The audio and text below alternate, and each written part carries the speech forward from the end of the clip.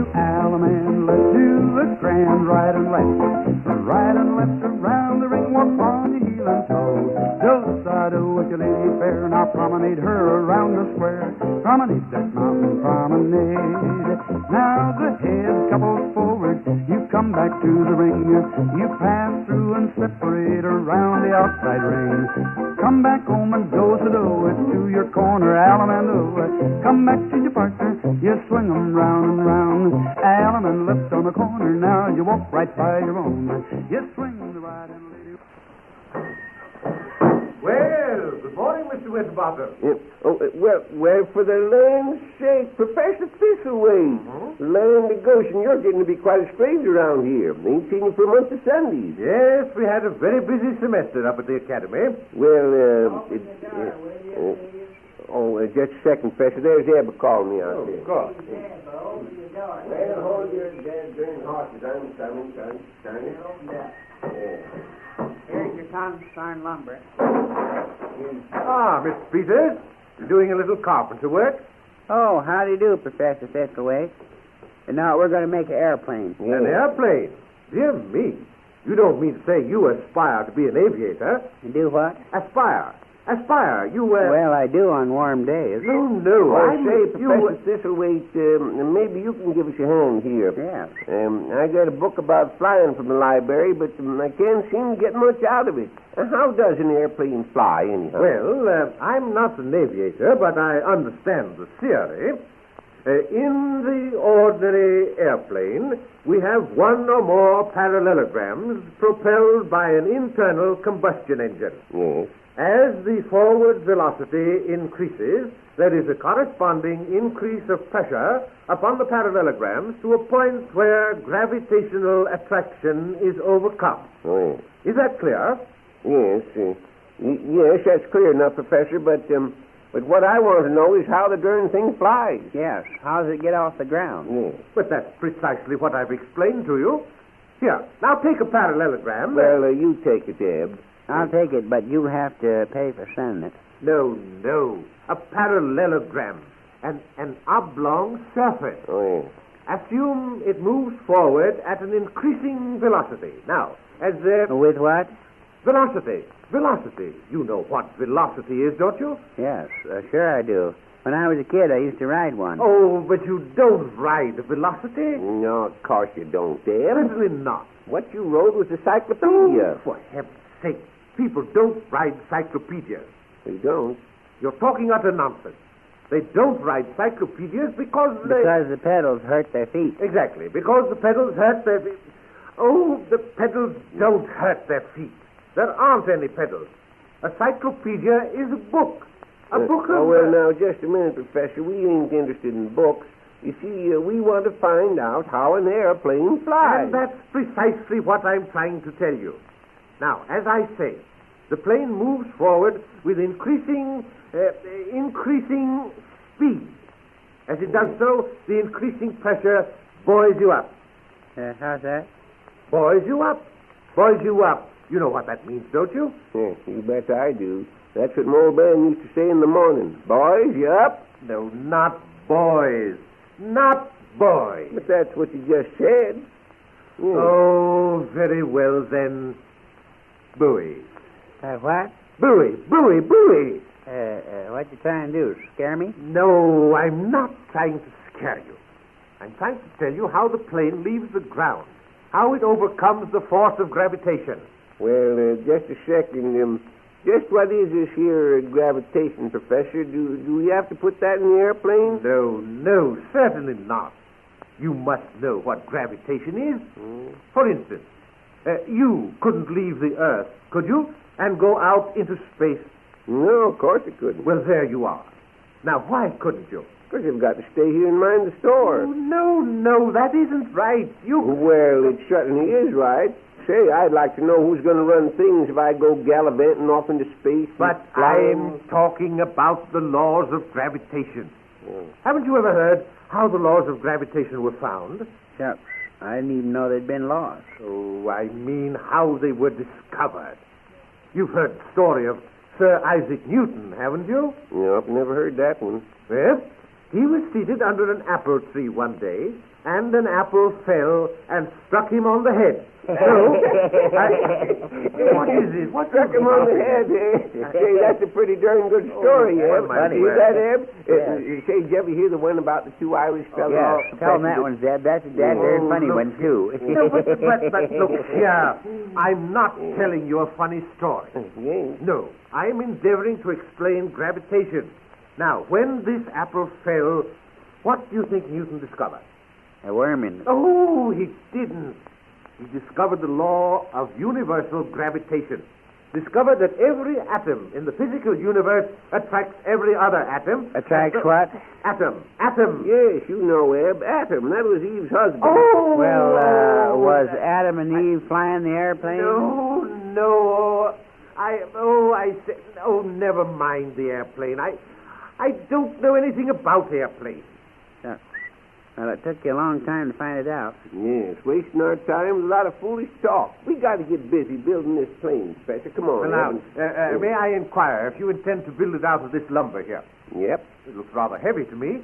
Well, that's what this book here said to use. And what do you propose to make the propeller out of? The what? The propeller. Well, you mean that there fan thing up in front? Yes, if you prefer to call it a fan. We ain't going to have any. You see, we figure when we get up in the sky, there'll be enough breeze without it. Oh, but I say, now you can't... Hey, did you want something, Professor Thistlewaite, or did you just come in to talk? You see, we got to get going on this job here and get it finished. Yes, I came for some information.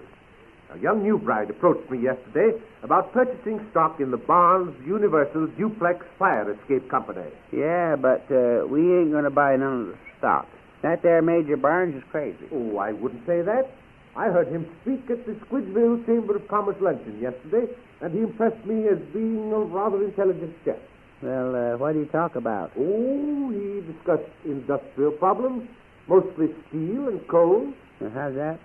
I say he talked about steel and coal. Well, how's the best way to steal it? Oh, shucks. That Major Barnes is crazy. All he's shooting off his mouth. On the contrary, he's a very convincing speaker. He has the knack of bringing things home to you that you've never known before. Bringing things home to you that you've never known before, huh? Yes. For example, he related an incident that occurred to him in Alaska. Now, although it was nearly noon, it was so dark that he couldn't see his hands in front of him. Because in Alaska... That's nothing. I couldn't see my hands in front of me yesterday noon right here in Corn Center. Oh, come, Mr. Peters, it wasn't dark here yesterday noon. Why couldn't you see your hands in front of you? I had them in my pocket. Oh, but I'm talking about darkness. Major Barnes staggered along the trail in the pitch dark and bitter cold. 60 below. He said that... Below what? Below zero. Every step was torture. Well, Professor, what's zero? Nothing. Every step How much was it above? Why, nothing. Every step was torture. And he had nothing... How's that? I said nothing. Nothing Sort but... of making a lot of fuss about nothing, wasn't he? Oh, I say. Will you please allow me to finish the story? Yes. He had nothing but one dog. And he covered the last 50 miles with no dogs at all. And do you know why? Certainly, because there wasn't no hot dog stand. Oh, you fellows are impossible. Impossible. Well, sort of rushes in and rushes out without no special reason, don't he? Yeah. Well, let's get going with this here dad-darn airplane. Yes, you better get busy on it. All right, give me that board there and we'll start. Want to fit it in that end there? Yes. Say, you know, the thing that sort of puzzles me is about bringing things home to you that you never knowed before. Oh, shucks. That's nothing. There's been a fellow right here in Corn Center that's been doing that for years. You mean the preacher? No, the laundry man.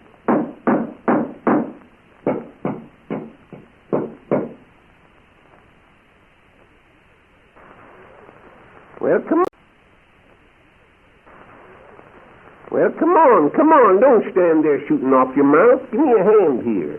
Hector will be in any minute to take a flying lesson. We got to get this airplane finished. Well, what in tarnish you want me to do? Well, you just grab that hammer there. I'll tell you what to do as soon as I look here in the book. Oh, shucks. I bet Hector won't show up nohow. Yeah, he'll show up all right. Now, keep your darn trap shut, and let me see here what to do next. Lay out on the floor. How's that? Says lay out on the floor. Well, that suits me. Hold on. What you doing there? I'm laying out on the floor. Oh, but it don't say for you to lay out on the floor. It says lay out on the floor a wooden frame 4 feet wide by 16 feet long. Oh, shucks. I knew there was a catch in it. Yeah, now that's this frame right here. I built it while you was out buying that canvas. Then the book says brace with diagonal members. What kind of members? Says diagonal members. Must be some sort of lodge. Yep, that's right. It is a lodge. It says diagonal members joining at corners. Yeah, well, I ain't got no time to be going out and joining no lodge. Oh, shucks, Zeb, it ain't going to take no time. You only have to go down the corner. I already belong to one lodge, and that's enough. Joining at the corners and bisecting angle CAB. Hold on, I can't ride no bicycle. I got a bum knee, and you know it.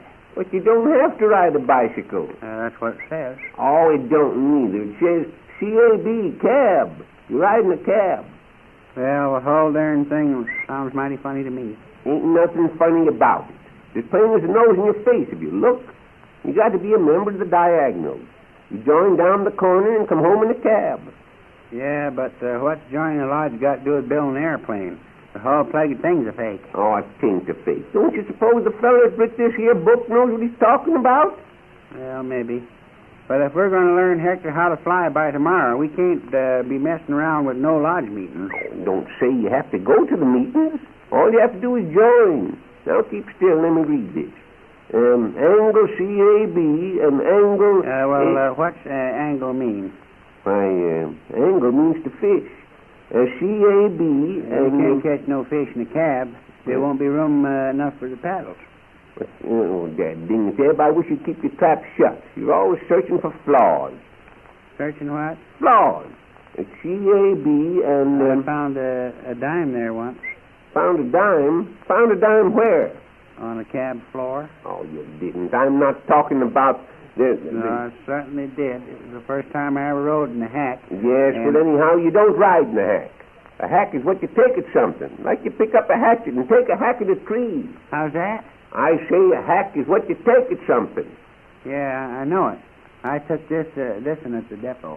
Oh, land of Goshen. What's the use of trying to tell you anything? Just keep still, will you? Can't find where we left off here now. Oh, yes. Angle CAB and angle ABD, taking care that the hypotenuse form... Hold on. Oh, what's the matter now? Can't you keep your concern trap shut? Yeah, but I ain't going to take care of no hippopotamus farm. Oh, now listen. I won't listen. I tell you, this whole darn business is crazy. It's crazier than a loon. Dad burn it, joining lodges and fishing in cabs, and taking care of hippopotamus and... Just a lot of that darn tomfoolery. Oh, it ain't. This fella that writ the book... I don't give a hoot about the fella that writ the book. I ain't going to listen to no more of it. Yes, but Ab, if we're going to learn Hector how to fly, we've got to build this airplane. I'll build the airplane myself, but I don't need no book to do it. Give me that roll of canvas. I'll start tacking on this here frame. Oh, well. Well, here you be. Get started here and get something done instead of messing around all day reading the dad darn fool. Or say, where's the tack? Well, ain't there some in that there box alongside the saw? Oh, yeah. Yes, I got him here. The whole trouble with you is, Zeb, ouch, during that tack. The whole trouble with you is that you're... just a second there, Ed. Just a second there. How do you do? How do you do, ma'am? Something I can do for you? I wish to speak to the owner of the store. I presume this is the party? Well, me and Eb run the store, ma'am, but it ain't no party. What she wants, Zeb? She thinks we're having a party. Oh, no, nothing of the sort, I assure you. I merely want to speak to the proprietor. Is the gentleman in? No, you must have made a mistake, lady. There ain't no gentleman here, just me and Eb. But who owns the store? We do. Yes. For goodness sake, why couldn't you have said so in the first place? Well, I represent the combined Squidgeville and Corn Center clubs of women. We'd like to have your support. Sure. We can't afford to support no women. No, sakes alive. It's all we can do now, to... just a moment. I represent the combined women's organizations of Squidgeville and Corn Center. In other words, the Women's Uplift. Now, we need your help. Well, what are you trying to lift? Well, I'm trying to lift anything. I say I am from the Women's Club. Oh, the Women's Club. Oh, yeah. Oh, yes. Yes, the Women's Club. Or rather, clubs. Clubs, yes. The Corn Center Club and the Squidgeville clubs have combined. Now, are you familiar with our aim? Well, no, we ain't. And just who you going to shoot? Oh, don't be absurd. We're not going to shoot anyone. You ain't. We're raising money for an infant shelter. How's that? An infant shelter. A baby's home. What? Baby's home. Baby's home. Sure. I didn't even know he'd been away. No. I mean a home where the poorer classes can leave their babies for proper care. Why, do you know that I'm acquainted with a woman in Squidgeville whose little boy hasn't grown an inch in the last 2 years? Well, they ought to give him giraffe's milk. Giraffe's milk? Yeah. I knew of a baby that was fed on giraffe's milk, and it grew 10 feet tall. Yes. Ridiculous. Whose baby?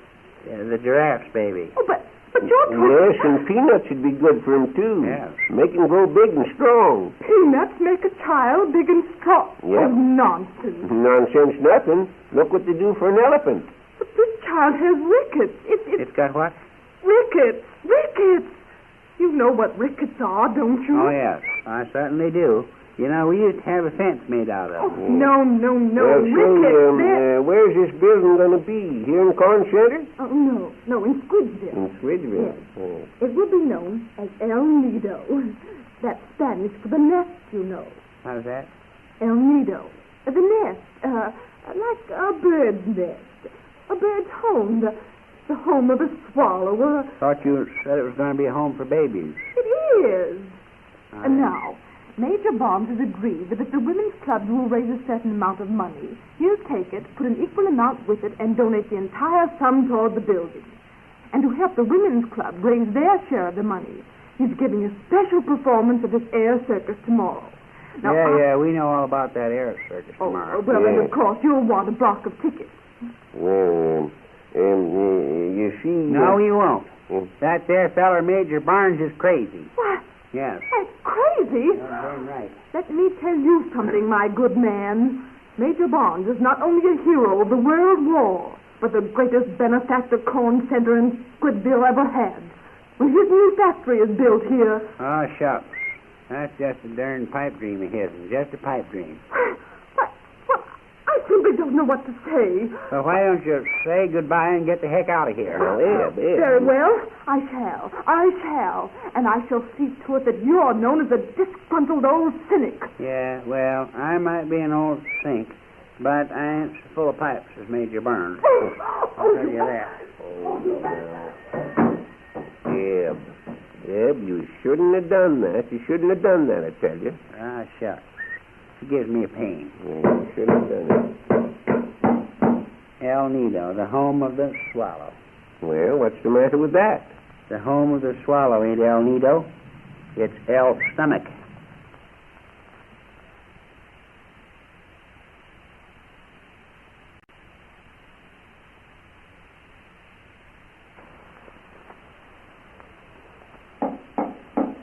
Dang it, Zeb, I can't understand what's happened to Hector. He's supposed to come in here the first thing this morning. Well, stop your dad darn fussing about it. He'll be in here before we get this dad darn airplane finished. Yes, but if we're going to teach him how to fly, we got to start pretty darn quick. Past 10 o'clock now, and he's got to go up in the air and do a stunt or two. What kind of stunt you reckon he'll have to do? Oh, I don't know. Fly upside down, maybe. And that's darn dangerous. Why? Because he'll lose all the loose change out of his pockets? No, you darn fool. Because all the blood will rush to his head when he's upside down.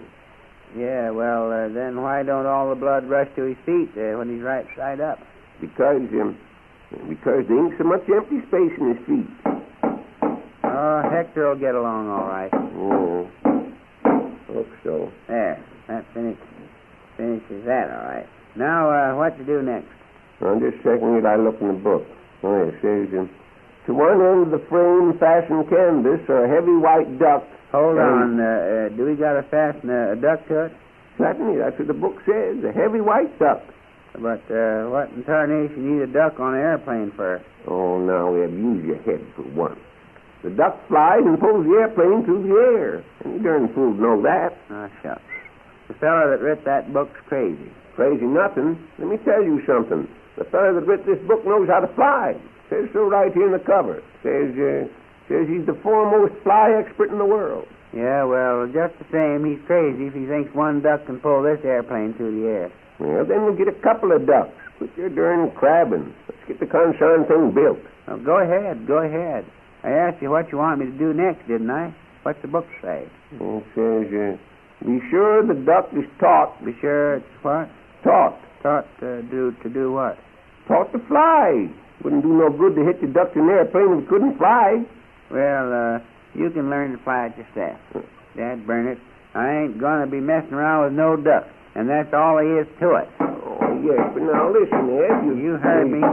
That's all there is to it. Oh, yes, but we've got to shucks.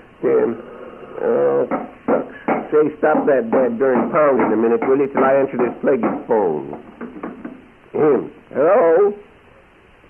Oh, say, where's tarnation you been, Hector? Well, you better get over here right off. Oh, gosh almighty. Yeah, what's the matter? Well, now, listen, Hector. I'll send Deb over with the money right away. Yes, and then you skin over here as fast as you can. All right. What money are you talking about? Oh, shucks. Hector's in a mess again. The hotel's took his clothes because he's behind in his room rent and he can't get out. Took his clothes, huh? Yes. That's pretty darn good. Good nothing. We got a loan on the money to get out. Wonder how much we got here in the till. Say,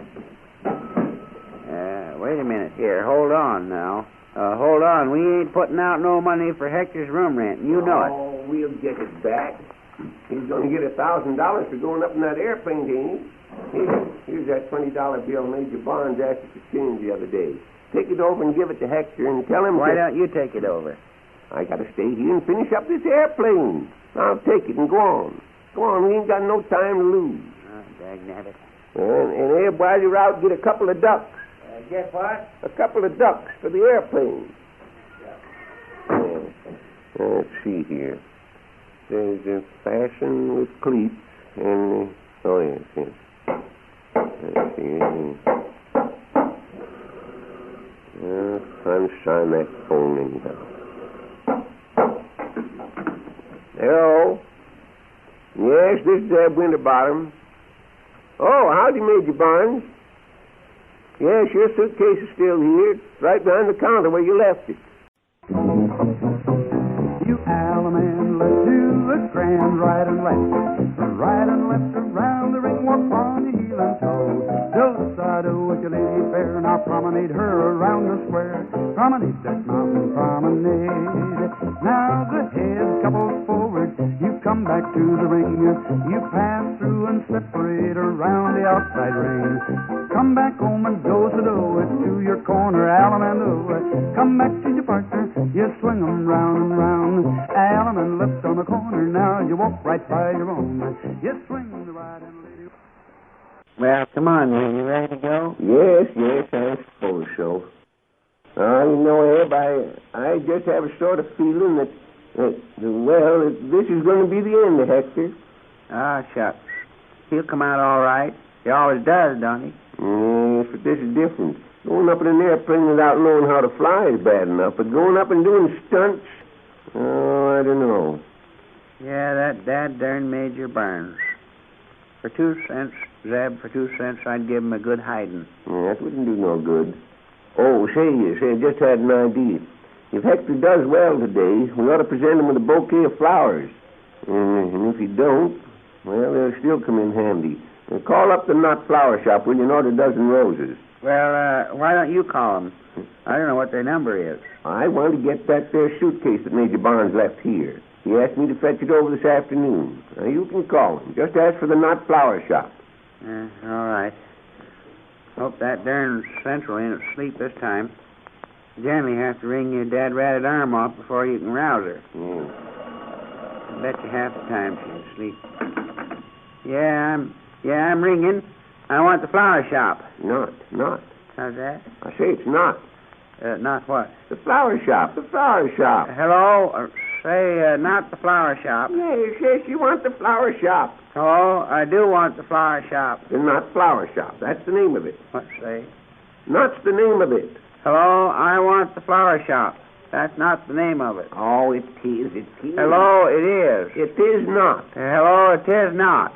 Hello? Oh, wait Hello? a second, you darn fool. Wait. Tell her you want the Knot Flower Shop. Hello? I want the Knot Flower Shop. That's it. That's right. I said I want the Knot Flower Flop. I say the Knot Shower Flop. Oh. Yeah. What's the matter, you deef? The Hot Flower Shop. Hello? Hello? Yes. Well, why don't you answer your phone? Say, I want to get some flowers. Just a second. What kind do you want, Zeb? Yeah, tell him to wrap up some nice red roses. About a dozen of them. We'll pick them up on the way to the air circus. Hello? Say, wrap up a dozen nice red roses. We'll pick them up on our way to the... I say, wrap up a dozen nice red doses. Hello? I say a dozen rice-fed noses. Oh, look out. Nice froze. Oh, give me that phone. Land to go, Sam. Take it. Take it, Zeb. Hello. This is Zeb Winterbottom. Yes. What I want is a dozen nice froze noses, and I'll pick them up. I say I want to pick a dozen noses. Hello? Oh, shucks, now see what you went and done. Made them hang up on me. I didn't. Oh, you did. Now we'll have to get them on the phone all over again. We can get the roses on our way to the circus, can't we? We just stop in for them. We got plenty of time. Ain't got so darn much time as you think. It's a long way over to that air circus. Well, how far is it over there? Must be about 5 miles. 5 miles over there, huh? Yes. How far is it back?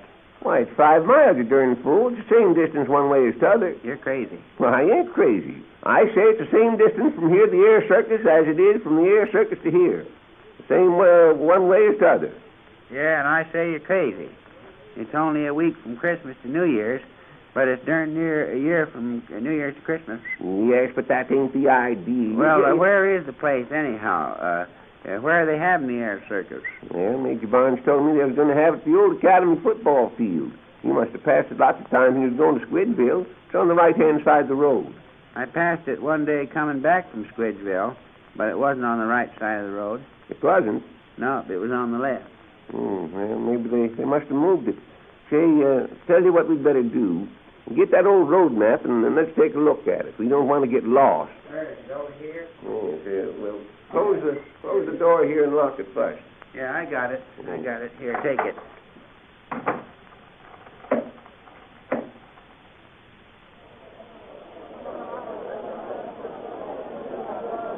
And so, ladies and gentlemen, we are gathered here at this flying field today, not only for an afternoon of entertainment, not only to witness the skill and daring of those aviators, but we are gathered here at this flying field for another reason. We are gathered here to aid a charitable cause. I am going to introduce a man who really needs no introduction, and who is going to tell you more about this charitable cause.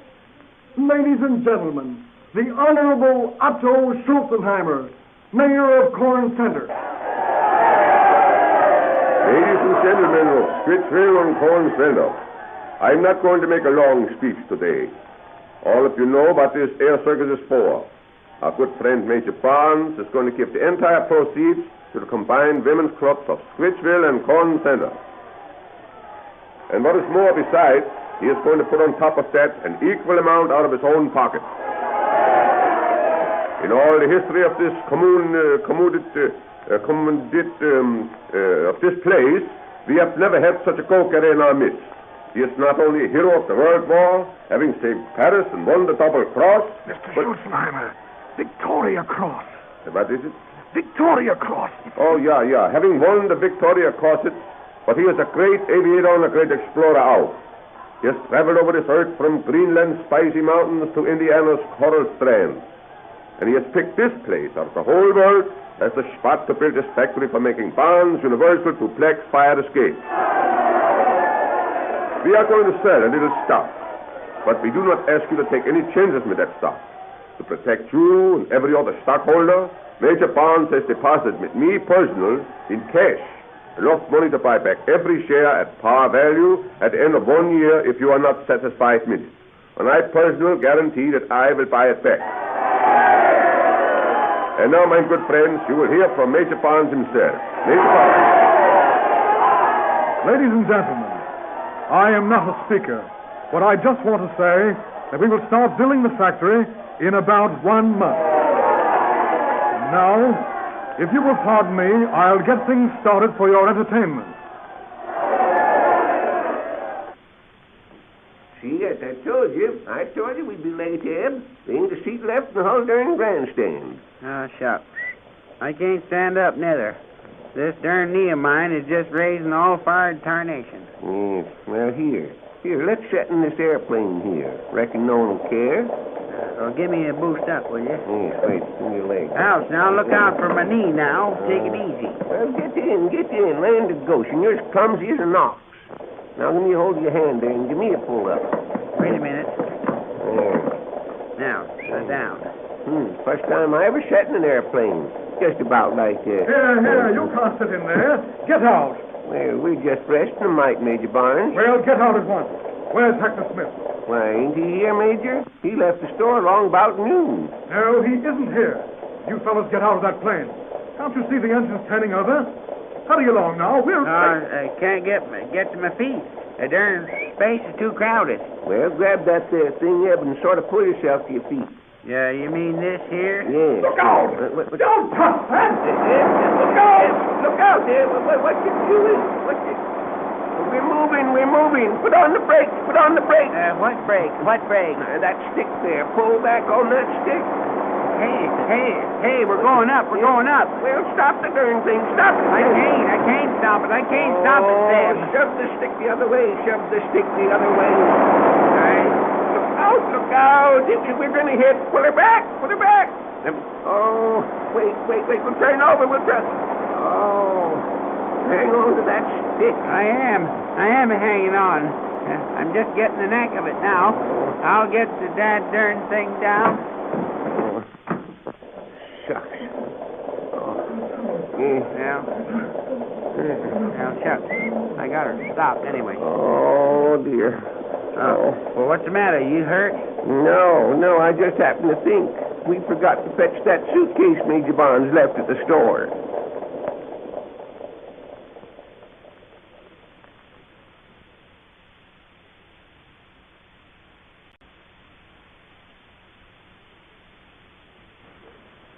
The thing that I can't figure out, Eb, is what become of Hector.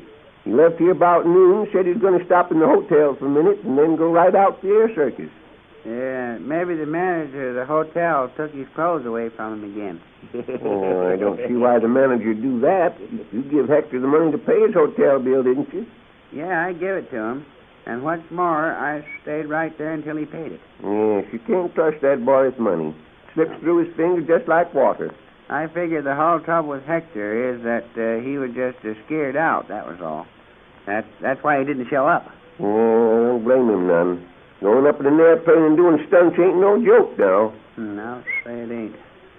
The way the darn wind blows on you up there, a feller's liable to catch a death of cold. I'll bet my knee is going to give me a game yet.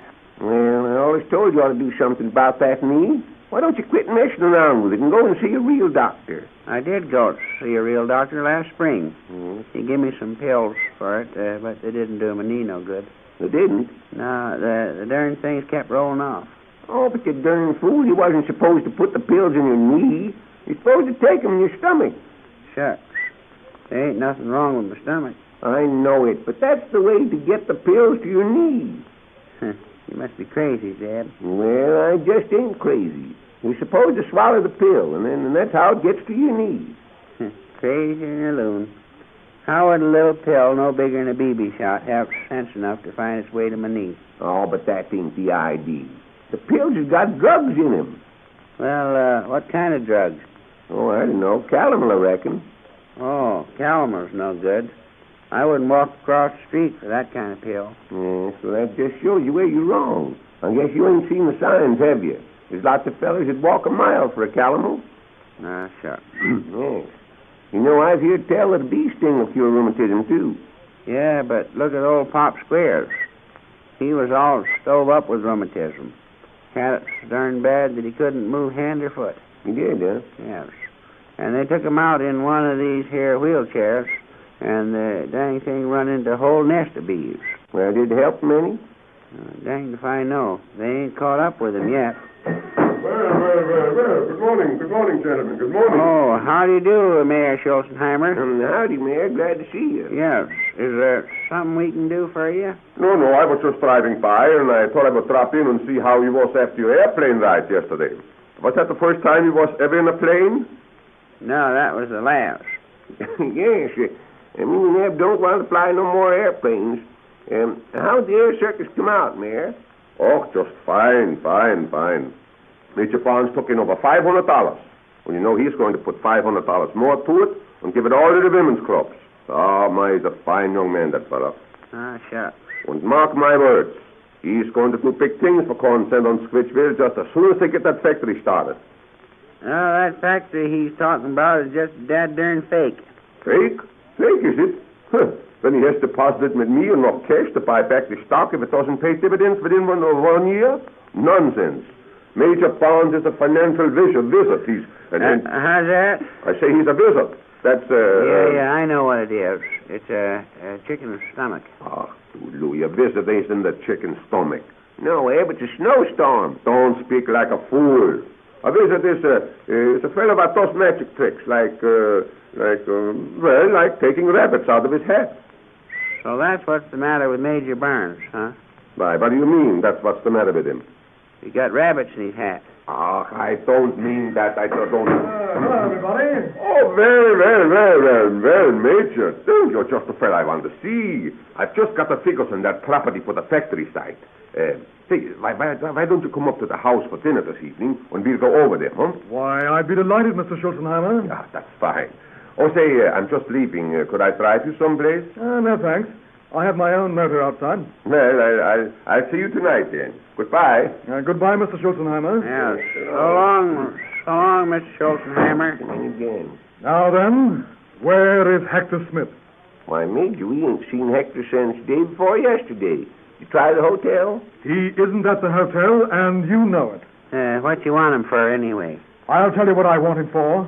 I am suing him for $10,000 for breach of contract. Failure to make that airplane flight yesterday. And I've got a summons here to... I don't see nobody. Don't see nobody? Say, what are you talking about? You said summons here. I said summons. Summons here in my pocket. Oh, why now, Major? They couldn't be summoned in your pocket. I'm talking about a court order. A writ. A writ in my pocket. I reckon you mean rip. A rip in your pocket. No, I don't mean rip. I mean writ. Warrant. Warrant where? Warrant in his pocket. Oh, why? Well, then, where is the rip? There isn't any rip. I say I have an order. An order for Hector Smith to appear in court. And the women's clubs of Squidgeville and Corn Center have been kind enough to commend me to the... How's that? He says the women's clubs have been kind enough to commend him, and that's why there isn't any whip, you see. Oh, the women's club's mending it. Yeah. No. They did nothing of the sort. Can't you understand? I am suing Hector Smith for $10,000. Well, shucks, Major. Hector ain't got no money. It won't do you no good to sue him. That remains to be seen. It depends on the judge whether... Oh, that's what's ripped, huh? What? What's ripped? The pants on the judge. Oh, but I tell you there isn't any... What? No pants on the judge, Major? Not pants? Not pants? I mean hip. Hooray! Oh! Well, say, what are we celebrating for? Oh, for heaven's sake! You fellas would drive a man mad. Where's my suitcase? Get me that suitcase I left here. Oh, yes, sir. Right here it is, Major. and set it out here so it's Nice about Mr. Peters there. He's the one that gave me the bill. He gave it to me. Why, Hector, what's the matter? What's the matter? So it's you, is it, Smith? Well, I have a court summons here for you to appear in... Now, hold on. This young man's got something more important on his mind than a court order. He's facing a charge of passing counterfeit money. Counterfeit money? Why, Hector. Yes. That $20 bill you gave me to pay my hotel bill was counterfeit. They had me in jail since yesterday noon. What? Why, I can't believe it. Yes, sir. Why, that was one of the 20s we changed for Major Barnes. I say, I'm awfully sorry. I must replace that, Mr. Winterbottom. Of course, I had no idea. Major Barnes. So this is Major Barnes, eh? Yeah, certainly is. Really, I must be getting along. No, not so fast, young fella, not so fast. What do you got in that suitcase? Why, nothing. Nothing of any importance. We'll just have a look. Let me have that. Oh, but I say... You heard what I said. Give me that suitcase. Let's see here. Mm-hmm. Oh, God's sakes, it's full of money. Why, Abe, look, $20 bills. Look. Well, by the Ginger River. Thanks, Mr. Walker. Come in again sometime. So long, Ed. So long. Now, how in tarnation you work this here cash register? Shucks. Yeah, burn it. Shucks. Don't suppose it makes much difference what figure you press. Oh, dagnabbit, there's that darn phone again. Well, start talking. I ain't got all day. No, Hector ain't been around.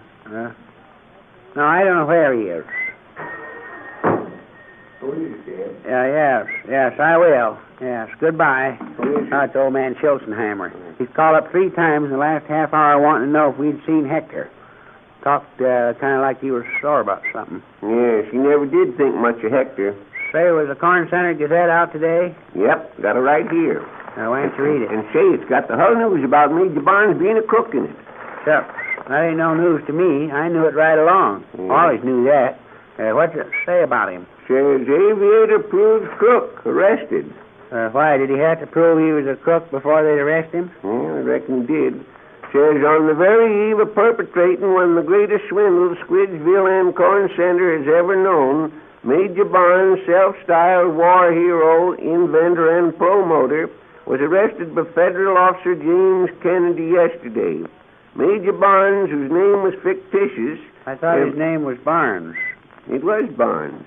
Fictitious is his first name, more than likely. Major Fictitious Barnes. Well, it says, whose name was fictitious, appeared in our midst some weeks ago as the proprietor of the Barnes Air Circus. But while Barnes boasted considerable of his ability to fly, that was simply a blind. Well, what did he do with it? Do with what? The blind fly. Blind fly? What blind? What you talking about? I didn't say nothing about a blind fly.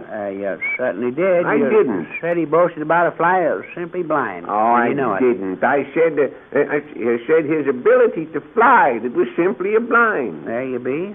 Simply a blind. A blind what? A blind fly. Oh, it ain't a blind fly. What that means is, well, it's just a fake, just pretending. Oh, yes, I get you now. Yes, well, it says, and although he... The fly was just pretending to be blind. Oh, there ain't no fly in it. It ain't got nothing to do with the fly. Now keep still, will you?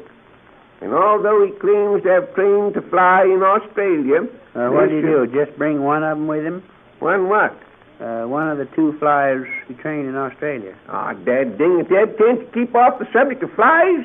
How's that? I say, can't you keep off of flies? Yes, sure I can. Well, then do it. Says this proved to be... Trouble is, they won't keep off of me. Oh, now listen, Ab, do me a favor, will you? Do me a favor just this once. What kind of favor? Just leave the flies out. Now, let's see here, where I left off there, burn it. This proved to be false, yes. And the real purpose of the air circus was to provide a landing field for planes coming from Mexico. And say, Now, what you doing there? What are you doing there now? I'm opening the door to leave the flies out. Oh, land of Goshen, never mind the flies.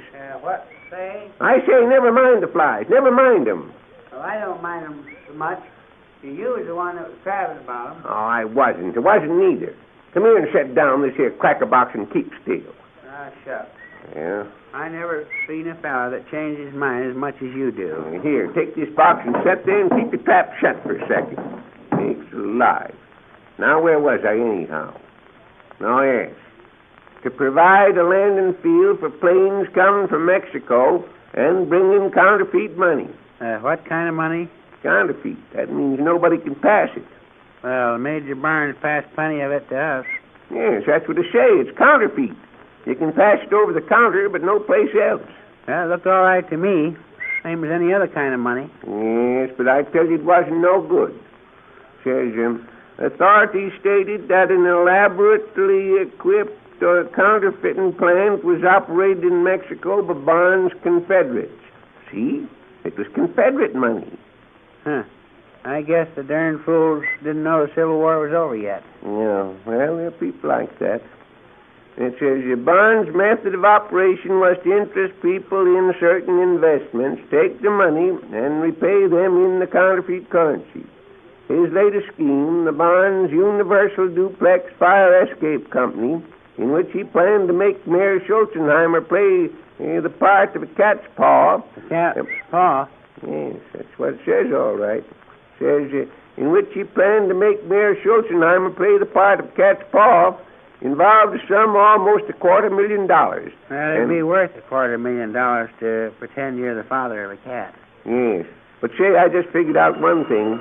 Oh, shucks. You answer the phone. No, you answer. It's only old man Schulzenheimer asking about Hector again. I'm tired of talking to him. You do it. Oh, he's getting me someone to do your work for you. Yeah. Hello? Oh, yes. Yes, we have. Yes, well, I'll send Eb right over with it. Yes. Say, Eb, Miss Jones wants a can of beans right off. Here. Oh, what's the matter now? Ain't we got no beans? Oh, yes. Here. You take them over to her. Well, I'd like to, Zeb, but, my knee is pretty bad today. Now, never mind your knee. Get going. She's in a hurry for him. Why don't you take him? 'Cause I went to the post office. Now, go on. Sure. Yeah. Oh, howdy, Hector. How are you? Hey, you better look out, Hector. Old man Schulzenheimer's looking all over for you. Yes, and hurry back, Eb. Yes, Hector. Eb said that Schulzenheimer's been looking all over for you. Talked like he's real sore about something. Oh, shoot. I'm not afraid of Schulzenheimer. Yeah. The only thing, Mr. Winterbottom, if he should taunt me, why, I'm liable to get mad and lose my temper. Mm. And when I lose my temper, I don't know my own strength or anything. Yeah, you ain't so strong. I ain't. Yeah. I ain't. Well, let me tell you something. I used to work around the ocean shore. Yes, sir. And I've got muscles. Gosh, what muscles I've got. Yes, but what's that got to do with it? How'd you get muscles at the ocean shore? Pry 'em off the rocks. Say, now, look here. But all jesting aside, Mr. Winterbottom, I did work around the ocean shore. Yes, sir. I used to be a deep sea diver. A deep sea diver? Yes, that's it. A deep sea diver.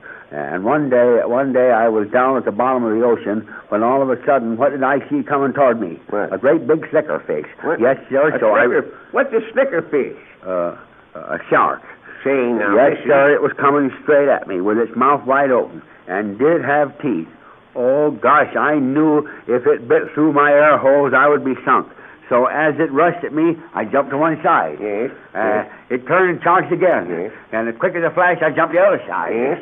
And the crowd was cheering madmen. Yes. Once more, the bull charged. What? So I whipped out my sword. Say, wait a minute. What you talking about? The time I was a bullfighter. But anyhow, before we knew it, the storm was upon us. What? We're lost, the captain shouted as he staggered down the stairs. Yes, but hold on. What are you supposed to be doing? Fighting a shark or a bull or sailing on the ship? Yes, that's it. And I'm glad that's settled. Well, so just as the enemy started over the top... Now, dang it, Hector, what about that shark? Did it bite through the air hose or not? Air hose? Yes. Air hose. Yes. Oh, yes. You mean the air hose. That's what Yes, it means. Mr. Winterbottom. Yes, it bit through the air hose.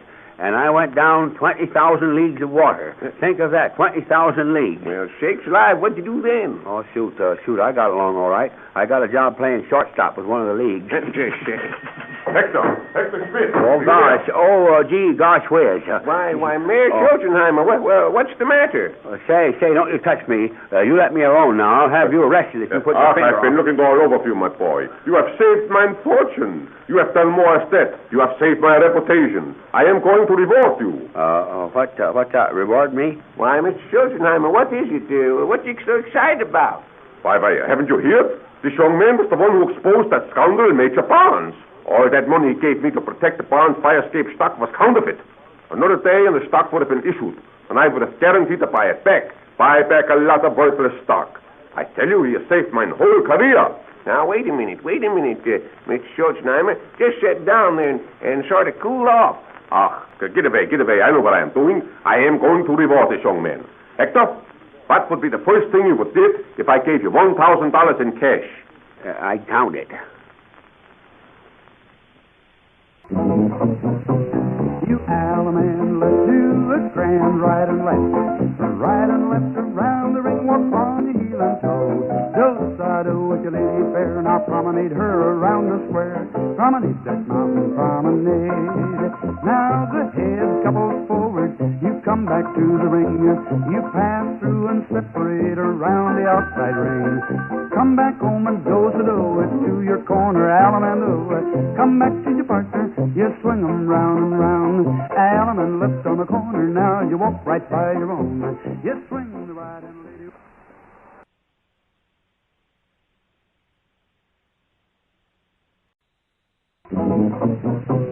You Alaman, let's do the grand right and left. Right and left around the ring, walk on your heel and toe.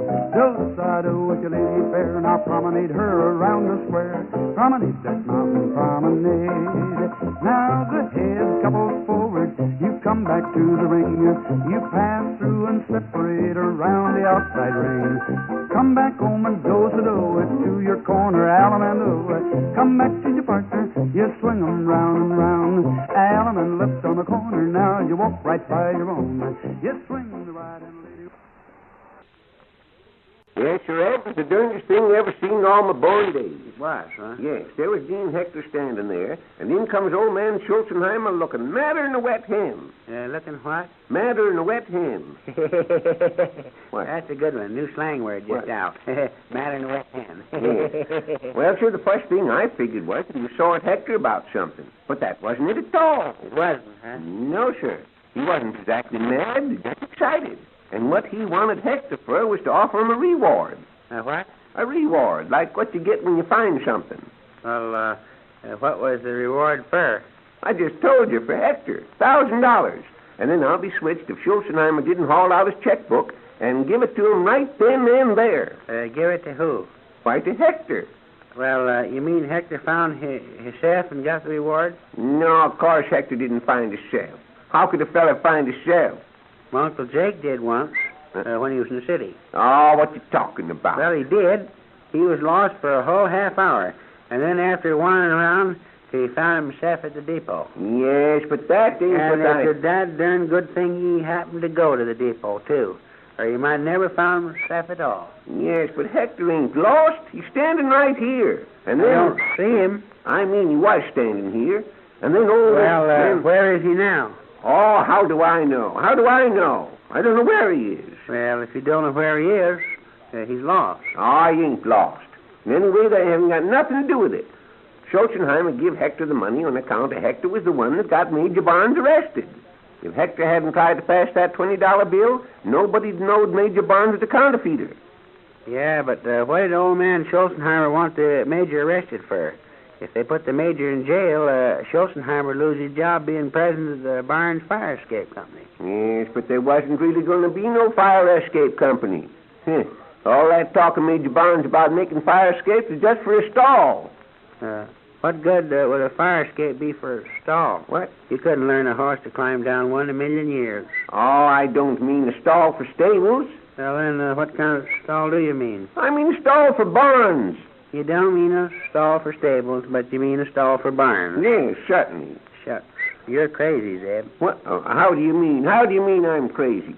'Cause a stable and a barn is the same thing. Yes, but I ain't talking about barns. You just said you was. You said I right. didn't. I'm talking about barns. I said Never mind. I don't want to hear no more of your dad-darn tomfoolery. Yes, but conshine it, I don't want to hear it, I tell you. I don't want to hear it. You don't know what you're talking about. Well, I just do know what I'm talking about. I'm talking about Major Barnes. I said that factory for building fire escapes was just a fake. Shucks. I know that right along. And the money that Major Barnes gave to Schulzenheimer so he'd guarantee to buy back the stock if it didn't turn out right was all counterfeit. You can see where Schulzenheimer had been if Major Barnes' scheme had gone through. And so that's why he gave Hector the $1,000 for gratitude. What's that? Well, I can't exactly tell you what it is, but I got it in my head. Well, something like dandruff, huh? No, it ain't like dandruff. Gratitude's, it's sort of like, well, listen, I'll show you just what gratitude is. Now, for instance, there's a feller going through the woods, and he come on a lion. I should think he'd have found it darn sight handier to come on a horse.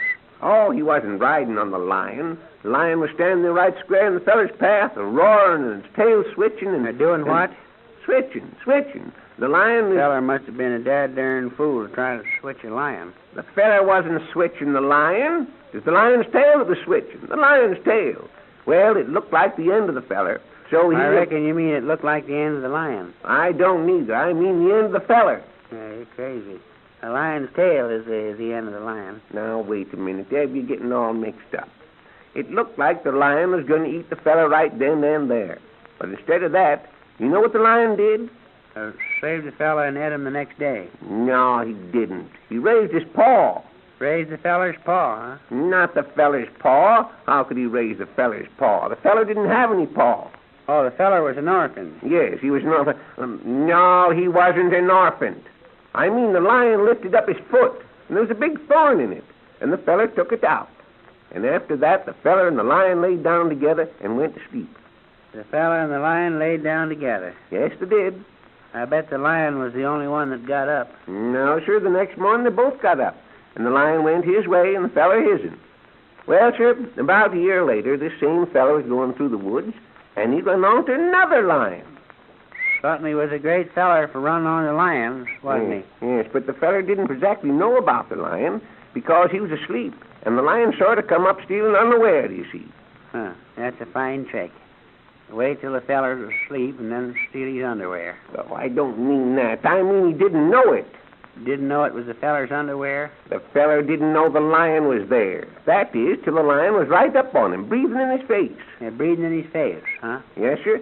Well, when the lion blowed his breath in the feller's face, the feller woke up. But the funny thing was, it was the same lion he'd met before. Now, what did that lion have? Halitosis. No, it didn't have halitosis. It had gratitude. That's what it had. Because the feller took the thorn out of its foot. And that's the same thing Schulzenheimer had.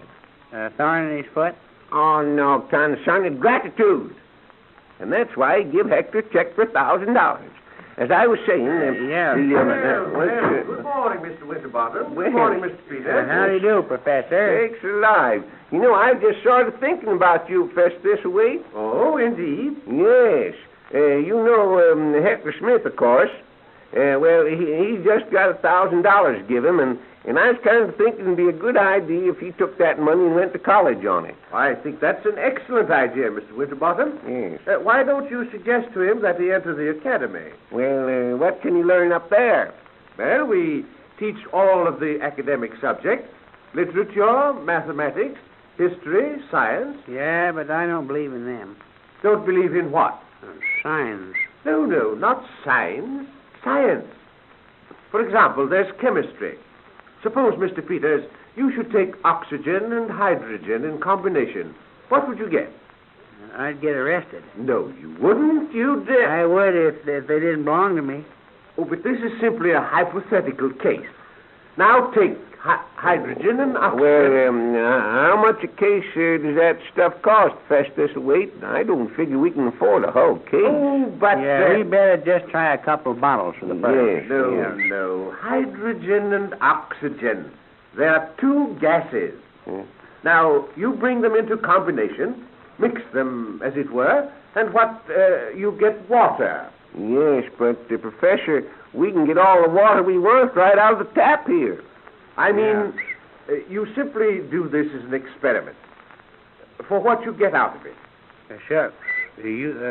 What can you get out of water? Don't be a darn fool, Ed. You get fish. Oh, but you don't get fish. Why, sure you do. That's where the fish live, in the water. Yes, right in the creek here. Never saw them in the air, did But you? I'm referring merely to a drop of water.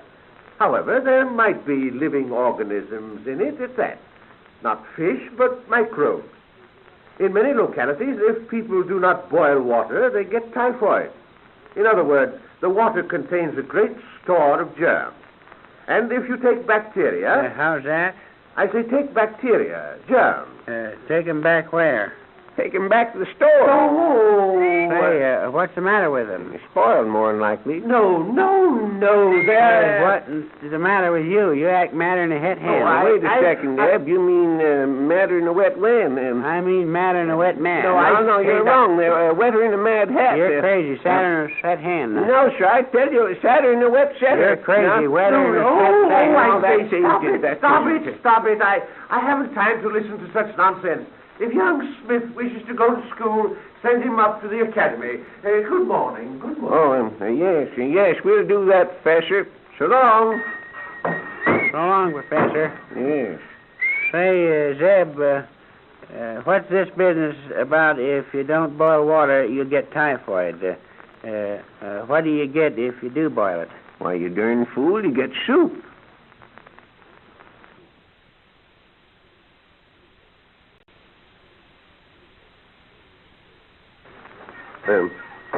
It's you, is it, Hector? Say, you're just a fellow that I want you to... Wait, Mr. Winterbottom, let me think. I got it. It came to me all of a sudden. I've got it. You got it? Got what? A new invention. Oh, gosh, oh, gee, this is a pipper. What kind of invention you talking about? Well, shucks, this is a historic moment for you, Mr. Winterbottom. You are standing face to face with a man who has just invented a way to tell time without a watch. Tell time without a watch? Well, how can you do that? Well, listen, I'll tell you, Mr. Winterbottom, but don't breathe it to a soul, will you? Especially when you're going past a cornfield, because even cornfields have ears. Well, now, never mind your smart alecken. Go ahead and tell me about your invention. Invention? Invention. Yes, how you can tell time without a watch.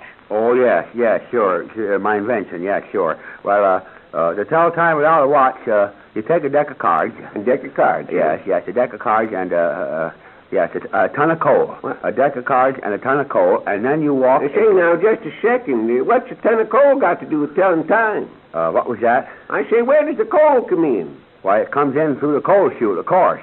Then you walk... but I mean, what's it for? What's the ton of coal for? To burn in the furnace, I suppose. Oh. And say, quit bothering me with a lot of little details. I'm a busy man. Yes, but but I'm trying to find out how you tell time without a watch. Well, haven't you got a watch? Yes, certainly I have. Well, then what are you worrying about then for? Dang it, Hector, you said you had an invention for telling time without a watch. Now, what is it? Oh, that? Yes. Well, you mean my invention? Yes. Yeah, sure. Well, does it work? Supposing you was way out in the woods and you didn't have a watch. How could you find out what time it was? Oh, yes. Well, that's very simple, yes. All you have to do is to take a deck of cards out of your pocket and deal yourself a bridge hand. Deal yourself a bridge hand? Well, how can you find out what time it is that way? Because some darn kibitzer will come up and look over your shoulder, and you can find out what time it is from him. Oh, of all the darn fool ideas. Now, you look here, Hector. I want to talk sensible to you. You got a little money now, that $1,000 that old man Schulzenheimer give you. You ought to take that and go to school. Study to be something. Go to school and study to be something? Yeah. Say, listen, I've already been to school.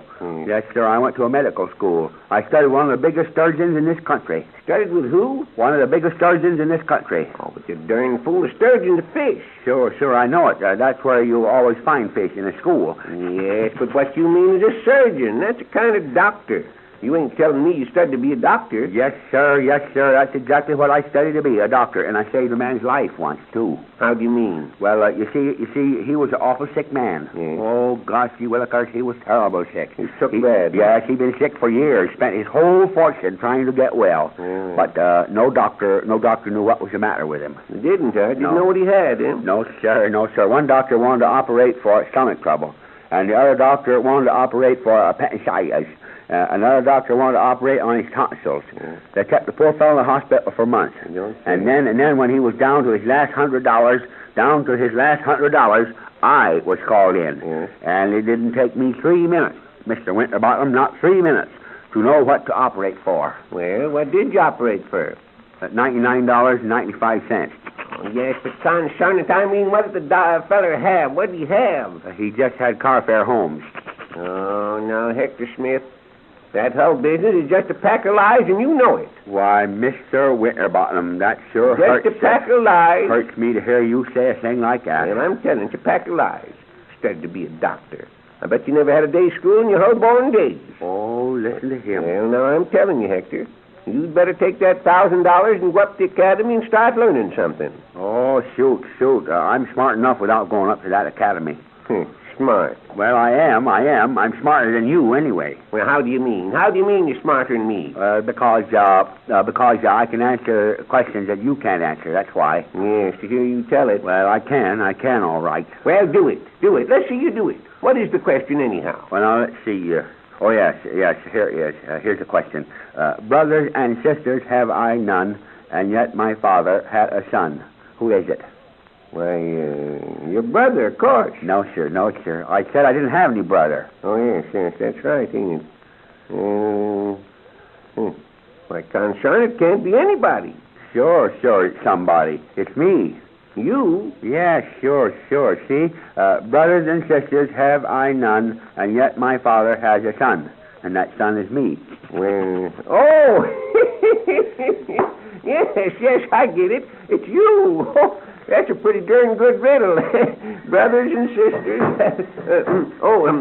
Howdy, Hortense. Oh, gosh. Hello, Hortense. Hello. Oh, hello, Hector. How are you? Oh, I'm pretty good. Thanks. Say, Hortense. Yes. What is it? Can I come up and see you tonight? I'm sorry, Hector, but I promised to go to a movie with Mother tonight. Mr. Winterbottom, have you Well, how about then tomorrow night? Tomorrow night, Yes. I'm going to a fraternity dance with one of the academy boys. Mr. sure. Winterbottom, I want to buy Oh, shoot. What do you want to go out with those academy fellas for? They're nothing but a bunch of tin soldiers. Oh, indeed. Well, at least they're gentlemen, and that's more than I can say of you, Hector Smith. Oh, is that so? Well, let me tell you something now, right here. Hector Smith, you stop it. I won't. Stop it right now. I ain't going to have any quarreling in here. Gentlemen. Well, they are. No one but a gentleman can get into the academy. Yes, well, I can get into it any day I want to, and just don't forget that. But if I can smoke it, I'm just as good as the rest of those fellas up there. Well, I can. It's standing Now, there in your face. Hector, listen, you wait get out and see. here. Go on, get out. I don't want. I'll get out, all right. Well, go on. Yes, I'll get out, and I was going anyhow. Yeah. Yes, but you just wait and see. I'll show you, doggone it. I can get in that academy just the same as the rest of them. And I'll show you no one can sneer at Hector Smith. Now, get along there. Come in here and... Hortense, what's the matter with you and Hector? You get along just like a couple of strange bulldogs. Well, I'm not going to allow him to criticize my friends. Yes, well, maybe some of your friends need criticizing. If I recollect right, that there Crook Major Barnes is one of your friends.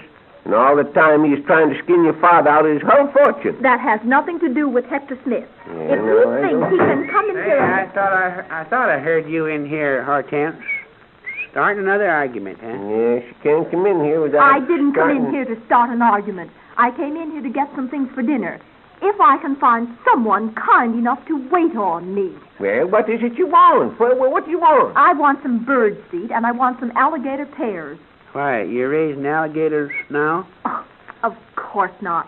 I want them for dinner, for ourselves. Well, we don't keep alligators, Hortense. No. You see, there ain't much call for 'em. But I'm not talking about alligators. We are. I'm not. You were the one who started it. You asked if I were raising a How's that? I said raisin. Oh, you want some raisins? Well, how much for Oh, dear, I don't want any raisins. What? Just give me a dime's worth of bird seed. I'm in a hurry. Well, why didn't you say so instead of coming in here and talking in riddles and say, Eb, here's a good one. What's that? Here's a riddle for you. If you give me my Now, bird let's see seed, now. Oh, yes. I ain't no brother or sister, and yet my father has, A blister. No, that ain't it. It's, Listen, I'm in a hurry, and I want some bird seed. Well, blister rhymes with sister. Some bird seed. No, bird seed ain't it neither. Father and mother have I none, and yet my father has a son. Who is it? Some bird seed. I want I tell you, bird seed's wrong. My father and mother, they have none. Will you Your father and mother have no bird seed? No. Well, what your father and mother want bird seed for anyhow? Well, Oh, that isn't I'll never come into this store again. What? I'll never trade here again. well, Now, what you suppose the matter with her? oh, shucks. She just saw it because she couldn't guess the riddle. Well, say, Zeb, tell me, what in tarnation is the answer to the dad darn thing anyway? The answer, well, the answer is, oh, yes. The answer is, Hector Smith.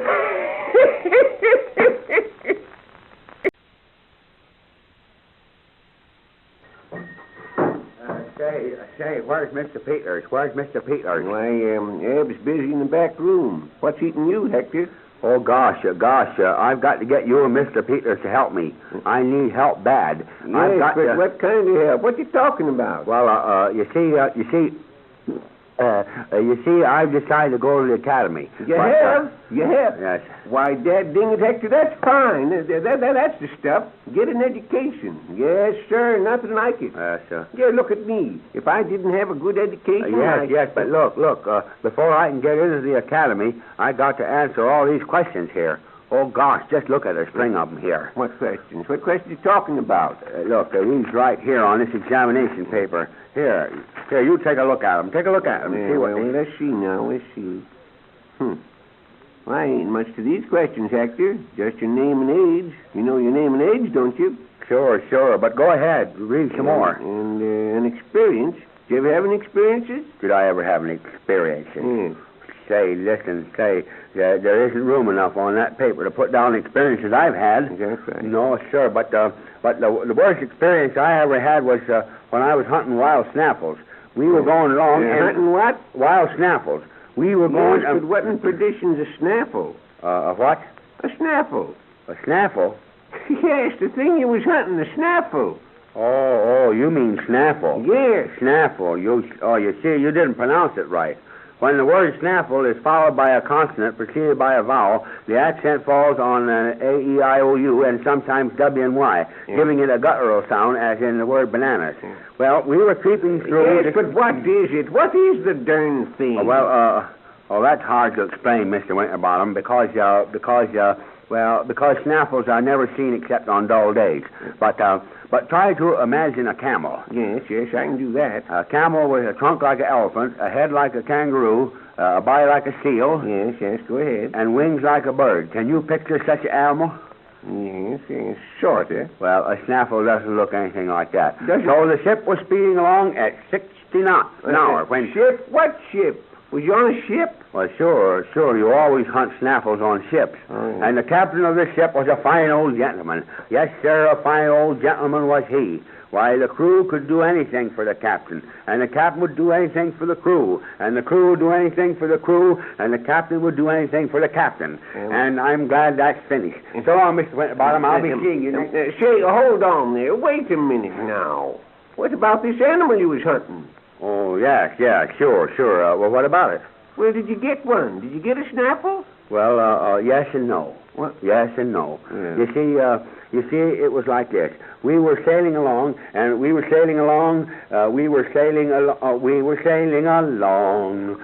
Moonlight Bay. Listen here, in just about a minute, I'm going to give you a darn good hiding. I will. Well, what's the matter? What's the matter? Don't you like that song? Well, I asked you, did you catch a snaffle? Oh, yes. I see what you mean now. Well, as the ship was plowing along, suddenly there came a shout from a lookout. There she blows. Yes. Snaffle on the port bow. East 12, North 18. United States Steel, 33 and an eighth. Woolworth, 35 and a half. General Electric, 15 and a quarter. Standard Oil. Wait. Are you gone crazy or something? What's all that got to do with hunting snaffles? I haven't the slightest idea. All hands on deck, shouted the captain. Lighted the ship. And then, lighten the ship, he yells. And then, Mr. Winterbottom, we had to throw all our money overboard. Yes, sir, throw all our money overboard to lighten the ship. I threw overboard $100 in gold. Shakes alive. And then the grim struggle with the snaffle began. Day after day, week after week, we followed that snaffle month after month, year after year. We chased that snaffle for 12 long years, Mr. Winterbottom, 12 long years. And when did all this happen? Day before yesterday. Well, and then the day before yesterday? Why, then we lost it. Sadly, we went back to where we threw our money overboard and fished it all up. And do you know, Mr. Winterbottom, instead of the $100 I threw overboard, I now had $200. What? 200? How'd you figure that? 6% interest for 12 years. So long, Mr. Winterbottom. Wait. You forgot your questions. Hey, you darn idiot. Say, what in tarnation's the matter with you, Zeb? What you hollering for? Oh, that darn pest Hector Smith was in here. Had a list of questions he wanted us to help him answer, and then skedaddled out and forgot all about it. That darn rattlebrain's what he is. Well, what kind of questions you mean? Right here they be. He's got to find out the answers before they let him in the academy, you see. Why, is he going to go to the academy? Yep, I talked him into it yesterday. That is, he's going if he can answer these here questions. Well, what do they say? What do they say here? Let's see here now. No one. Give the... How's that? I said this first question says no one. You mean no one can answer it? Yes, of course someone can answer it. That's just the number. Says give the names of several parts of speech. That's a funny one. Shucks. It's crazy. Don't make no sense at all. Yeah. The darn thing is just a joke. Oh, no, Shakes, it can't be a joke. Look, it's got the academy name on it right here at the top. But I never heard of such a thing as a part of... Good morning. Oh, how do you do, Professor Thistlewaite? Well, say, by cracky, Professor Thistlewaite, you come in here just the right time, I declare. Me and Eb's been puzzling over something here. What in perdition's a part of speech, Professor? Oh, why, any word, phrase, or clause that goes to make up our language. For example... Any what? Word, phrase, or clause. You know, Mr. Peters, there are several kinds of clauses. The dependent clause, the independent clause, and... Santa Claus. Yes. No, not Santa Claus. I'm speaking of parts of speech, words. For instance, pronouns. The first person is I. The first person is you, huh? No, the first person isn't you. The second person is you. Oh, the second person is I, and the first person is you. Yes, but you don't grasp it yet. The second person... Maybe it's a couple other fellows. No, it's not a couple of other fellows. The subject we are considering is personal pronouns, such as I, you, he, she, and so on. Now, that's clear, isn't it? Yes, but... Well, now, to illustrate. I am sick, you are sick, she is sick. Yeah, and I ain't feeling so good myself. Oh, yes, there's a lot of sickness going around these days, sort of epizootic. Oh, but I'm talking about words, pronouns, and verbs. And just as pronouns have person, gender, and case... How's that? Case. Yes, that's what I say. It's a sort of case of epizootic. Oh, I say, can't you understand? We're not discussing sickness. Oh, you ain't? No, I'm endeavoring to tell you that just as pronouns have person, gender, and case, verbs have tense. the present, past, and... They've got what? tense. Thus, I go, I went, I will go. Go where? Why, go to the circus. Oh, but I said nothing about a circus.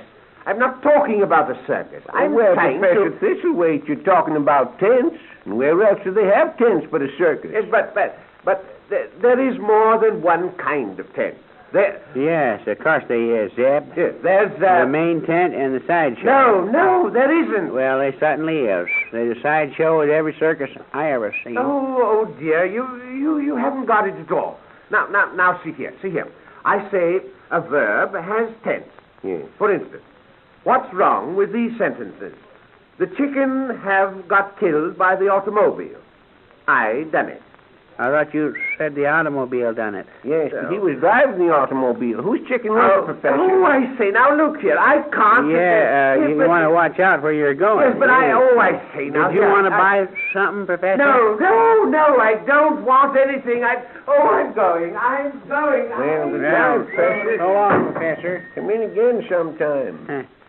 Well, you know, Eb, for a professor, he don't know any too much, does he? Shucks. He don't know nothing.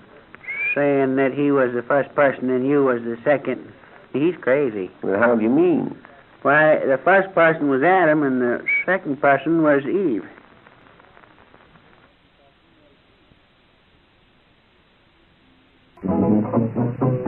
You allemande, let's do the grand right and left. Right and left around the ring, walk on your heel and toe. Do side with your lady fair, now promenade her around the square. Promenade that mountain promenade.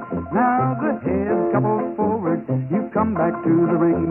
You pass through and separate around the outside ring. Come back home and do-so-do it to your corner, allemande. Come back to your partner, you swing 'em round and round. Allemande left on the corner, now you walk right by your own. You swing the right and lady.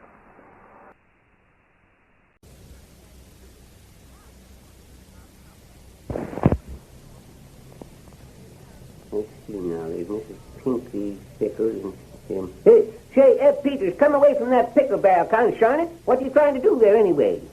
I'm just going to take a swig out of this pickle vinegar. I feel all tuckered out. Oh, shucks, you ain't got no reason at all to be tuckered out. Any more than that bird, that sparrow up there has sitting on the limb all day the way it has. You and the sparrow both tuckered out.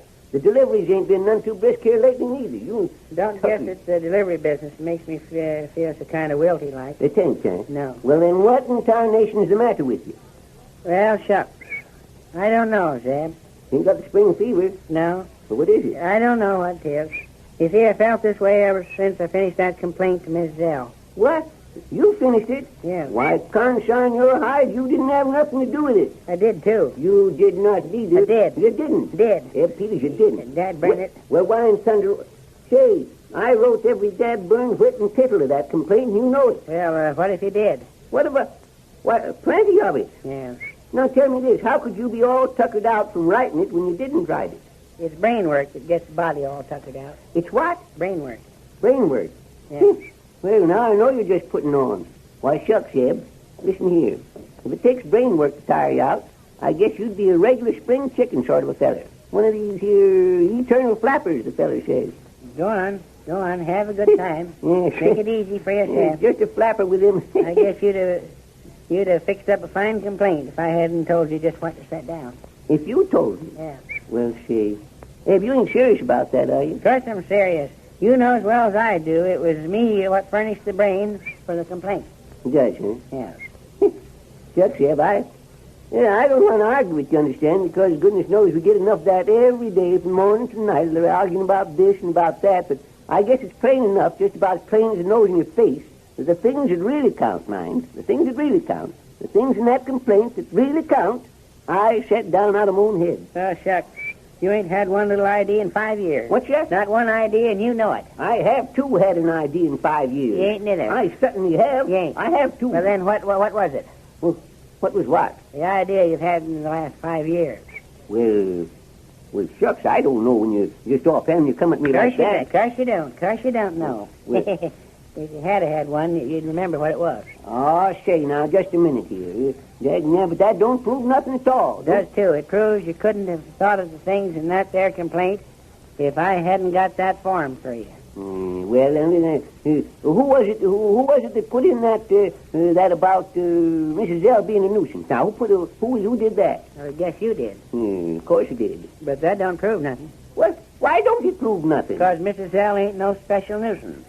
The folks at Corn Center just don't pay no attention to her. Is that so? Yes. Well, it seems to me she had a lot of folks rigged up in cheesecloth, cavorting around in Plunkett's cow pasture, didn't she? She said that was her classic dancing class. Don't make no difference what there was. It was a nuisance. Yes, and don't forget one thing. We sold more field glasses that week than we ever did before in our lives.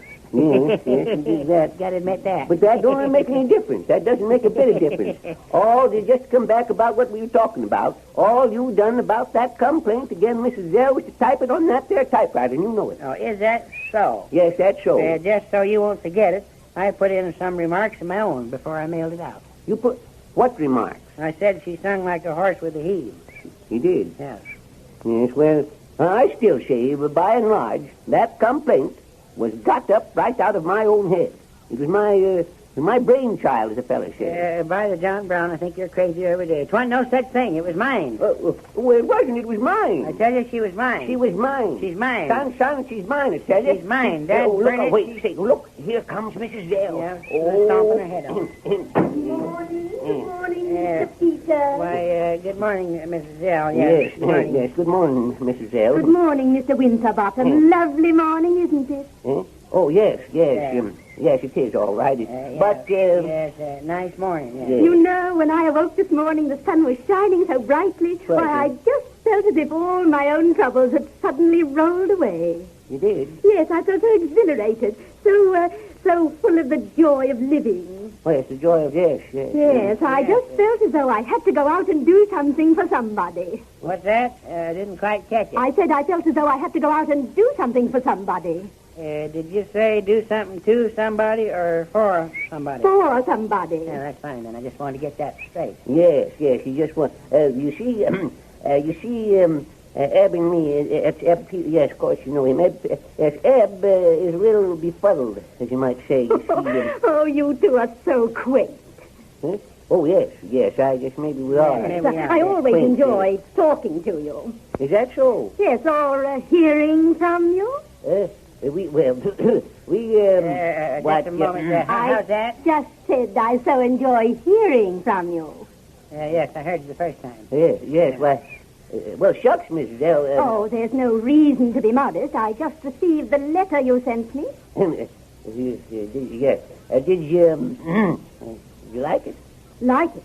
Why, I adored it. Really, it was a masterpiece. I laughed all the way through it. What's that? She said she laughed all the way through that letter we sent her. What letter? Well, Dad Bernard, you know very well what letter. You wrote it. I didn't either. I never even heard tell of it. Wait, shucks. No, besides, if I did hear of it, you wrote it. Why I didn't do no such a Dad Bernard thing? You did, too. Ed Peters, you wrote it yourself. Oh, some of those sallies were simply devastating. What did you say? I said the sallies were simply ripping.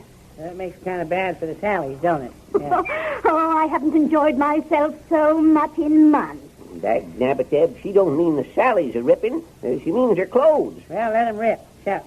I don't care nothing about them, nohow. I especially enjoyed that one in which you said I was dilapidated. Yes. Yes. I thought it sounded like Mr. Peter's subtle humor. But are you certain it wasn't you? Huh? Oh, yes, Eb put that in. It was very funny. Thank you so much for a good laugh. You're welcome. Oh, yes, you're welcome. And that line that said I was a public nuisance, I liked that, too. You did, huh? I thought that was funny, too, myself. Zeb wrote that. Oh, shucks, I don't remember nothing about it. Are you sure that little witticism wasn't yours, Mr. Peter? Oh, of course it ain't. Of course it ain't. It takes Zeb to think up bright things like that. I just wanted to be sure that the proper person had the credit. It was absolutely priceless. I guess I know the one Zeb wrote. Yes, that was about all of them, too. It wasn't neither all of them. It was, too. Well, it wasn't neither. It was. It wasn't. Oh, dear. No, it wasn't. You gentlemen mustn't quarrel about that, really. You should be proud of your achievements. I don't want to have no honor in nothing I didn't earn. Well, just a minute now, by cracky. I'm modest, too, I know, but there isn't any reason to be mad at each other. I have the letter here in my purse. Let me see. Yes, a complaint against Mrs. Zell and other nuisances. Yes, that's it. Yeah, well, I can mighty quick show you the ones Zeb thought up. That's a good idea. Now, you mark the ones that Mr. Peters is responsible for. Of course you will. Now, that one and that one. You see, all I put in personally is what I copied off that pigpen complaint. You're certain those came from Mr. Peters? Oh, yes, of course I am. Well, then the rest of these remarks are yours. Yes, you see, Well, that's splendid. Now, everything's straight. Thank you so much. Yes, and you ain't mad at us, Mrs. Zell? Mad? Why, of course not. Why, I haven't laughed so much in years. That's good. I showed the letter to my attorney, and he laughed, too. Who? Who is that? Well, goodbye. It's a good joke, isn't it? Zeb. What do you want? I don't like the way that woman laughed.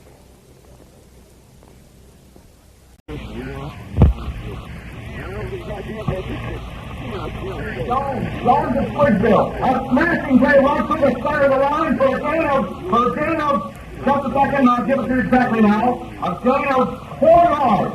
Jones, Springville's new halfback, a gain carrying the ball. It's second down now for Springville, and the ball is right on the Academy's 5-yard line. That fella Jones seems to be doing it all. Teams are in a huddle now. The Kamala hang up to the line of scrimmage. Springville Wooders are calling for a touchdown, but there's only a few seconds more in the half. And there they go! Jones again, right through the center of the line, but he failed again. The stonewall was up. He failed again, and there's the end of the half. The score is 0-0. You're listening, ladies and gentlemen, to a broadcast of the postseason game between the Academy and Springville High. Okay, Eb, answer the phone there, would you? Well, why don't you answer? It's your turn to answer. Because I want to listen to the game. Now go ahead and answer. You don't care nothing about football, nohow. Go on. Oh, shucks. Well, start talking. How's that? I can't hear you. I can't hear you. Wait a second. Hey, turn off that darn radio, will you? Yes, well, hurry up then. Find out who it is and what they want. The second half will be starting in a minute. Hello? Oh, you ain't, huh? No, we ain't seen him neither.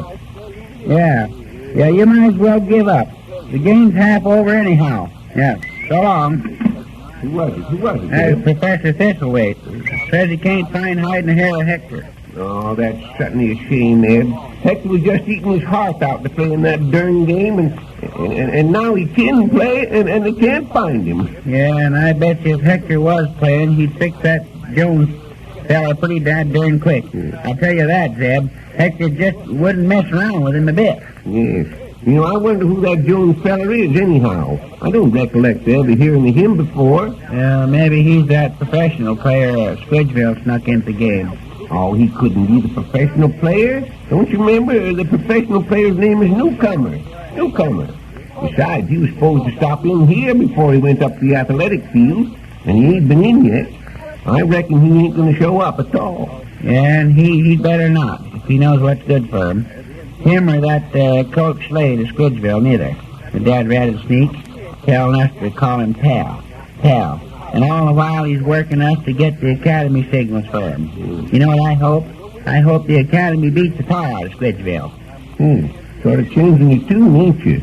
I thought you said football was a darn fool's game. I thought you said you didn't care who beat. Well, it is a darn fool's game.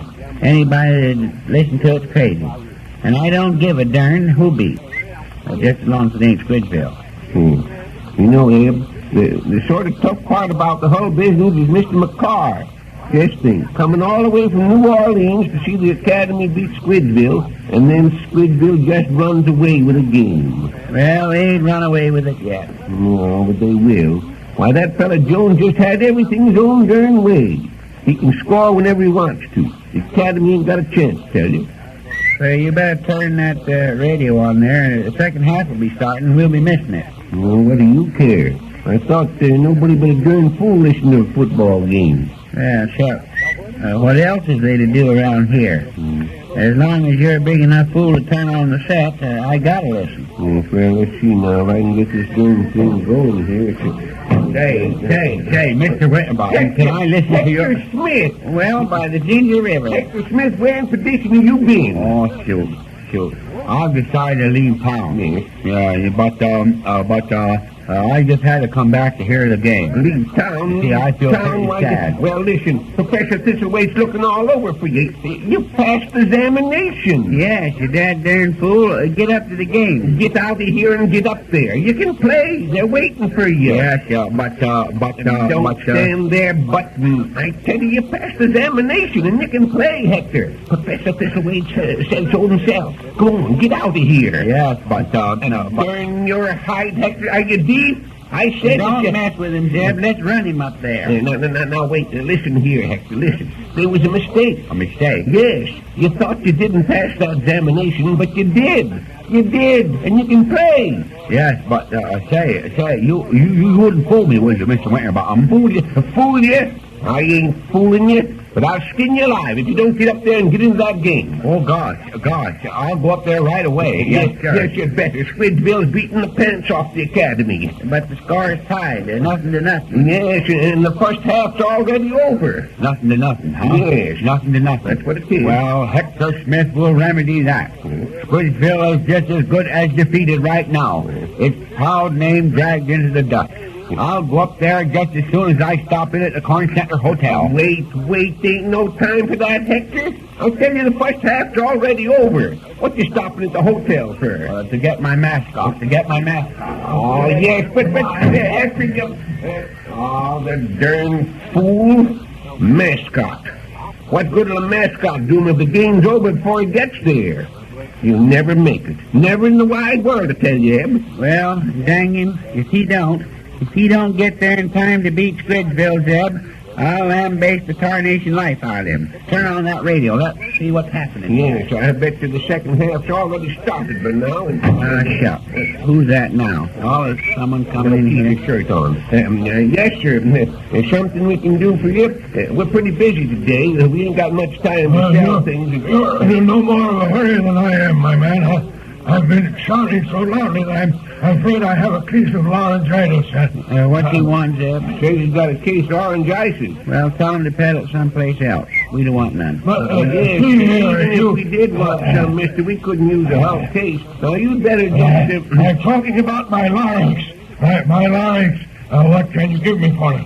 Well, what model is it? We don't really... No. Can't you understand? My larynx has a tendency to inflame. What'd you say it is? Inflame. Inflame? Must think we're a couple of fools there trying to sell us a car that's burning up. But I'm not trying Yes, to... now listen, if you ain't got sense enough to carry insurance on it, don't come around trying to stick a rush into taking the loss. But And we're pretty busy now, Mr. Anyhow. You better go. Will you give me a chance to tell you what I want? Well, go ahead. I want... Who's hindering you? I want... Yes, you've been talking for 5 minutes and you still ain't said nothing.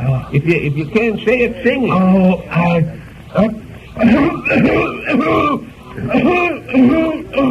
Never mind the tune, just give us the words. The words? The words? The hole! Oh, looking bucket, The iron-bound bucket, the moss-covered bucket. You fellas are crazy. You're crazy. That's a fine way to treat a newcomer to your... What's that? What you say? I said a newcomer. Newcomer. Grab him, Ed. It's newcomer. Grab him. No. Let go of me. I've got to get to the game. Let me loose. You ain't going to that game. Hold him, Ed. Hold him there. No, let me go. Help.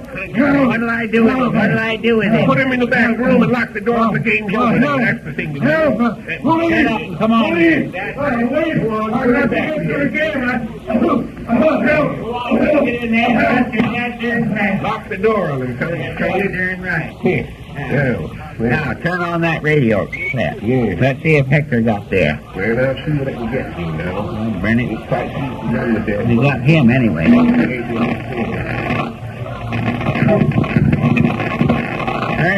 Can't you work it? And here it comes now, arriving for the last 5 minutes of play, Hector Smith. Hooray! He got there in so Hector Smith, and he's carrying a small box under his arm. I can't quite figure out what it is. Just a moment. My observer says that the Academy mascot is in it. Mascot? The mascot is in the box, and Smith is going to release it after this play. Teams are lining up now. Signals are called. Smith has released the mascot. It's a little animal. It looks like a cat from here. A black and white cat, but it isn't the cat. It isn't the cat. The whole field is in a panic. Players watching in all directions. It isn't the cat. It's great. Stop. They got Smith with the ball. Smith has the ball now. Nobody's paying any attention to him. He's going. He's on his way. Straight down the field. A touchdown. Yes. He's going to a touchdown for the Academy. What is just a minute now? It's a touchdown. Hector made a touchdown. Hooray!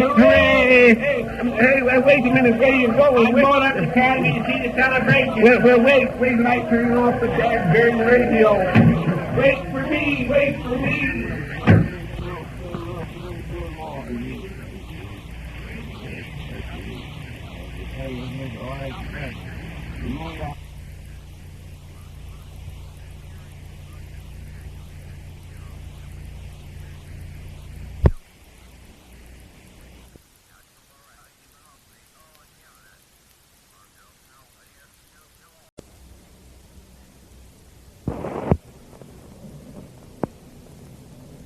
Well, move, Dad. Burn it, move. What's the sense in moving? Shucks.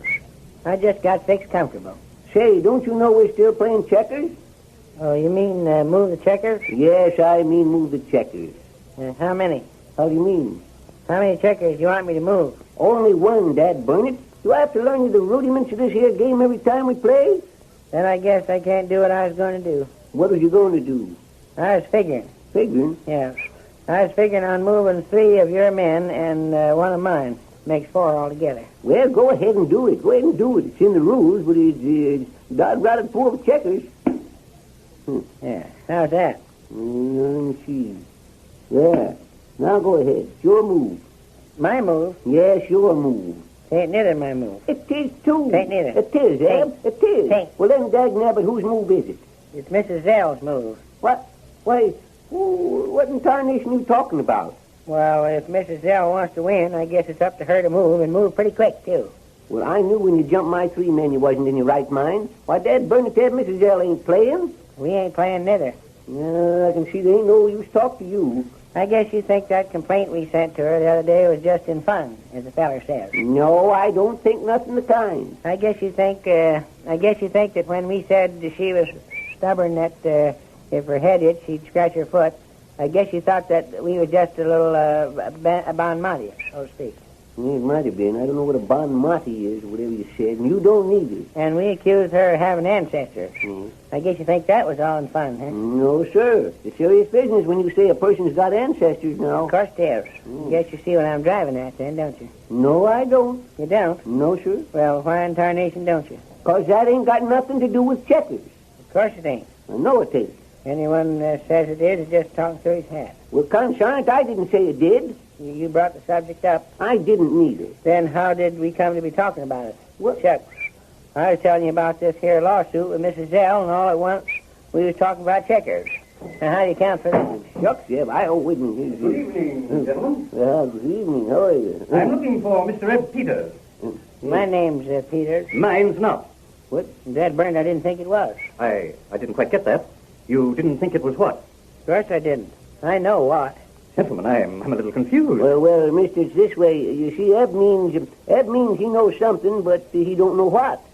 Don't mean no such a darn thing. I do know what. Then why don't you tell us? Gentlemen, if you will permit me to say so, I don't see how we can know something without knowing what. I tell you, I do know what. He was in here yesterday. Who? What? Well, Dad, burn it, Eb. Why don't you answer the man's question? What do you want me to do? Draw pictures? I said what was in here just yesterday. I give up. What? That's right. That's how I know you're not what. You can't fool me. I know you're not. Well, now we're getting somewhere. Oh, I catch on now. Your name's what? Well, maybe you... No. Not what. Not. Oh, it's Mr. What Not. No, not what not. It certainly is not what not. It's not. Oh, it's not? Yes. Well, then what is it? What?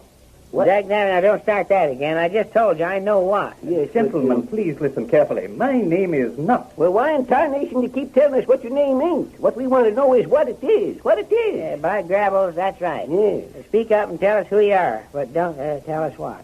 Gentlemen, here's my card. Take it, Zeb, and see what she says. Yes, that's she. Falter, not, and win. Attorneys at law.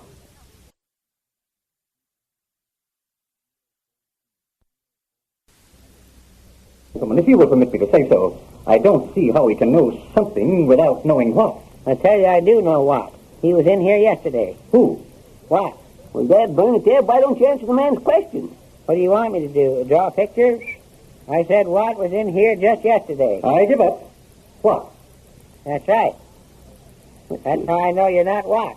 You can't fool me. I know you're not. Well, now we're getting somewhere. Oh, I catch on now. Your name's what? Well, maybe you... No. Not what.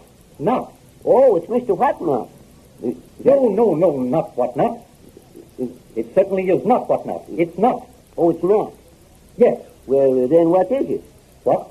Dag nabbit, now don't start that again. I just told you I know what. Yes, Gentlemen, please listen carefully. My name is not. Well, why in tarnation you keep telling us what your name ain't? What we want to know is what it is. What it is. Yeah, by Grabbles, that's right. Yes. Speak up and tell us who you are, but don't tell us what.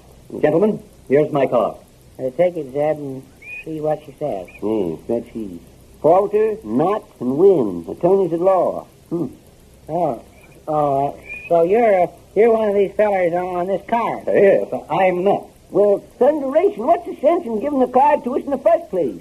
So you would know who I am. Well, whoever you are, I'm dad burned if you ain't got a perfect disguise. My name is Not. William Not. Oh, well, then that clears up everything. Yeah, that clears up all but one thing. Well, what's wrong now? We don't know what the feller's name is. Oh, of course we do. He just told us. Then what is it? It's William Knott, and he's a lawyer. Oh, well, then why didn't you say so? Shucks. Why didn't you say so in the first place? Well, gentlemen, since that is settled, I imagine you know why I'm here. Nope, can't say we do. I believe you are acquainted with one Gladys Zell, a widow residing in and a citizen of the village of Corn Center? Don't know her. I never heard of her. Well, that is, mister, we kind of heard tell of you, she, as you might say, but we ain't never had no truck with her. And besides that, we ain't speaking to her no more. I see. Well, gentlemen, I am ipso facto attorney for said Mrs. Zell, with full power to act for and in her behalf. I trust you follow me. Mister, you sure are a trusting feller. I know a Paiute Indian once. Talked almost exactly like you did. That's quite so. I am here in the hope that we may clear up a matter of controversy relative to an instrument of agreement in which you two gentlemen appeared as the assignors and Mrs. Zell is the assignee. I think he was in the medicine show. Oh, yes, but gentlemen, I remember that Indian. Let's see, what was his name? Joe Tincup. Joe Tincup. That was his name, yes. But listen. You remember? I wish I could get some of that liniment they was selling. Now, gentlemen, about the only thing I ever had that helped my rheumatiz there. But Juggins, that was the doctor's name. Doc Juggins. Yes, gentlemen, you are certainly making it very, very hard for me indeed. It was my hope that I could clear up this entire matter without the necessity of going to court. Shucks, I guess you do. If you're Mrs. Zell's lawyer, I guess you don't want to get up there before the judge and try to defend her against us. That's right. I'm afraid I haven't made myself clear. If we can't come to an agreement, Mrs. Zell will sue you. What? Sue us? Well, how in tarnation can she do that? Yeah. Well, she's got all the money from the show, ain't she? Ah, but that is beside the point. Well, how in tarnation you figure that? Ain't we the injured party, so to speak? Quite so. But it is a very interesting point of law. Now, that contract was signed, and I say this advisedly, under the rule of the caveat emptor. Now, we shall so state in our defense. On the other hand... Find a wart. Find a wart. No, you don't find a wart. Your letter to Mrs. Zell comes under the general heading of libel and is subject to the rule of caveat emptor, for which we shall claim relief in the form of actual and punitive damages. Now, is that clear? You and Mrs. Zell are going to do this, If we cannot settle out of court, yes. Well, thunderation, how do you figure you're damaged any?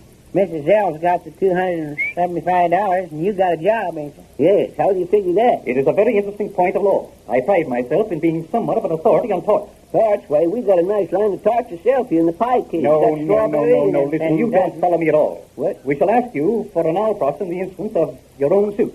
Then proceed to have our own counteraction adjudicated, submitting same both in brief and orally. I am sure we shall have no trouble in convincing the court that your letter to Mrs. Zell constitutes libel per se, and that we are therefore entitled to relief. Oh, relief, yes. Well, Eb, listen, get him a bottle of that Doc Simmons syrup of cinnamon. That really is. Come now, gentlemen, please. You surely don't want this thing to be aired in court, do you? Well, to tell you the truth, Mr. Knott, me and my partner Zeb here don't want no trouble. Of course you don't. No. But we ain't never showed no white feather yet, neither. Oh, but shucks, Eb, white feather stuck around here and there won't hurt nothing much. Might really improve things, so to speak. Yeah, that's right. That is, if Mrs. Zell would give us all of her trade here at the store. I'm sure she would. Well, then I don't see no reason why we shouldn't fix things up. You, Eb? No, if the deal's a good one. Gentlemen, you can take my word for it. The proposition is an extraordinarily good one. It is, huh? Well, what is it? Simply that you drop your case and Mrs. Zell will withdraw hers. Well, shucks, that seems fair enough. Exactly. You will save some money, and besides, you won't have to make a speech before the court. That should mean something to men not used to addressing a jury. Who said I ain't used to talking to a jury? Why, I naturally inferred. Inferred nothing. Dad dang it. I'll show you I can make a rip snorting as a speech as any juror ever heard. Then your answer is? My answer is, I'm going to sue. Now, wait a minute, Eb. Wait nothing. And I'm going to make a speech that is a speech. And don't you forget it.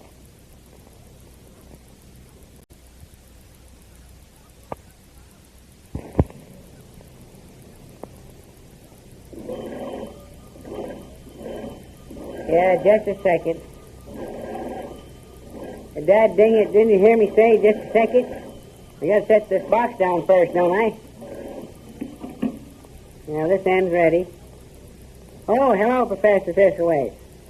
No, I didn't call you, it was Zeb. He was calling for me, though. Yeah, he wanted to ask you for me if you'd be a witness when I sue Mrs. Zell. Yeah, well, I'll have him phone you when he comes back, so you can tell him. Goodbye. Sure. Oh, say, shoot, did them shorts come? No, they didn't show up yet, Eb. What do you suppose is the matter? I gotta have them shorts to wear in the court, and that feller at Knott said the trial started day after tomorrow. Oh, no, if they don't come, I suppose you'll just have to put the trial off. Tell you can write a letter to the judge and tell him you can't show up because you lost your shorts. Shucks, I could just wear them regular clothes, couldn't I? No, sir, you can't. You heard what that fella said, didn't you? He said do-wit tennis shorts was worn in the best courts in the country. And I guess things any better courts than right here in Corn Center. Well, what in tarnation is shorts, anyhow? Why, they're just what the fella told you. They're what you wear in court. Don't see what you have to dress up different for. Just because you go to court. Well, there's lots of things you don't see. I suppose you never even seen a picture of a fella in court, huh? No, never did. Well, he wears a wig and a sort of gown. You mean a nightgown? Well, something like it, only it's black. I sort of thought you could dye one of your nightshirts, and you can borrow that blonde wig that Hortense wore in Mrs. Pinkley's play last summer. Remember that one? Oh, shucks, more dad-darn trouble. Yeah. If it wasn't for earning that $3 a day, I'd give up the whole dad-darn business. Well, conscience, you started this court ID. Now you got to go through with it. And another thing. Oh, say, here's something I did get for you. What's that? Why, this here book. It'll help you with your speech. It's called The World's Best 50 Speeches. Do I got to make 50 speeches? No, of course you don't. But look here. This book's got the best 50 speeches in the whole world in it. The whole world. And if you take the best part of each one of them speeches and put them all together, you'll have a speech that just can't help winning. Yeah, but I was sort of going to make up my speech as I went along. Oh, now you can't do that, Eb. You got to have it all written out and learn it. No, sir. Darned if I'm going to learn a speech for $3 a day. Well, now that's all right. With a speech like this, you ought to be able to get easy $3.50, maybe $4. And even if you don't, it takes a lot. Look at the credit you can get. At whose store? Oh, I don't mean that kind of credit. I mean you'll go down as one of the world's greatest speakers. Go down where? Go down nowhere. Go down nowhere. You'll get a niche in the Hall of Fame. And you know what fellas do when they get a niche in the Hall of Fame, don't you? What, they scratch it? Yes. Oh, no, they don't scratch it. I'm talking about a niche. A fella carving out a niche for himself. Don't you know what they say about a fella that chisels out a niche for himself? Yeah, they say he's a chiseler. No, they don't. They don't at all. Then what do they say about him? They say his name will go down to posterity. That's what they say. They say that he'll... How's that? They say he'll... Well, they better not call me no heel. I didn't say they'd call you heel. You did. I didn't. You did. I did. Dad, dang it. Wait a minute now. Get something straight for once in your life, will you? I'm talking about a fella making a great speech. A fella like Daniel Webster or his brother Noah. You're crazy. No, I didn't make no speech. Oh, is that so? Well, then, what did he do? Just what did he do? He built the ark. Yes, he built the ark. All right, but he had to make a speech to the animals, didn't he? He had to sort of tell them to pair off so he could take them 2 of every kind, didn't he? Did he take 2 of every kind? Well, he certainly did. 2 lions? Yep. 2 tigers? Yep. 2 skunks? Yes, sir. I think one of them been enough. Well, whatever you thought. And he took 2 ducks, too. The ducks was doing important. They was, huh? Yes, sirree, Bob. Because when it stopped raining, Noah sent one of the ducks out to look for land. And when it come back, its feet was dirty, yeah? But feet were dirty. A duck's feet is always dirty. Yes, but that ain't got anything to do with this duck. I'm telling you about this duck, how Noah discovered land. Well, when he saw that duck had dirty feet, you know what he done? Made the duck wash them. No, he didn't make the duck wash its feet.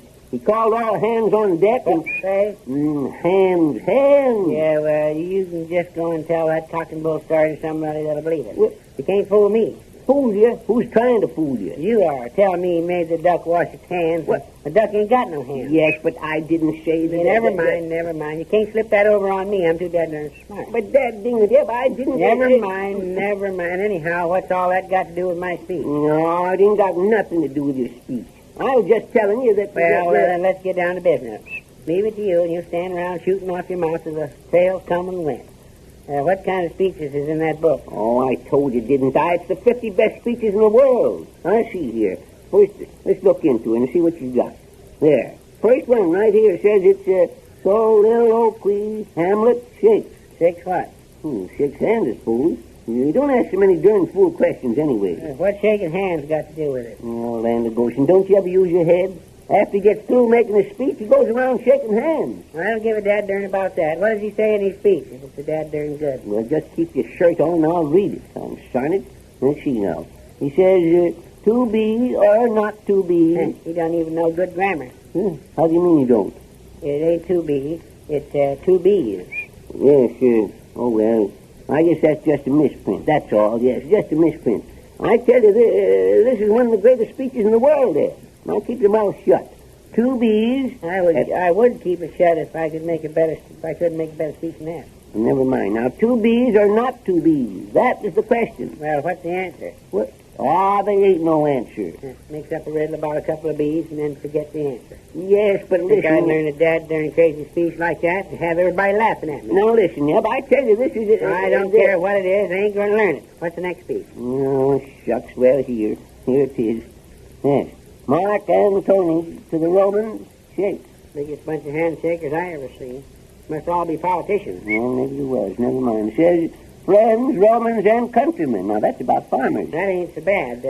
Is that all there is to it? Now, wait a second. No, there's a lot more here. You'd better get a pencil and a piece of paper and write it down. Well, how much more? I said a lot more. Now, go ahead and but I ain't going to learn all that. Nobody said you had to learn it. You're just going to take the best parts of it. Now go and get that paper. Sure. I could make up a speech just to get it done. Never mind. This is a speech you got to learn. One of them, a part of it anyway. There. Now, here's the paper. Go ahead. See. Friends, Romans, and countrymen, lend me your ears. Wait a second, I turn over. I come... Oh, say, you getting all this? Yeah, I'm getting it. Friends, Romans, and countrymen, lend me your ears. Wait a second till I turn over. That thing's right. That's what you said. I know it there, but that part about turning over is out. I meant I had to turn the page. The ears is on one side and the eye comes on the other. What? Oh, listen when I'm talking to you, will you? The ears is on one side and the eye is on the... Oh, yeah. Yeah, I get it now. Well, that's a wonder. And the next line is, I come to bury...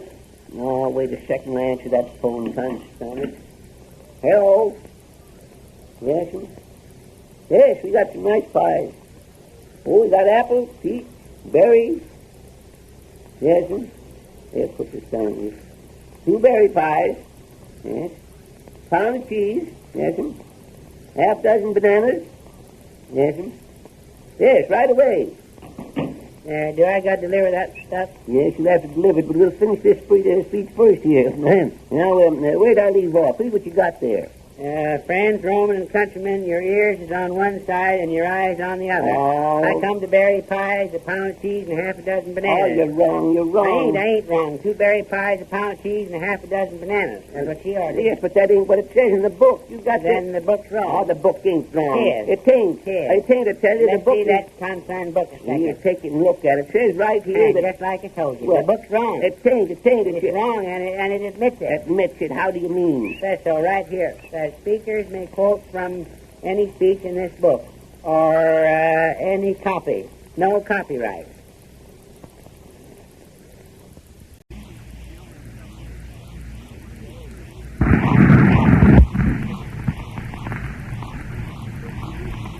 Well, get your hat and come on. If you're going to the dead darn meeting, I ain't got no time to mess around. I got to deliver this package to Miss Jones before 5 o'clock. Well, now, just hold on a second. Don't forget you got to get up and apologize for what you said about Senator Buns. Sure. Make more dead darn fuss about a little thing. All right. I'll get up and say I'm sorry stole them chickens. Now, there you go again. Didn't that lawyer fella tell you a million times you wasn't even to mention chickens? You ain't supposed to say a word about chickens. Well, what am I supposed to say he stole? A horse? You ain't supposed to say he stole nothing. You're just supposed to say you're sorry for what you said. Just say the speech the lawyer fella read out for you to say. What speech? Why, the one that... well, I'll be dead darned. Say, it's a good thing you mentioned that, Eb. You brought it in here while it was across the street, and I forgot to give it to you. Just stuck it in the pocket, and here, you better get busy and learn this. Well, what's it say? Well, we'll open it up here. There, it says, Citizens of Corn Center, a carelessly uttered boast, an idle jest, the uncalled for verbiage of a lightly tossed innuendo may work more harm than common malice. What's that got to do with chickens? It ain't got nothing to do with chickens. You ain't supposed to say nothing about chickens. Just leave the chickens out. I wouldn't leave no chickens out with Sidney Bunn around. I mean, leave them out of your speech. Now, keep still. Let me finish reading this. It's a lot of dead darn foolery. Well, never mind now. Common malice, though the latter is foul. They was both foul. It ain't that kind of foul.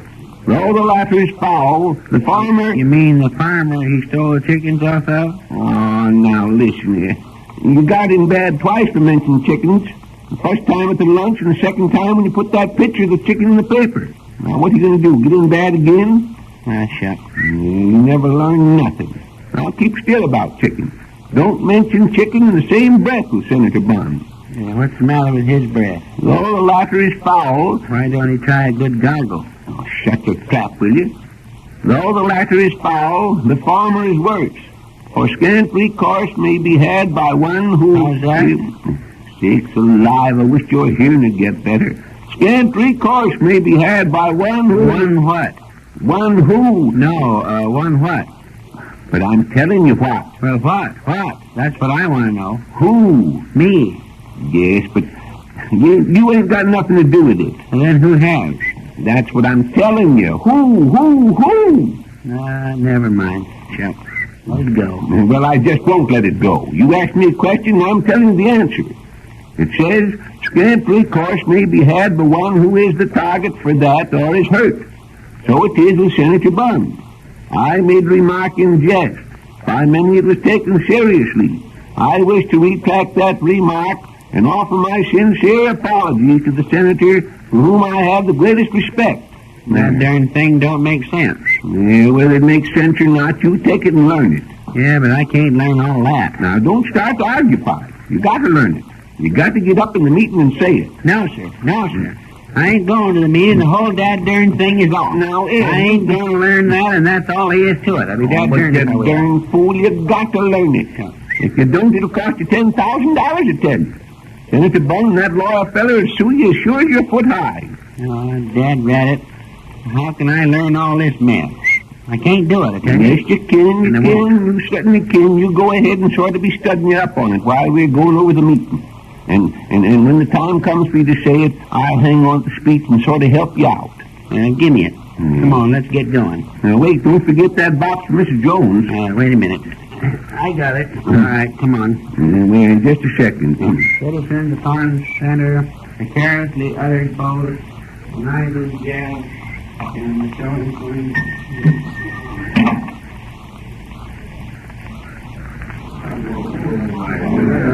Well, come on, hurry up. What's the matter now? Wait a second. This dad-rattled box is coming unfastened. Oh, never mind the box. Come on, we're getting ready to... Good afternoon, Mr. Winterbottom. Howdy, Professor Thistlewaite. How do you do, Professor? Well, have you decided on what subject you prefer for the statue? No, to tell the truth, Professor, we've been so darn busy, we ain't had much time to think about it. Well, then, I'd appreciate it if you'd vote for my suggestion. A statue of Please, a little order, please. Ladies and gentlemen, please. Fellow citizens, we are gathered here together in a bunch to make an important decision. For the purpose of beautifying our town, a statue will be donated and erected. How's that? Erected. Who erected? Nobody erected. I mean put up. And that statue will be given to Corn Center by none other as our old friend Senator Sidney Bond. What's the matter with Senator Bond? He's got a bad breath. Quiet, please. Quiet. It is now in order to nominate a chairman who will take charge of this meeting and receive suggestions for the statue. But first, I want to say, fellow citizens, that as mayor of this city, and as one who is devoted to the service of his fellow men... I don't think it's necessary to receive nominations for a chairman. I'll take charge of this meeting. As mayor of the city, don't you see... This meeting will come to order.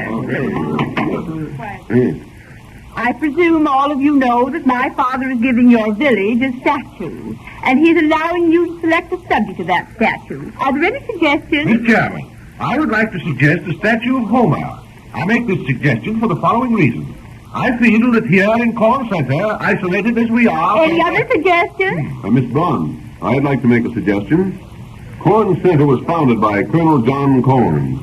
I think it would be fitting and proper that a statue of him be... Colonel John Corn. Are there any other suggestions? Oh, Miss Bunn. Yes, Mrs. Pinkley. I think we ought to have a statue of your father, Senator Bunn. Mrs. Chairman, I'd like to say a few words about a statue of... The chair will receive no more suggestions.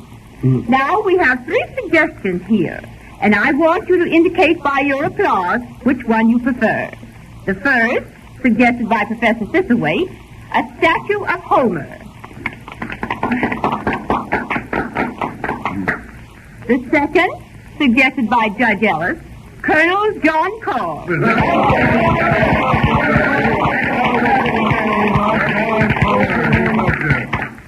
The third, suggested by Mrs. Pinkley, Senator Sidney Bunn. Due to the overwhelming preference for Mrs. Pinkley's suggestion, the donation will be a statue of Senator Bunn.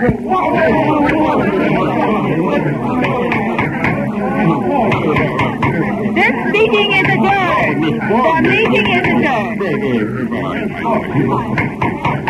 The meeting is adjourned. Now, Mr. Peters. Now, just a moment, please. Mr. Peters has a word to say. Eb, go on. That's you. How's that? Go on. It's time for your speech. Yeah. How does it start? Citizens of Corn Center. Cornizens of Set Center. That's wrong. Citizens of Corn Kitten. Citizens of Kit Corners. Corn Kitten, sitting corners during pool. Go on. A carelessly uttered boast. How's that? Uttered boast. Buttered toast. Uncalled verbiage and lightly tossed innuendo. Yes. Uncalled for garbage lightly tossed in the window. What's next? May cause more harm than common malice. Garbage tossed in the window may cause more harm than common malice. Order! Mr. Peters! Fifth recourse may be had, but one who is the target for that all is hurt. What? That's all is hurt. That's all is shirt. So it is with Senator Bone. So it, you darn fool. Yeah, let him sew it himself. I ain't going to sew his shirt. Any fellow that steals... Shut up. Order! I say order! I say, Mr. Peter, your box is coming open, and... Well, he did steal. Your box is coming open.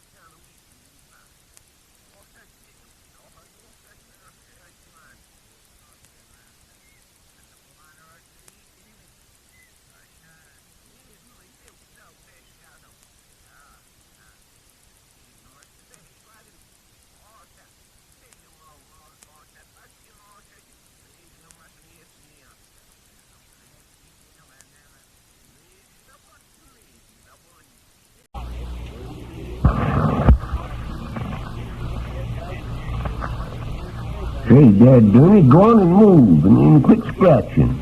Well, they started it. Never mind who started it. Go on with the game. Well, whose move is it? It's your move. That's what I'm telling you. Your move. And don't rush me. Let's see here. Now, there you be. Oh, hold on. Now, you can't move that one. That's my man. Well, I can fix that. It'll do. I'll just turn the board around here. Look out there now. Just let that alone, son it. You're playing with the blacks and I'm playing with the reds, and you know it. Now go ahead and move. Ah, shucks. Well, you make more dad darn fuss about a little thing. Now there. Nab it. Now you see if you can move. Well, wait a minute, just a minute here. Let's see here. Say, how soon do you suppose that fella's going to get that statue of Senator Bunn finished, anyhow? Well, I don't suppose it'll be long now. Once you get started, that statue ought to go up faster than Jack's beanstalk. Faster than what? Beanstalk. I never heard him say nothing. Heard who say nothing? Beans. Oh, I didn't say talk. I said stalk. You know what a stalk is, don't you? Certainly, it's a bird that brings babies. No, that's a stork. I'm talking about a beanstalk. Goshen, didn't you ever hear about Jack and the beanstalk? No, shucks. I ain't got time to listen to all the new stories that come out. Yeah, this ain't a new story. It's an old one about a fella and his mother. Oh, they was darn poor. Didn't have nothing in the whole world but a cow. That's all. Just a cow. What'd they do when it rained? Set on the cow? Oh, they had a house, of course. Well, finally times got so bad the cow didn't have any fodder. So they figured... What become of him? Become of who? Cow's father. Oh, not father. Father! Hey! What, say? Hey! And what in tarnation you celebrating about? Oh, I ain't celebrating. I'm telling the cow didn't have nothing to eat. So Jack figured he'd take her to town. Well... Look for her father? Not the cellar. Who? The cow.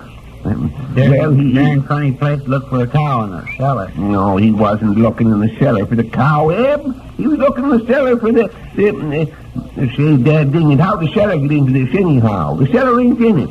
I reckon you mean it ain't in the cellar. Yes, I mean, and now, son, forget the cellar. Now, listen. Jack took the cow to town and brought back some beans. Well, when his ma saw the beans, she was sore as all get out. And you know why? Because she didn't have no can opener to open them with. Oh, they wasn't canned beans. They were just ordinary beans. They was. Beans in a bag, yes. And Jack's ma was sore because he traded the cow for just a handful of beans, I want to tell you. So she grabbed them and slung them out the window and sent Jack right straight to bed. Well, in the middle of the night, what do you suppose Jack done? Oh, shucks. I know that. And he got up and ate the rest of the beans. No, he didn't. He got up and looked out the window. And dang if them beans hadn't grew into a great big beanstalk. So Jack started to climb it. and pretty soon he come to a castle. Well, sir, he knocked, and a giant came to the door. A giant, huh? Yeah, so Jack asked him if he wanted to subscribe to Saturday Evening Post. Yes. No, he didn't do no such thing, Ed. He asked the giant if he could stay there all night. Well, the giant said he could, and he showed Jack to his room. But instead of turning him in, Jack put a log of wood in the bed and slept in the closet. Well... Yeah, my Uncle Jake used to be like that. Your Uncle Jake used to be like what? Sort of absent-minded. He drove home one night, put his horse in the bed, and slept in the stable. Yes, but Jack wasn't absent-minded. He knew what he was about. Because in the middle of the night, the giant come in with a great big club, and he thought the log was Jack asleep. Yeah, my Uncle Jake used to be like that, too. How do you mean? Sleep like a log. Oh, but Jack wasn't asleep. So the giant... My Uncle Jake used to walk in his sleep, too, but we broke him of that. So the giant... We got him a bicycle. Say, son, keep your Uncle Jake out of this, will you? Now, listen. So the giant hit the log a lick with his club, and then he went downstairs and went to sleep himself. And that was just the chance Jack was awaiting for him. He took a big bag of money from the giant and started out. Well, you know what the giant did when he found the money gone? Phoned for the police? No, sir. I guess you don't know much about giants. He changed himself into a dragon, and every time he blew out his breath, it'd set things on fire. Well, why didn't he chew a couple of cloves? That'd have fixed it. Yes, but he didn't want to fix it. He started out after Jack. Well, Jack started down the beanstalk with the giant right after him. But Jack got down first. So he grabbed an axe, chopped down the beanstalk, and the giant was killed. And Jack had a whole bag full of money. Shucks. It's a dad-darn fake. What is? That story. How do you mean? How do you mean it's a fake? Shucks. I bet that money was counterfeit. Oh, say, no, wait a minute. Good morning. Good morning. Say, Mrs. Zell, I'll be dad-darn, Mrs. Zell. I didn't... How do you do, Miss Zell? How be you? When did you come back to town? Oh, I arrived last evening. I'm staying with the Bryans. Iona wants me to suggest a few lines to be carved in the base of the statue of the senator. Okay. Yes, you know, some bit of sentiment that will reflect his life. Yes. I thought I might take something from one of the poets. Have you a copy of Browning? What is that, Mrs. Zell? I say, have you got Browning? No, we got Bracken, but we ain't got Browning. I'm afraid I haven't made myself quite clear. I'm speaking of the poet, Browning. One of his books. No, we ain't got any of his books. I don't reckon you'd find one in town. Well, what about Shelley? I'll bite. What about him? No. Have you ever seen a book by him any place in town? And how's that?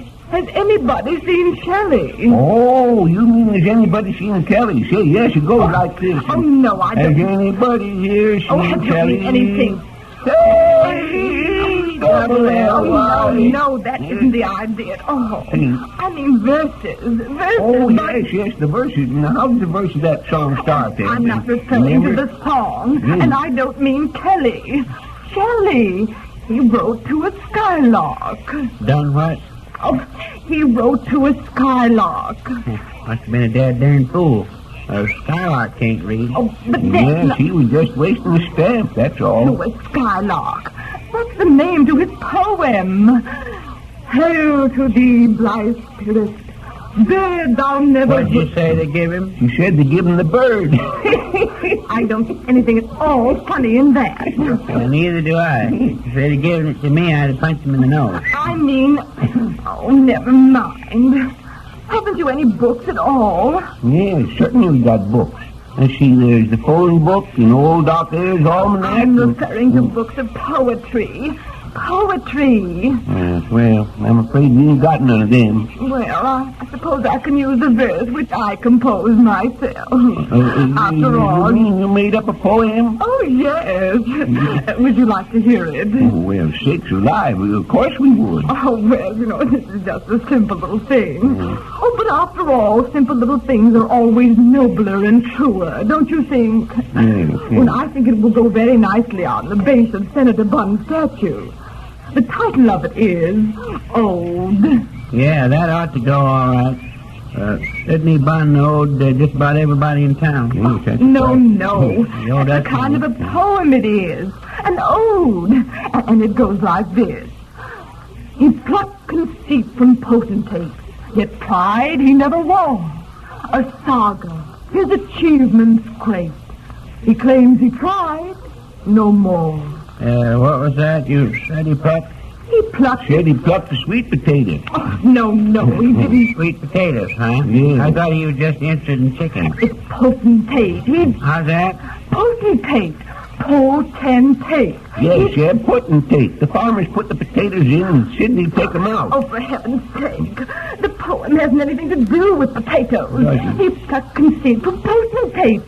Yet pride he never wore. A saga his... Never wore a what? Never wore a sock. Keep still. Oh, you know what I think of you. You're a moron. How's that? A moron. Hey, hold on there. You better be a mite careful of calling us names or by Shut up, you darn fool. She didn't call us no name. Just said moron. Yeah, well, what did she mean by that? Why, that Sidney Bunn had moron in his socks.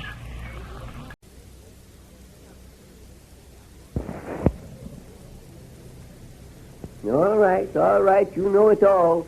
But if you take my advice, you'll quit messing around and go out and hire a good lawyer. Chuck, I ain't gonna hire no lawyer. I have to put out good money for them dad-darn shorts to wear in court. You ain't put out any money yet. You ain't paying for them shorts till they get here. And you can cancel the order.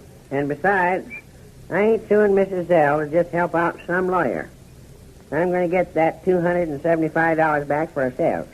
Not let some dad-darn law sharper get away with it. Yes, but you don't have to give it all to him. Do like Lem Butler did with his case that time. He got a lawyer to take it on a contingent. Yeah, well, what's that? Why, well, supposing you had a valuable dog, and a fellow run over it and killed it, and you took it to a lawyer. What would a lawyer want with a dead dog? Oh, he wouldn't want anything with a dead dog. Then, what would I be taking it to him for? You don't take the dog to him. You go yourself. You want to collect. Collect what? Money. Money for what? Why, for the dog. For the dog, yeah. What good would money do to a dog if he's dead? Oh, but the dog don't get the money. Now, look here. You own a dog. You got that clear? You own a dog, and he runs out into the street and gets killed by a car. Yeah. And he's a valuable dog. Maybe one of these big barnyard dogs. Well, why don't he stay there, then? Stay where? In the barnyard, if he's a barnyard dog. I didn't say barnyard dog. You did. I did not. I said barnyard. Sometimes they call him Newfoundland. Call him what? Newfoundland. You must have seen one of those Newfoundlands. Chuck, I ain't ever seen one of the old ones. Yes, but Dad brings And anyway, what's the difference whether he's a new hound dog or an old hound dog? Nobody's going to pay Oh, money. but I didn't say he was a hound dog. It ain't hound. It's found. Why, was it lost? No, it wasn't lost. That's the kind of dog he is, a Newfoundland. He runs around with one of these little barrels tied to his neck. And how could he run around if he was dead? Oh, this is before he died. He has a barrel tied to his neck and...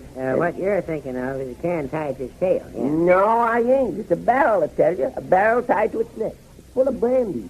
Well, you go to the lawyer and... The dad-darn dog right if it did get hit by a car.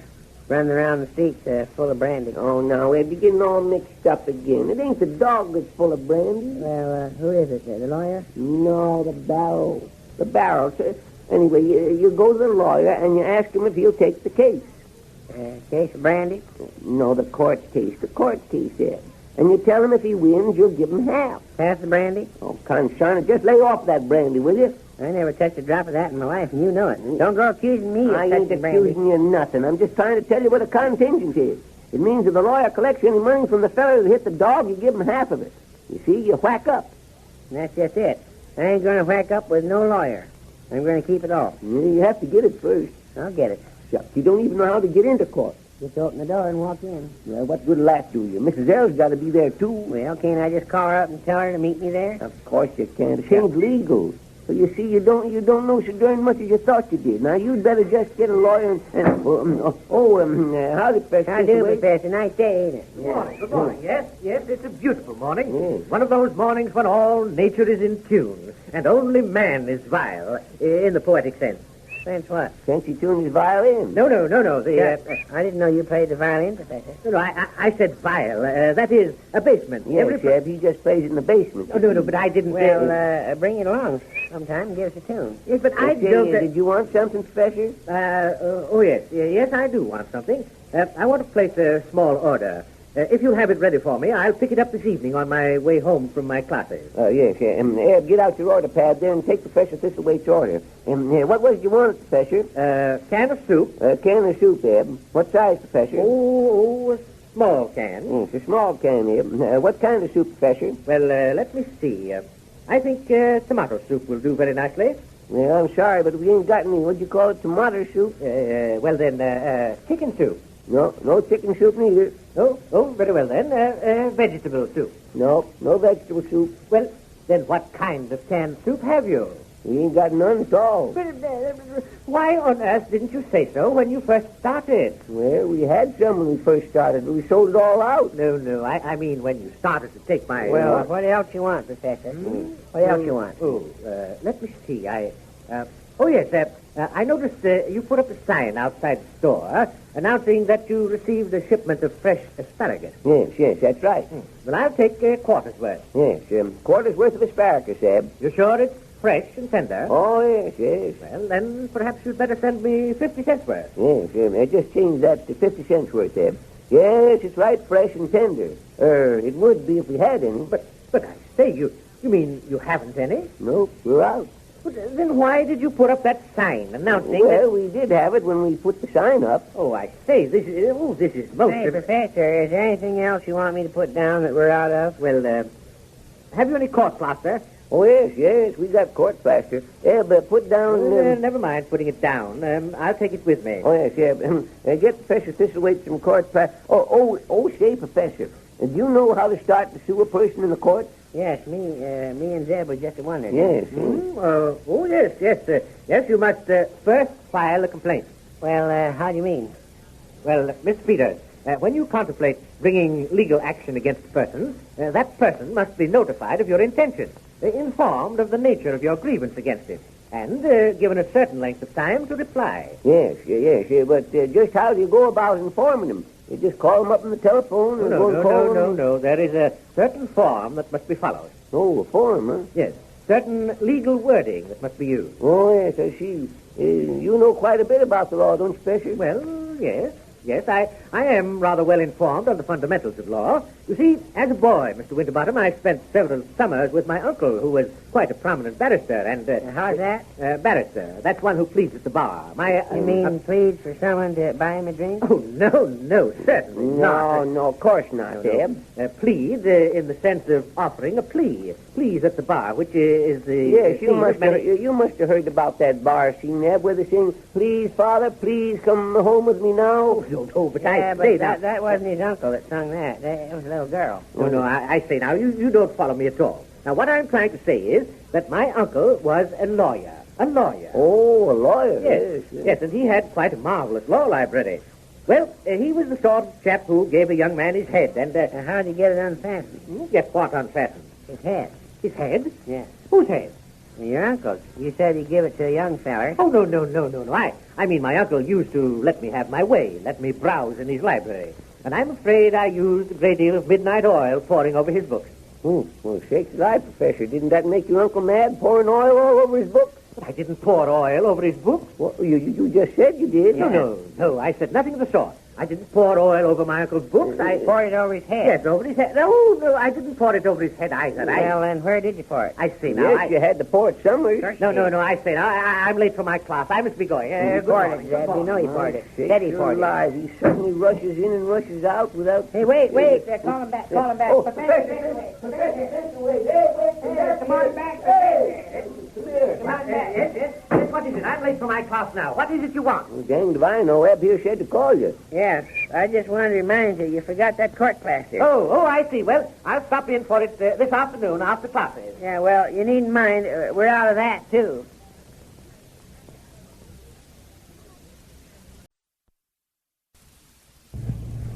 Oh. Hey, it's about time you was getting here. Why, what's the matter? What's the matter? You know what time it is? It's 7:30. What do you think this is, a bank or something? Well, I can't help it. Can't help it. You get out of bed and leave home on time, you get here at a decent hour. I did leave home on time. I left at 6 o'clock. What? 6 o'clock? Yeah. You mean it took you an hour and a half to get here? It was that darn sign. What sign? That sign that said, school will go slow. Well, after this, just never mind the signs. I'll get the broom and sweep out. Well, hadn't I better go to the post office first? I've been to the post office myself. Is there any mail? No, there weren't no mail. But say, I had my eyes open this morning, Ed. Here. Wait a second. Let me show you something. Oh, here, take a look at this handbill that Oliver Stores got out. What's it say? Well, read it. Read it. That's the way to find out what it says. Read it. Well, what's the matter with you? What you laughing at? It says fire sale. Mm-hmm. Who in Tarnation want to buy a fire? No, that means they had a fire. And now they want to sell it? Oh, give me that Dodger. The store caught on fire, that's what it means. Don't you remember the other evening when the store caught on fire and they had to send for the fire department? So they put out this handbill. I should think they could get the fire department a lot quicker by telephoning. No, the handbill ain't for the fire department. It's an ad. An ad. Now listen, and I'll read it to you. Get it straightened out there. Come one, come all. Come to the fire? No, come to the sale. Everything stock slashed to the bone. Think of that. Slashed to the bone. Everything. Yeah? How about the bananas? We ain't selling bananas. Well, then, what are they selling? I'm coming to that. Now keep your trap shut. Men's shoes as low as $1.50. Boys' suits, $5 and up. Mrs. Coats, greatly reduced. That's a dad-daring lie, Dad. Just a dad-daring lie. How do you mean? Well, what's a lie? About Mrs. Coats being greatly reduced. I seen her yesterday, and she's fatter than ever. Oh, it ain't Mrs. Coats. That's what you said. I didn't. I didn't say no such thing. Well, what did you say, then? What did you say? I said Mrs. Coats. You didn't say Mrs. Coats, but you said Mrs. Coats. Yes. Chuck, you're crazy. Well, now, I ain't crazy. Yeah. I am not. I said Mrs. Coats. Coats. Things you wear. Coats for Mrs. Mrs. who? Mrs. Nobody. Miss. A girl. Like I own a bun. I wouldn't miss a gal like I own a bun if she was gone for 1,000,000 years. Oh, now, Eb, you're getting all mixed up again. This here's talking about coats for girls. Coats for girls. And here's raincoats. Slightly damaged by water, it says. Smoking jackets. Slightly damaged by smoke. Big value. Yeah, but I don't need no smoking jacket. I know it, but that ain't the ID. Here's Clem Oliver just coining money with his fire sale, and me and you's putting on a big sale of underwear, and we ain't even had one customer for it. So you know what we're going to do? We're going to put on a fire sale, too. You mean set fire to the store just to sell a few suits of underwear? No, we don't have to set fire to the store. We're going to damage that underwear a little bit with smoke. Well, how do you mean? I got it all worked out, right to a T. Never mind. Now, you go out in the backyard and build a fire. Throw a lot of stuff on it so it'll just sort of smoke and smolder like. And then we'll hang the underwear over it and make it smell smoky. Why don't you just put on a suit of it and smoke a couple of cigars? No, that'd take too long. And besides, cigars cost money. Now, there's the underwear on the end of the counter there, and you take it along and hang it on the clothesline. You can get some stuff to make the fire out here in the back room there. Yes, but never mind your yes button. Do like I tell you. We have that darn underwear around here for years. And then when I get an idea how to sell it, you want to argue about it. Now go on, get going. Oh, sure. Expect them to think up everything, then do it besides. You see such a fella. Come strolling in here at 7:30 in the morning and good morning, Mr. Bottom. Oh, howdy, Professor. Getting an early start today, huh? Oh, no, I've just been out for my morning's walk. I've been over to Ortega Park, looking at the site of the Senator Bunn statue. I see they have the base already installed. Yeah, huh? Say, have you heard how the statue's coming along? Yes. I understand it will be finished in a day or so. They're going to mount it on the pedestal at night, you know, so that no one will see it before the formal unveiling. Yes, well, I suppose it, I got that, how do you do, Professor? Oh, good morning, Mr. Peter. Well, you know what, Professor?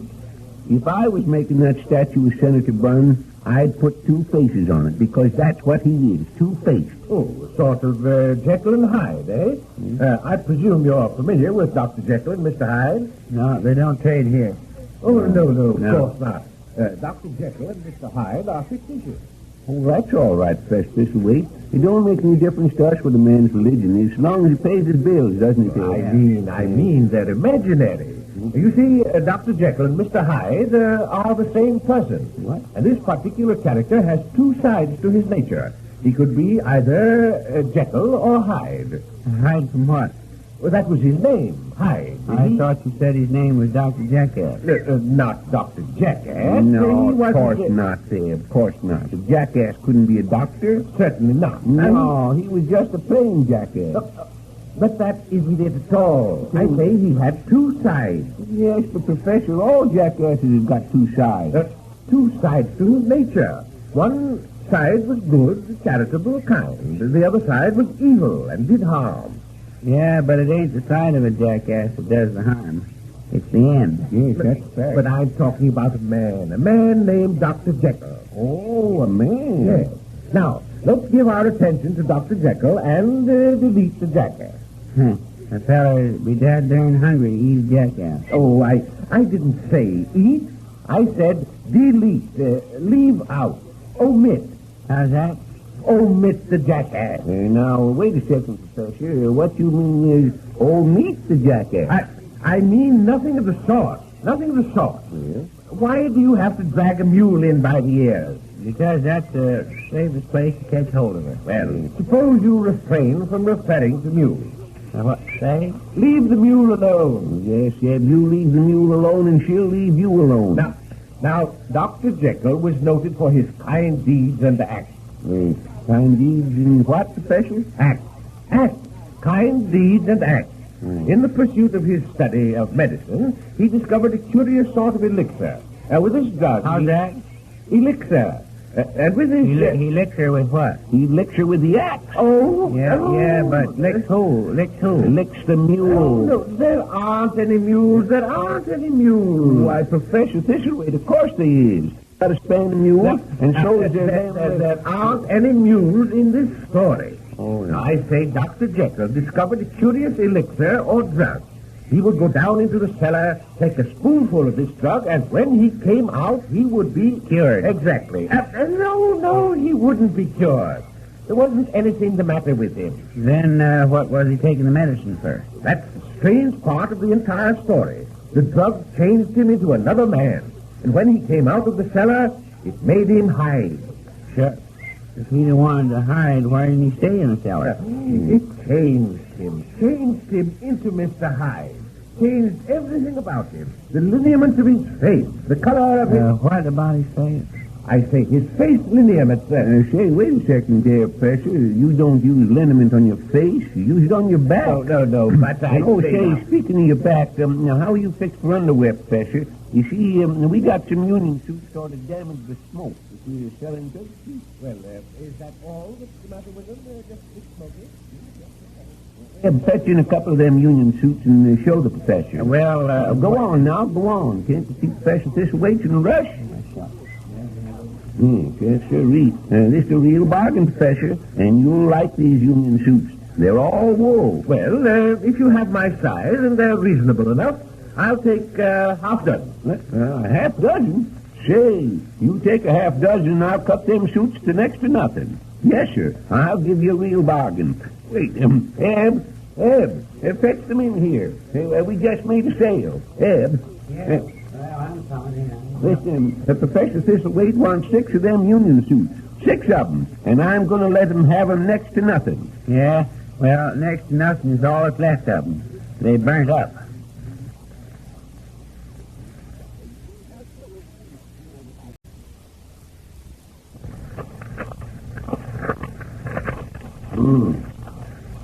Shooting a gazette here the day after tomorrow's a big day, Eb. They're going to unravel the statues. They are, huh? Yeah. Let's see here now. Dagnabbit. Hey, what in perdition you doing there? I'm checking up on these canned peaches. They don't make so very much noise about it. Can't you see I'm trying to read? Enough to wake the dead. Well, I can't help it. I got to check up on these canned peaches, don't I? Let's see, there's 1, 2, 3, Say, stop that, I tell you. I'm not shucks. Dag nabbit, you made me lose count. The last one was 4. Oh, yeah. And 3 and 4 is 7. 7 cans of peaches. Oh, hold on. That ain't right. Certainly it's right. 3 and 4 is 7, ain't it? Yes, but no, let me see here. You made a mistake somewhere. You only got 4 cans. 4. What I meant was the last can was the 4th one. See? This is 4, 3, 2, and 1. There's 4. Oh, yeah. Yes, I get you. 4 cans and 1. That's 5. 5? Sure. 4 and 1's 5. Oh, but dang it, there's only 4. You can see that for yourself. Hold on. I got it, Zeb. I got it. It's that last can that's making all the trouble. I'll fix that. I'll just toss it into the trash. There, that'll fix her. All right. Now, for God's sake, keep still and let me finish reading, will you? What you reading that's darn interesting anyhow? Oh, I'm reading about the unraveling of the Senator Bunn statue day after tomorrow. Land of Goshen. How many times I have to tell you that? According to the Gazette here, it's going to be quite a shebang. Well, how do you mean? Well, they're going to have a sort of entertainment. Listen to this. It says, it's all printed out here. Programming, the Squidville Silver Cornet Band march forward. How do you suppose they'd march? Backwards? Oh, that's the name of the march. The name of the march. And it says, opening address by Judge Ellis on the brink of a new... That's a funny one. And what is? This word here, E-R-A. Yeah, but that must be a misprint. It must be ear. E-A-R, ear. Yes, but it don't make any sense that way. Certainly it makes sense. Judge Ellis is on his ear. Well, maybe. Next is original poem, The Victor Rides by Mrs. Zell. I don't blame him for riding by her. These hitchhikers give me a pain anyhow. Oh, what's the matter with you? The Victor ain't a feller? Well, what is then? What is it? It's a phonograph. Now keep your darn trap shut. Accepting speech. Hope they have decent records for it. Oh, accepting speech by Mayor Schulzenheimer unveiling a statue by Miss Iona Bunn, Squidville Silver Cornet Band, exit Thunder and Blazes. Well, what's an exit? It ain't nothing. That means to go. The statue committee... That don't seem right, though, does it? What don't seem right? Well, getting the Squidville Band over here to play for the celebration and then tell them to go to Thunder and Blazes. No, Thunder and Blazes is just like Forward. That's the name of the piece they're going to play. The statue committee, consisting of Mrs. Pinkley and Miss Iona Bunn, has privately viewed the statue of the senator and pronounced it perfect. It ought to be for $2,000.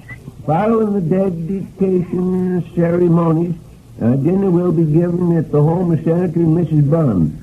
Among those present will be Mrs. Pinkley and Captain Pinkley, Mrs. Ellis and Judge Ellis, Mr. and Mrs. Jones, Mayor Schulzenheimer, Miss Hortense Schulzenheimer, Miss Iona Bunn, and Mr. Girard. Yeah, but what about Hector? He's invited, ain't he? Like fun he's invited. All he wanted of Hector was to put up the money to pay for the statue. And as soon as he done that, they was through with him. Say, I bet they don't even bring up his name day after tomorrow. Well, Hector's a dad-darn fool. Let him get away with that. It's his own fault. I warned him ahead of time, didn't I? Plenty. Yeah. He might be a smart young fellow there, but he certainly ain't no match for Iona Bunn. Oh, say, did that feller Girard ever come in for that envelope Iona left here for him? No, but it's still back the cash register there. Yeah, you better take it over to him when you go to the post office. And you might as well go now. Oh, shucks. There won't be no mail first at the post office. Now, don't start figuring up excuses. You go ahead and get on your way. Now, wait a second. Here comes Hector. Maybe he picked up the mail. How do you do, Hector? Any mail first at the post office? Hello, Hector. Oh, hello, Mr. Peters. Hello, Mr. Winterbottom. Why, I didn't go by the post office. Now, you see, you could have been over there and back while he was putting it off. Now, get going here. Go on. I am going in. I don't listen to you, Dad. You're always in a hurry with all the rushing. Fine chance of rushing you. Say, Hector, you seen this week's Gazette? No, I haven't seen it yet. Why? It's got the program in it for the statue unveiling, and your name ain't even mentioned. And what's more, Senator Bunn's giving a party afterwards, and you ain't invited. I ain't. No, you ain't. I ain't. Say, let me see that paper. Let's see that paper. Now, wait a minute. Now, I'll get it to you. There. Right there you be. Read it yourself. See that? Among those present... Let's see here. Let's see. Let me read it. Let's see here. Well, for goodness sakes. Well, Mr. Winterbottom, this is the end. Hector Smith is generous to a fault, but in the face of perfidy of this sort, there is nothing left but revenge. Yes, sir, revenge is what it's going to be. Well, I'd like to know how you're going to get revenge on Iona Bunn. She's a girl. You can't do nothing to her. Well, that's right. That makes it difficult, doesn't it? But never fear, I'll work out some plan to thwart her schemes. Just don't forget that, for when Hector Smith makes up his mind to do a thing, it's just as good as done, Mr. Winterbottom, as good as done. I remember the time I discovered the North Pole. You decided to discover the North Pole? Oh, yes, sure. Didn't you ever hear about the time I discovered the North Pole? Now, look here, Hector Smith. I don't want to hear none of your dad. We chartered a boat, Mr. Winterbottom. We chartered a boat, and a staunch craft she was. A staunch craft was she. And we named her the Lunch Hour. Well, 2 days The Lunch Hour? Yes. That's a funny name for a ship. What'd you call her the Lunch Hour for?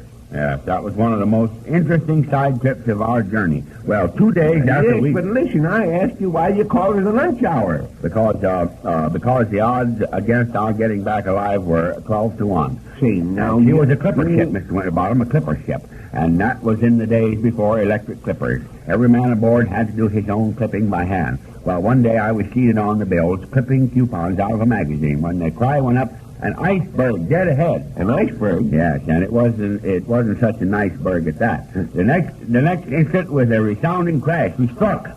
Quick as a flash, everybody jumped off the ship, all except the radio operator. Yes. Hero that he was, he stuck by his radio set, trying to get in touch with the other vessel. Yes, and did he?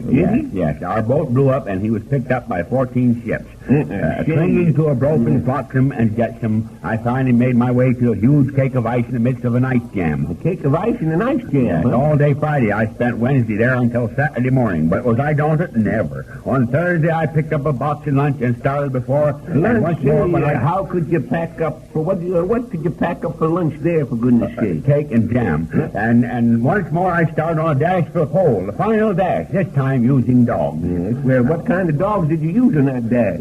Dash hounds. Now, listen, that'll be just enough about that, Hector Smith. You can just... Oh, dad ratted. Here's that envelope that Eb forgot to take. Looky here. Now, Hector, take this over to Mr. Girard, will you? Yes, but I haven't finished telling you about how I discovered the North Pole. Yes, well, just never mind about that. I reckon I'm smart enough to know that Perry discovered the North Pole. Yes, but I was the first one that went there by motor. By motor? Yes. You just got through saying you used dogs. Well, you see, all the dogs got sick. Once more, it looked as if my venture was doomed to failure. Yes. The average man would have turned back, but not Hector Smith. I unhitched the dogs, captured some other animals, hitched them to the sled, and the next day I arrived at the pole. Driving them animals hitched to the sled? Yes, sir, and when I returned to New York... Well, now, just a second here, Hector Smith. I picked up for once. A minute ago you said you went to North Pole in the car, and now you say you drove some animals. Yes, and when I returned to...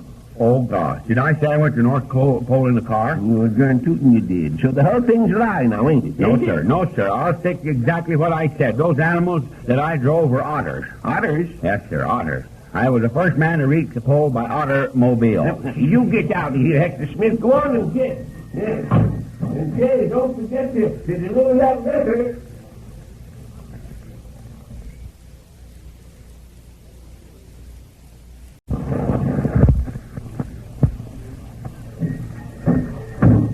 Oh, Jack Nabbit.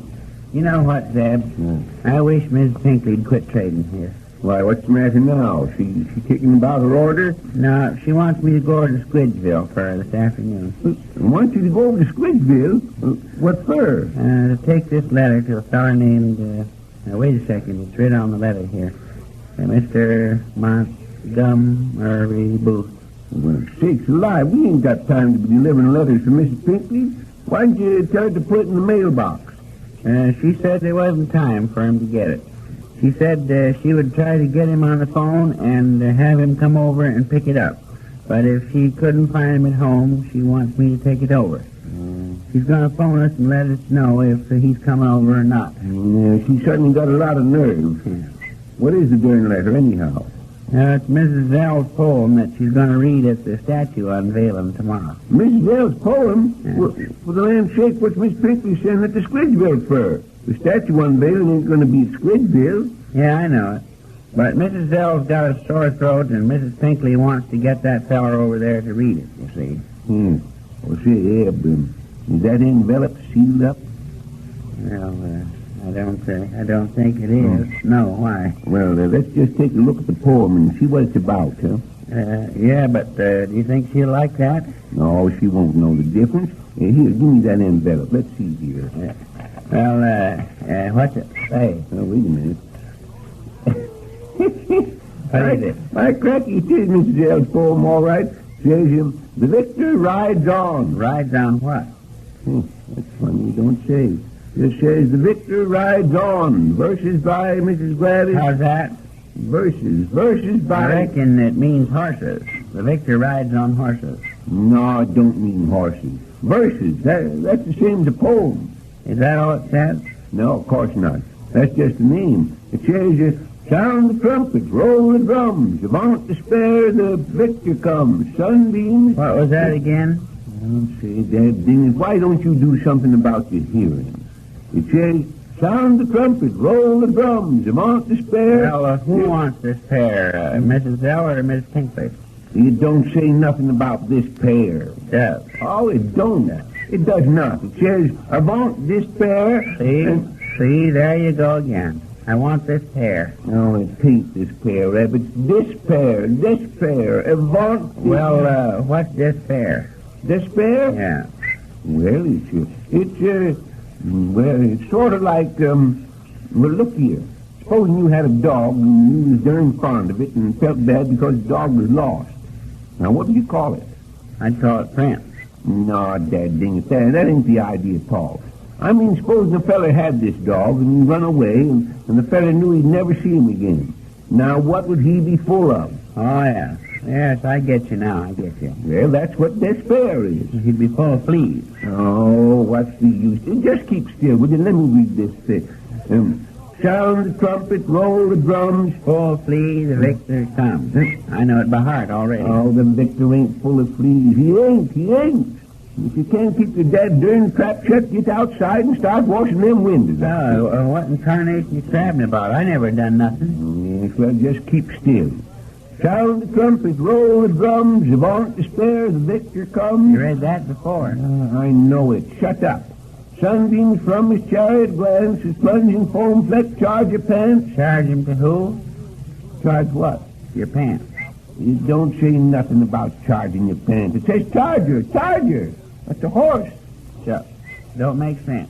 Well, it certainly does make sense. Whoever heard of a horse wearing pants? Oh, the horse don't wear the pants, Zeb. The fella wears the pants. It says, sunbeams from his chariot glance, his plunging foam fleck, charge your pants. On, Victor, ride on. See, the pants on Victor. More than likely, that's the fella's name. Oh, yes, I get you now. Yes. Laurel crowns his noble brow, and hard he rides with speed and wow. I see him in the movies, right along. You've seen who? Laurel and Hardy. Yes, but... Only the way I seen him, it was just another way around. Hardy crowned loyal. Dad darn near laughed myself sick. Oh, wait a second here now. Well, maybe you're right. Your dad darn tootin' I'm right. I seen the picture through twice. Yeah, so let me have your pencil here. I'll just change this. Yeah. Here you be, but it ain't very sharp. You have to write on one edge. It'll do. There, I reckon that'll make it. Hardy crowns Laurel's noble brow, away he rides with speed and how. And it's better fix that and how, too. Yeah. To cross the mountain and the plain forever and anon to reign. Hail! Hail! Hail! You must have had a sudden cold snap. How do you mean? To turn that rain into hail. Yes. Unlike the ancient conqueror who through the fallen foemen tore his toga is not... Tore his what? Tore his toga. That's the kind of nightshirt. I've seen them in pictures lots of times. Why don't you change that, too? Why? Nobody will know what a toga is. Yes, well, that would be a good idea. All right. Tore his nightshirt. Yeah, is not splashed with blood. His victory is one of good. Hold on, that don't rhyme. That's right, it don't, does it? No, why don't you change it and make it, he ain't splashed with blood. All it is mud. And how do you figure it's mud? It's bound to be mud. It's just been raining and hailing, ain't it? Yes, I suppose that's right, too.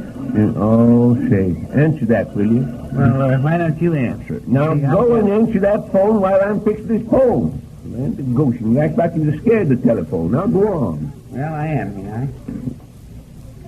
Well, say it. Oh, hello, Miss Pinkley. Oh, you did, huh? He is, huh? Yeah. Goodbye. What you want now? Says she's got that feller on the phone, and he'll be in after the poem himself. Thank goodness for small favors. I hope he gets here before quitting time, though. I don't want to be sitting around here all night waiting for a fella to... Huh? Where are they? Where are they? Where's what, mister? The papers. The papers.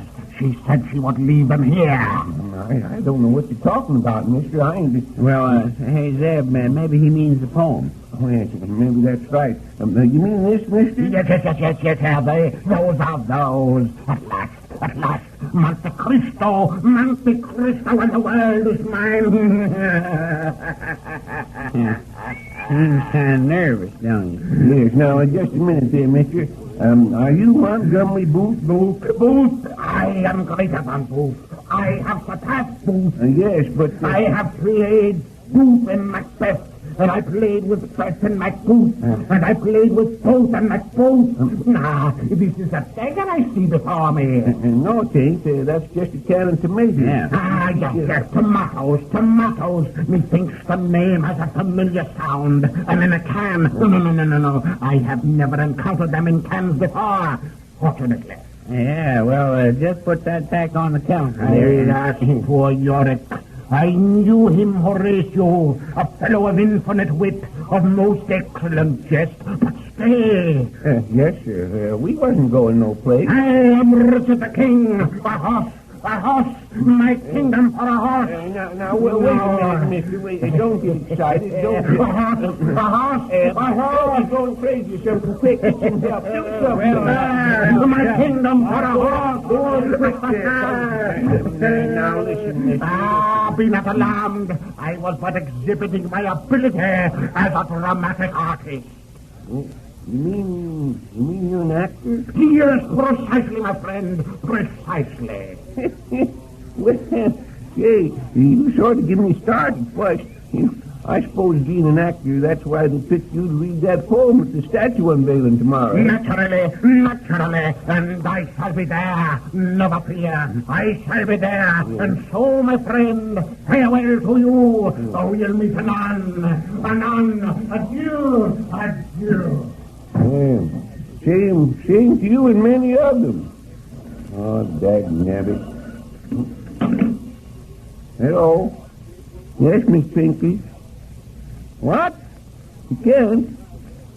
Why, what? Oh, dad darn it. Eb, is that you? Eb, we give that poem to the wrong feller. Hey, what in perdition you got there? I got that feller a horse. Oh.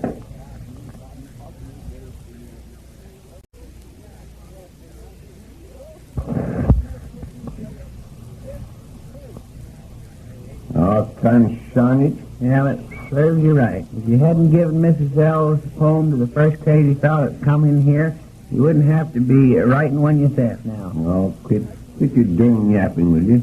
The right feller's coming for this poem in 5 minutes here. Well, how much you got written now? I got the name of it in the first line. I remember that from yesterday. It goes, the victor rides, blow the horn, and beat the drum. And what in perdition rhymes with drum? Well, why don't you change your drum to gun? Then you can rhyme it with Senator Bun. It's supposed to be about Senator Bun, ain't it? Say, now, that ain't a bad idea, Eb. Let's see, blow the horn. And load your gun. Yes. For back in town is Sidney Bun. Sakes alive, you're pretty good at poetry, ain't you? Now, what'll I put down next? Wait a second. I learned a couple of poems when I went to school. See if I can recollect them. Remember something about men may come and men may go, but it runs on forever? That's all right. Yes, we can just change that to bun runs on forever, huh? Yeah, that's good. Yeah, but bun runs on forever. Now, what rhymes with ever? Heifer. Heifer. Yes, sir. I got it. Bun runs on forever like Mrs. Snyder's heifer. And then just to wind it up with, you're the idol of my heart, sweet Adeline. Yes, surely. That gives it a right for the ending, too, don't it? Kind of short, but still, I suppose Say, if you're going to that statue unveiling, you better be on your way. They're starting already. Oh, what's the matter with you, Hector Smith? It ain't 2 o'clock yet.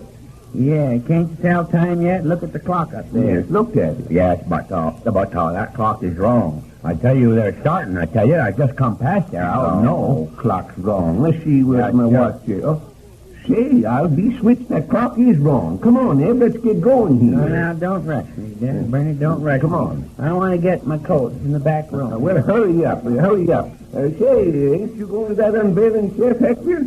Huh? Oh, shoot. What do I care about the old unveiling? The dickens with it. No, sir, I'm not going. What do I care? Well, I don't blame you. If they slicked me like they slicked you, I wouldn't even show my face any place. You thought you was doing big things, didn't you, when you put up $2,000 for that statue? Oh, shoot. Yes, and that Iona Bun not only slicked you into paying for the whole darn thing, but got him to put up the statue of her own father. And what did you get out of it? What did you get out of it? Not even glory. Why, say, I bet they won't even mention your name there this afternoon. Yes, they will mention my name. Yes, they will. Don't you worry. They'll mention my name, all right. Don't you worry about that. Senator Bunn will get all the glory, and you won't even get mentioned. You worry about that. Maybe the next time you'll pay a little attention when I warn you. Come on if you're gone, Chuck. Here I am already. Oh, yes. So wait a second. Say, Hector, there's a fellow named Booth stopping in here for after a poem. Just give him this, will you? Oh, yeah, sure. I'll give it to him. Yes. And say, kind of mind the face when you get back, will you?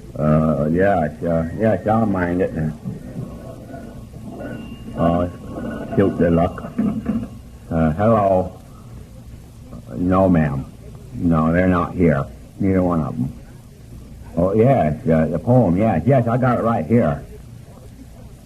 No, Mrs. Pinkley, he hasn't come in yet. No, I haven't even seen... wait a second. Maybe this is the fellow now. Oh, where's Mr. Peters? Where's Mr. Winterbottom? Oh, they went over to the statue unveiling. Oh, dear me, but they were to have a poem for me. I'm supposed to read it there. Oh, dear, I knew something would go wrong. Just a second. Are you Mr. Booth? Yes, he is I. Here's your poem right there. Oh, thank you so much. I hope I get there in time. Goodbye. Yes, so long.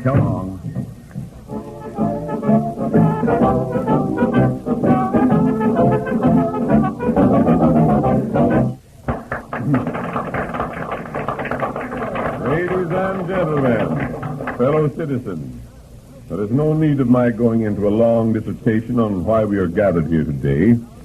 We are here to view for the first time a monument, a statue, generously donated to this city. There is no mystery as to what is underneath this canvas covering at my right. It is a statue of one of Corn Center's loyal citizens, a man whose life we might all emulate. More than that, it is perhaps the one real work of art in our community. The only 2 persons who have seen this statue, Miss Iona Bunn and Mrs. Pinkley, inspected it day before yesterday and pronounced it perfect. And now in opening these exercises, I take great pleasure in presenting Mr. Montgomery Booth, who will read an original poem by Mrs. Zeb. Mr. Booth. Mr. Booth. Is Mr. Booth here yet? Oh, yes, here I am. Oh, I'm so sorry. I was delayed. I'm all out of breath. I hope you ladies and gentlemen pardon me. The poem... Oh, I'm so sorry. The poem which Mrs. Zell has written is tribute to a man we all know and respect. Senator Sidney Bunn. The poem is entitled The Victor Rides. Blow the horn and load your gun, for back in town is Sidney Bunn. Men may come and men may go, but Bunn runs on forever like Mrs. Snyder's heifer. And that last line goes that you're the idol of my heart. Sweet Adeline.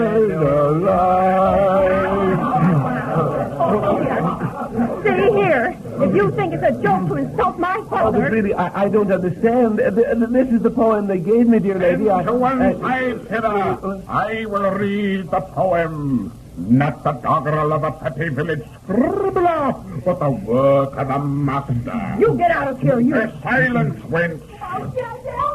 Roll on, thou deep and dark blue ocean, roll. 10,000 fleets sweep over thee in vain. How's that? You said 10,000 Swedes sweeping in vain. Man marks the earth with Why, the man's ruin. crazy. He's insane. You go away from here, you old... Why, I'll strike you. Leon Macduff, and cast me he who cried out, "Oh, hold, enough."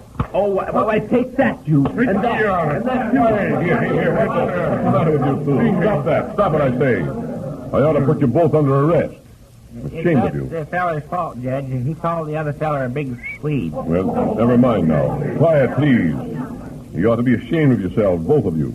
Now, I think the best thing you can do is to apologize to each other, then leave. Oh, very well. I will apologize. You ask my pardon, and I say they nay. When 'twas my fault, forgive me, pray. For I'm to be queen of the name, and for I'm to be queen of the land. I go, but when I return, I shall be back.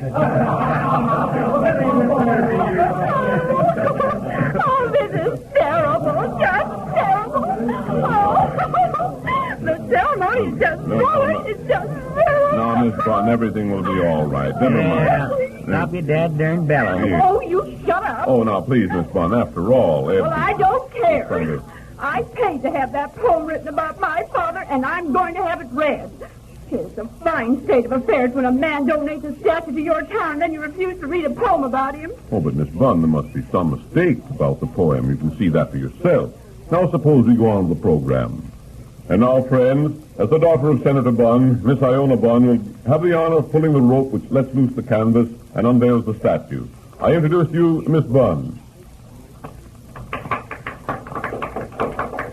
Well, I'm going to make a speech. I'm going to say just this.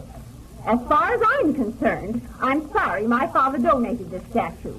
In this whole program, his name has only been mentioned once. He might be proud of having been raised in this town, but I'm certainly proud I wasn't.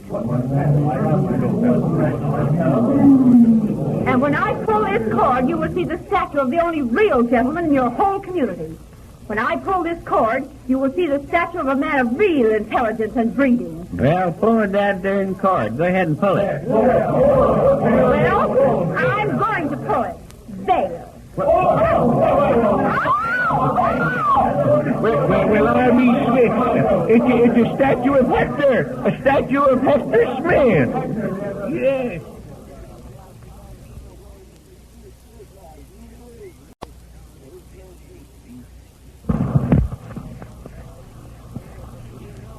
Come on, Eb, let's get this flower put away.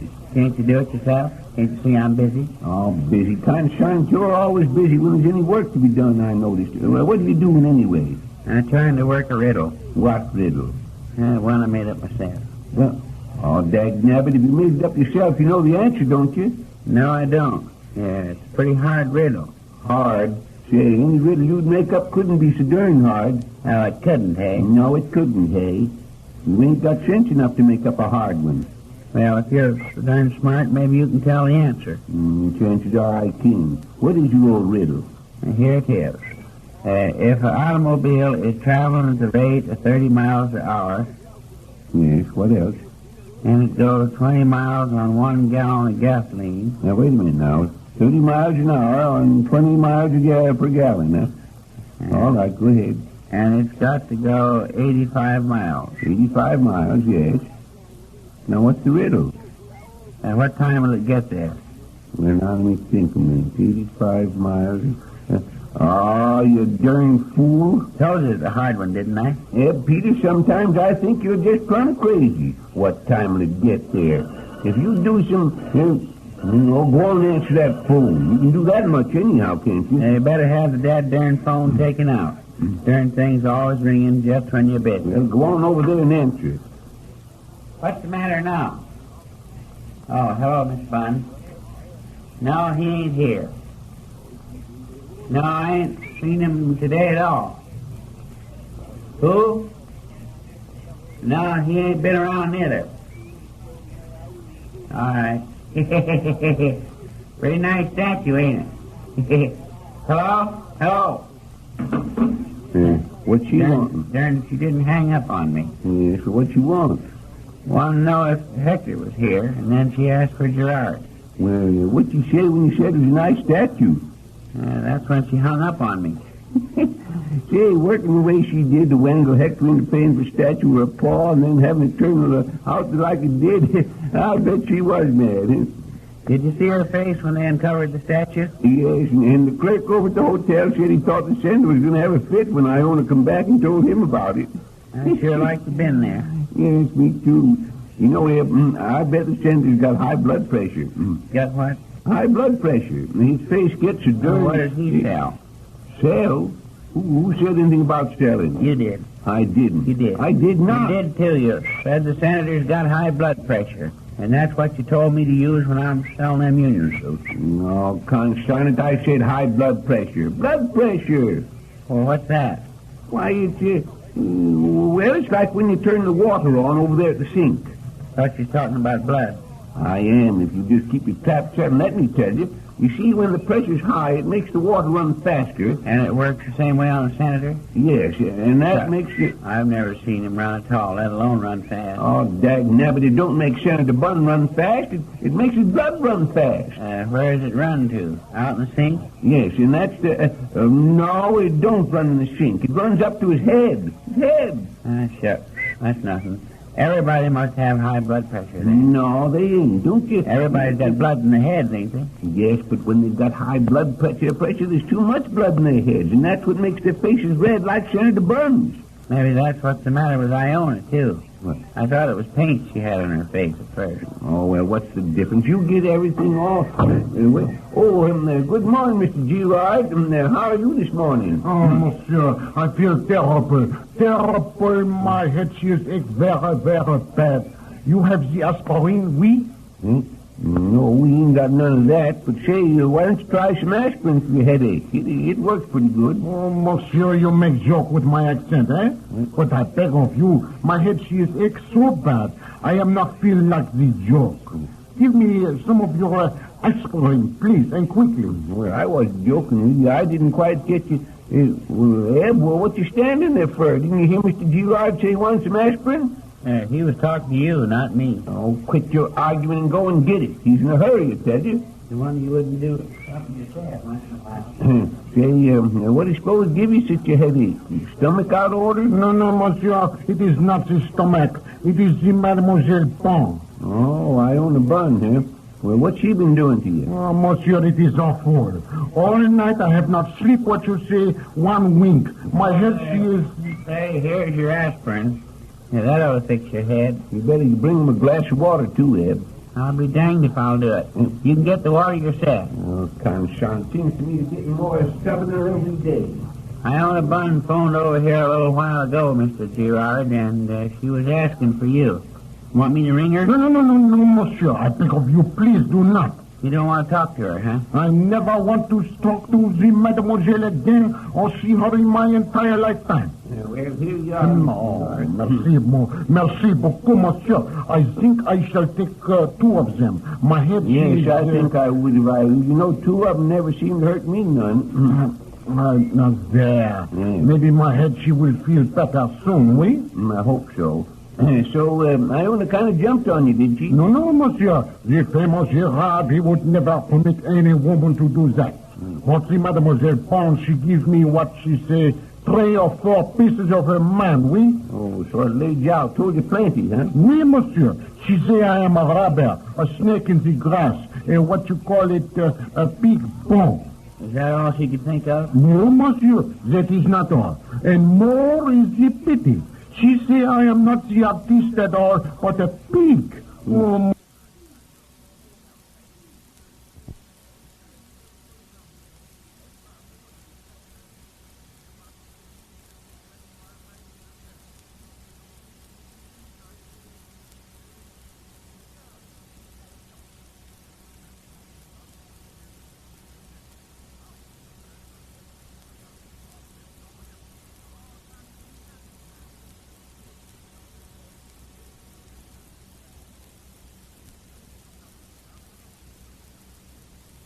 monsieur, can you see the shame of it? She calls the Grand Girard a pig. Well, why didn't you tell her that her pa's a chicken thief? Oh, I am so distracted I can tell her nothing. And then, monsieur, what do you think she demands? What do you think? Did she want you to make another statue of the senator? No, monsieur. That I will never do. But she demands that I return to her the $2,000 which she has paid me for this statue. Well, did you do it? No, monsieur. On that point, I am firm as the rock. And besides, I have 2 days ago sent that money to my wife in New York. It's a damn good thing you did. Oui, monsieur. Otherwise, I think I could not be so firm. The mademoiselle is what you call it, a terror. And I cannot understand it. I have made this statue exactly as she had given me the instruction.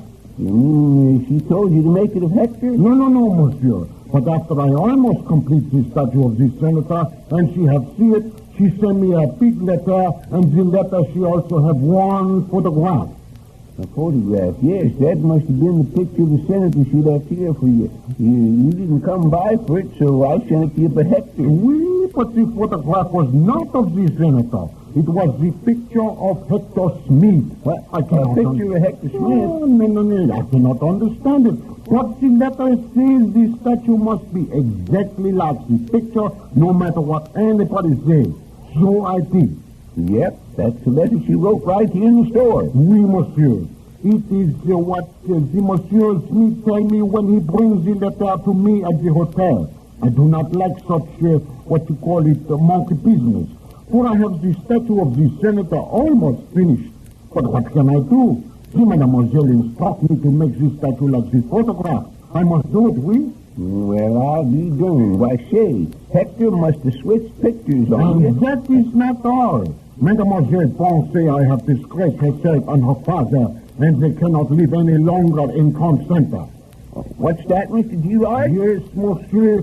She says they are leaving today for the city and will never set foot in this town again. Well, what do you know about that? Hector's money wasn't wasted after all. It's darn cheap at that price to get the buns out of town. I think it'd be a darn good idea to take up a public subscription and pay Hector back. Now, don't go starting nothing like that. Hector got the statue of himself for his money, didn't he? Monsieur, I must say au revoir.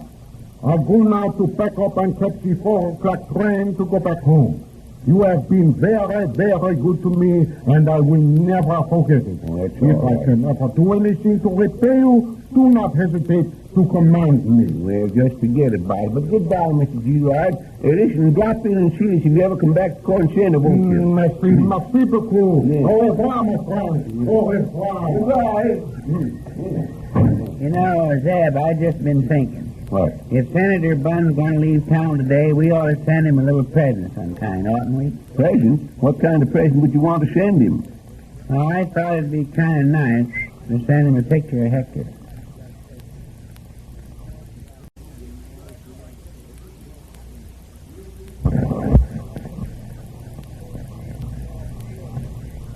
Where in thunder's the paper? Huh? Where'd you put the Gazette? Oh, the Gazette? Yes. Oh, it's a darn good thing you ain't looking for flypaper. What are you talking about? I don't see you're sitting on it. Well, the flypaper... No, the Gazette. Ain't that what you're looking for? Well, why in tarnation did you say so in the first place? I thought you were sitting in flypaper here.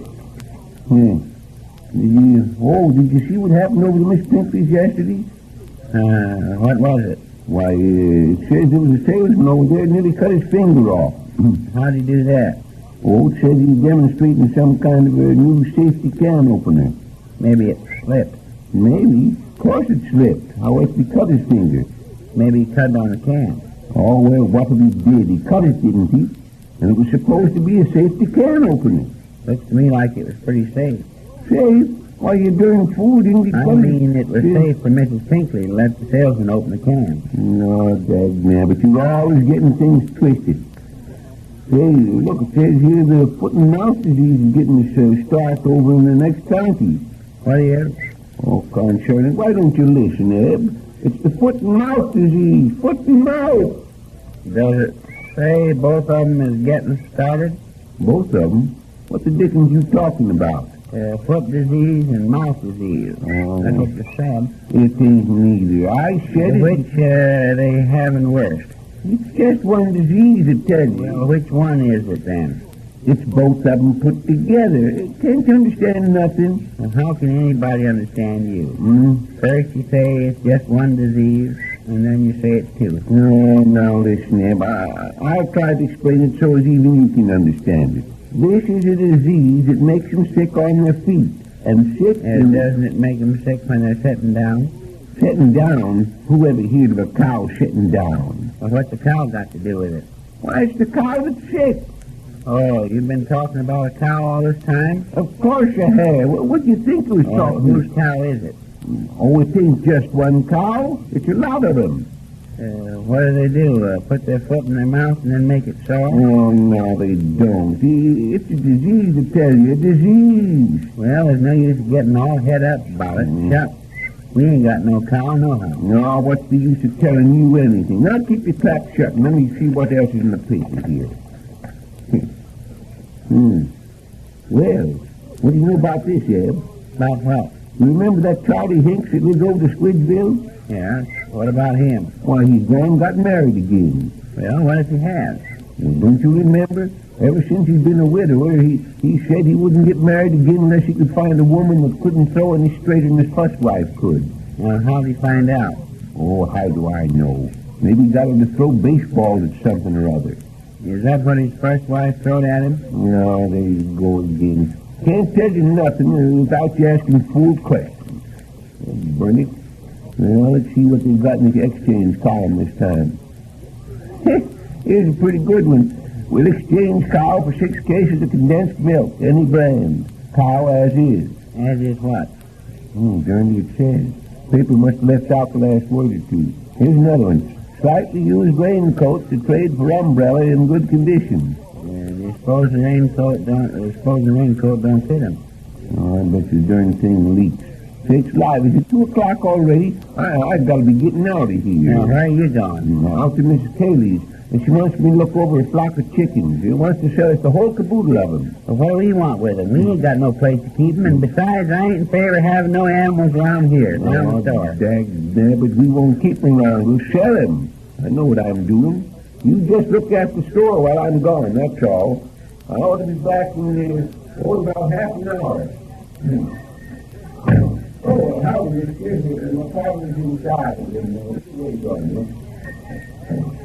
How do you do? Is there something you wanted? Why, yes. A couple of your best cigars. You mean the very best we got? That's me every time. Thanks. How much are they? Well, I'm afraid that special brand will cost you $0.25. Well, that's fair enough. Have one on me. What are you selling? Oh, not a thing. Not a thing. Say, do you know anybody in this town that would like to make some money? Well, that depends. Depends on what? On whether you have to spend the money in jail or not. I get you. No, this is perfectly legitimate. You see that beautiful animal out in front there? Out front there? Yeah. Yeah, well, what about it? That's a second cousin to Gallant Fox. Gallant what? Fox. You know, the great... I don't know what you're up to, mister. But I'll just tell you one thing right now in advance. You ain't kidding me none. Oh, I'm not kidding you. That's really a cousin to Might as well save your breath. That ain't no more a fox than I am. It's a horse. Well, of course it's a horse. That's the horse's name, Gallant Fox. Yeah. Well, what they want to name a horse after a fox for? Why don't you give it a horse's name like Charlie or Tom? Well, I don't know just why, but that isn't important. Now, here's the point. Gallant Fox is one of the greatest money horses we've ever had. Like this horse Tom mixes in the movies? Oh, no. This horse is a running horse, a racer. Yeah, pretty good, huh? Good? Hey, I'll say he's good. Why, that horse has won more than $200,000 for his owner. How much? $200,000. Well, that's more than I'll make myself for the next 10 years, the rate I'm going now. Oh, no, not if you use your head. Well, you've got a chance to make just as much as the owner of Gallant Fox did. Maybe more. You don't say so. I do say so.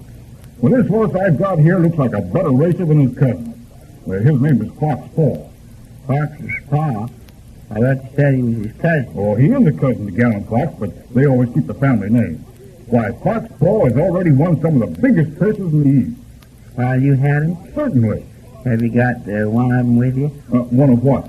One of them big purses. I just wanted to see if it's any bigger than this than mine. It's so darn big and hard to get it in hip-hop. Oh, no, I don't mean that kind of a purse. I mean money.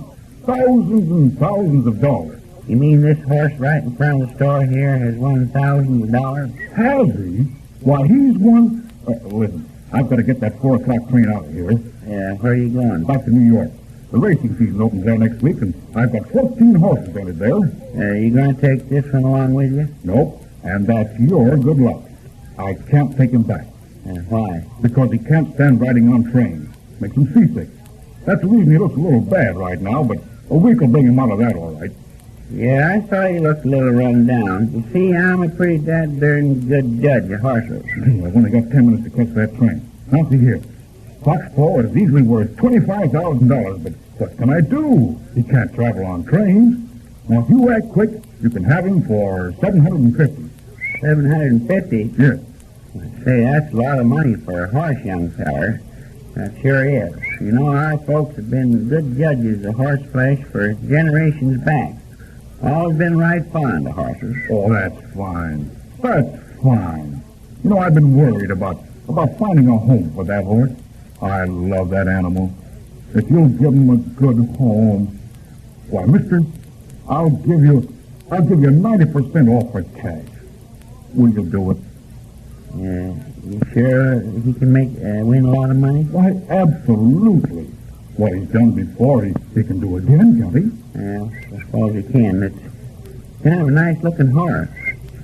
Let me see if I got that much cash here.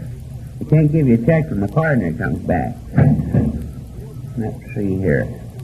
Yes, just about got it. See there, 20, 40, 60, 70, 75. Oh, that's fine. That's fine. And you will take good care of him, Mr. Warner. Yeah. Well, hey, wait a minute. What do you feed him on? Applesauce.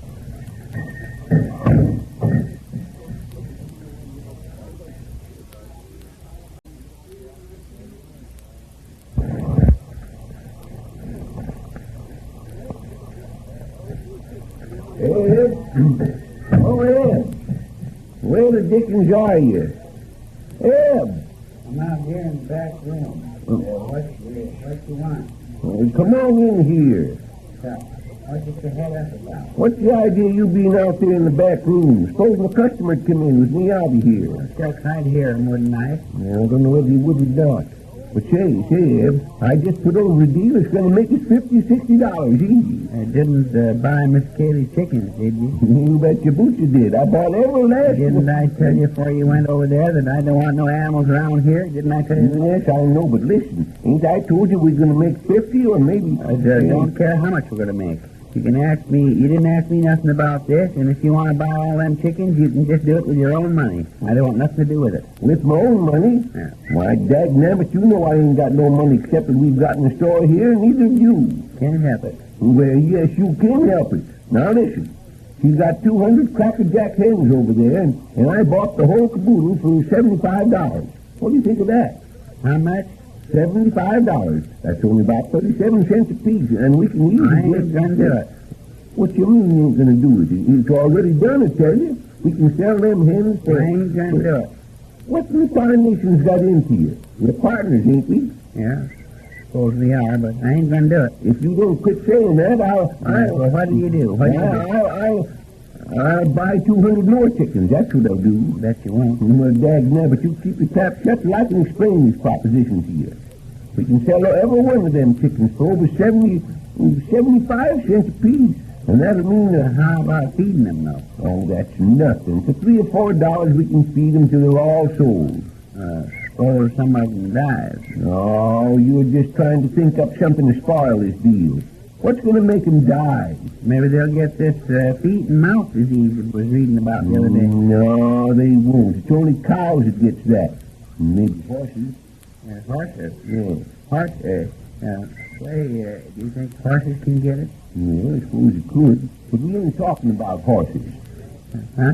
Yeah. Oh, yeah. Yes, that's right, ain't it? Yes, we ain't. Of course we ain't. We're talking about chickens. We can make 25 or 30 cents clear of every one of them hens, and that amount to... I ain't gonna do it. It's kind of son, you're just a stubborn old mule. You ain't got no sense at all. You don't know no more than... howdy, mister. Something you wanted? Just a little information, gentlemen. I'm Deputy Sheriff Barnes from Knoxville. From where? Knoxville. Have you seen Say, you must know a fellow there by the name of... Well, I've only been there 3 weeks. Have you seen a man around town today calling himself Jones? Why, no, I haven't seen him that I know of. What kind of looking feller is he? Oh, he's about my height, weighs about 160, red hair. What kind of suit did he have on? Well, last time he was seen, he was wearing a gray check suit and a black derby. What do you want to find him for? Horse stealing. Horse stealing? Yeah, he stole an old plug from a farmer up near Knoxville, and he's been heading in this direction. What'd the horse look like? He's a sorrel, white stockings in front, and a little swayback. Well, I guess it ain't the same feller, then. The horse I saw didn't have no stockings on at all. What's this? Have you seen a stranger around with a horse? Yeah, I saw one feller, but his horse didn't... Was it a sorrel horse? Yeah, but it didn't... Was it swayback? Yes, but it didn't... Did he have on a gray check suit? Yes, but the horse... And a black derby? Yeah, but the horse... Did he have red hair? Yes, but the horse didn't... And did the horse have white feet in front? Yes, but he wasn't wearing no stockings. That's the man. Why, when was he here, Eb? Oh, he come in here while you was over to Mrs. Cayley's, about an hour ago, I guess. Where is he now? Which way did he go? He's in New York. In New York? Why, he couldn't be, not if he was here an hour ago. That's where he said he was going. He took the 4 o'clock train. Well, of all the luck. Slipped through my fingers again. But I'll get him. I'll get him if I have to follow him to London. Where's the telegraph office? Why, it's over at the depot. You just go down the street, you come to railroad tracks and turn to your right. You'll see it from there. Thanks very much, gentlemen. I'll get him. I'll show him he can... Oh, I almost forgot. What did he do with the horse? He took it. He put it in the baggage car and took it with him. Oh, thanks. I'll get him and the horse, too. Goodbye. Goodbye. Yes, goodbye. Come in again sometime. Hey, I bet he does get him, too. He's a kind of determined-looking fellow, I want to tell you. Say, Zeb, how far is it to London? Why, it's going near 5,000 miles from here, I suppose. What do you care how far it is? Oh, I just wondered how long it'd take that sheriff to go over there and back, that was all. Oh, what's that to us? We got to get busy and fix up a place for them chickens. Mrs. Cayley's going to bring them over this evening as soon as her husband gets back with the truck. You might as well telephone her not to bring him. I won't do nothing of the sort. Here I go, I'll make a deal that's going to... Yeah, but what are we going to pay her with? Oh, what's the matter with you? I'm going to pay her with money, of course. Yeah, where are you going to get it? Why, in the cash register. Where'd you suppose you'd get it? There's nearly $85 in there, and that'll cover the... Not now, they ain't. What are you talking about? I counted just before we went over to Mrs. Cayley, so I'd know what I was doing. What? Why do you put... Peters, what have you done with that there? What incarnation is that, huh? What's the combination going on here? Peters, what's this horse doing in the back room? Horse. Well, what have you got to say for yourself? About what? About what? About what? Here I come back to find nearly all of our money gone and a horse in the back room. Just shoot him out of there. And you say about what? Why do you want me to tell you about the horse or the money? Both of them, son, you both of them. Where'd that swayback sorrel nag come from? Why, that's the horse that sheriff is talking about. I wouldn't be surprised if it was. Well, land sake, what you doing in our back room? I bought it. You bought it? Yeah. Why, dag-nabbit, Peters, that horse is stolen. You can't buy a horse that's stolen. Yeah, I know, but the feller didn't tell me he'd stole it. Of course he wouldn't tell you, you darn fool. I don't know what you... How much you pay for that old plug? Oh, he's a bargain, Zeb. I got 90% discount on him. 90% discount? Yes, sir. And any time you can get anything at 90% discount, it's a darn good buy. Now, ain't it? Yes, I suppose it is, but how much did you pay? $75. And the feller said his price was $750. $75? Yes. Why, that old plug ain't worth 75 cents. No, it ain't. Now our money's gone, and we can't buy them chickens, and all we got is a no-account stolen horse. And that's what I get for going and leaving you here to look after things. Yeah, but this is a racehorse, Zeb. He's won lots of money, and if we can... Racehorse, my eye. Well, he is. Well, I bet he can't even walk fast enough to get up a ladder. What'd you put him in the back room for? Well, he looked kind of lonesome standing out there in front, and I thought it wouldn't hurt him any. He can just be lonesome. You get him out there and put him in the barn. Oh, shucks. All right, but there ain't no hurry about it, is there? You see if you do it before you go home. What in tarnation are we going to do with him? Well, he's kind of out of condition now, Spec. We got to feed him up and get him in good shape again, I suppose. Good shape? Yeah. Good shape for what? Burying him? That feller said he's a racehorse. And he said I ought to feed him on... Hello, Bill. What do you want? Well, you want them 6 barrels of apples, what, Mr. Winterbottom? What? 6 barrels of apples? Yeah. What the deuce are you talking about? Well, I don't know. All I know is Eb telephoned over this afternoon and ordered them. Said they must be delivered today. What in tarnation you do that for, Eb? We won't sell that many apples in 6 months. Yeah, they're for the horse. For the horse? Have you gone plumb crazy? No, I ain't, but I asked that fella what to feed the horse, and he said applesauce.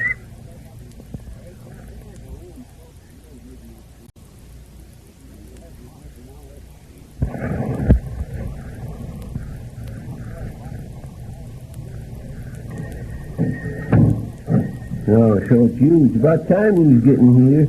You better get yourself an alarm clock. Shucks. I was up at 5 o'clock. 5? Well, then what in tarnation you been doing all this time? Been working, that's what I've been doing. Working? Well, you just listen to me, Ed Peters. You're a partner in this store, and when you feel like working, you can do it for the business. Got plenty of time on Sundays to do your own work. There's nothing to get head up about. I was working for the business. Yes, it looks like you're doing it. Getting here at 6:30 in the morning, most noon. What was you doing? I was looking after our horse. Our horse? Now, look here, young fella. You can just get that idea out of your head. You bought it, didn't you? Yes, but... And you didn't ask me nothing about it, did you? No, but I paid for it with... With what? That's just the point. What did you pay for that horse with? I paid for it with the firm's money, and that makes it half yours. It don't do nothing of the kind.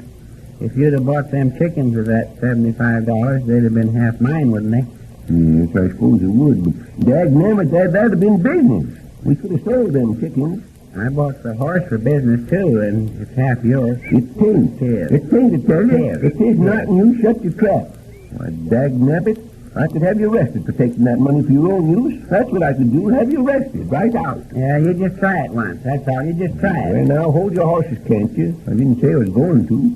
Besides, you'll likely be in jail soon enough anyhow. What for? I ain't done nothing. For horse stealing, that's what. I didn't steal it. It was that feller maybe not for horse stealing, but what's just as bad, for being one of these here accessories to it. Accessories to it? Yes. Accessories to what? Accessories to the horse. The horse, of course. Shucks. Horses ain't got no accessories. You must be talking about automobiles. Well, I ain't neither. I'm talking about this horse. It ain't one of them kind of accessories. It means you helped to steal it. That's what it means. I didn't. You did. I didn't. Ain't never been to Knoxville in my life. Well, don't make no difference. You got the horse, ain't you? You mean we've got it? Oh, there you go again. What you trying to do, get me in jail, too? I'm going to settle this right now, Ed Peters. Get me a sheet of paper and a pen. Well, what are you going to do? Yeah, I'll show you what I'm going to do. Go and get that paper. Oh, I am getting it. Sonny, time to get me into trouble on this thing. Here it is. Now, you sit down there and then write what I tell you. Why don't you write it? Because I want it in your handwriting, that's why. I'll put down, let me see, what was it? Oh, yes, put down, no man but these presents Go on, put it down. Oh, I am, ain't I? Which present you talking about? Oh, I don't know. Christmas presents, I suppose. What's the difference? Now put this down. I, Eb Peters, here is... You ain't Eb Peters, I am. Sunshine, don't argue about everything. Just put it down like I tell you. I, Eb Peters, hereinafter known as the party of the first part. I thought it was about time you was putting me first in something. Never mind about that. You got it down? Yeah. Well, then put the being of sound mind and body. What is this, a will? No, it ain't a will. It's just the way they write these things. You got that? I got it here. Now put down, do hereby certify that I... Now it sounds like a check. You just write what I tell you. Never mind what it sounds like. Do hereby certify that I bought the horse, hereinafter known as the party of the second part. What's the use of putting that down? Put it down. Oh, you got it there, huh? Now put down, of my own free will and without... There you go again about a will. You can just write it yourself. I ain't going to make out no will to nobody. Oh, it ain't no will, I told you. And you just are going to write this yourself. It would be no good if I wrote it. Say, of my own free will and without my partner, Zeb Winterbottom, knowing nothing about it. Go on, put it down. Yeah, we know that already. Well, maybe we do, but you're going to write it just the same. Got it? Yeah. Now put, therefore, the party of the second part belongs entirely to the party of the first part. Now, don't read the dead darn fast. What do you think I am, one of these here short-handed typewriters? You might be of some use if you was. You got that? Yeah. Now put, and if anybody has to go to jail over having the party of the second part, it will be the party of the first part and not my partner, Zeb Winterbottom. I ain't going to write it. You can just, you're just trying to get me put in jail. That's what you're doing. Oh, I ain't neither. I'm just trying to stay out of jail myself. You are going to write it, or I'll have you arrested for taking that money. You can just shoot yourself now. Sure. Don't give a feller no chance at all. Well, go on. Let's get it over with. I got that all down. All right now. You're the one that's wasting time. I'll put down, and furthermore, 90 days... Ain't putting me in jail enough? Put it down. And furthermore, 90 days from date or more, whenever I get the money... What money? You'll find out quick enough. Whenever I get the money, I promise to put back in the cash register the $75 I took out to buy the party of the second part. The party of the second part. Yeah. I got that down. Well, there you are. Now, what are you going to do with it? You're going to sign it, that's what. I ain't. You're all right then. Give me that phone book. I'm going to call the sheriff and have him come out. Just hold your horses a minute, can't you? Who are you going to show this to, supposing I do sign it? Yeah, I ain't going to show it to nobody unless I have to. All right, then. Well, I'll sign the darn thing. There you are. Must say it's a fine way for you to treat your partner. Yes, well, how about the way you treated me when you took our money and bought that horse? It's your horse, and I'll just keep this paper to prove it, that's all. Howdy, Professor Thistlewaite. Something you wanted this morning? Why, yes. Loaf of bread, please. Well, how are things going with you? Oh, pretty good. Can't complain. Is that all? Anything else? That's all this morning. Thank you. It's a nice day, ain't it? Oh, Professor Thistlewaite, you know something about the law, don't you? Why, of course I have never made a complete study of it, but I'm pretty well versed in the basic principles of the law. Well, I've just been wondering, of course it ain't never happened, so far as I know, but I've just been wondering. Yes? I've just been wondering... That's 3 times you've been wondering now. Go on, that's Professor, what you want to know. It's kind of hard to say, but what I want to do is... I've just been, supposing Zeb here was to steal a horse, or steal an automobile... And you just leave me out of this. Yeah. Suppose somebody steal an automobile with accessories, and he'd come along and sell it to me or to you, and it was a stolen automobile with accessories. What I was wondering was, could they put you in jail for buying it? Well, you see, when anyone buys a second-hand automobile, he should get with it a certificate of ownership, so that there will be no question about it. Yeah, but supposing it didn't have no certificate of who owned it, supposing it was a horse, or supposing it was a cow. Well, one should never buy anything of that kind without knowing the seller. Yeah, I know, but supposing you didn't know him. I wouldn't buy unless he could establish his ownership without question. Yes, but suppose you didn't know about that and you bought the horse or the cow, bought the cow anyway. Could they put you in jail for it? Well, I would say that a man in possession of a stolen, shall we say, cow, could not be put in jail ordinarily. You see, Zeb, you think he's so darn smart. Unless he knows that the cow is stolen. Too smart now. Well, thank you, Professor. I just wonder. Of course, I don't know of anything like that happening, but I just wonder. Well, I was getting home. Some writing to do. Well, good morning, gentlemen. Good morning. So long, Professor. Yes, coming in sometime. Shucks, now what are we going to do? What are we going to do? You mean, what are you going to do? Ain't you going to help me at all? Well, I might give you a little advice if I can think of any. Flash it. Well, how are you going to... Oh, drat that phone just when I get settled down. Hello? Yes? No, I'm his partner. Yes? You don't say. No, we ain't seen him. When? Tomorrow? Yes, we'll do that. Goodbye. Who was it? You better get started with your camouflaging right away, young feller. That was the sheriff that was here yesterday, and he found out the horse wasn't on the train at all. Well, what's he going to do? He's going to come back here tomorrow and look for it. And Ed, yeah, you better camouflage yourself, too.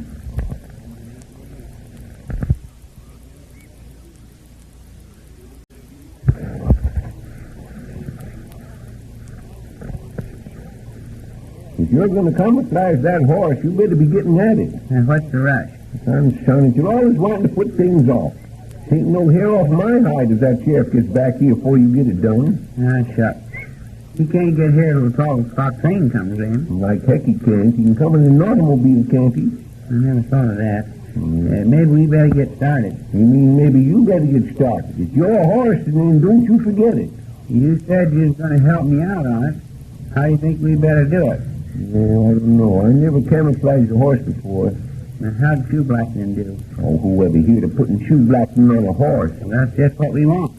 Something the sheriff never heard of. Yes, but suppose we rub the horse a little, the blackening come off in his hands. We gotta get something better than that. Maybe we could use stove polish. Yeah. Oh, daggone nabbit there. We gotta find something to stay on.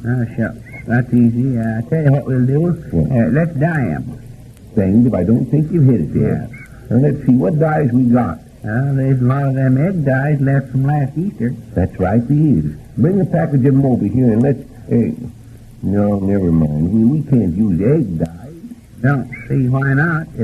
We got them in all colors, and they don't color. Use your head. The horse ain't got no shell, has it? Yeah, that's right.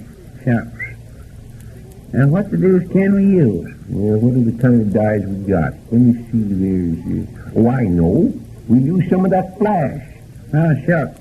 We can't use that. It's for wool things. Well, what if it is? Wool's hair, ain't it? Darn if I know. I thought it was... Well, of course it is. It's sheep's hair. Go get a package of that flash and let's get started. Which color we better use? Let me see. He's sour now. We want to use something to make him look as much different as possible. Maybe black would be the best. Yeah, get a package of that black flash. Do you think one package would be enough? How can I tell? I read the directions. Bring it over here. Come on. Being such a goddamn rush. Ain't found the black yet. Guess we're all out of black. Oh, shucks. Well, we'll have to use something else that's dark. Now, how about this navy blue? Well, I guess that'll do. Bring a package of it over here. So this ought to make him look pretty darn good. Well, can't look no worse than he does now. Let me have that. Where the deuce is the direction? Oh, yes, here they are, on the back. Let's see, it says a cake, pen cent size, will dye 2 yards in medium material. Less material will require less flash. How many yards is a horse? How do I know? We've got to measure and find out. All horses ain't the same size as they. No, they're not. Of course they ain't. Get the yardstick and we'll go out in the back lot and find out how many yards he is. And you better get another package of that navy blue flash, too, just to be on the safe side. Looks like I gotta do everything. What are you gonna carry? Well, I bring the paper and pencil to do the figuring. Sure. Now, come on, I got the yardstick and the flash. No, dag nabbit, I'm coming. Wish you'd never bought that dang horse. You better leave that door open so we can hear the bell if somebody comes in. And do you suppose that sheriff will really come back? That's what he said in the phone, ain't it? Yeah, I know, but he's got a right to change his mind, ain't he? Well, I suppose he has, but I bet he comes just the same. Didn't he say he'd get that horse thief the horse if he had to follow him clear to London? Why didn't he go to London then instead of coming back here? Oh, quit your arguing. Look at that horse. Laying fast asleep right in my geraniums. Come on, get up out of there. Son. Show you Get up there, you dad-darned old fool. Go on, get up out of that geranium bed. Fine racehorse you got. Get up there. Get up. Laying around like that all day. Maybe he's resting up for a race. Come on now. Come on, get up there. Resting up for a race? What race? Oh, I don't know any race. Stand still, will you? Where will I tie him? That post right there will be all right. Give you room to get all around him. Stand still, I tell you. Want to step on my feet?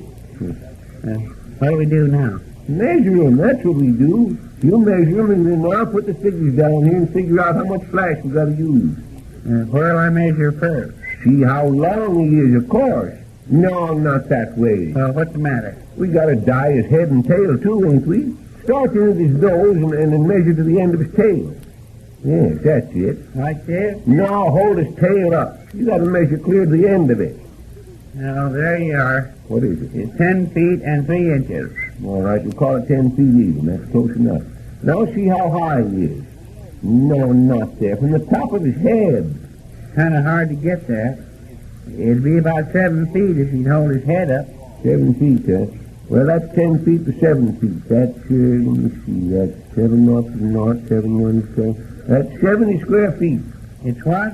Square feet. 70 square feet. Nah, shucks, you're crazy. There ain't no horse that's got 70 feet, and besides, they're not square, they're round. Oh, dagnabbit, I'm not talking about horses' feet. Keep your darn trap shut till I get this figured out. Let me see now. There's 9 square feet in the yard, and there's... Whose yard? Sunshine, it's nobody's yard. It's a yard of cloth.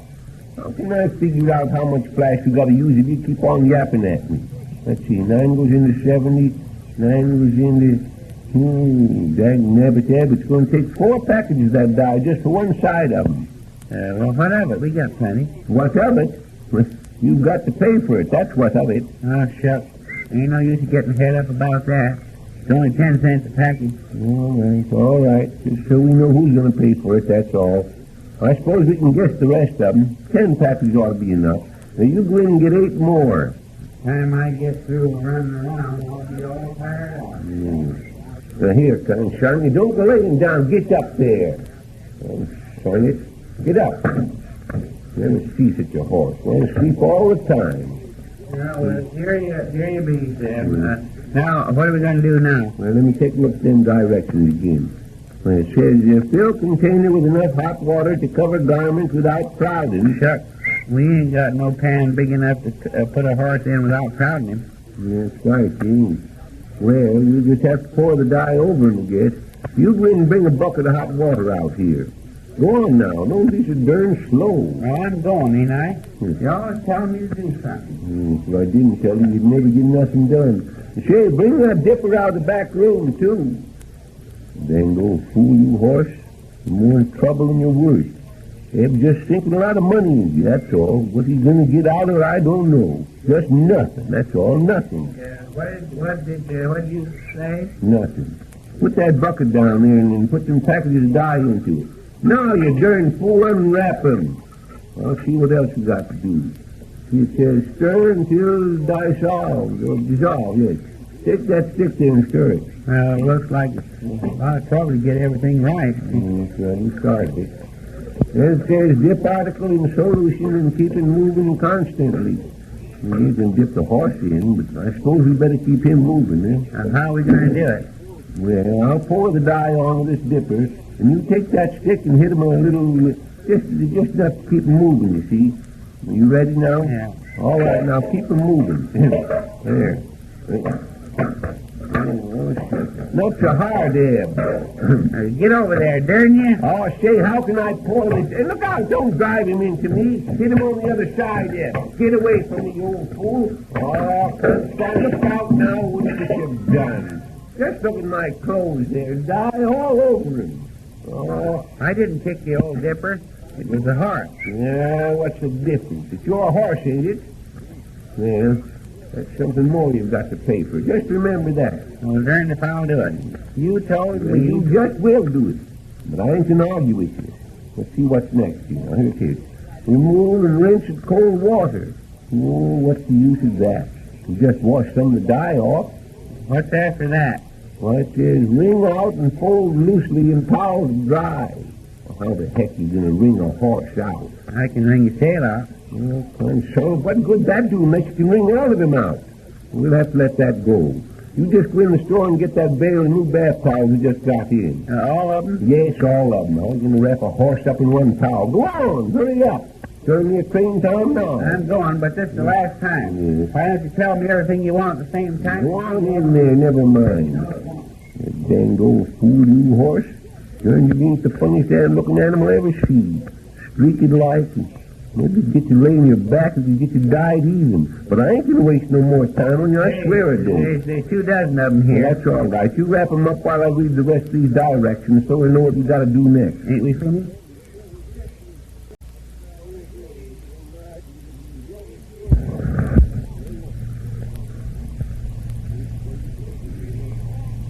Why do you suppose that sheriff didn't come yesterday? No, I didn't know. Maybe he missed the train or had a blowout or something. But I bet he showed up today all right. Yeah, what makes you so darn sure? He said he was coming, didn't he? Yeah. From the looks of him, I bet he's just the kind of man that'll do what he says. Don't know what he has to hang around here for. Oh, dagnabbit, you know what he's coming for. He's looking for that horse. How is he looking this morning? Yeah, he looks kind of funny. Looks more like a zebra than a horse. That's because he wouldn't stand still while I was pouring the dye on. Do you think the sheriff will know him? It'd be a darn good thing if he did. The old plug ain't good for nothing. With all this money you're spending for apples and dye and everything, it'd take you all your life to pay back what you'll restore. You ought to have more sense, Ed.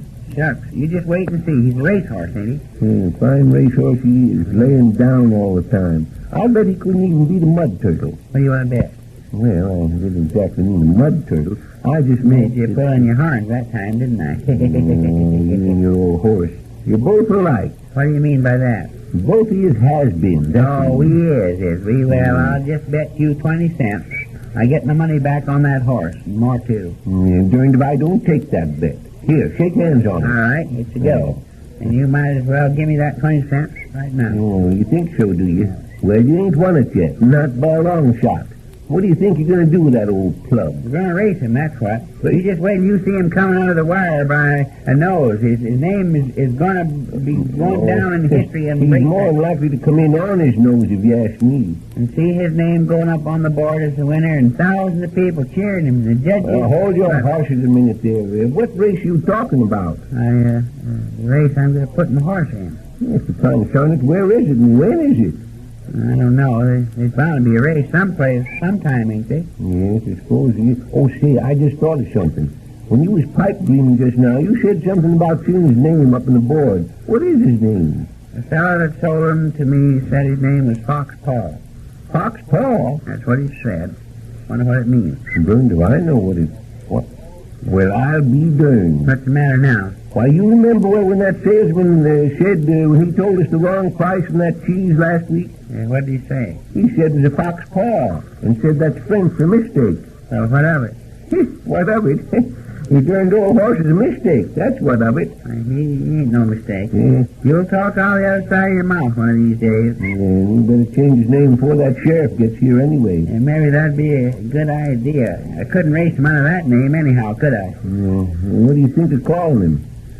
Ain't thought nothing about it. Yeah, you better be thinking about it. Let me see. What would be a good name for him? Well, how about calling him Roaring Flame? Roaring Flame? Yeah. The way he's acting sleeping fire would be a lot better. Anyhow, he's Navy blue, not sorrow. Maybe we could call him Pride of the Navy. Pride of... Oh, you darn fool. Don't you know there's no horses in the Navy? Ain't they? No, they ain't. You got to think of something better than that. Well, you're so darn smart. Why don't you think of something? You better quit your yapping or will. Say, here's a good one for him. Galloping Ghost. What's that? Galloping Ghost. He's a football player. I don't give a darn what he done. My horse ain't no ghost. You can just think of something else. Seems to me they're dang particular about his name, old bag of bones. Let's see. Let's call him Put and Take. Put and Take? Yeah. What in tarnation you want to call him that for? 'Cause he'll put his front feet down ahead of the hind ones and take the prize. No, you can't name a horse nothing like that. Never heard of... Oh, now, who do you suppose that is? Maybe it's the sheriff. If it is, you tell him I'm not here. Hello. Oh, hello, Hector. Hi. Where you been the last 2 or 3 days? Hiding from the buns. Why, they left town the next day after the statue was unveiled. Yes, Iona was looking for you. No, they said they wasn't coming back at all. Where are you now? Squidville? Yes, it's perfectly safe for you to come now. Yes, drop in when you get back. Ed's bought a horse. Oh, I don't know. He says it's a racehorse, but looks more like a clothes horse to me. Yes, you can see it when you get back. All right. Goodbye. What Hector want? Why, he want to know if the buns are still here. He's been hiding out over to Squidville ever since the statue was unveiled. And what do you do that for? He said he's afraid they'd make trouble for him. He'll be back tomorrow. He said he'd like to see your horse. There ain't nothing to keep him from it, is there? No, who said there was? You're getting dang touchy since you bought that horse. You thought any more names? Yeah. One more. How you like Greasy Lightning? It ain't Greasy Lightning. It's Greased Lightning. But you can't use that. There was a movie with that kind of a name. What difference does that make? Just what I was going to tell you. It's copyright. It's what? Copyrighted. Copyright. Did someone say it was copied wrong? No, they didn't. It ain't got nothing to do with copying. What does it mean, then? It means you can't copy it. That's what it means. Shucks. You're crazy. Now, look here, Reb Peters. I just ain't crazy. And if you keep on... Why are you contradicting yourself for, then? Well, I ain't contradicting myself. I was just about to... You are. First you said it ain't got nothing to do with copying, and then you said it means that you can't copy it. Well, what's the use to explain anything to you anyhow? Say...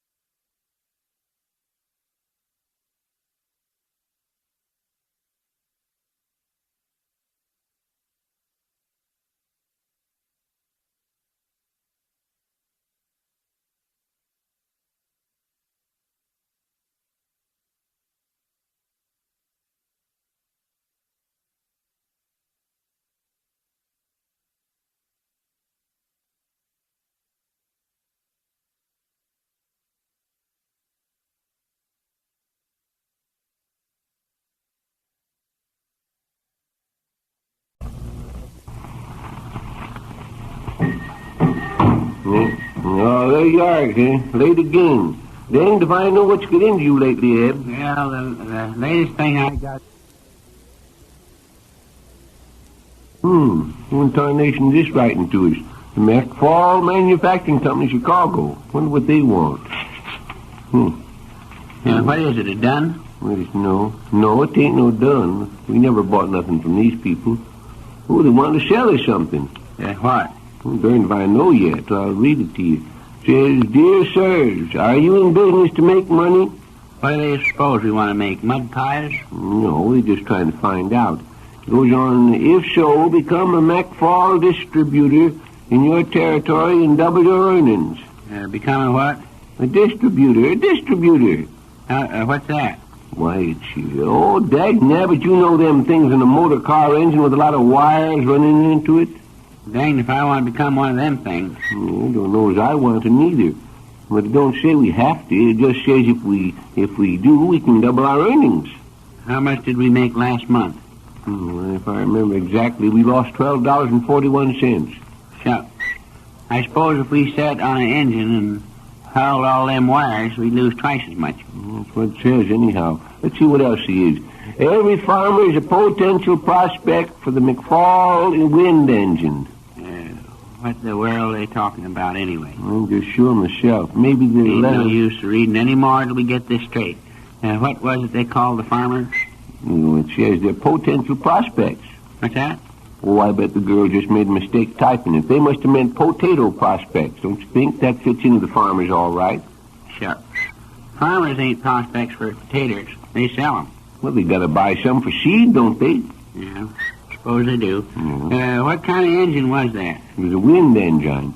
That must be what we're supposed to set on and hold the wires instead of a motor car engine, eh? Well, that ain't much better. Well, what do you mean it ain't? Wouldn't be near so hot. Maybe not. What else do they say? Let's see. Well, yes. McFall harnesses nature. Sure. I know what they're after. You do you? Yes, I do. They've heard I bought a horse, and they're trying to sell it some harness. Oh, it don't mean nothing of the kind. How do you know about the horse? You're so darn smart. What does it mean? Why, it means it's a kind of... No, you wouldn't understand it anyway. Let's see what else he is. The wind brings electricity into your home. Must be selling lightning rods. No, they ain't. That means if the wind blows hard enough, it'd blow the electric wires right into the house if you left the windows open. Yeah, sure. Who's going to leave the windows open when there's a storm? Darned if I know. Maybe it tells you in the letter. That don't. Well, let's see anyway. Says, the McFall wind engine will bring the city to the farm. It'll do what? Bring the city to the farm. The farm. Which city? Well, you don't say. Maybe you can pick out whichever one you want. Whose farm? Well, I suppose to any farmer that'd buy one of these here wind engines. Sure. The whole darn thing's a fake. That's what it is. Oh, it ain't a fake. This must be a big company, and they wouldn't It is too a fake. Ain't no engine ever been made that's big enough to move a city out onto a farm. Might as well throw that letter in the trash basket. Well, I just won't throw it in the trash basket. Anyhow, not till I see whether we can make any money out of it. I'll tell you it's a fake, Zeb. Shut up your trap, will you? Let's see. They say, why burn kerosene? Let the wind illuminate your home. What do they mean by that? Oh, concern, can't you understand nothing? It means if you've got an old house you want to get rid of, instead of using kerosene to burn it down, you can let the wind eliminate it. It'd take a pretty darn strong wind. Well, that's what the wind engine's for, to make the wind. Oh, shucks. If they think we're going to buy one of them engines just to blow houses down, they're crazy. Yeah, it's just kind of funny way to double our income, all right. And then they say, sold on easy installments. We carry the paper. There you are. I told you the fake, didn't I? What are you talking about? If they're such a rich company, why are they out carrying papers for a living? Oh, it don't mean that. What does it mean? It means that if you buy one of these engines on the installment plan and you... Yeah, that's what you... Yeah, but what's that got to do with carrying papers? Just keep still and I'll tell you. After you've signed the papers, they carry them back to their office. See now? Why in tarnation didn't they say so then? Nothing but a darn fake, the whole thing. And I ain't going to listen to no more of it. Well, where you going? I'm going to take my horse for a walk up the road a piece. I got to keep him in good condition. Well, you'll be back here in a half hour. Darn if you're going to waste all your time in that nag. Let's see now. I wonder just what this letter does mean. He'd like for Dickens to pass up any chance to make money. Maybe Professor Thistlewaite could help me. Oh, lame. Just when I get settled down here, always somebody calling up. Hello? Yes, this is Zeb. All right, just wait a minute, I get a pencil. Now, what was it you wanted? Cocktail sauce? No, we ain't got none of that. We got some oxtail soup. Won't do, then. Well, I'm sorry, we ain't got that either. Goodbye. Always wanting something we ain't got. Oh, well, I'll be glad doing. How be you, Hector? Never was better, Mr. Winterbottom. Never was better. That's fine. My vacation did me a world of good. A world of good it did. I thought you was hiding from the buns. Why, Mr. Winterbottom, you amaze me. Hector Q. Smith hiding? Well? Don't repeat that to anyone else. And don't anybody else at all. Never let it be said. Yes, but wait a minute. Didn't you tell me over the phone yesterday? What I said over the phone has no bearing on the matter, Mr. Winterbottom. None at all. Why don't you know a man says things over a phone that he wouldn't think of saying face to face? Don't you know that? Yes, but I thought... So we'll consider the matter closed.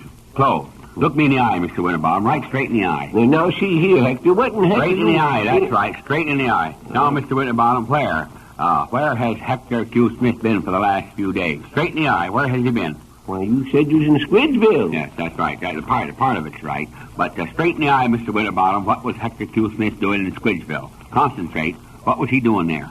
Well, I guess you was taking a vacation. At least that's what you said. That's right, Mr. Winterbottom. Absolutely right. Now, once more, what was I doing in Squidville? Oh, kind of shining, Hector. What's all this darn foolishness you're trying to... Answer the question, Mr. Winterbottom. Answer the question. Oh, dad-nabbit, you was taking a vacation. Fine. Mr. Winterbottom, in fact, it's perfect. Well, now that we've got that settled, how'd you find things over in Squidville? Very quiet. Yeah? Very quiet indeed. Quiet. In fact, it was so quiet you could hear a bed tick. You could hear... Oh, Dad, burn you, Hector. You're starting in again. I meant how's business over there? Why, it's absolutely awful, Mr. Winterbottom. Awful. Yes? It's so bad that even the keys are going in the hole.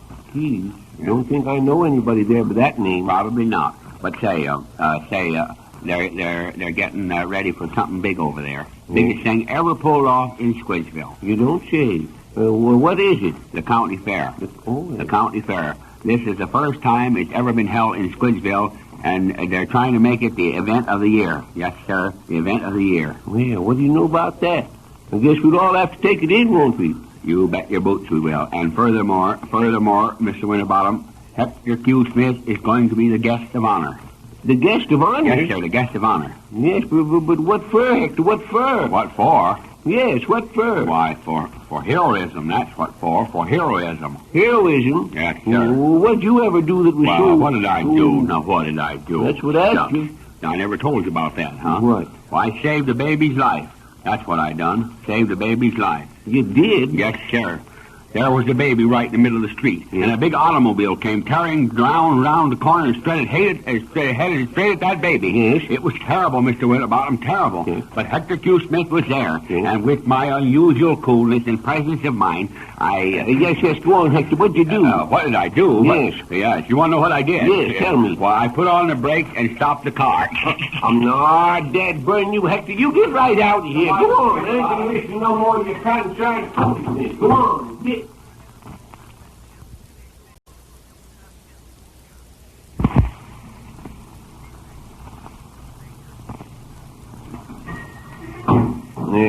Say, now you looky here, Ed Peters. I'm getting that darn tired of you coming down the store late. That darn tired of it, tell you. Enough to make a fella sick. Yeah, shucks. Staying in bed all hours of the morning, letting me open up and do all the work. I'm sick and tired of it.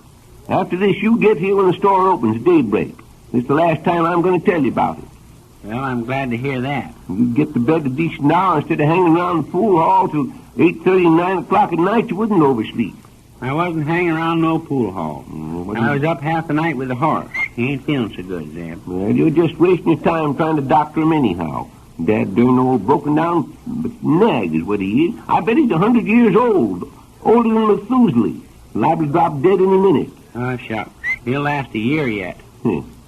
Well, he will. How do you know he will? Because 3 horse doctors told me he had 4 months to live, and that makes a year. Yes, well, never mind about the horse. Get busy and sleep. He was pretty darn sick last night, though. I got a bottle of medicine for him, and that's why I'm all tired out. How do you mean that's why you're all tired out? Well, the label said give a teaspoonful every hour and shake well. And I'll tell you, after you shake a horse every hour for 8 hours, it sort of gets you tired. Oh, you darn fool. You wasn't supposed to shake the horse. You shake the medicine. The medicine. And anyhow, a teaspoonful wouldn't do a horse no good. What kind of medicine you give him? Some of that cough medicine up there. What? Why, that cough medicine ain't no good for a horse? Tis. It ain't. Tis. It says so right on the label. It says it's good for horse throats. Oh, of all the dead darn... Say, listen, grab that broom there. He's feeling a lot better this morning. He's full of pep. Yes, I'll bet. Just more skitting around and acting crazy as a loon. I tied him out for a spell out back of the store, and he kicks so high he busted the window in the back room. What, busted the window? Say, now, look here. I've had enough of that consigned horse running around here. I don't want to see hiding a hair of him again. Busting windows. Oh, shucks. He didn't bust it much, just on the outside. Well, I don't give a darn how much he busted. You keep him away from here. Hitch him someplace else. Keep your shirt on. I did hitch him someplace else. You're all right. What's more, I don't want to... I hitched him over in front of the fire department. That's a good place. Well, just keep him there. In fact, there's a sign out in front that says, fine for hitching horses. That's funny. I never see anybody hitching a horse there. But if that's what the sign says, I reckon it's all right. Yeah. I wanted to hitch him close so he'd be handy when I start to make deliveries. See, I'm going to ride him. You look a sight riding that horse. And I bet you'll figure you're Paul Revere or something. Figure I'm who? Paul Revere. Paul Revere. Land of Goshen. Ain't you never heard about Paul Revere and his midnight ride? And you know why he rode at midnight? Because it was easier than walking. Yes. No, to save the country. That's why he done it. You see, the idea was he had to stand on the bank of a river and watch a church tower. Why? Was he afraid somebody'd steal it? No, of course he wasn't. He stood there and watched the tower so he'd know when it was 12 o'clock. Just a dad-darn clock watcher, huh? No, he wasn't no clock watcher. There was no clock in the tower. He was a whistle listener. Yes. No, he wasn't listening for no whistling neither. He was waiting for the signal to start his ride. He had his horse all saddled and one foot in the stirrup. And the horse's foot? His own foot. He put his foot in it. It must have been kind of messy. Messy? Well, how do you mean? Putting his foot in the stirrup. Not syrup. Stirrup. That's where you carry your feet when you're on a horse. Well, he was all booted and spurred and ready to... He was what? Booted and... Who booted him? Oh, nobody booted him. He had his boots on. Boots and spurs. Spur in each foot. On each boot, you see. And they wear pretty quick. What do you want 2 spurs for? To start the horse. To start the horse, of course. You got to have one spur for each side of the horse, don't you? Sure. You start one side of the horse and the other side will go along, too. Yes, well, now just keep your trap shut. But then let me learn you something. Go ahead. I ain't saying nothing then, mate. Well, pretty quick he got the signal. And he jumped in his horse and started out to give the alarm and wake people up. I should think it'd been a lot easier for him to get alarm clock. Oh, it wasn't that kind of alarm. Don't you know what he said when he rode up to a house and knocked? Said he was a Fuller brush man. No, he didn't say he was a Fuller brush man. He'd tell him about the redcoats. Yeah, well, any fellow that'd wake me up at midnight and try to sell me a red coat, he'd get a punch in the nose. He wasn't selling red coats. That was the British soldiers. They called them red coats because that's what they wore. And they was a-coming to capture the country. But Paul Revere warned everybody and the country was saved. And so they give him 3 cheers and a tiger. Well, what'd he do with the tiger? Well, I don't know what he done with it. Put it in the circus, I suppose. Answer the phone and don't ask so many darn fool questions. Well, why don't you answer it? I got to sweep out. You can sweep out afterward. Now go ahead and answer it. Shucks. Well, this end's ready. Yes, Miss Newbride. Just a minute, I'll ask Zeb. Say, Zeb, Miss Newbride wants to know if something's good to put on bread. Oh, how do I know? Tell her to use her head. Hello, Miss Newbride. Say, put your head on it. Now, hold on, I don't mean that. Tell her jelly, honey, or butter. Hello, Helly, Bunny, and Jetter. Oh, wait a minute. Jenny, Honey, and Benny. Hello, Johnny, Betty, and Bunny. No, you're doing... Hello, fool. Benny, Betty, and Bitter. That's wrong. Oh, Bonnie, Beanie, and... Hello. Oh, shucks. she must be crazy. Yeah. Hung up right while I was talking to her. Oh, here, take her a jar of jam. Well, why can't she wait till I make the other delivery? She's in a hurry. Now go ahead and take it. Go on there. Oh, shucks. Go on out of there. And don't drop that jam and bust it neither. Sunshine it. Don't bust it. What was that? What was that? Oh, I wasn't talking to you, Hector. I was talking to Eb. Where'd you get all the flowers? Oh, these flowers? Yeah. I borrowed them off a fellow. I'm going to put them on my statue. Well, you better be mighty careful taking flowers. I want to tell you that. Well, shoot. He'll never miss them. How do you know he won't miss them? Because he's dead. Yes, well, now, you just... Say, you know, I was telling you about the county fair that they're going to have over in Squidgeville soon. Yes. I think I'll put some entries in that fair. What kind of entries? Cows. You know, Mr. Winterbottom, I used to raise prize cows. Yes, I bet you did. Yeah, I did. Why, I used to have a cow worth $1 million. What? And this yes, cow... well, what become of your cow? Yes. Under the circumstances, I think that's quite correct. Well, this cow... I said, what'd you do with the cow? What become of her? Oh, what become of her? Yes. Oh, yes, I see. She was run over by a train. Well, this cow... Killed by a train, huh? You mean she was on the track and the train run over her? No, she wasn't on the track. The train chased her into the barn. You never had a cow in your life, Hector Smith, and you know it. Oh, is that so? Yes, that's so. Well, that just for your information, my partner and I had the largest cattle ranch in Texas. Why, I punched cattle for years. Yes, sir, punched cattle for years. Why, I punched cattle so long that all the cattle on the ranch were punch drunk. Oh, say. Every fall, my partner and I would go out on a big roundup. And let me tell you something, Mr. Winterbottom. Let me tell you something. A roundup in Texas in those days was no child's play. No, sir. Because the country was infested with wild grumpuses. With what? Wild grumpuses.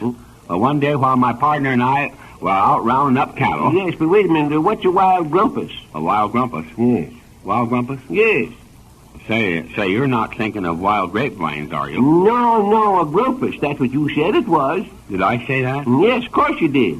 Well, then that's what it is. One day while my partner... What is it? What is a grumpus? Oh, well, Mr. Winterbottom, a grumpus is a very ferocious animal that lives on cigar butts. What? A very ferocious animal is it. One day, my partner and I ran square onto a grumpus. You don't say. Yes, sir. We were chasing a cow and we ran square onto a grumpus. We got there just in time to see the grumpus make a pass at the cow. A terrific pass. Yes, my partner made a pass at the grumpus. Yes. Then I made a pass. Yes. Then the cow bid 2 spades, and the dummy was the king of hearts. The 10 of spades. Hold on. What in tarnation you talking about? Don't tell me. Let me guess. What about the grumpus?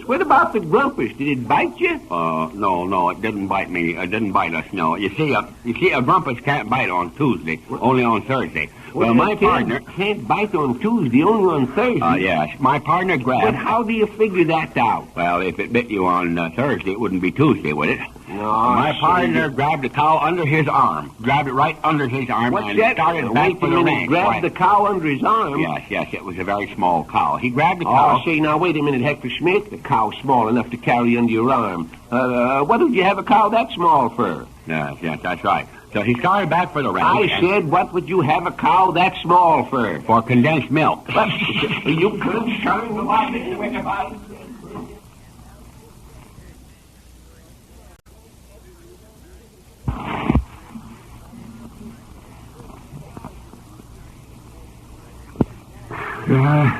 Turned to find tired out, Eb. Must have been 20 customers in here since we opened up. What tires you out is talking to them. I do all the work. Yes, you do. Well, I do.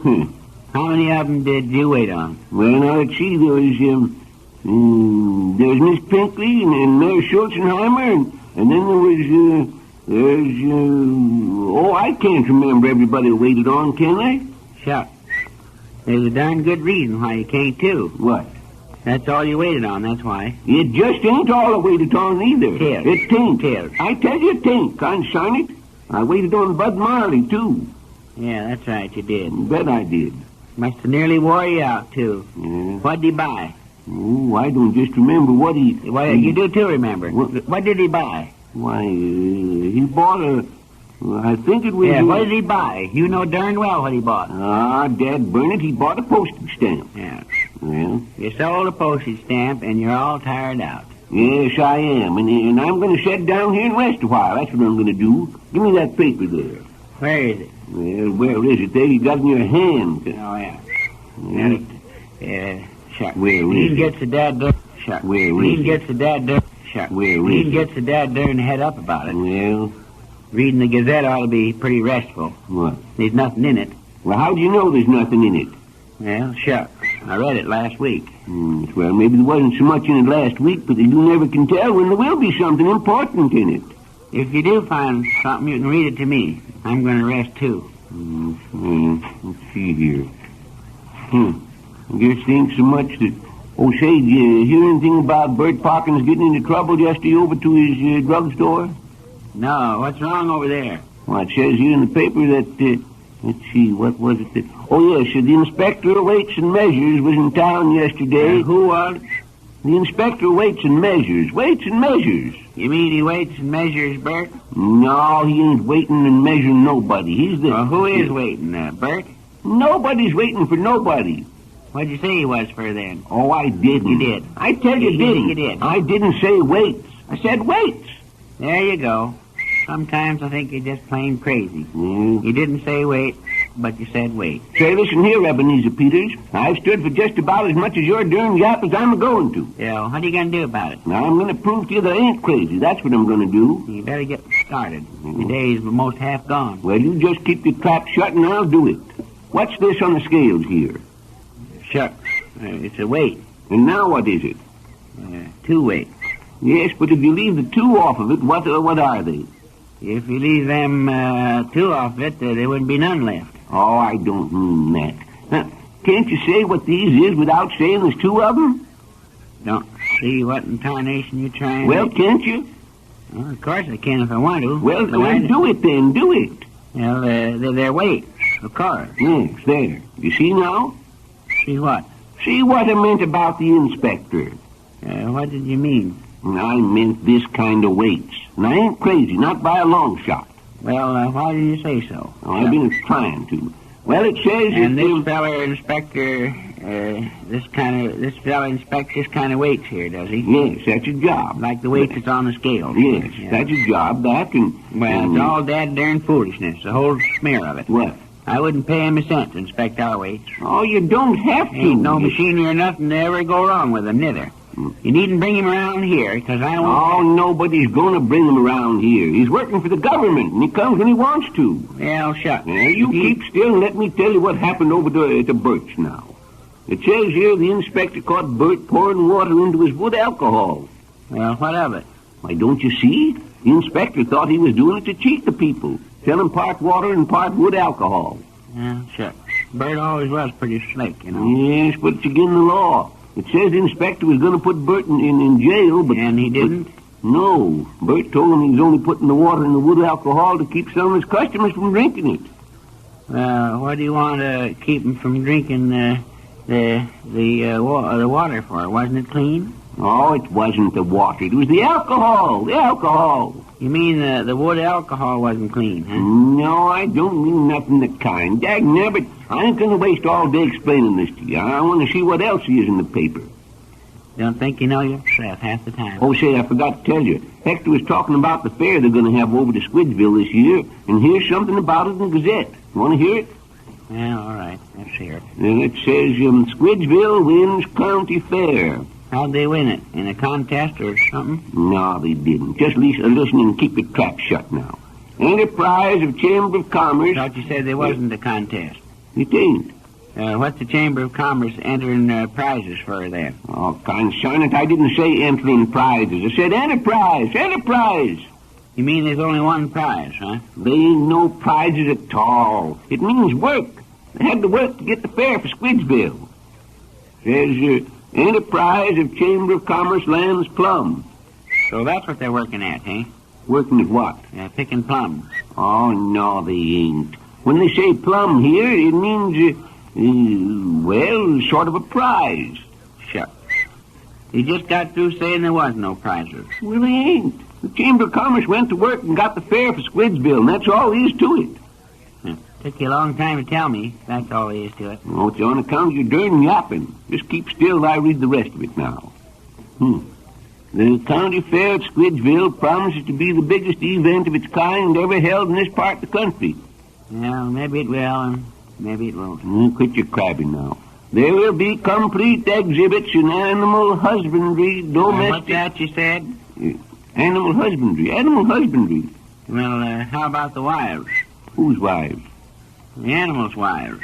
You going to leave them out? Oh, it don't mean that at all. It means... what is it then? Why, it just means that the husbands have to take care of the animals that's shown at the fair, of course. You wouldn't expect the women to do that, would you? No, suppose not. What else does it say? Complete exhibits in animal husbandry, domestic science, domestic what?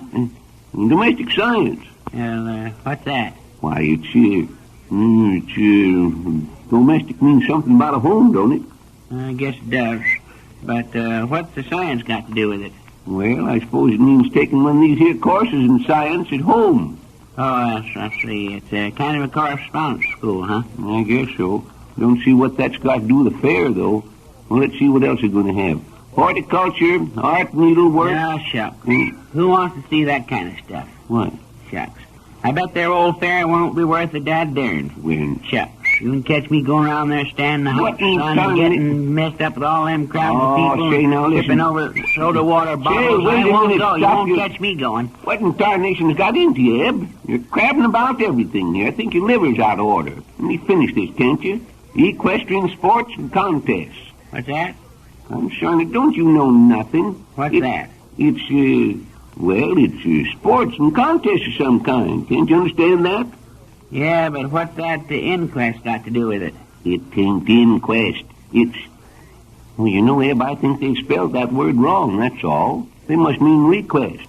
Everybody's requested to take part in the sports. I bet it ain't that at all. Well, it just is. You just give me that dictionary and I'll prove it to you. You always have to look up everything in the dictionary. Yeah. Shucks. You ain't so damn smart after all. You just keep your trap shut till I find it here now. Yes, well, come on, hurry up here. Never find out what it's about. Let's see. EQ... Oh, here it is. Yes, equestrian, performing or racing with horses. What did you say? Racing? Yes, that's what it says here. Why, that means then that they're going to have horse races over to the fair, don't it? I suppose it does, but what of it? Thought you said you wouldn't go to the fair. I didn't say nothing of the kind. You see, I've been intending to go all the time, Zeb. Yeah. It's going to be bigger than the Chicago Fair. What? Don't you see, Zeb? They're going to have horse races. Well? Yeah, they're going to have them running there like the dickens. And my horse is going to win every dad-darn race they have. Whoopee!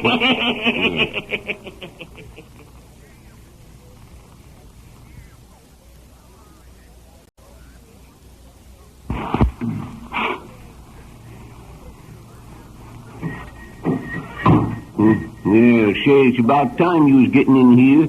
Suppose you've been babying that dad-darn horse again, eh? Well, shucks. You know what's the matter with you, don't you, Zeb? The matter with me? Yeah. Why, dagnab your hide, ain't nothing the matter with me. You're just jealous 'cause you ain't got no horse to put in the race yourself. Oh, you ain't no such thing. You are, too. I ain't, you tell you, I'm not. Then why was you always crabbing about my horse? Because he's a no-good, worthless, broken-down nag, that's why, and sway back besides. Shucks. You wait till he wins this race, and he'll be a horse of another color. Now, looky here, Eb Peters. If you think you're going to get me to help you dial that horse again, you're crazy, that's all. Crazy. Oh, don't get head up about it. Well, I ain't going to help. Shucks. I don't want to die him again. He looks pretty darn good the way he is. Then why are you talking about another color? Oh, I just heard somebody say that expression once, and I thought maybe in the race he'd get head up and sweat that navy blue color off of it. Yeah, there ain't no danger of that. He'll never run fast enough to get head up. Huh. Yeah. How about the day the sheriff was here? He ran fast enough then, didn't he? Yes, but that's just 'cause he sat down in that beehive. Reckon you'd run too if a whole hive full of bees was trying to use you for a settee. Yeah, suppose it would. Say, I just thought of something. What? What was it? Where did it hurt you most? Don't be so darn smart. Yeah. I bet you couldn't have thought of this idea in 100 years. Well, what is it? What is it? I'm going to take a hive of bees with me when my horse goes into that race. That's what I'm going to do. Oh, what in tarnation you want to do that for? So he can sit down on it just before the race starts. That's why. That's just like you. Always thinking up smart ideas. But they won't work. That's the trouble with them. They won't work. Well, this'll work. Like heck it will. Why, them officials over there never let you take a beehive out on the racetrack. Don't you know that? Shucks. Never thought of that. Told you it wouldn't work. Well, you don't need to rub it in. I'd burn if I don't do it some way. Bees is what makes him run, you know. And bees is what he's going to get. Oh, dagnabbit, I don't want to hear no more about it. You couldn't win no race with that old nag if you had 1,000,000 bees. Oh, say, Eb, get me the Gazette over there in the counter, will you? Be dead darned if I'll do it. You talk about my horse that way, you can just get the old Gazette yourself. Oh, well, now, I didn't mean to hurt your feelings none. Maybe I did say something that... Oh, go on, get me the paper, Eb. My corn kind of hurts me this morning. Yeah, sure. You can think up more darn things for a fellow to do. Well... Probably there ain't much in the Gazette nohow. Here, take it. Well, even if there ain't much in it, we pay for it, and I suppose we got to read it, don't we? We only pay for it once. So I suppose if one of us reads it, that's enough. Yes, I suppose it is. Hey, look, here's a piece about the way one of them fellas is training for his boxing match in New York next month. About what? About the way he's training. Oh, you mean he's going to New York by train, eh? No, I don't mean nothing of the kind. It means when what he does to get in good shape for his fight. You mean so he can win? Of course. So he'll have a chance to win anyhow. Kind of like getting a horse in good condition for a race, ain't it? Well, yes, I suppose it is. What does it say? Read it to me, Zeb. Read every darn word of it to me. Kind of interested now, ain't you? Well, it says, arising at 5:30, he dons a heavy... And what does he do at 5:30? Arises, gets up. I always said them prize fighters have an easy time of it. Well, maybe they don't get to bed till 9 or 10 o'clock, you know. Arising at 5:30, he dons a heavy sweater and does his road work. Who's he working for, the county? No, he ain't working for nobody. Well, nobody except himself.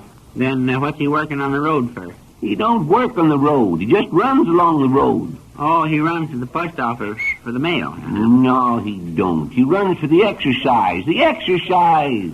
I bet he don't get away with that very long before he's arrested. Sunshine it dead, they can't arrest a fella for running along the road, can they? Maybe not, but they can arrest him for running along the road with nothing but a sweater on. Oh, it don't say that he listen, now, I ain't going to argue every darn thing that says in the paper with you. Just keep your trap shut and listen now. Let me see, where was I? Oh, yes. Returning after his 5-mile run, he steps into a cold shower. How's he going to know it's going to rain at 5:30 every morning? Well, it don't say here in the paper. I suppose he must be having the rainy season. If he had any sense, he'd wait till the shower's over. Yes, you'd think so, wouldn't you? But ain't none of our business. And then it says, after a light breakfast, he works on the weights, shadow boxes. What does he work on the weights for? Oh, I don't know. I suppose there's something wrong with him. What else was it you said he works on? Well, it says shadow boxes. Well, what's them? Why, it's them boxes you fix with white paper, paste across a hole in one end and a candle inside so that you can make shadows in the paper. That darn funny way to get into condition, if you ask me. Well, you don't suppose they know what they're doing? Yeah, I reckon they do. But I'll have a hard time making my horse do them things, though. Oh, what's your horse got to do with prize fighting? Sure. Got the training for a race, ain't I? Say, darn it if it don't look like it's going to rain. Well, look out the window there. See them black clouds? I'm going to take the horse out there for some of that road work. Well, Ed, gosh darn it, what are you taking my sweater for? You got yours on already. It's for the horse. Oh, you darn fool. Dagnabbit, I got to think up some way of getting rid of that nag. They've gone from... howdy, Hector. Where you been keeping yourself? Myself? Yes. You want to know where I've been keeping myself, Mr. Winterbottom? Yes, that's what it said, ain't it? Well, you'll never believe it. You'll never believe it, Mr. Winterbottom, but I've been keeping myself right with me every minute, every second since I saw you last. Oh, you just said burn your Hector. Why can't you get... I told you you'd never believe it, but it doesn't matter. Where is Eb's horse? Why, Eb's out giving him some road work. Don't know which road he took. Oh, shoot. Gosh. What? Oh, that's too bad. Too bad, Mr. Winterbottom. What is? I wanted to see if his horse looks anything like the famous racehorse I had. Like the racehorse you had? Yes. Well, I didn't know that What? you... You didn't know I had a racehorse, Mr. Winterbottom? No, I didn't. Why, I owned the fastest horse in this country. You don't say? Yes, sir, the fastest horse in the country. One day, I remember it very distinctly, Mr. Winterbottom, very distinctly. One day, he got his foot caught in a wire fence, and this horse was so fast. I told you he was the fastest horse in the country, didn't I? Yes. Well, he was so fast, Mr. Winterbottom. Yes, but what about it? What? He was so fast that it took me 4 days to get him loose. No, dagnabbit, what's that got to do with racing? Yeah, well, I agree with you, absolutely. What? You're right, Mr. Winterbottom, absolutely. Well, we started out from New York at 6 o'clock in the morning, and it wasn't... Now, dagnabbit, Hector, wait a minute. What was you doing in New York? In New York? Yes. Oh, did I say New York, Mr. Winterbottom? You certainly did. Oh, shucks, that was stupid of me. Very stupid indeed.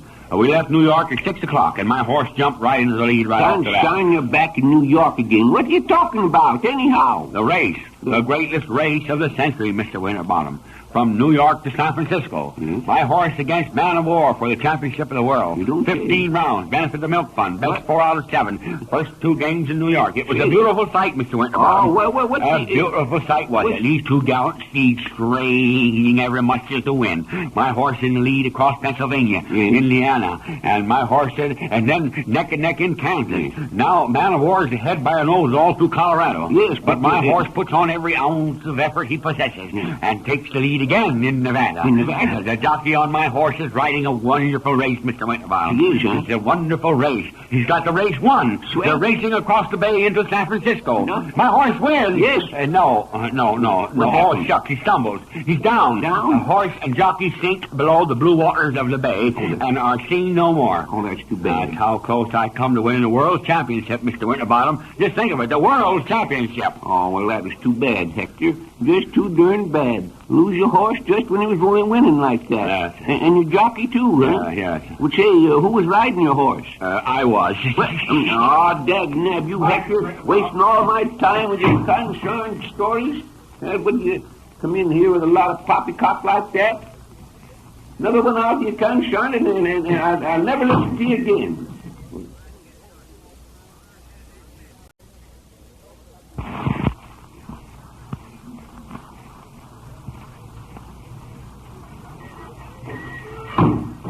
Oh, well, did you get any news about your horse? Not a dad-darn word. Waited around over there at the post office more than half an hour. Nobody's seen him, man. Nobody's seen hide nor hair of him. All the dad-darn luck. Just when I was getting him in good shape for the race, too. Well, which way did he run when he got loose from you yesterday?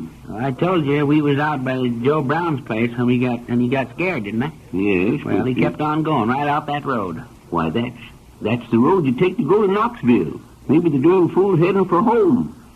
What am I going to do, Zeb?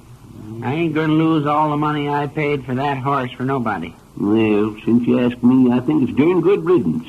Is that the way you're spending all your money on that old nag, and what are you going to get out of it? Now, you look here. I ain't going to stand for none of that. What? Not another dad-darn word of it. You hear me? Well, why, yeah, well, what's got into you? Maybe I ain't, but I am. Right now. Long as my horse was around here, I stood for your dad-darn insults and called him names and everything. But now that he's gone. Why, darned if I don't believe you're crying. Yeah, you're crazy. But if you say another word again, my horse, I'm gonna break up our partnership. Why, I didn't know you felt that way about it. Well, you know it now, don't you? Yes, I guess I do, but I wouldn't... Well, what about it? Are you going to stop saying these things like that, or do you want me to pull out? Well, concern it, yeah, Well, which is it going to be, me or the horse? Well, of course, I won't say nothing more like that if it makes you feel so bad, Eb. Leastwise, not so long as your horse is lost. Well, all right. And now, what am I going to do to get him back? Well, darn if I know. What can you do? Well, I know. I'm going to put an ad in the Gazette and offer a reward. That's what I'm going to do. Yes, but that'll cost money, And you're going to help me. Take that piece of paper and put down what I tell you. Come on, hurry up. Snap into it. All right, but you don't need to get your head up about it. I ain't all head up. I'm just going to get my horse back, that's all. Put down this here. Lost. A horse by No. Put it in big letters. You don't want him to think he's little horse, do you? All right, but them big letters will cost more. Now, darned if I care. You got that down? Yes. Yeah. By the name of Flash Peters. Oh, a horse by the name of Flash Peters. What's the use of putting his name in? He can't read nohow. Go on, put it down. You got it? Got it there? Yes, I got it. Now put racehorse, navy blue on the outside, and sorrel on the inside. I'll be darned if you ain't going to spend all of It's my horse, ain't it? Go on now, put it down. Now put down, it looks kind of like a new moon. It looks kind of like a new moon with legs on it. Oh, Eb, you're putting too much in here. I'm going to get that horse back. Now, right under that, put in still bigger letters. He don't like bees. Don't like bees? Well, what's the use? He don't like them, does he? Now, put it down. Put it down. All right. Go on now. You got it? Yes. Now put $25 reward for information leading my horse back to the barn. $25? That's what I said, ain't it? Put it down. Oh, that's more than You said you want me to pull out? Well, what I meant was, that's more than I thought it'd be, that's all. Yeah, well, that's what it is. $25. Now, put at the bottom, Ed Peters. Well, it's all down there. Now, who's going to pay for it? I'm going to pay for it. Out of the cash register, that's who. Now, look here, Ed Peters. I've stood for a lot from you this morning, but Yes, but what about it? Well, I was just going to say, if there ain't enough in the cash register, I got 10 here in my pocket I'd like you to have. Sure. That's pretty nice of you at that, Zeb. I guess we'll have enough. I raised some money while you was over at the hotel this morning. You did? Well, say, that's fine. Now, how'd you do it? I sold your overcoat. You what? Sold your overcoat. Wait. The second-hand man was here. Well, but that is pretty near a new overcoat. Only had it 2 years. What in tarnation did you I'm going to get my horse back. Well, I hope you get him back pretty darn quick. I won't have no clothes left if you don't. First my sweater, now my overcoat. I never seen no such good doing. When I get my horse back and he wins that race, I'll buy you a new one. And better than you got now, too. Wait. Howdy, mister. Something that you just... What? Is he here? Why, who do you mean? That's what I came to find out. Is he here? Why, no. Leastwise, there's nobody but Eb and me here. Are you sure? Sure. Well, I think I am. Can't you see for yourself? Sometimes the hand is quicker than the eye. Have you looked every place? Why, no, we ain't. Ain't been looking for nobody. Why not? Why, I don't know. Who'd we be looking for? That's what I came to find out. Is he here? Sakes alive, mister. I told you there ain't nobody else here, didn't I? Yes, but even the greatest make mistakes. Did you ever attend the Kentucky Derby? No, I never did, but what's that? Did you ever witness the Preakness? Why, no. You see, we ain't much... Did you ever sit in the stands at Agua Caliente? No, can't say we did. Ain't never been... Are you going to the races at the county fair in Squidgeville? Why, yes. You're dead darn tootin' we're going, and whatever. A clue at last. You are the man. No, I ain't neither. I've never done nothing. Not a dead darn... You are the man that lost a horse. Huh? A horse? Why, what do you know about him? What do I know about him? I know everything. And now listen, mister, when I bought him, I didn't know that he was... Shut there. Maybe he don't know the horse was stolen. You're right. I don't. But if you hadn't stopped him when you did, I would have known. But I know where he is. You do? Where is he? Not so fast, not so fast. It's a secret. A secret? Now, see here, it's Eb's horse. Secret, and I promised my mother I'd never tell. Well, what's your mother got to do with... Not so loud. You will wake her. Wake who? My mother. Well, she's asleep now.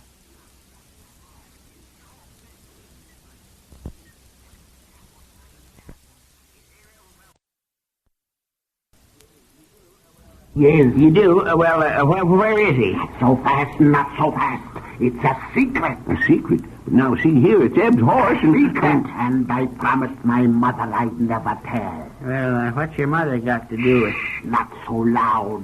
You will wake her. Wake who? My mother. Well, she's asleep now, and if she doesn't wake up, I'll tell you. Yes, but where is your mother? In Milwaukee. Milwaukee? Why, that's almost... Is there a reward for the horse? Why, yeah. I'll give 20...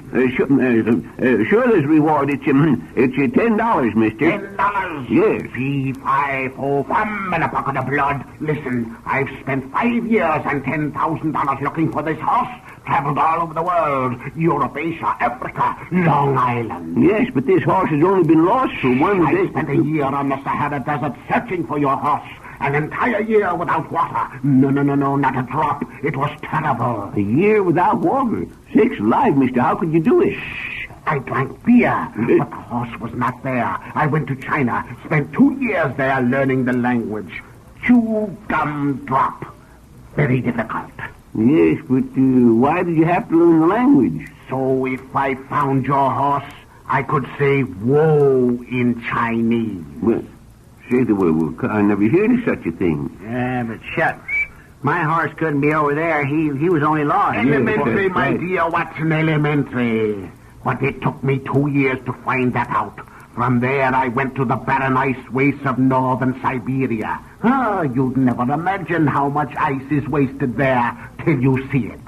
I tramped those barren ice wastes for months without nothing on my feet but...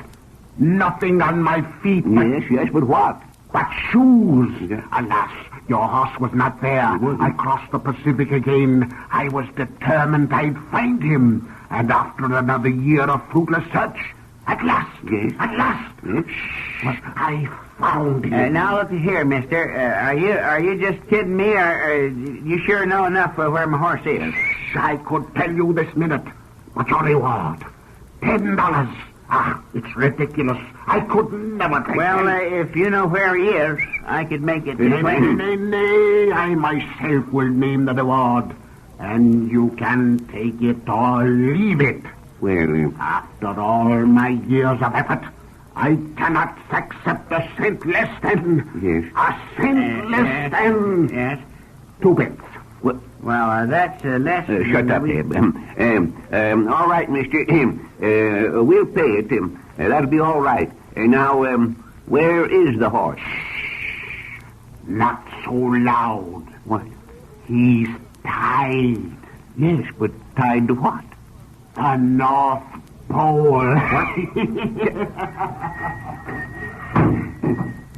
You know what I think, Zeb? What? I think that feller's kind of cracked.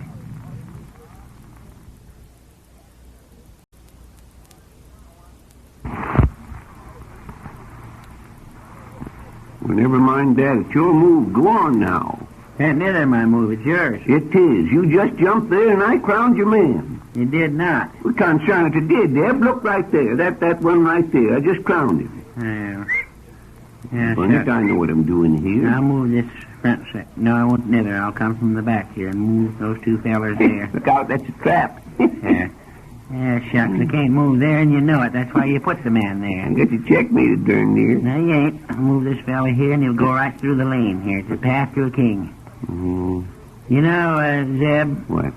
Every time I think of it, I can't forget how they tried to rob me over there. That doggone newspaper. Well, what is the matter? They're all robbers. That's what they are. Nothing but robbers. Why? What's the matter? What do you mean? I come down there having to buy the whole darn newspaper just to get my ad put in. Well, how much do you want for it? $6.40. What? $6.40? Yeah. What concern it, Ed? We didn't have that much, did you? What's the use of asking me that? You know darn well I didn't. Yes, I suppose it did. Ain't never no money in the cash register no more. You spent it all on that darn horse. Well, I didn't spend no money at all this time. You see, I was too smart for him. Well, I hope so. What'd you do? Yeah, I told him I'd pay him $15 if they'd take it all out and trade here at the store. What? Why? Well, dagnabbit, Ed, you can't do it, that's all. You can't do it. It's already done. I don't care if it is done. You can't go giving away stuff out the store like that. It's half mine, I tell you. Half mine. The horse? I thought you said that you didn't... No, not the horse. The store. The store is half mine. Oh, shucks.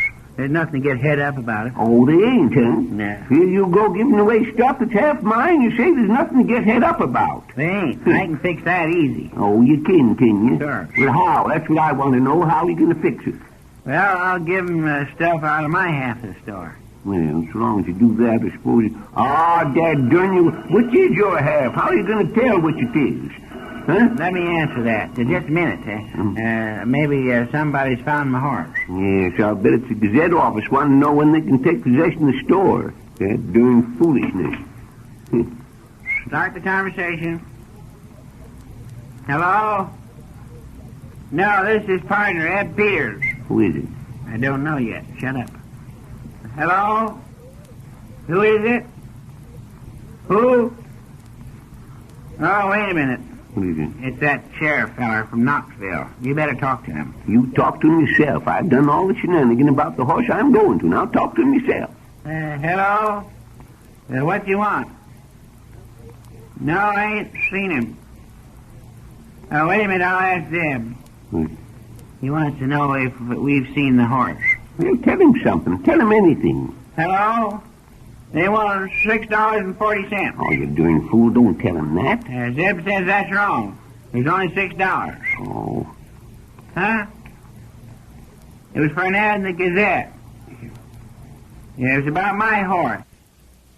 Oh, yeah, she's lost too. Oh, shucks, he don't care nothing about that. Yeah, he got away from me and run off. Huh? Yeah, he headed north toward Knoxville. Yeah, maybe he was going home. Don't tell him that, Deb. He'll get suspicious. No, his home ain't round Knoxville. I got him from a feller way t'other side of Knoxville. You'll give the whole darn thing away if you're not careful now. You still looking around for that other horse? Yeah, I just thought maybe you'd come across mine, too. Huh? Oh, he looks a good deal like the one you was hunting, only he's... Dabbit, you want to get yourself in jail? Only he's died Have you gone plumb crazy? Give me that phone. Hello? Hello? This is Eb talking now.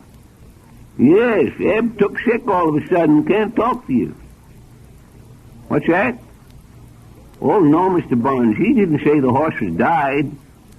Yes, I know it sounded like that, but he said the fellow he bought him from used to be in the Navy, and he died. What's that? Oh, no, he didn't die nothing. He's dead. Yes. Well, not at all. Goodbye.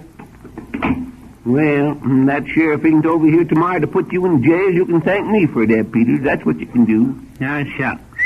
I just thought maybe he'd find my horse over there around Knoxville someplace. Yes, and you go tell him about dying the horse. Why, he didn't... How do you know my horse? If he ever saw it, I didn't tell him what color he is. Oh, kind of silent. You don't have to tell him you dyed the horse that color, do you?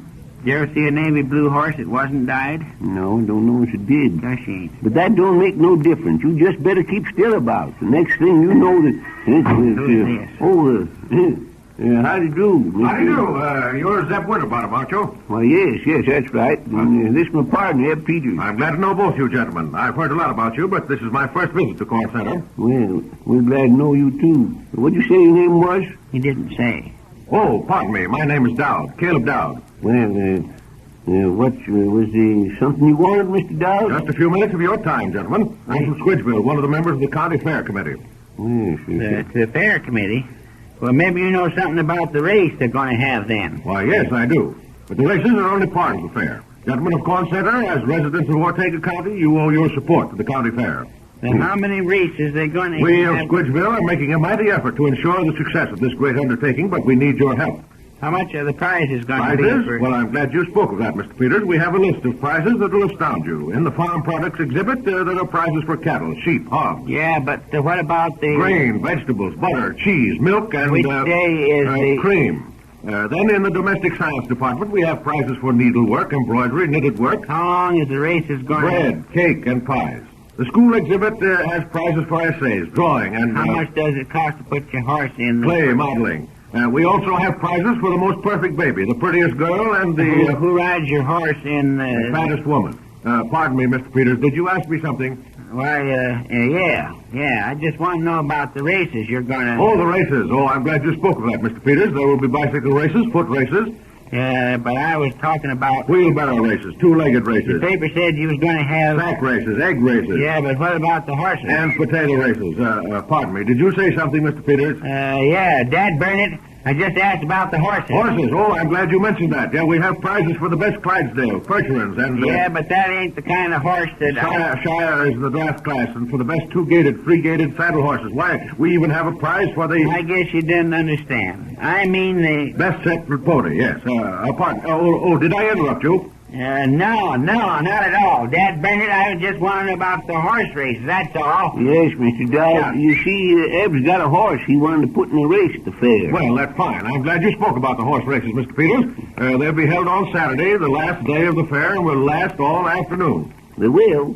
Well, Eb, you might just well forget all about putting your horse in them races. I wasn't either. It's my horse, and I'm Dad-nabbit, you know as well as I do he couldn't run for an hour, let alone all afternoon. He can if the other horses can. Pardon me, gentlemen, I'm afraid you misunderstand me. We'll have 8 races altogether, not one last Well, thing. that ain't no better. Eb's horse never'd stand to be in 8 races. No, you don't understand. There are 8 races with different horses in each race. Here's a list of them. Now, take the first race. It's for 2-year-olds. It's 7 furlongs. 7 what? 7 furlongs, yeah. Why don't you keep your ears open? Yeah, but what's a furlong? Well, why, it's horses with the long fur. Oh, shucks.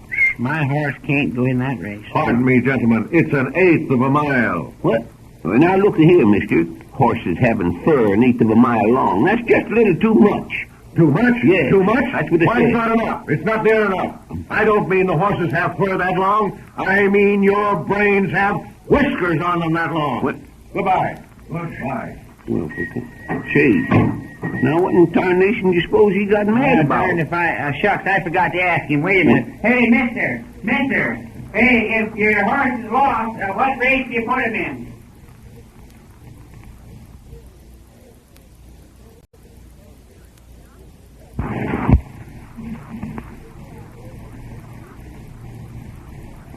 Did you bring the Gazette? Yes, it did, but you just get on with the sweeping, wasting all your time. You can finish it yourself. Give me that paper. Oh, well, take it. Suppose there won't be nothing else done around here till you see that blamed ad. Shucks. Where'd they put the ad? I told them they had to go on the front page. Oh, you ought to know they wouldn't put it on the front page. There ain't no ads at all on the front page. Yeah, but this is kind of special. Dad darn if they didn't put it clear back on the 4th page, Zeb. I'm going right over there and make them see that. Keep your shirt on, can't you? Won't do you a darn bit of good to go over there. The paper's printed now. How's your ad look? Well, she don't look so... Oh, gosh, dang it. Look at that. What? Look what they've got on the top of my ad. Lost and found. Well, what of it? What of it? Yes. The blame fools. The horse ain't lost and found. He's just lost. Oh, you don't understand. If you was found, why in the blazes would I put in the ad? Shucks. I'm going right over there. Now, wait a minute, Eb. It don't mean your horse is lost and found. I'd like to know why it don't. Well, it don't. Can't you see it with your own eyes? Yes, but listen, can't you? They just put that at the top of all the things that's lost and found. See, there's a lot more of them. Shucks. Maybe these other things is found, but my horse ain't. I'm going right over there and getting a piece of my You just sit down there. Some of the things is lost, and some is found. You see now?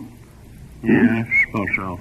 But them people that put the ads in there when their stuff is found is just plumb crazy, if you ask me. Oh, confound it. Can't you understand nothing? When it says found, it ain't the people that lost it that puts the ad in. It's the ones that finds it. You mean if somebody finds my horse, he'll put the ad in? Yes, if you... Them people over at the Gazette is just dead darn robbers. Why? Why didn't they tell me that before? Save me all that trouble putting the ad in the first place. I'm going over there and... Now, hold your horses now, Eb. There's nothing you can do about it at all. Did you get the ad the way you wanted it? I ain't had time to look yet. Well, look at it. It says, lost, a horse by the name of Flash Peters. I guess that's right. Race horse, navy blue on one side and sorrel on the other. Gosh dang it, I told you to put it navy blue on the outside and sorrel on the inside. Yes, that's right, you did, and that's the way I wrote it. That darn fools. I'm going right over there, Zeb. Now, don't lose your temper. Don't lose your temper. Anybody sees a horse with navy blue on it any place will answer the ad more likely. Well, maybe they would. Let's see here. It looks kind of like a new moon would look with legs on it. Well, they got that right anyhow. Don't like... Oh, shucks. What? Gosh darn it, I told you to put down don't like bees, didn't I? Why, yes, that's what you said. Well, just look what the dad darn fools put in. What? Don't like beer. What? I'm going right over there, Zeb, and I'll no, you're not. Now, listen, you just get into a lot of trouble. You can't make them change it. Get away from there, Zeb. Maybe that's about my horse. Start the conversation. Yeah, so this is Zeb. What? You do? Yes, the reward's $25. Yes, cash. I see we won't make it $22.50. You keep out of this. Hello? Where is he? Where? Oh, you dad-darn fool, go to blazes. Who was it? I don't know who the blame fool was. He said my horse was in lockbox number 72 at the post office. In the post office box? That's pretty darn good. Well, see, nothing so funny about it. Dad-darn foolishness. Well, you might as well laugh as cry about it. You better get on with your sweeping now. It's pretty near noon already, Ed. How can I sweep and think about my horse all the time? Looks like somebody... Oh, you better answer it. Find out who it is this time. Yeah. You started there. Hello, can't you hear? Yeah. Yeah, that's better. Yes, it's Zeb talking. What? Yeah, my ad in the Gazette. Where?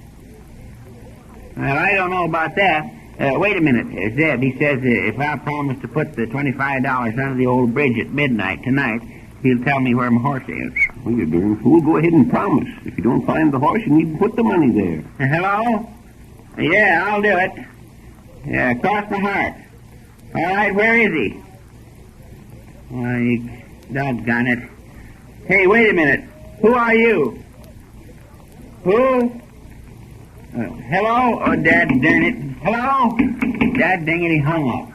Who was it this time? Oh, he said he found a red hare and some horseradish he was eating this morning, and he thinks my horse is in the bottle. Oh, what in tarnation is he talking about? Who was it? I don't know. Now, let me answer it. I'll fix him. I'm showing it. I'll fix him. I just sat down there. I'll tend to him this time. Hello? No, Eb ain't here just now. This Zeb Winterbottom is partner. You don't say.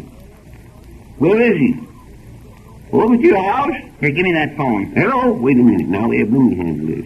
Give me that phone. It's my horse, ain't it? Dagnabbit, Get over take there. it then. I won't have nothing more to do with it. Hello? Yes, this is Zeb. I was, but I just come in, yes. You say you found my horse? Oh, you think you have, huh? Where? Ah, shucks. Dad darn it. Gosh darn fool anyhow. What'd he say? Oh, he said he had a horsehair sofa over to his house. It's been navy blue once, and he thought that it might be my horse. I'm getting dad darn good and tired of this. A lot of dad darn foolishness. Here, wait a minute. Where are you going? You ain't finished your sweeping yet. I don't care if it never gets finished. I'm going over to the Gazette office and see if they've got any replies over there. Yeah, you better go to the post office while you're out. Hey, take a look in the box number 72. I wish to goodness he'd find that horse he's going to. He's done a dad blame bit of work since he lost him. Yeah, I suppose I'll have to finish this sweep myself. Hello, Hector. Say, Mr. Winterbottom, where's Mr. Peters? I just went over to the Gazette office. Oh, gosh. Oh, shucks. That's too bad. Why? Well, what you so anxious to see Eb for? A big business. Gosh, when will Mr. Peters be back? Well, I don't know. He didn't say, but me and Eb's partners, and if there's any business, why, maybe I could talk to you. Has Mr. Peters found his horse yet? No, he ain't, but he's got an ad in... I saw that ad, Mr. Winterbottom. That's why I'm here. That ad is money wasted. Yes, sir, absolutely money wasted. Look here. Mr. Peters offering $25 reward for his horse. Is that right, Mr. Winterbottom? Yes, that's right, but I don't see what... You don't see what? I don't see... That's just the point, Mr. Winterbottom. Just the point it is. You don't see. But Hector Q. Smith, the Bloodhound Sleuth, sees all. Bloodhound Sleuth? Well, wasn't I... You're right. Absolutely right. I'm a full-blown detective. Yes, sir, detective, but I've kept it a dark secret, a very dark secret. Yes, but what's that got to do with Eb's horse? Everything. In fact, more than that. For $25, Hector Q. Smith, the Bloodhound Sleuth, will guarantee to find the horse. How's that? Well, I suppose it'd be all right if you guarantee it. I'll do more than that.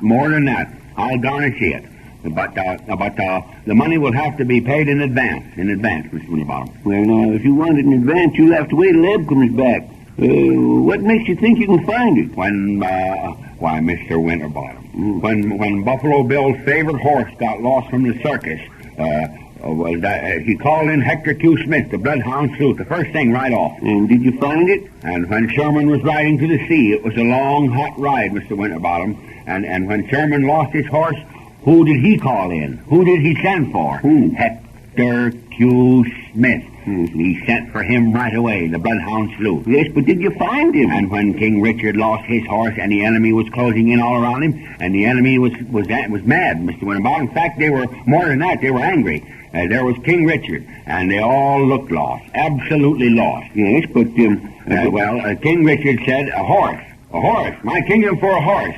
And who did he call in to find him a horse? Who was it, Mr. Winterbottom? Quick. Why, you... Yes, right again, Mr. Winterbottom. It was Hector Q. Smith, the bloodhound sleuth. Yes, but did you find him? Did I find him? Yes. Find him?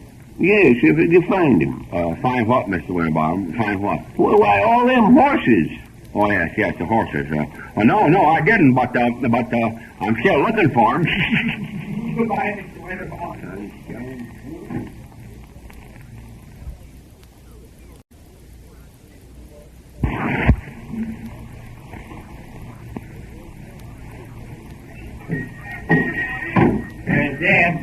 Zeb, looky here. What? Look at all the letters I got. Well, I'll be darned. Ain't some of them for me? Not a one of them. Looky here. Everyone says Mr. Ed Peters. Bet you they're about my horse. Well, open them up and find out, why don't you? Instead of standing there talking. Oh, shucks. I'm too nervous. You read them. You can do better than I can anyhow. You read them. Oh, well, let me have them. Ain't nothing to get head up about. Goodness sake. What's that one say? Oh, wait a minute. Says, Dear Mr. Peters. Now, that's me, ain't it? Yes, that's you. Keep your trap shut and let me read it. I saw your advertisement in the Gazette, and I'm writing you to tell you that... There. I told you that ad'd bring my horse back, didn't I? Keep your shirt on while I finish it, can't you? I am writing to tell you that if you don't find your horse, I've got 8 of them out in my farm here, and you can take your pick for $25. Hoping to hear from you, I am yours truly, Abner Kirkwood. That darn fool, what's he think I want with one of them farm plugs? Mine's a racehorse. Well, as far as that goes, I'll bet any one of his will beat yours. Let's see what's in this one. Hurry up, tear it open. Oh, wait a minute now. Dear Sir. That's me, too, ain't it? Oh, dagnabbit, of course it is. Dear Sir, I see by the Gazette you lost your horse and... Oh, shucks. What's the use of him telling me that? I know it already. Concern it, if you want me to read these letters, keep still, can't you? And I'll offer him $25 reward for information leading to his return. I didn't say that. I said for information leading him back to the barn. Well, it's all the same. Now, let me see what he says. 3 days ago, I was woke up at 2:30 in the night by a horse running down the road past my house. Now we're getting warm. Go on, read the rest of it. Oh, I'm trying to, ain't I? There wasn't any moon that night, so I couldn't see whether the horse was navy blue or not, or which way he was going. Just my luck, Dad darn it. Keep still and let me finish it. But if it was your horse, please send me the $25 right away. Yours truly, Ben Lawson. I ain't going to do it. Maybe that wasn't my horse at all. Well, what if it was? You don't know no more than you did before. Let's try this here. Yes, open it up, quick. Takes it out. Just smell of that, Deb. Smell it. I bet it's from a woman. Ah, shucks. I bet she ain't found my horse. Don't smell... Does smell kind of nice, though, don't it? I bet your boots it does. They look at the writing, too. Yeah, well, what does she say? I don't care about the writing. Read it. Dad nabbit, don't rush me. Says, Dear Ebenezer. Dear what? That's what it says. Dear Ebenezer. You can see for yourself there. Oh, gosh dang, if anybody can call me that. Tear that letter up. Go on, tear it up. Now, just hold your horses. Maybe she's found them. You can't tell. Now, go on and read it, but darn if I don't tear it up before anybody else sees it. Sure smells good. Says, Dear Ebenezer, I have just finished reading your wonderful advertisement in the Gazette. Darn if they all ain't read that ad. Of course they have. That's why they're writing you. Now keep your trap shut a minute. And I said to myself, that ad was put in by a man with a great, big, kind heart. Now, give me that letter. Give it here. Now, Ed, keep your shirt on. Maybe, yeah, so give me that. Give it here. Oh, now look what you've done. What in tarnation you trying to do? Don't give a dad darn. Ain't no woman going to say that about me getting away with it. Oh, dagnabbit, what's the difference? Only a letter. Besides, maybe she has found your horse. Don't start out like it. Yes, I know, but what was that the poet said? All roses have got thorns on them. You better let me read the rest of the letter anyhow, just to be sure. Oh, shucks. I suppose she might have found my horse. Yes. But you got to promise you won't tell a dad darn soul about this letter. Oh, kind of shiny tab. I ain't no tattletale, am I? Well, I just... Now, give me that piece, and I'll put them together and see what the rest of it says. Well, take it if you have to. Well, you're showing some sense. Might as well see what she says, anyhow. There, well, let's see. Where was we? We was right where she said big, kind-hearted. But you don't need to read that part again. Well, from there it goes. I don't know if you could care for a dumb animal like that. That's crazy. Flash ain't dumb. He ain't so dumb as she is. Then read it, can't you? You are one of nature's noblemen. Well, all I got to say, Eb, she seems to know you better than I do. Yeah, sure. And then she says, Dear Mr. Peters, I hope you find your horse, but if I know dad darn well she hadn't found him. Well, let's see what she says. But if you don't, wouldn't a good, true woman take its place? What in blazes is she talking about? She thinks she can run races? Darned if I know myself. Maybe we can find out if we read the rest of it. You are offering $25 reward for your horse, but you can get a marriage license for $2. Tear it up. Tear that letter up. Dang the Well, I just won't tear it up. Why, this is better than a book. And in these days, everybody ought to economize, don't you think so? And besides, I have a Shetland pony I could throw in. Of all the dad darn nerve I ever seen. Oh, keep your trap shut, will you? I finished this. Getting darn interesting. Please let me know whether you find your horse and about the other. Truly yours, Vancy Nickelbow. You never heard of that name, did you? No, must have moved into the county recent. That letter's got the whole store stunk up. Yes, well, maybe the postmaster could well, tell us. Don't make no difference. You can tear it up now, and don't... And, wait a minute. Get all about Just a minute. There's a P.S. here. It says, if I find your horse, you can have him back without paying the $25. Just $2 as above. Above what? Oh, why don't you listen? She means above in the letter where she said you could get a marriage license for $2. Gosh dang it. I ain't gonna get no marriage license. What does she don't think forget now, she's got a Shetland pony, too. Oh, shucks. Shetland pony couldn't win no races, could it? Well, it might if they had races for Shetland ponies. It's all just a lot of dad darn foolishness, Zeb, and you know it. Tear that letter up now like you promised you would. Just hold your horses a minute. I want to look at her name again. Vancy Nickelbow. Wonder where she comes from. Must be some relation to the Pennyfields, I guess. To the Pennyfields? Oh, you darn fool. I don't know. How do you do? Something you wanted? You bet it's something I want. I want to talk to this Mr. Peters. I guess you want, Zeb. Yeah, that's my name. Peters is my name. What do you want? You put this advertisement in the paper, eh, mister? You mean about my horse? Yes, sure. It's about a horse. You put him in, eh? Yeah, that's my ad, all right. Have you found him? Oh, not so fast now, please. You pay $25 if this horse has come back, eh? Yeah, that's what the ad says. But, of course, if it didn't take you very long to find him, it'd only be reasonable to... How much you pay, huh? Well, if you found him, I suppose I'll have to pay the $25 like it says. You bet. That's all right. Yes, but where is he? Now, wait a minute. Not so fast, please. This horse is the cause of plenty damage. Damage? Well, what'd he do? What did he do? Oh, the sheriff got a body what he did not do. He come to my place 4 nights ago. Say, where is your place, mister? Oh, excuse me, I forget. My name is Tony Manelli. My place is a small farm. I raise the chickens, eggs, and the vegetables. I work a plenty. I make a nicer chicken coop. I have a nicer garden. And this horse, mister, she's like all the time to lay down, eh? Yes, that sounds like Flash, all right, but he ain't a her. But mister, this advertisement is saying this horse is a blue, eh? Oh, I didn't mean it wasn't my horse, but you said she. And he ain't a she, he's a him. That don't make no difference. Now, 4 nights ago, I wake up in the morning, 5:30. I go out to collect my fine eggs, to get water on the vegetables, and what do I see, senor? What do I see, I suppose you saw the sun come up. No, I always see the sun come up, mister. But this morning, what do I see, I know what he means, Zeb. He saw the dew in the grass, and the morning glory's opening up, and all... No, mister, no. Always I see the dew in the grass and the morning glories. But this time, I see my fine vegetable garden is all a smash. And this horse, he must sleep a plenty, She's ever sleep every place and smash all of my fine vegetables right into the ground. That's too darn bad. But the $25... but that is not all. No, I go to collect my fine eggs, mister? And what do I see, Chicken. No. I see my beautiful chicken coop. It's all turned over.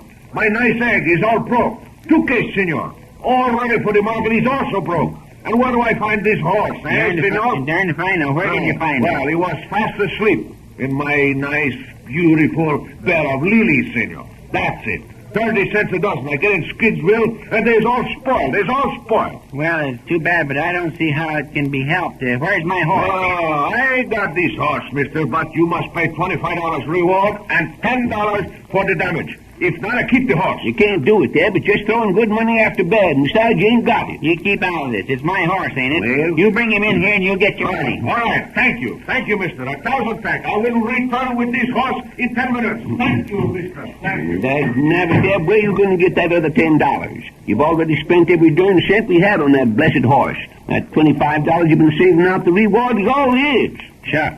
I tended to that last night. I thought maybe there'd be some other expenses about getting the horse back, so I tended to it. You tended to it? Well, what'd you do, Conshine? What'd you do? I sold your watch.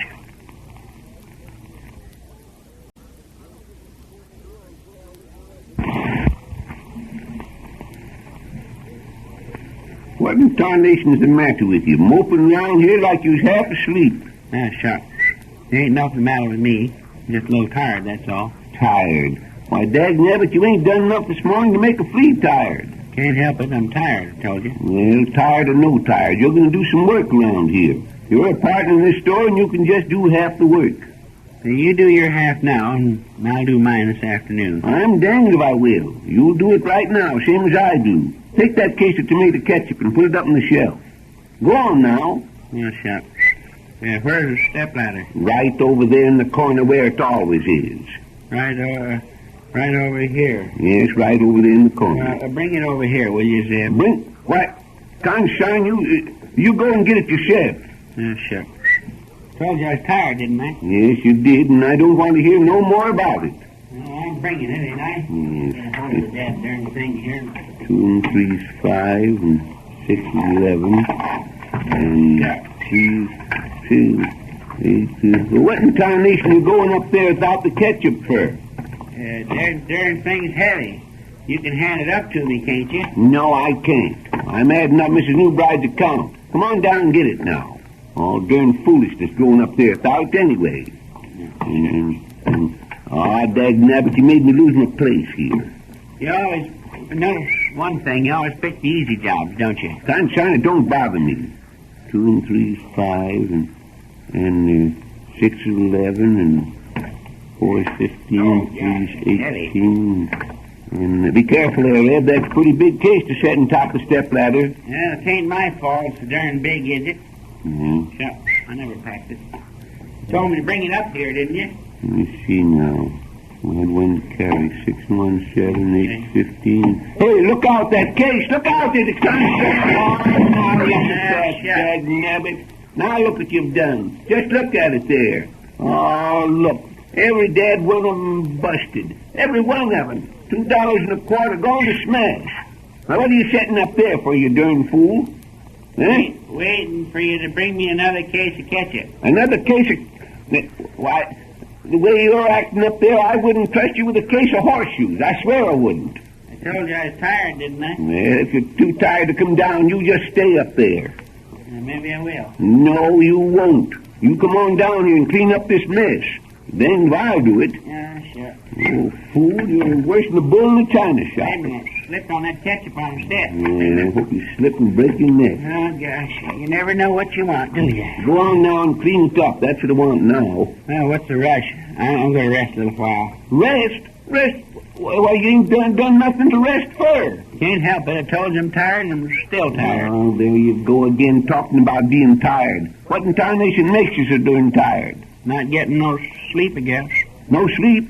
Ed Peters, I told you the next time you went over to Jim Cayley's and playing 7-Up all night, I was going to... I wasn't playing 7-Up at all. Well, what was you playing then? I was playing horse. Playing horse?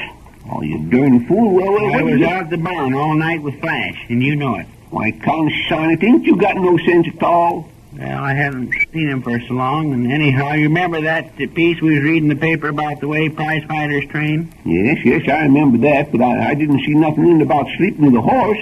Oh, shucks. It's the horse I'm training. Well, what of it? Well, it said they never let the fighter get lonesome, you see.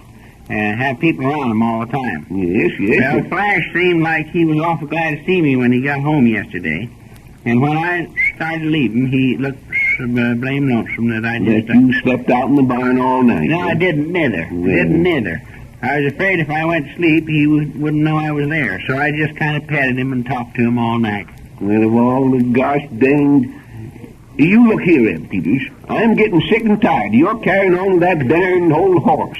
You spend $75 from the first place, and then you have to spend more and more all the time. Yeah, but we... And then you sell my clothes to get the money to spend on them. Why, dagnabbit, if it lasts much longer, I'll be going around here stark naked, I swear. Shut. And besides that, you ain't done a lick of real work since you got him.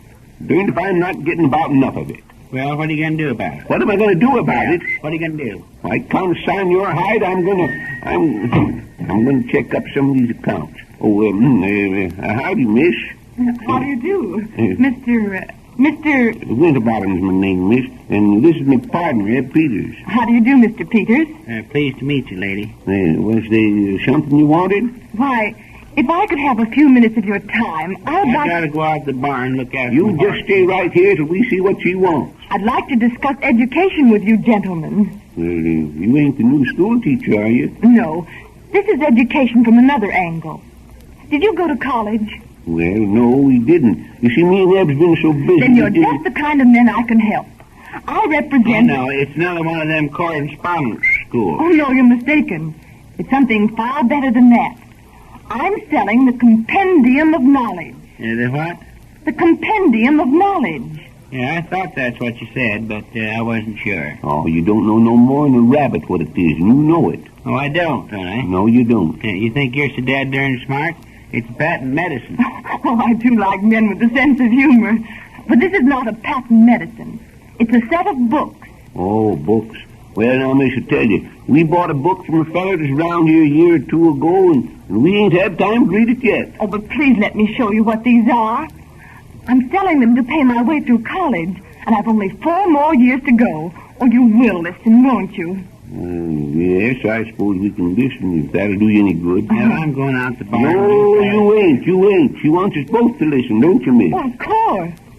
Why, this set of 20 books is as good as a college education. You can find anything you want to know in it. Why, just glance over this sample volume. Oh, that's one of the books, huh? Yes, just one of the 20.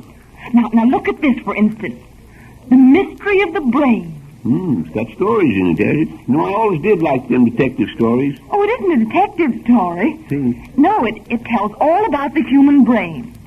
And this article tells all about mushrooms. Do you know how to tell the difference between a mushroom and a toadstool? Yeah, eat them. Oh, that's funny, Mr. Peters.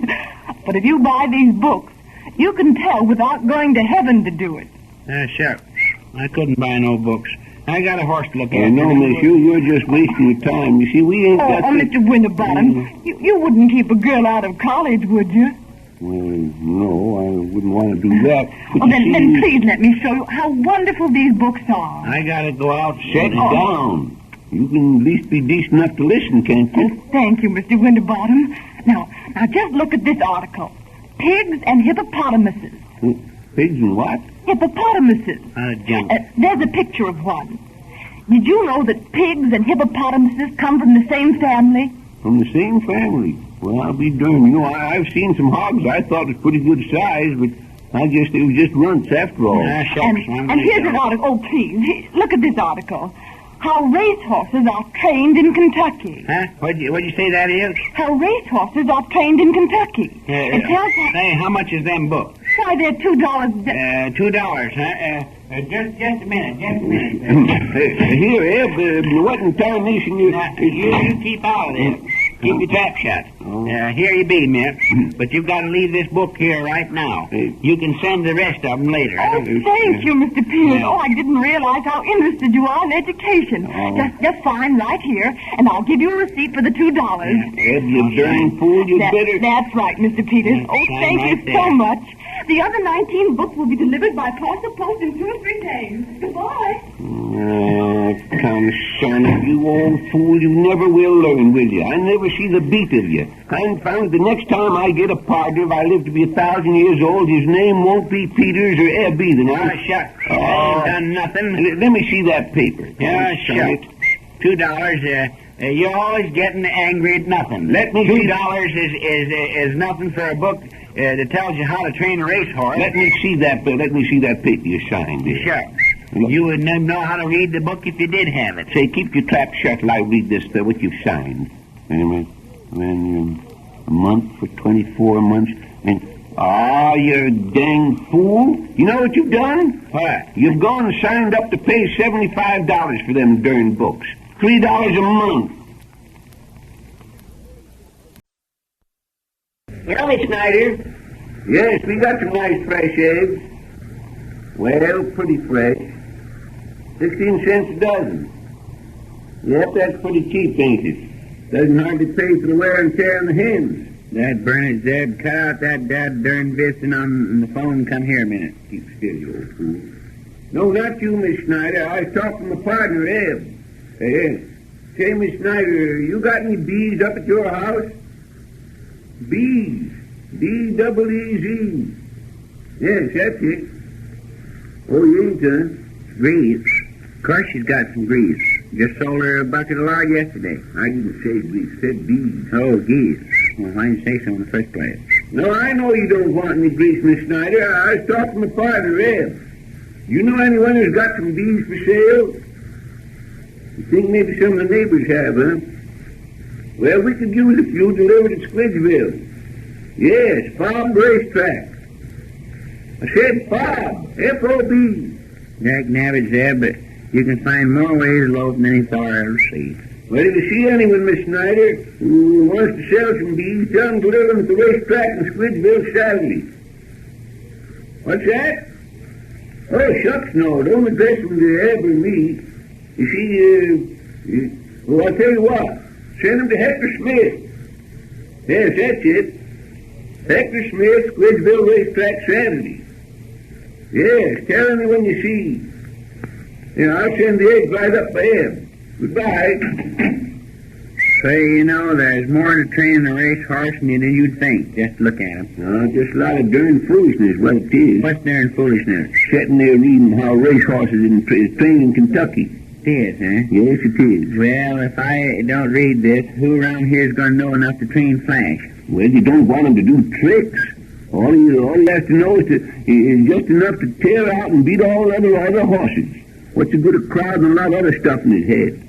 Say, you ain't got no learning at all, have you? Yeah, I reckon I got enough to not try to teach Flash no tricks. Who said anything about tricks? You did. I didn't. You did. I didn't. You didn't. I didn't. You did not. I did. You didn't. You did. Say, what was we arguing about?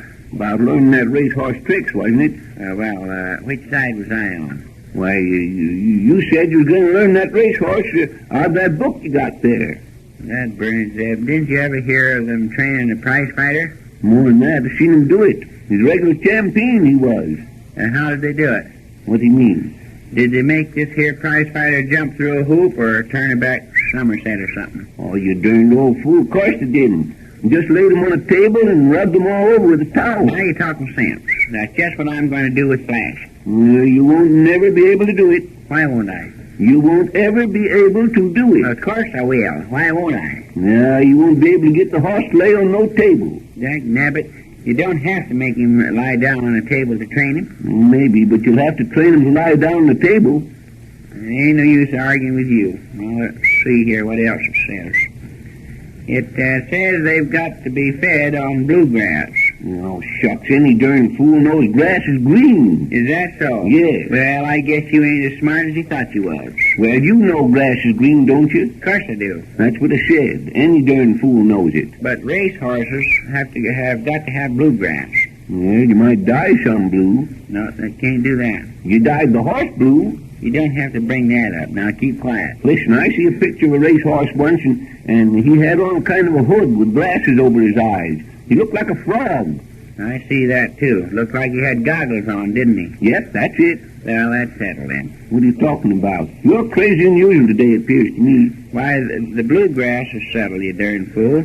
We'll put on one of them hoods with blue glasses in it. What for? So his hay will look like bluegrass, of course. Well, what's the next thing about this here horse race training? Let's see, it says here, the horse must be thoroughly rubbed and Kneaded. Need, yes, that spells need. Well, what in tarnation does it mean? Shucks, don't you even know what it is to need something? I didn't have to look in the book to know that. You know that you need a horse to win a horse race. Dad burn it, that ain't what it means at all. It means you got to need to win the race. It's all the same. If you needed to win the horse race, you'd need a racehorse all the worse then, wouldn't you? Well, we need to win right enough, I know that. On to the next one. Says here the withers must be in perfect condition. Just so, but what in tarnation will you do about the weather? Rub some bear grease on it, I guess. Oh, you dag-nabbed old fool. You lost all your senses? Says so right here. Grease and affected weather with bear grease. Says so, plain as day. Well, it can't be done. Then what in tarnation they put it in the book for then? I don't know, but I, for one, ain't going to monkey with the weather just for the sake of a horse race now. You might grease it all right if you knew where to begin. Yes, but how could you find out where to begin? You might ask someone. Well, you can ask him. Of course I'll ask him. If you got to grease the weather, we got it, that's all. Well, go on to the next. Says here the frogs should be carefully washed daily. Oh, it doesn't say that. It does, too. It doesn't. I bet it doesn't. It does. Dad Brant says to wash the frogs daily. What in tarnation has frogs got to do with it? I bet you turned too many pages. No, I didn't. Oh, what's the idea of washing frogs anyhow? Don't they get clean enough in swimming all the time? I don't know. I don't know nothing about it. It just says to wash them, that's all. Well, you can wash them now. I ain't going to wash no frogs. I'm head trainer. And you can wash him, Dad Brant. Don't say nothing to him about me washing any frogs. Why not? Why not? Oh, somebody's got to run the store while you're away. I ain't going away. You think so, huh? No, I ain't. Well, you wait till he hears about you trying to grease the weather. Why, you dad darned old fool, for 2 cents. You wouldn't do nothing but talk. You won't do nothing but talk. You heard me, Gentlemen, I say, gentlemen, please. Won't do nothing but talk. You don't have to stop talking, Neb. He said gentlemen. What? Why, Dad, bring your hide for 2 cents. Now, gentlemen, wait now. Now, what is the matter? Oh, Eb's gone plumb crazy. That's what's the matter. I just asked him to wash some frogs, and the stubborn old fool won't do it. I don't believe I quite understand you. You say there's some difficulty about frogs? And about the weather. Oh, come now. What's the sense in arguing about the weather? You can't do anything about it, you know. That's just what I told him. It says here in the book, it says to grease it. Oh, no, surely not. Let me see the book a moment, please. Let go of it. You can't read straight nohow. All right, here she is, right there. Now, let me see. Oh, yes. Yes, I see what you mean. The withers must be greased daily. That's what I said, the wither. No, the withers, my dear fellow, is the shoulder blade of the horse in question. What horse is that? Why, the horse that's being trained. In your case, it would refer to Flash. What's the question? I don't understand. You said something about a horse being in question. Where's the horse, and what's the question? Oh, that's just a manner of speaking. Well, Eb don't know nothing about manners, so he wouldn't know what you was talking about. Is that so? Yes, that's so. Well, Dad, burn your old hide for 2 cents. Now, gentlemen. Stop you in the ear in about 5 Gentlemen, please. I told him there was some way you could grease the weather. Not weather. Withers. But you got to have manners to do it right, haven't you, Professor? No, not necessarily. I show you don't know nothing about it. Now, what you're talking Didn't about? you just say you had to have manners to speak to the horse about the question regarding the weather? No, I did not. Why, sir, those were your very words. I heard you use them, Professor. I may have used the words you mentioned, but the arrangement was somewhat different. Sure. That don't make sense. What, about washing frogs? What in tarnation's the idea of washing them anyway? Now, wait. Now, just a moment. Wait, The book says you gotta wash them. Right there she is. Now, listen. Listen carefully, please. Let's have it, straight from the shoulder. If you lift up one of the feet of your horse and look at the bottom of its hoof... Listen, what's that got to do with frogs? If you lift up the hoof, you'll find the frog on the bottom. You don't say so. Oh, shucks. What's the sense in lifting up the foot? Guess if you just listened, you'd hear the frog croak. Oh, no! You're impossible. You're impossible. Oh. And what's the matter with him, do you suppose? Oh, shucks. I guess he's gone out to look for some frogs. Maybe.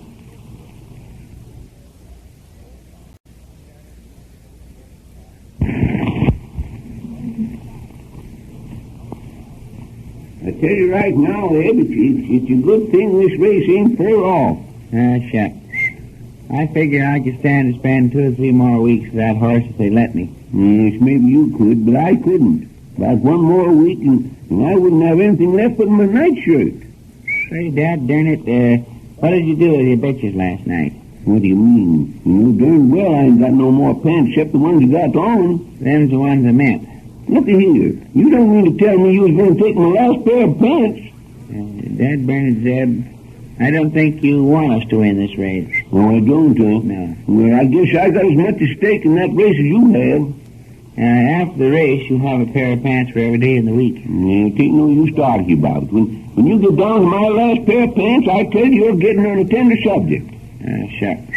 We're friends, ain't we? Yes, but it appears to me that when a man asks you to let him have his last pair of breeches, that's just stretching friendship a little too far, that's all. Ain't pants care much about. Just the thought that you didn't trust me, Zeb. Yes, well, you don't need to go talking that way. I trust you all right. Then why did you hide your pants? I didn't hide them. You did. I didn't. You did. I did not. And then what did you do with them? I slept with them on. What in tarnation did you do that for? They weren't cold. I know it. But I figured if you tried taking them off me, I'd wake up in time. The trouble is with you're too particular. If somebody's got to stay around the store, you'd have bet my last pair of pants on that horse. Sold it to get feed. You ain't no good no more around the store at all. You know, I had that all figured out. Is that so? Well, who in tarnation do you figure do my work? You, of course. Without no pants? Shucks. You could stay behind the counter, couldn't you? Well, I'd be dad darned if you ain't using me pretty rough, Ed. Yeah, it's just like the saying goes. Nature in the raw is seldom mild. No, what's that got to do with it? I ain't going to keep storing the raw, that's all. That settles it. Well, quit arguing here. Quit arguing about it, shucks. Let's get here to the stable, then, Bernard. Here, Flash. Here, Flash. Pappy's little pumpkin blossom, Pappy's little ripe tomato. Why, you dod-rotted old fool. Well, what's got into you, Pappy's little pumpkin blossom, Pappy's little tomato? The book says you got to talk sweet to them. Says they like baby talk. Oh, baby talk don't mean nothing to that old crowbait. You quit calling that horse a crowbait. He's temperamental. You hurt his feelings, then he won't run. Oh, shucks, I don't reckon there's only one thing that'll make him run. I hate to admit it, but I guess you're right. What have you done about it? Done about what? Done about the bees. Ain't done nothing. There you are. There you are. Just goes to show who does all the work around here. All right. Who does? I do. You do what? Why, you old fool, I do a lot of things. I'm practical. Don't waste no time talking baby talk to a horse. I'm practical. Well, shucks. Go ahead and be practical. I got to take care of Flash. Where'll that horse be if you don't have bees? Oh, shucks. I reckon 'twon't be no trouble to find a couple of bees come time for the race. There's trouble with you, Eb. You're too conservative. Too what? Conservative, and they're too darn stingy. Well, Dad Bernard, you've been kicking about me spending so much on this race, now you say I'm too stingy. Now listen, how many bees are you going to take to the race Saturday? I reckon a couple will be enough. Tain't near enough. And when them bees set down on Flash, don't reckon he's going to stop to count them. Well, what if there'd be a false start? How's that? I said, what if there's a false start? What if the horses don't all get going at the same time? The judge makes you come back and start over. Yeah, what about it? What are you going to do for more bees? Hadn't thought of that. Of course you hadn't. I reckon we might take along a net and catch him again. You can't do that. Why can't you? Because it's against the law to turn bees loose at a race. They put you in jail. Ain't no law, it ain't against the law to catch him in, is it? No, but they'd know who turned them loose, and that'd be all there'd be to it. All right. You'll turn him loose, and I'll catch him. That ought to be all right. No, sir, not the darn sight. I guess maybe you got a better idea, huh? I guess you have it that. What is it? Then it won't work. Well, I've called Mrs. Snyder and Mrs. Jones and Miss Pinkley and ordered some more bees. Didn't know they had any. They ain't got any, but they all said they'd inquire around and find some. Where are they going to find them? Well, how in tarnation should I know? If I knew I could go there and get myself, I'd get some without help. You blamed idiot. Shucks. I bet you'll show up Saturday and not a dead darn bee to your name. Of course there won't be a bee to my name, or yours either. How's that? I said there wouldn't be no bees to our names. And they're going to send them to Hector Smith at the Squidville racetrack. Well, what does Hector want with any bees? He don't want them. Then what's he going to get them for? You blamed old fool, we're racehorse owners. They can't be delivered in our name. It looked like we was trying some funny business. Shucks. Maybe that's so. But I bet you don't get any. I bet he does. I ain't going to take no chances. I'm going to call up some more people tonight when I get back to the store. Well, call out that old plug and let's get to training him. Shucks. He ain't no plug and you know it. Here, Flash. Come on, baby. Come to Papa. Come on, my little beauty. Come on. See me. Come on out here. What's that? That's him. Yes, he's been taking a nap. Come on, baby. Come on, little feller. Well, I'll be doomed if that ain't the tireless critter I ever see. Come on, black boy. Blue boy. Keep still. He's meant for black. Come on, black boy. Come get your dinner. Just a minute. I sure am coming. Yeah, that darn horse can talk. Keep still, you old fool. There's someone in there. Oh, I thought it was the horse. Come on out there, whoever you are. Come on out. I'm coming, boss.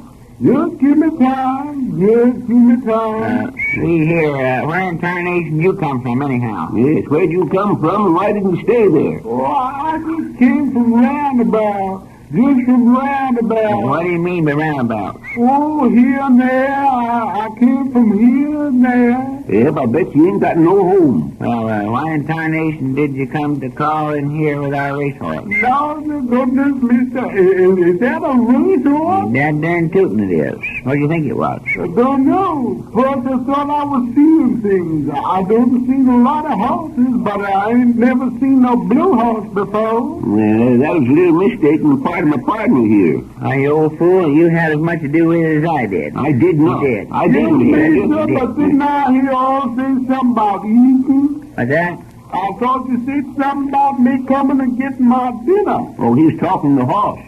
Oh, I thought it was talking to me. No. Y'all wouldn't have no objections to a color bower eating too, would you? Well, I don't know. Of course you ain't, you old fool. Boy's got as much right to eat as a horse. Well, I reckon that's right.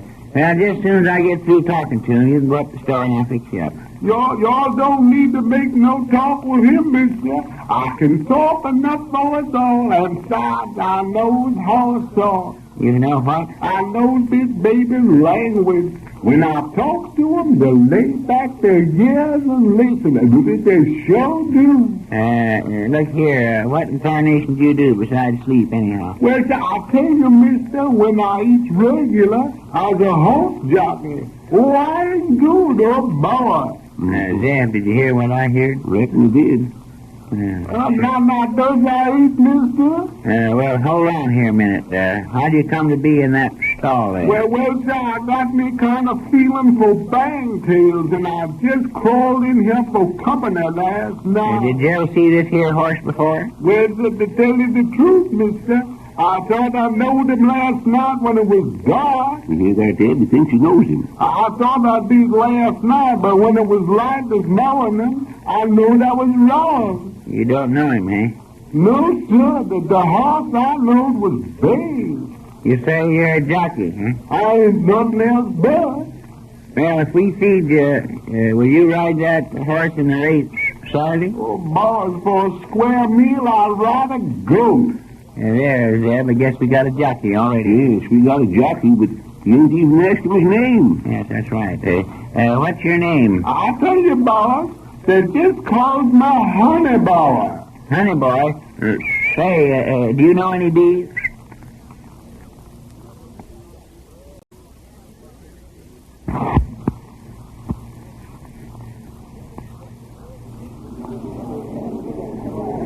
Hey, wait for me, you darn fool. Wait. My knee ain't so good as it was, you naughty. No, Oh, hurry up then. Let's get out of this crowd, walking all over your feet and everything. I'll be darned, the race won't be done and over before you even get down the stable if you don't hurry up. Now, listen here, Zeb. That ain't a stable. You know it. What? It's a paddock. The book said so. Oh, shucks, I ain't such a fool that I don't know a stable and a sea one. It's a barn is what it is. You don't know a thing about it. A stable is for ordinary horses.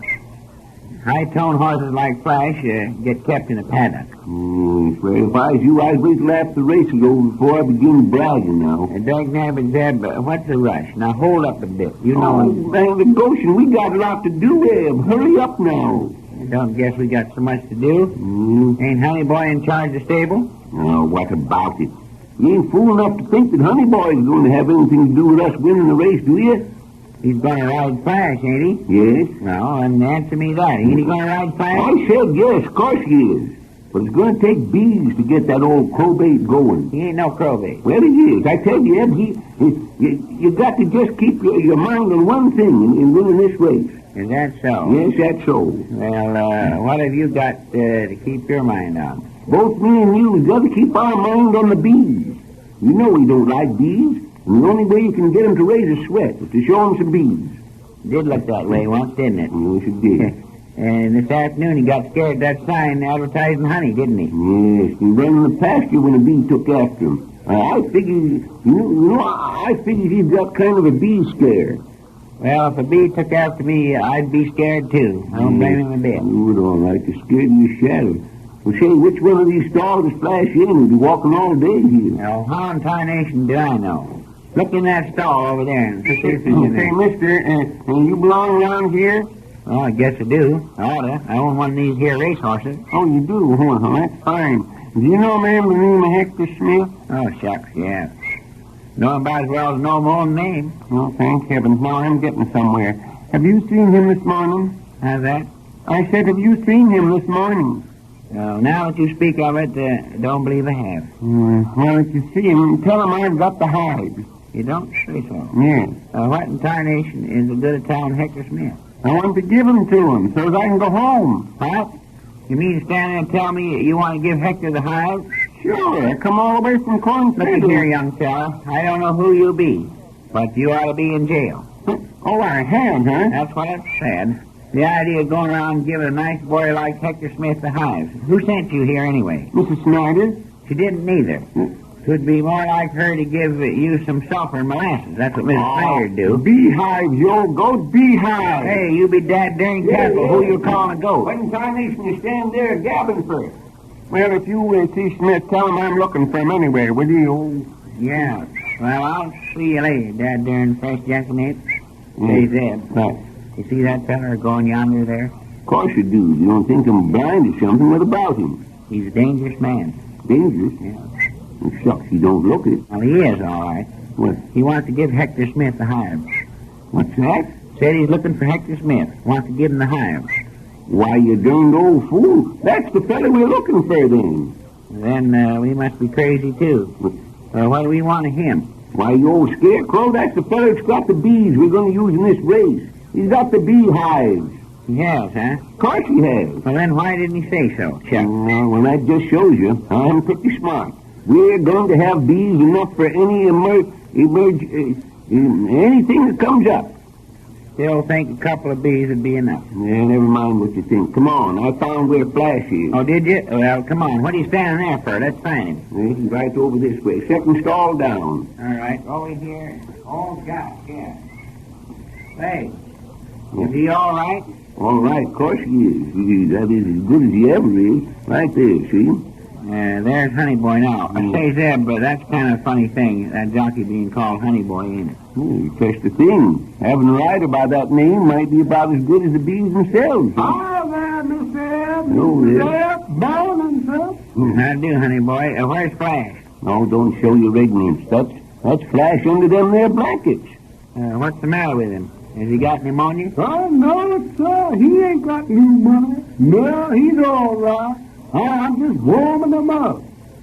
Well, what in tarnation you doing that for? Well, when you see, Mr. Ebb, this am a hot-blooded horse, And a hot-blooded horse you can get him to sweating for the run. There you are, Eb. Trouble's been all the time. You couldn't get him to run fast enough to get up a sweat. Yeah, but that's so. A horse like this, you have to sweat him. Dagnabbit, Zeb, this here race looks about as good as one right now. Maybe, but I'll tell you right now, if I hadn't gone and made arrangements for them bees, it couldn't be. Bees? What are you all talking about bees for? Yeah, now, there you done it, that darn fool. Bees is one animal I sure don't like. You don't, huh? No, sir. That's why they call me honey boa. Every time I get close to a bee, the old bee wants to back up to me and push. I guess you better bring Flash over here and let us take a look at it. Sure, but I suppose there ain't going to be no bees buzzing around this race, is there? Of course they ain't. Why, there is too. They ain't. They ain't. Shut up. That dirty old fool. Sure don't say if to wrestle with no push fly. Oh, shucks, there ain't going to be no bees around as far as I know. I'm so glad to hear that, boy. They like me, but I doesn't like them. I'll untie the horse and bring them over here. Say, think you're pretty darn smart, don't you? Tell them there ain't going to be no bees when you know there is. Didn't say that, Tom. You did so. I didn't. I just said there wasn't going to be any bees as far as I know. Well, it's all the same thing. It ain't. It is. I don't know if it ain't, I tell you. It is. It ain't. Dad, promise to me that Dad, darn it, keep quiet. I didn't know for sure there's going to be any bees. Neither do you. Not sure, but if there ain't, there won't be no race neither. Remember that. Didn't have no business mentioning it in the first place, especially in front of him. Well, it just sort of slipped out. Shucks, I can't think of it. There's my baby. Come up and talk to your papa. Dad Burnett, say, he looks like a real racer, don't he? Yeah, he looks pretty good when he's covered up with blankets. The more he's covered up, better he looks. The trouble with you, Zeb, is you ain't got no racehorse sense. Look how he nuzzles me. Well, just look at that. He nuzzles me. Shucks, I'd just soon be nuzzled by a sick cow. See how quiet he stands when he's near me.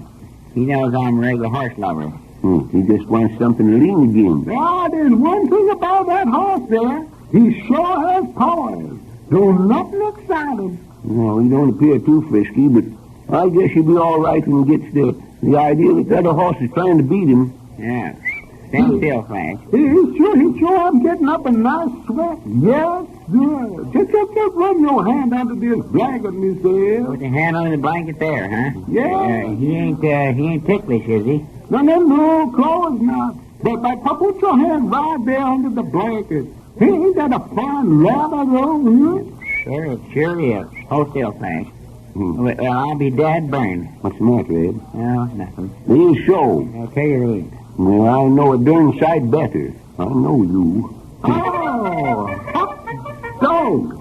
He won't be long now. The post home. I got to saddle my mount. I reckon we better get up to where they start, Zeb. Yes, I guess so. Come on. If you all climb over that fence and cut across the inside of the track, won't be too far. Say, that's right. We'll do that. Come on, Eb. You ain't no more anxious to get away from here than I am. So long, honey boy, and stick on him like glue, and good luck to you. Thank you, so long. But I sure ain't expecting you. Hey, Zeb, help me over this gate, will you? Well, take your hand out of your pocket and get over yourself, you old fool. I can't take it out. Why not? Someone might see me. Why, you lazy old fool. What if they do see you? Don't make no difference. Boost me over here. Oh, shucks. Well, come on. First time I ever see a fellow... Look out, don't get my pants caught in that nail. First time I ever see a fellow too lazy to take his hand out of his pocket. Ain't that. Can anyone see us from here? Of course they can. Well, then, look at that. Shucks, I don't see nothing. Just put your hand in some blue paint. Ain't blue paint. It's dye. Where'd you get any blue dye? You got it off a Flash. Well, I'll be dead burned. Yep, that sweat is washing the dye right out of him.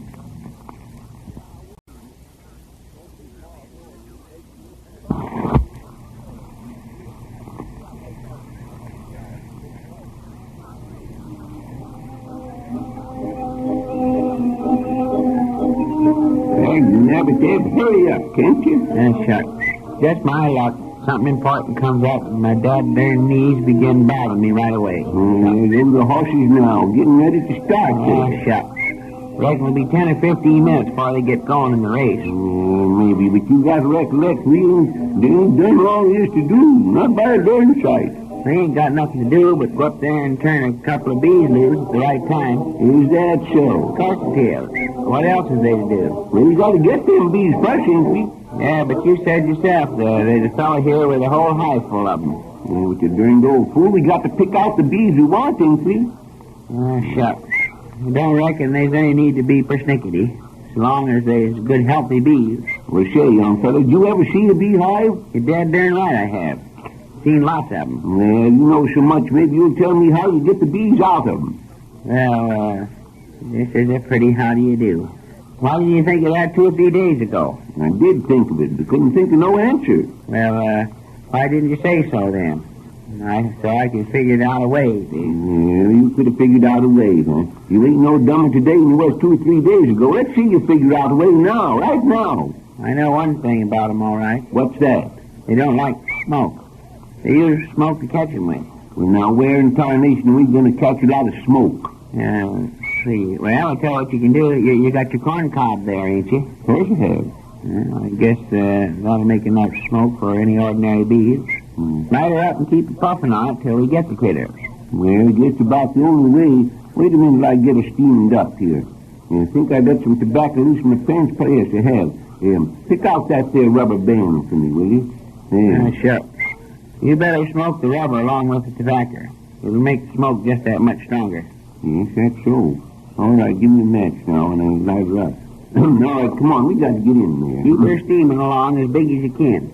Make all the smoke you can, Zeb. Oh, say, that there rubber don't help the taste of tobacco none. And there they go, parading past the judge's stand. Looks pretty darn good, doesn't it? Oh, it's a little too fair for my eyes. Are they dancing around like? Oh, sure they are. All but Flash. He's more dignified like. Say, you know, Dad, burn my picture, Debbie. It kind of makes your blood tingle, don't it? Now, just remember this. We got to quit tingling and see about getting this bee business straightened out. That's what we have to do. Say, does Flash still look blue, or did the dye all sweat out of him? Well, he's a mite lighter than he was. More of a sky blue, you know. Well, don't guess nobody cares what shade of blue he is. No, but when they curry him, he's going to be a bay, just like when we got him. Well, it ain't be over by that time. Hey, say, look there, would you? What are they? Are all them things wrapped up in sheets? Yes, I mean them things wrapped. What are they? Oh, how in tarnation would I know what they are? Well, I'll tell you then. They're beehives. What? Yes. Why, there's nigh on to 100 piled up there. Can't help it. They're beehives, sure shooting. What are they wrapped up in sheets for? What, to keep the bees in, you darn fool. Daggone it, there must be about all the bee critters in the whole darn country there. Yes, guess maybe we made a little mistake advertising for them so promiscuous-like. Hey, wait a minute. Zeb, by cracky, I want to shake your hand. Dad burn it. What? Why, you old bangos scarecrow, you gone crazy or something? Of course I ain't. I'm serious. For once, Zeb, you've had a brilliant idea. Oh, shucks, you're just a fool. No, I ain't neither. Remember, you told all them women to have the bees sent to Hector Smith? Yes. Now I say that was that darn brilliant. Yes, sir. And I want to shake your hand. Oh, well, heck, now, it wasn't such an infernal good idea. Why, you darn fool, you ain't got no sense at all. Look here, we ain't stuck with them bees. They's all sent to Hector. See, shucks, that's so, isn't it? Yes. Well, come on, then, let's go with the race pack. Yes, pretty darn nigh the starting place. We got to hurry. Oh, sure. Look at that. There's quite a crowd along the railings. Look there. Yes. Gee, what a bunch of people. They won't let the bees go then, will they? Well, what do you mean you won't? Of course they won't know who did it. Well, that's right, There's a big crowd there. They can't tell who did it. Well, that's all right. We won't be blaming us then. Say, there's that fellow you was talking to. Where? Right over there. He's the fellow that had the bees, ain't he? Oh, well, there you are again. Say, have you seen your friend Hector Smith yet? How do you do? What say? I said, have you seen Hector Smith? I'm supposed to deliver these bees to him. No, shucks. We didn't see him. I haven't seen him either. No. Yes, well. There, Dad Burnett, that's the signal to line up, and we ain't got the bees. Hurry up. Well, then keep still and let me talk with you. Say, mister, how much is a whole hive? They are $5, and it's dirt cheap. Dirt cheap, I'd say. Hey, Bill, would you let me have $5? I reckon we got to buy a whole hive, looks like. Hey, dad darn fool, you know darn well I ain't got no $5. Well, could you sell us less than a hive, say 2 bits worth? Man, I wouldn't put my hand in that hive for less than $5. They're swell bees, but they sure are mad being cooped up here all day like this. Shucks. That's just the kind of bees we want, too, Zeb. Well, then maybe we could stand you off tonight. Nothing doing. Either cash or I'll sell them to this fellow Hector Smith. I will. Well, yeah, but guess we ain't got nothing to... We ain't going to get no bees after all. Oh, we might as well go up and watch the race. Hey, you old guy with a pipe there. What's the matter? That's the principal hollering at you, Zeb. Such don't reckon he is. I ain't done nothing. You old bird. You with a corn pot pipe. Oh, are you talking to me? Yeah, I'm talking to you. What in tarnation you want? Put out that pipe. You're making the horses sick. Oh, shucks, I forgot all about the pipe. Well, they're getting ready to start again. Look. Yes, they're getting ready now. Well, I can see that whole bunch of people standing there. Well, here we go. Yeah. It won't be long now. Just get going. Just, I wonder how... Mr. Peters! Mr. Winterbottom, Mr. Peters! You simply must help me. You've got to do something. Dad, burn it there, but it don't appear like we can even be miserable without things getting worse, Mr. Peters, where is that terrible Hector Smith? No, don't bother me now. The race is about ready to start. Oh, something must be done. The poor little things will die. Oh, something just must be done. They'll die, sure. Oh. Wait a minute, Shay. What are you talking about? What's going to die, Miss Dale? Those poor, dear little bees. They've been cooped up all day and they'll smother. They'll die. Oh, can't you do something? Oh, shucks. Miss Dale, we try to do something. But don't feel like there's anything we can do. Well, of course you couldn't, but I can. I'm going over there and tear those sheets off the beehives and let them out. And that man better not try to stop me either. Hey, Zeb, do you hear that? She's going to let the bees loose. Oh, Dad, darn my picture. If that ain't the best news I've heard in a long time. Oh, look, they're getting ready to start. Look. That's it.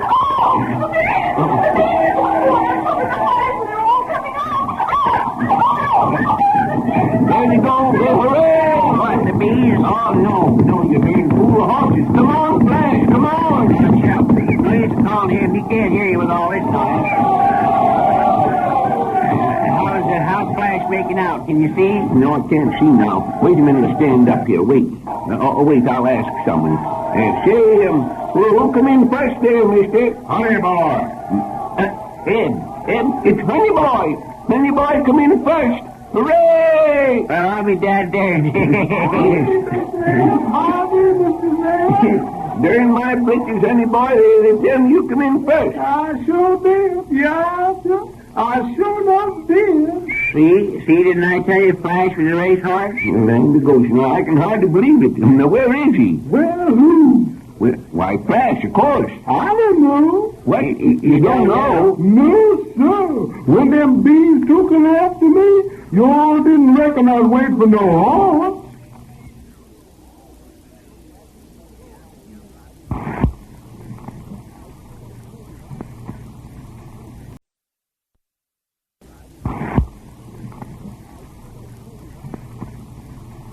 Well, go on and move. Why don't you move? And furthermore, jump. Dad, burn you jump and see where you land. I don't see no jump. Dad, Bernard, are you playing checkers or ain't you, Zeb? Oh, shucks, Zeb, I can't seem to get no more pleasure out of playing checkers.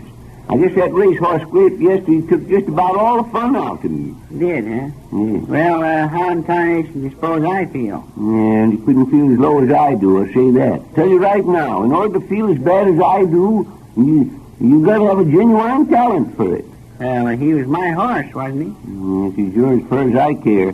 But it's my watch and my best Sunday suit, and it was half my cash come out of the register.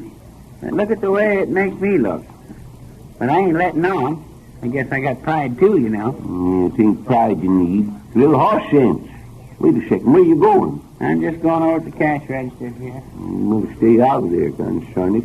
75, 250, ton of hay, $10. See, my dadgum, it wasn't the blue tarnation you were doing on that cash register. Just adding up what we lost on that horse up to now. Well, say, ain't you got the doggone bit of sense? You can't bring up things in the cash register that way. Of course I can. I do it every day. Why, you old fool. You're ringing up sales, Jeb. What we took in. No, I ain't.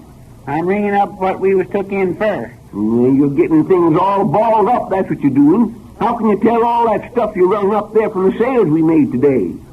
Shucks. That's easy. When I get them all down, I'm going to press the button that says no sale. Yes, well, you just leave that cash register be now. You going to finish this game of checkers or not? Oh, shucks. I ain't got no hankering for it. You know, Eb, I was just thinking. The way that jockey Honey Boy ran off and left Flash, I tell you, that just wasn't any way for a jockey to do now. Made a laughing stock out of our horse. That's what it did. Yes, the idea of him not waiting for the horse when those bees took after him. Bernard, if he'd just left Flash behind him, he'd have won. There ought to be some law that'd give us the prize. I don't see how they could be. The horse didn't win. But our jockey did, didn't he? You got to admit that. Wasn't he paying for Honey Boy just the same as Flash? I reckon so. Well, then if the jockey gets around the track before him the horses, why wouldn't he? We win the money. He was our jockey. Dad, Bernard, Zeb, don't you know nothing about the rules of racing? You're darn right I do. The fellow out in front wins. You don't neither. Ain't you never heard of a handicap race? No, neither of you. Have to. Oh, then what is it? It's where one of the racers is too good, so they put something in his way, so he can't run fast, so the race is evener. I don't see the point. You darn fool. That horse, Flash, was Honey Boy's handicap. He was? Of course he was. Honey Boy was so much faster than any of the horses in the race, the judges wouldn't give him the race unless he took Flash around with him.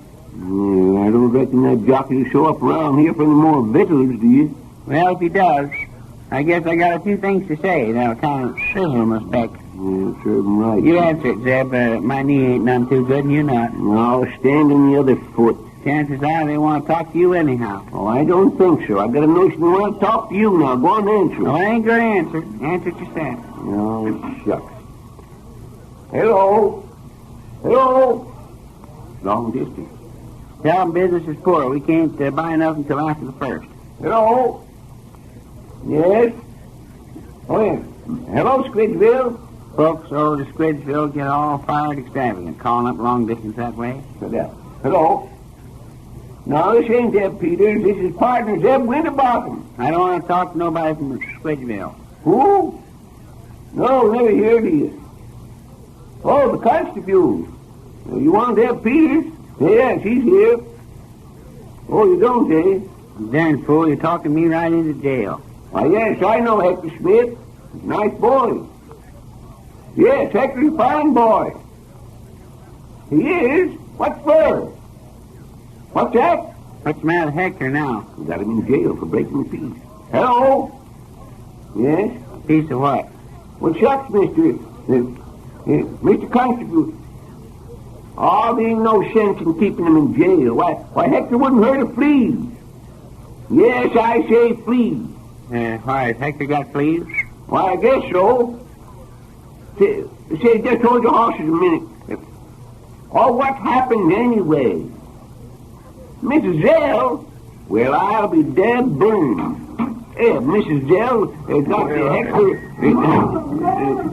where's this coming? Oh, Mr. Zell. Shucks. Oh, shucks.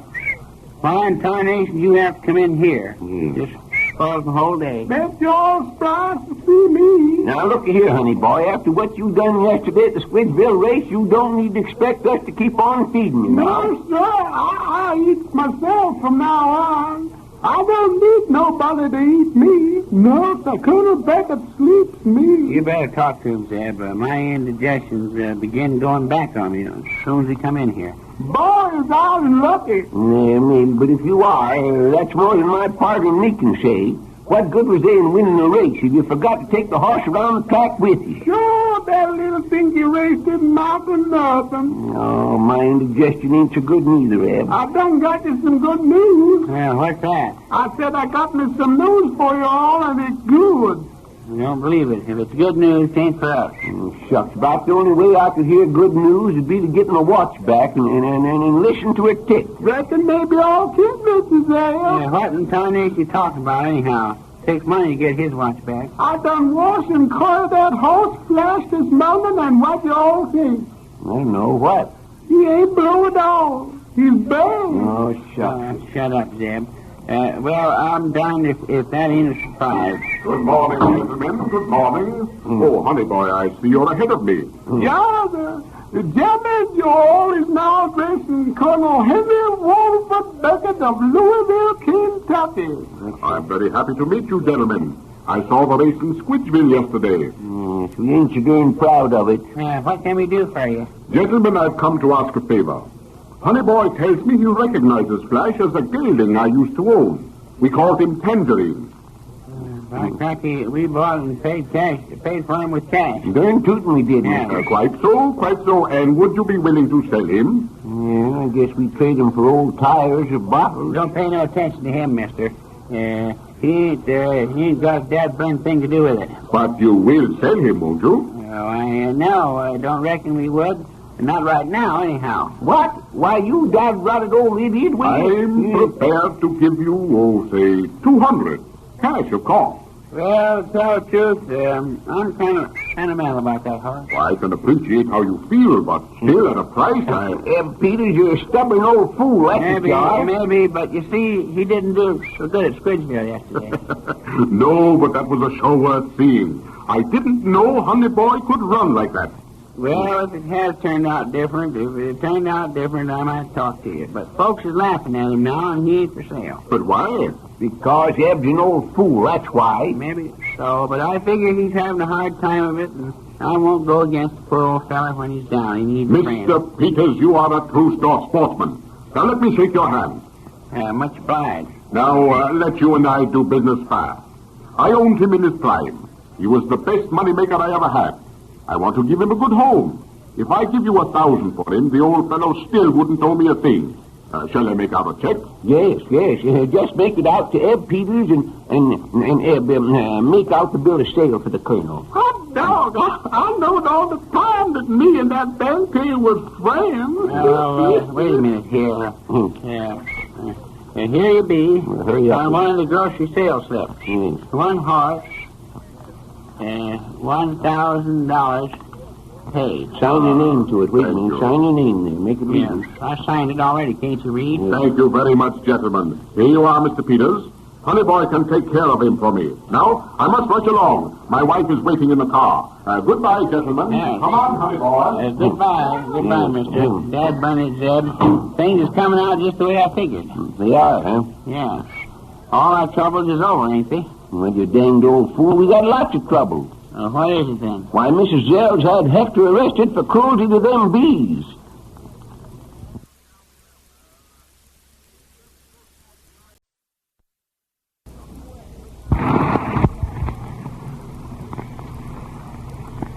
Dad burn it, Eb Peters. You got to get up out of that chair and do a little work around here now. Oh, shucks, Zeb. Can't you wait a minute? There's a little patch of sun right where it shines on my stomach like. Makes me feel good all over. Well, it's a wonder you'd admit it.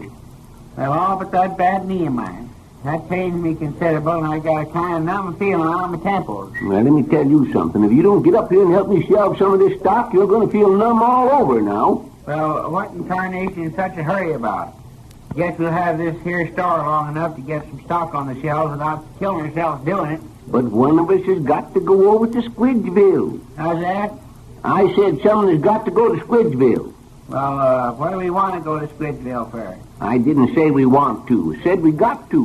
What for? Oh, you old fool, Hector Smith's in jail. He is, huh? Say, what in tarnation's the matter with you? I've been telling you that regular since yesterday. Hector Smith's in jail. Now, do you understand? Well, why did you say something about it before? Oh, I did tell you. I told you a dozen times. Can't you recollect nothing? I do kind of remember you saying something about it. Well, how did it happen? Oh, I told you that Mrs. L. up and had Hector slapped in the calaboose for cruelty to bees. What did Hector do to the bees? He didn't do nothing. Then what in tarnation they arrest him for? That's what I told you. Hector left the bees tied up in sheets, and Mrs. L. claims that's cruelty to animals, so she'd have him slammed in jail. Didn't know Hector had any bees. Oh, that's just it. He ain't got no bees. Didn't have none in the first place. And in the second place, Mrs. Zell yanked the sheets off the hives and then let 'em out. And in the third place, the folks that brought the bees to Squidgeville have threatened to sue Hector because he didn't pay for none of the bees he didn't buy. Now, is that clear? I guess so, all but one thing. Well, what's that? What did they put Hector in jail for? Oh, what's the use? Somehow I just can't seem to picture Hector Smith locked up in jail. Well, then I reckon you'd better kite yourself over there and take a look. I'll stay here in the store. What in tarnation sense of going over there and looking at him? Hector ain't so funny looking. Oh, you darn fool. We got Hector into this, and now we got to get him out. Thought you said Mrs. L got him into it. We ordered the bees in the first place, didn't we? I don't know, but if we did, why is Hector mixed up in it? 'Cause we had 'em delivered in Hector's name. Well, I can see that you don't know nothing about it. I guess I'll have to go over there and see for myself. Suits me. I had a sort of misunderstanding with the constable over the telephone and don't relish meeting up with him. What did you argue about? Oh, I was talking to you and called you an old fool, and I guess he thought I was talking to him on the telephone. So, why in tarnation didn't you tell him so? I did, but he'd already called me another one. Well, I don't relish the idea none, but I guess I got to go over to Squidgeville and see what I can do for Hector. You go over and if you go over, you'll have us all in jail. That's the trouble. Well, if you're going, you better stop shooting off and hike along. The stage is due right now. All right. Now, hand me my coat. Hand you your coat? You go get it yourself. All right, but get me that $500 out of the cash from the door. No, sir. You don't take no $500 over to Squidgeville with you. Well, why not? Why, some slicker'd talk you right out of it. Before you touch 1 cent of that money, I'm going to get me a watch and a suit of clothes. Well, how in tarnation am I going to get Hector out of jail without no money? Dicker with him, Dad Burnett. Dicker with him. How? Tell him he can't pay his fine for a week or so. Then they'll turn him out to keep him from feeding them at county expense.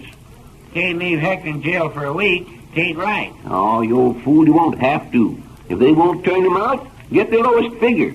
Then tell him you have to talk over with me. Well, what did I talk to you about? We wouldn't talk about nothing. But we'd send him back word we'd give him half of what they want and call it square. It sounds like she might work. Why, of course it will. Now, here's $50 for your fare. Make her 60 cents, Zeb. I might want a saucer of Tutti Frutti while I'm over there. No, sirree. You don't get no Tutti Frutti till after I get back my watch and clothes. Now, get going. I am going, ain't I? And hurry back, too. Darn it, there's work to do around here. Like there's not left to pay Hector's fine. Let's hire a fancy lawyer to prove he didn't have nothing to do with it. I reckon that'd get me and Eb into hot water. That'd burn my picture. That money sure does look pretty. That'd be on tops from a watch, another truck Eb took to train that horse. Let me see, part of that one is for that dad-burned set of fancy books. And some of that one there will go for the horse himself. The rest is all clean profit. Ed? Hey, this is Corn Center, ain't it? Yeah, this is Corn Center, young fella, but I ain't your dad, and not by a darn sight I ain't. Oh, no harm, man. No harm, man. My name's Duke. Barney Duke. I just got off the stage. Yeah, what'd you get off for? Yeah, I thought you'd ask that. You can see I don't belong in a tank town, can't you? You ain't dressed exactly like the young fellas around Corn Center. Hey, take a look at that pearl gray derby. Ain't it a darb? I do kind of like it. Where'd you get that checkered suit? Imported, friend. Imported. It is, huh? Yeah, straight from New York. I bet you blowed most of a month's pay for it. Oh, no. It's just a cheap suit. I got it for 100 smackers. Oh, just a cheap suit, huh? Yeah, but I liked it, so I bought it. Kind of like it myself. Guess you fellas around the kerosene circuit don't get a look at class very often, huh, Dad? Dad, Bernie, don't call me Dad. Oh, that's all right. No harm meant. Hey, how do you like the shoes? Bulldog toes, the latest thing out. Look like you've been kicking inside the house. But I kind of like them at that. Yeah, the pink shirt goes good with the blue tie, too, don't you think? I guess it does. You know, the truth is, I'm kind of casting my eyes around for styles. Guess I'll be getting me a whole new rig myself for long. Is that so? Yes. Well, then you must have some jack in your cake, huh? What's that? I don't believe I quite understand you. Oh, that's big town talk for money. Money in your pocket. Well, maybe I have and maybe I ain't. Oh, sure, I know how it is with fellas like you. It takes quite a lot of money to start your bragging about it. Maybe so. But I reckon I might rake enough together to buy me some clothes. You know, I got a notion I'd like to trick myself out pretty fancy, since we done so well in this here race. I knew it. I knew you were a real sport. I knew it as soon as I saw you. Don't be too sure, young feller. Yeah, when I first come in here, I said to myself, now, there's an old goat that don't belong in this hick town. You did, eh? Sure. I knew it when I first saw you. Well, I don't say nothing about it to my partner, Eb Peters, but there's times when I do kind of want to hop around a little. Well, of course there is. We all do. Yes. Say, buddy, have you got a real roll or just some small change? That's none of your dad-darn business. Oh, say, now, don't be like that, buddy. I ain't gonna roll you. I'm just going to put you next to something good, see? Young feller, I don't want to buy nothing. That's the idea. Hold on to your dough, see? That's what I always say. Do your own spending. I don't believe it quite follow you. Hey, look here, friend. How'd you like to own a show? What? How's that? How'd you like to own a theatrical troupe? Lock, barrel, and sinker. Can't use a sinker. Besides, I said I wouldn't buy anything, and I'm not... Yeah, you ain't buying it. I'm giving it to you. It don't cost you a dime. Yeah. You're giving me one of these opera house shows, is that it? Sure, that's it. Free for nothing, see? Always kind of thought I'd like to have one of them opera shows. Say, any gals in this one? Oh, sure. Sure thing. Some pips. And it don't cost me nothing? Sure, that's it. Now listen, here's the dough. All right, go ahead. See, I'm the business manager of this show, see? Yeah, I guess you do. Well, the troupe and the baggage is up the line, see? Well, write and tell them to come down here. Yeah, but the trouble is the sheriff thinks they owe a hotel bill and he won't give them their baggage. Well, why don't they pay the bill? Well, that's just it. Actors ain't got no business judgment, see? No, I reckon they ain't. Well, now this show ain't gonna cost you a cent. All you have to do is to haul out $500 to square the sheriff, and the show comes down here free for nothing, see? And you don't ask a cent for yourself? No, not a cent. And the show belongs to me and Eb? Is that it? That's it. Wait till I get some paper. We'll be businesslike about this thing. By cracky, I'm going to tie you up in a contract.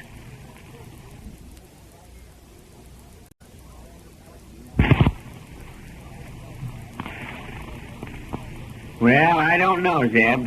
Dag-nabbit, I just don't know what to say. I don't care whether you say anything or not. You mean to tell me a perfect stranger, come in here while I was away and talked you right out of that $500? Dad burn it, Deb. I told you a dozen times he didn't get that $500. And who did then? The sheriff.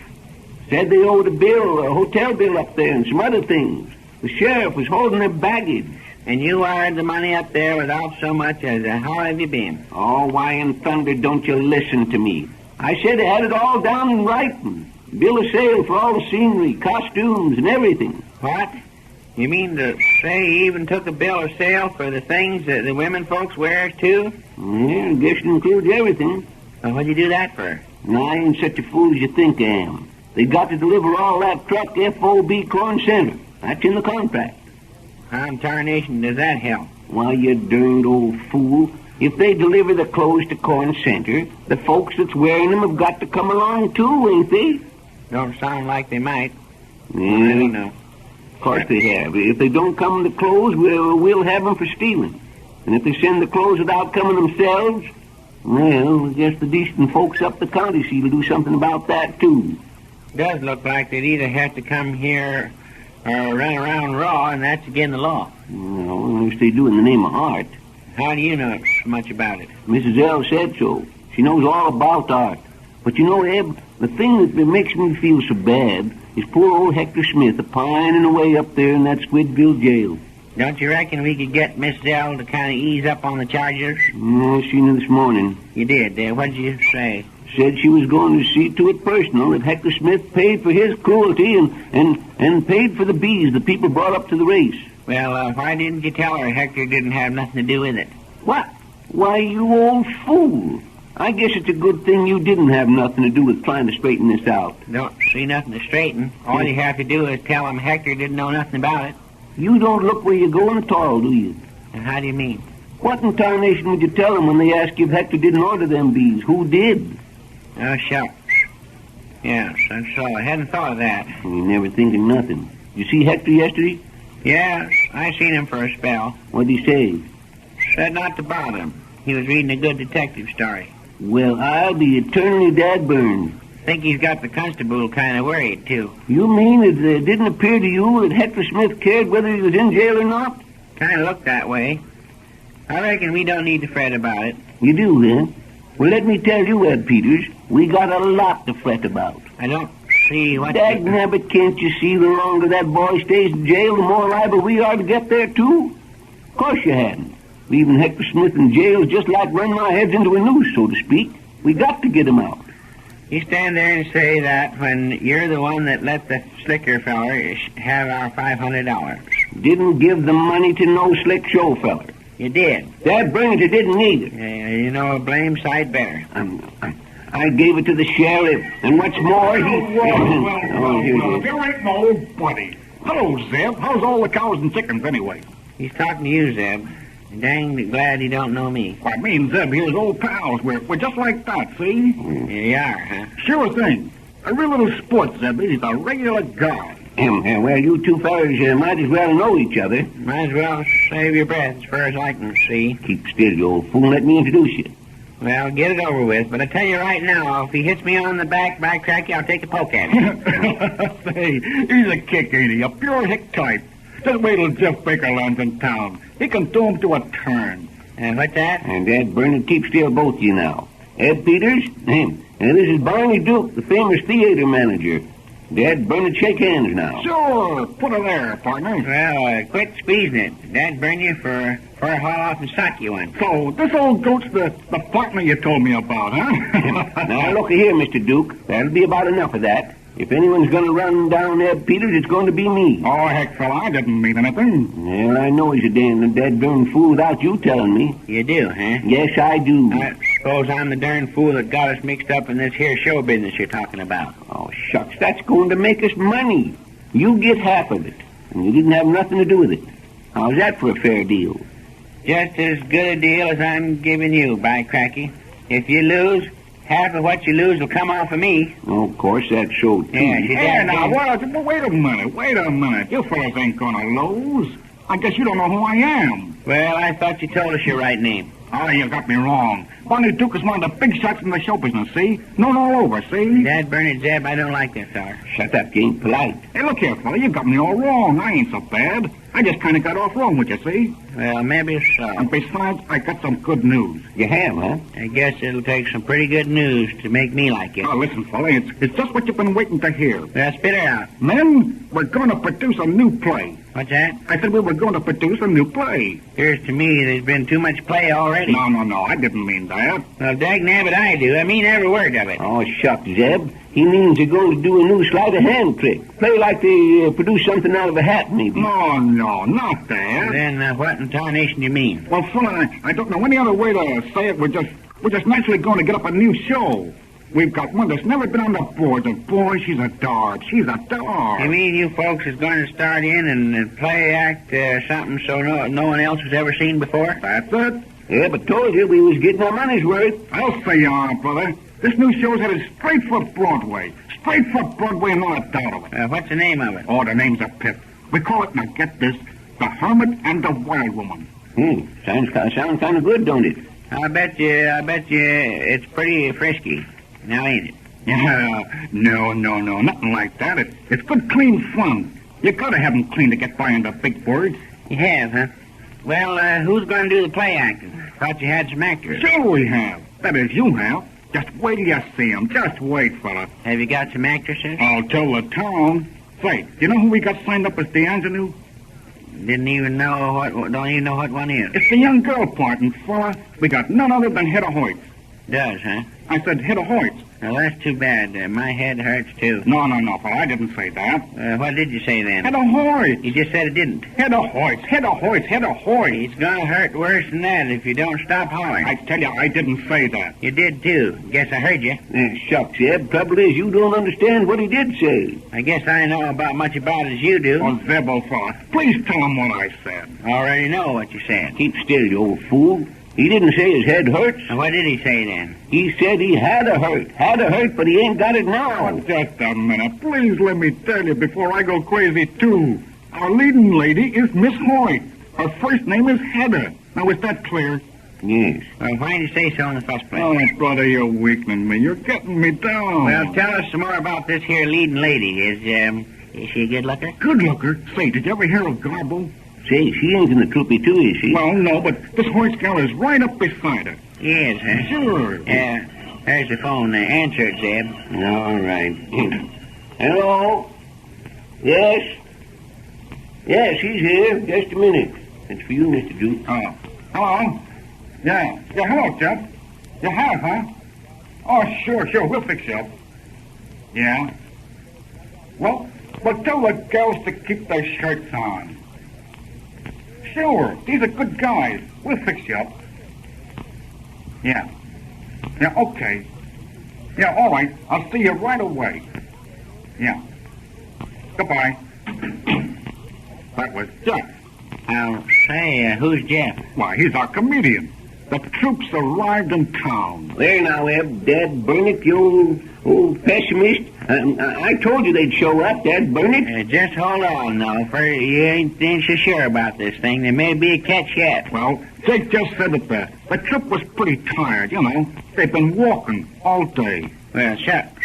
If they're taking such a long hike, why didn't they sit down and rest? Well, now, that's just what I wanted to see you men about. Now, someone's got to stick 'em to hotel rooms and board.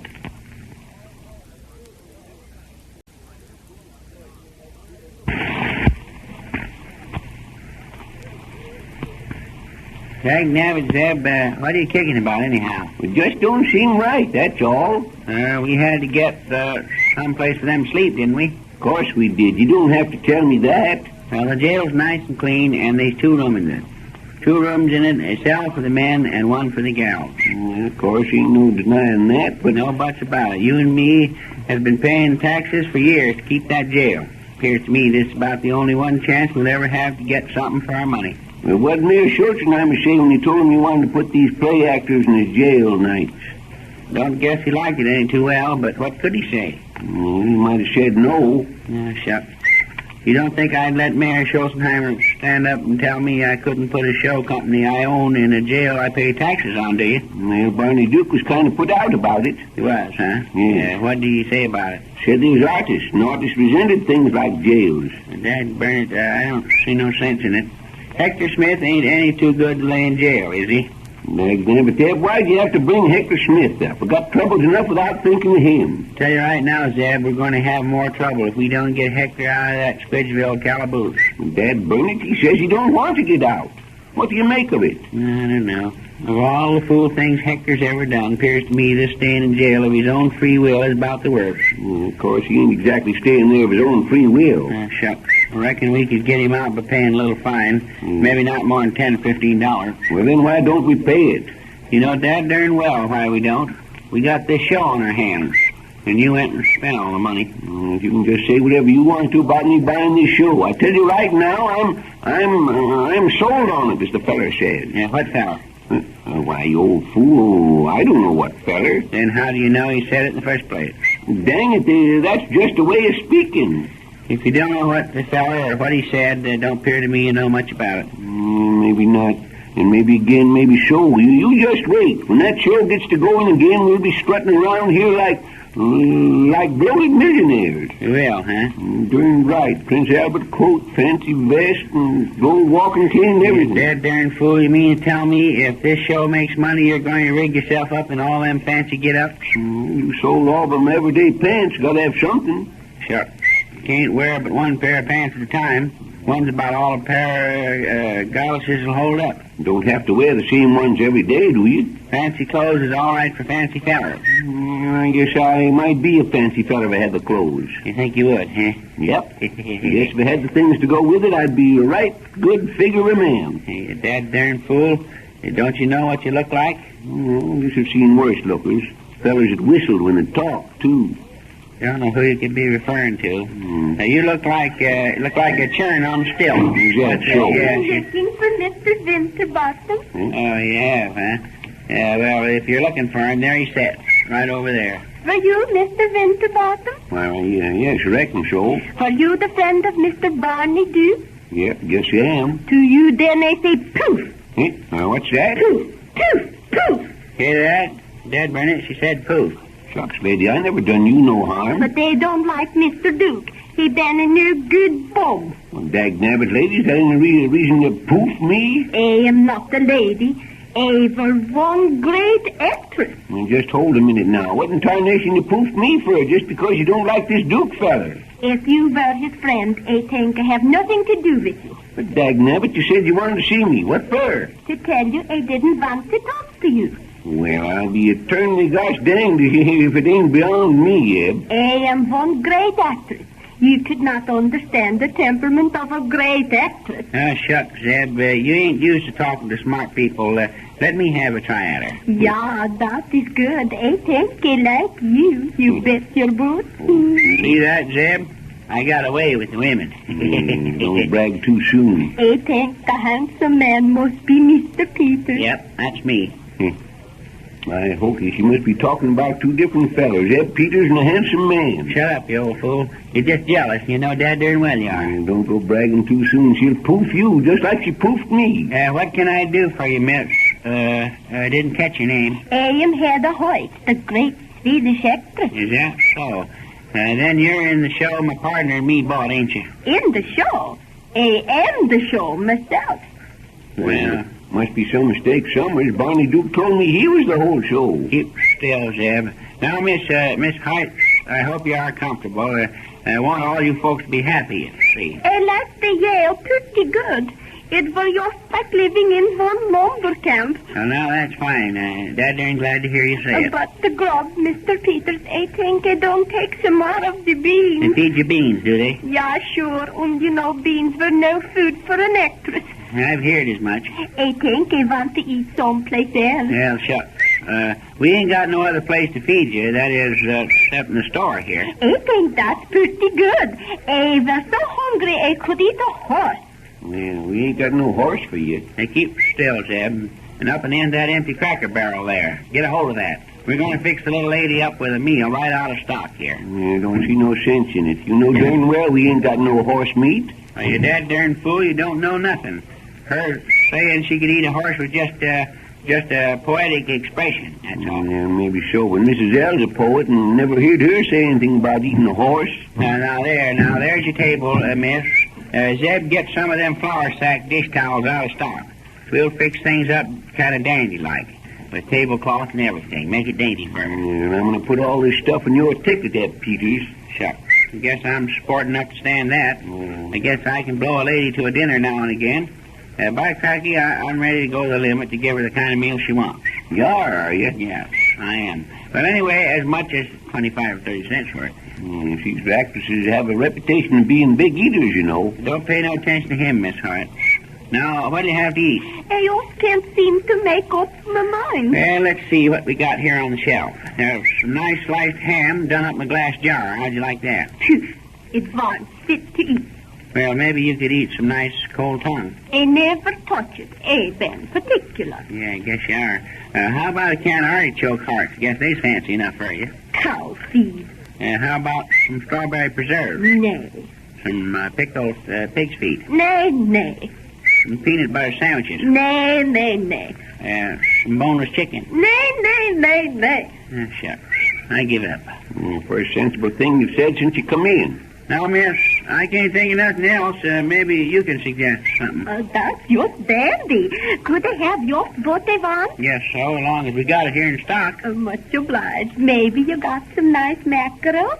Mackerel? Yeah, sure. That's my favorite fish. There's some corded up in the back room, Eb, if the cats ain't got it. Now, just a minute. I want to get this straight. You mean you want some of that salty smoked mackerel? Yeah, sure. I like fish. And you have to admit you get a lot of fish when you get mackerel. I know it. I just want to get it straight, that's all. Well, I tell you, I'll go in the back in the storeroom and see if I can dig some up. Goodness knows it's cheap enough. You'll have to cook it, little Zeb. Well, I won't neither. There's a stove back there, and I'll put it on. But you can watch it and take it off. All right, shucks. Go along, then. Guess we can take care of it right here. You are a very fine man, Mr. Peters. Yeah, shucks.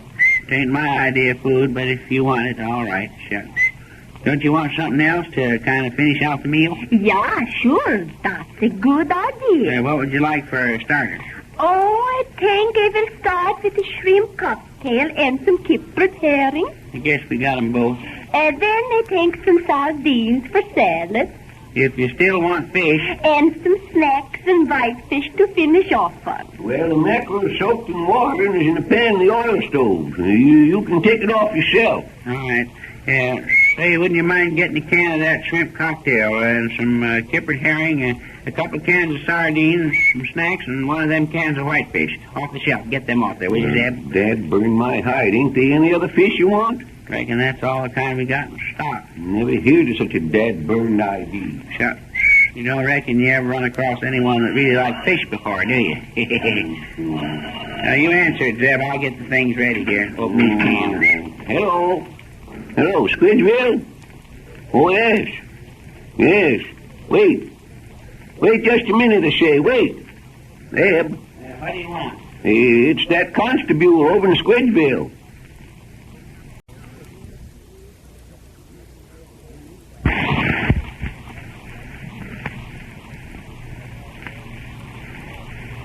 It's your move. Why in tarnation don't you move? I'm just figuring how to tie you up. Yeah, Dad burned my hide. Don't guess you're going to tie me up tall. Let me see now. I guess I'll move this one over here. Why don't you? No, wait a minute now. That move ain't no good neither. Well, take your hand off that checker and let me move. Just hold on there. I ain't finished yet. Nabbit, we should make up your mind. Guess I'll take that one back and move that one over there. Now, how's that? Jump me. Go ahead. Dad, bring you a jump me. Where's the jump? Right there under your nose. Oh, right there. And I'll take that one. And I'll take that one. And this one here. Shucks, the game's as good as over. Of course it is. Eb, you're the dad-blameless checker player I ever see. Well, I won, didn't I? No, shucks, that don't amount to nothing. You did been making a lot of crazy moves. Don't reckon they was so darn crazy. Oh, there was too. A fella just simply can't do no good at all when you make them fool moves. Why don't you play like other folks do? 'Cause I want to win the game, that's why. Well, I claim it ain't no way to play. You're just jealous 'cause I took the hide off you. That's what's the matter with you, right? Oh, shucks. I guess I could beat you every day in the week if you'd move like a fella ought to. Your telephone's ringing. Oh, dagnabbit, don't you think you heard it? Then why don't you answer it? Give me time, will you? You'd think you'd see the way you fool around about answering the phone. We didn't need no more business around the place. Oh, keep still, I answer. Hello. Oh, hello, Miss Snyder. Yes, this is Zeb. Nice day, ain't it? Yes, it is. Kind of cloudy mornings, but pretty good all around. Here, your ma come over from Squidville to spend a few days with you. Well, as far as I can recollect, Miss Jones told me when she called up yesterday... You got a pretty big stock of canned hominy. Better try to sell her half a dozen cans. Now, how's your ma been lately? Well, that's good. The rheumatiz still bothering her, some expect. What'd you say about rheumatiz?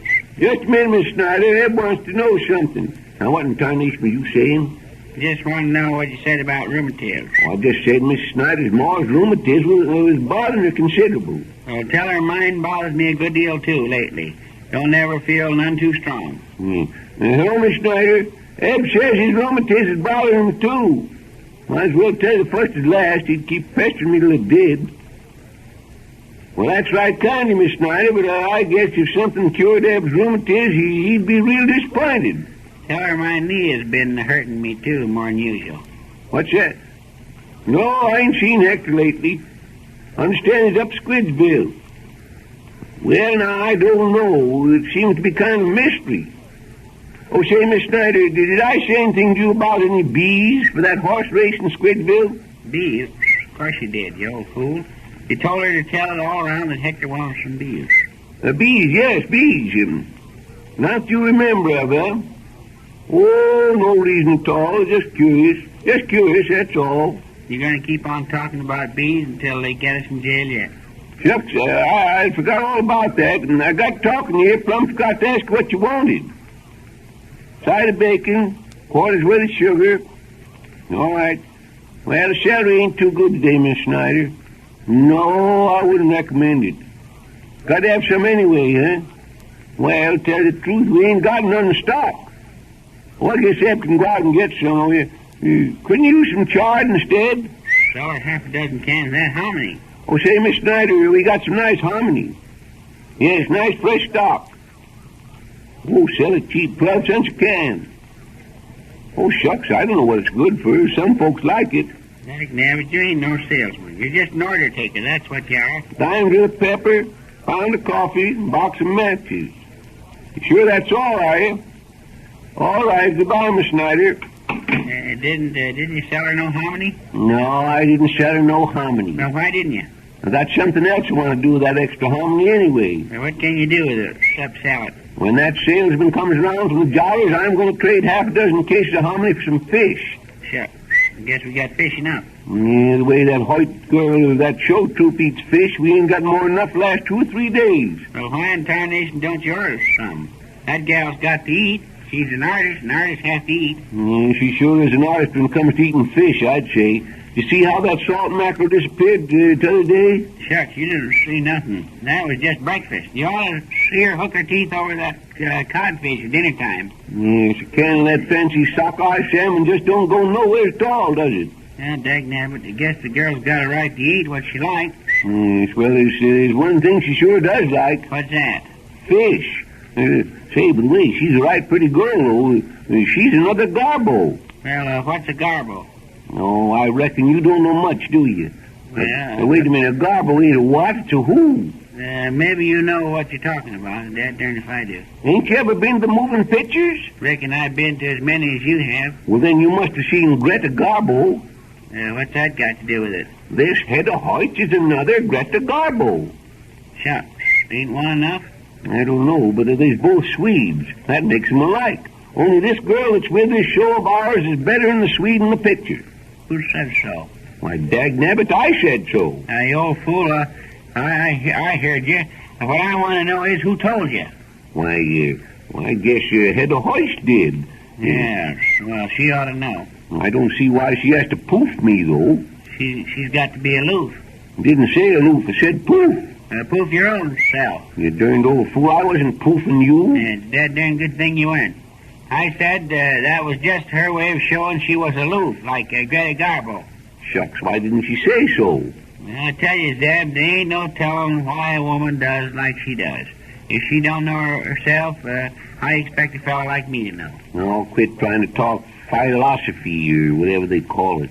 And go out and get a bunch of celery for Mrs. Snyder's orders. Get down to earth. And that's another thing. What's the idea of asking Mrs. Snyder if you said anything to her about them bees? 'Cause I wanted to know, that's why. Zeb, you're going to slap us right square into that Squidgeville jail yet. Oh, I guess there ain't no reason to get het up now. They ain't, huh? No, they ain't. Mrs. Snyder said she didn't recollect nothing about it. She did? Yes. Say now, I guess maybe we might get out of this after all. If you ask me, I'd say the quicker we get Hector Smith out of that Squidgeville jail, the better it's going to be for us. I guess you're right. I know it's right. That constable called up again this morning. Spent 20 cents on long distance. He did? Yeah, just throwing his money away. What did he have to say this time? Oh, he said Hector was eating too hearty to be a model prisoner. Is that so? Yes. Glad to hear he's getting something to eat. Yes, you see, the constable's wife cooks for the prisoners. They say she stirs up a pretty fancy flapjack. Hector always did enjoy his meals. Yes, he sure likes to eat. The constable's wife does the cooking, and his young daughter carries it over to the jail and gives it to Hector. Shucks. Zeb, I don't like the look of that. Yeah, tell the truth, I don't like myself. The constable didn't kind of intimate that maybe Hector was getting a little tired of such close confinement, did he? Yeah, he said Hector sent out 6 more detective novels. I'll be that darned if it don't beat anything I ever see. Well, between the two of us, I think the town's kind of sorry they ever listened to Mrs. Zell. You think maybe Hector's company's beginning to pall, so to speak? Yes, tain't so much of his company, I guess, is that the town's got to furnish the victuals. The folks over at Squidgeville ain't exactly what you call a hospital either. No, they ain't open-handed. It's just heaping more burden on the Squidgeville taxpayers day by day, you see. Guess they might be getting about ready to talk terms, don't you think? No, it ain't so much of them. Of course, they'd probably want to make the fine high enough to pay them back for some of the grub they had to pay. Oh, well, that grub ain't no fair of ourn. Just as a trading proposition. No, but the main sticker is Mrs. Zell. She's hanging out for prosecution. Say, that's an idea. I reckon we could see Mrs. Zell and kind of soothe her feathers down. Well, if she lost interest, I'll bet the Squidgeville authorities would drop Hector like he was a hot potato and wait. I'll get it. Now let me alone. Him. Hello? No, this is Zeb Winterbottom. What? Oh, Mayor Schulzenheimer. Yes. They are, huh? When I look here, Mayor Schulzenheimer, Ed Peters and me is taxpayers in this here town. Well, what if they are? Ain't the citizen of the Corn Center got as much rights as a couple of racketeers? Yes, well, if you do, I'll tell you right now, you'll hear from Eb and me. And son it. Say, who is that? Mayor Schulzenheimer, the darned old fool. There ain't no way to talk about a city official. What do you want? No, I said they just put a couple of racketeers in jail. Well, what about it? Oh, I said the racketeers objected to association with our show troupe.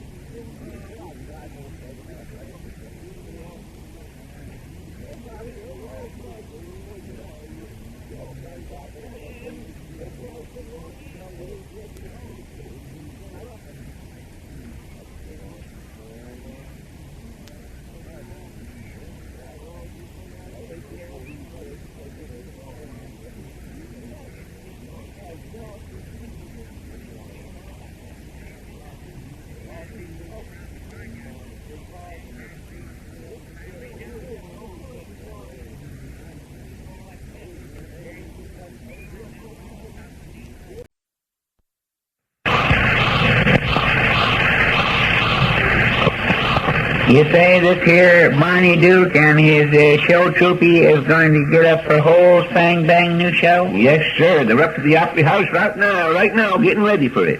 Shucks, I guess maybe this owning the show has got some of its good points, hasn't it? Dagnab, you're high there, but I know when you look that way. When I see that in your eyes, you ain't thinking about the show at all. You're thinking about this here Hetty Hoyt. Well, shucks, Zeb, she's just a young gal. Yes, you don't know whether she's young or not. Well, you don't think a feller my age would have any what you might call serious intentions, do you? You can't tell about that at all. Some fellas, when they get old, feel a blame sight younger than they look. Well, it ain't that way with me. I got kind of a what you might call a fatherly feeling for this girl.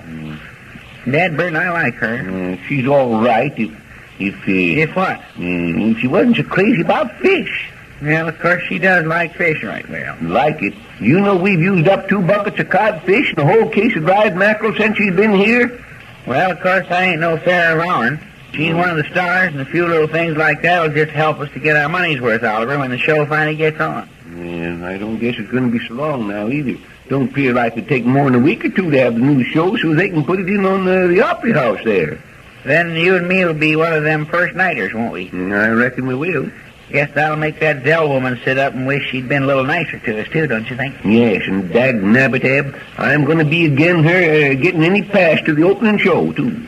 Oh, well, now, Zeb, after all, you know she's the best poet in Corn Center. I don't care if she is. She's been pretty picky-unish and persnickety to us in times past, if you recollect. Yes, I know, but we got to give her a pass. You just gotta be you gotta be broad-minded about those things. Besides, she ain't been none too sweet about the show business either.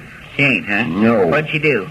No, nothing much. Just been dropping little words here and there. Now, hold on a minute. Don't go throwing asparagus till you know what you're talking about. I ain't throwing asparagus, and I know what I'm talking about. Well, then tell me what she been doing. Man, it don't really amount to much. Just one of these little things one woman says to another. Now, Zeb, it ain't fair to Miss Zell to go that far without telling me the rest of it. I want to know what she said. Well, word for word of it. Well, it was about your friend Hetty Hoyt. Well, I guess couldn't no one say anything much out of the way about her. Is that so? Well, Miss Zell said the only reason that sweet actress wore colored glasses all the time is because she was cross-eyed. It ain't so. There, well, I know dad darn well it ain't so. You said it. Darn right it. I just soon tell Miss Dell is not. Well, of all the infernal things for one human to say again another. Well, wait a minute. Calm down, you darned old fool. You don't know what you're talking about. I do, too. Well, I guess I get a mite riled, but I tell you right now, I take that as a personal insult.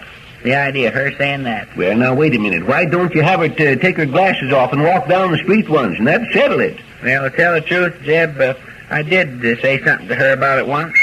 When she come up here for a fish. You did? Well, what'd she say, anyhow? She said she was modest, and she didn't want no cheap bums looking into her eyes for nothing. Well, dang it, Eb, we got to look at this thing impersonal like. I tell you right now, it's serious. Of course it's serious. There ain't no way to treat a gal in the first place. Oh, shucks. I'm looking at it from a business standpoint. For a business, anyway, you look at it. There you go, always jumping in before I'm finished. Well, go on then and finish. Don't guess it's that darn important. Well, now listen, maybe this Hetty Hoyt ain't cross-eyed. Of course she ain't. Well, how are you going to prove it?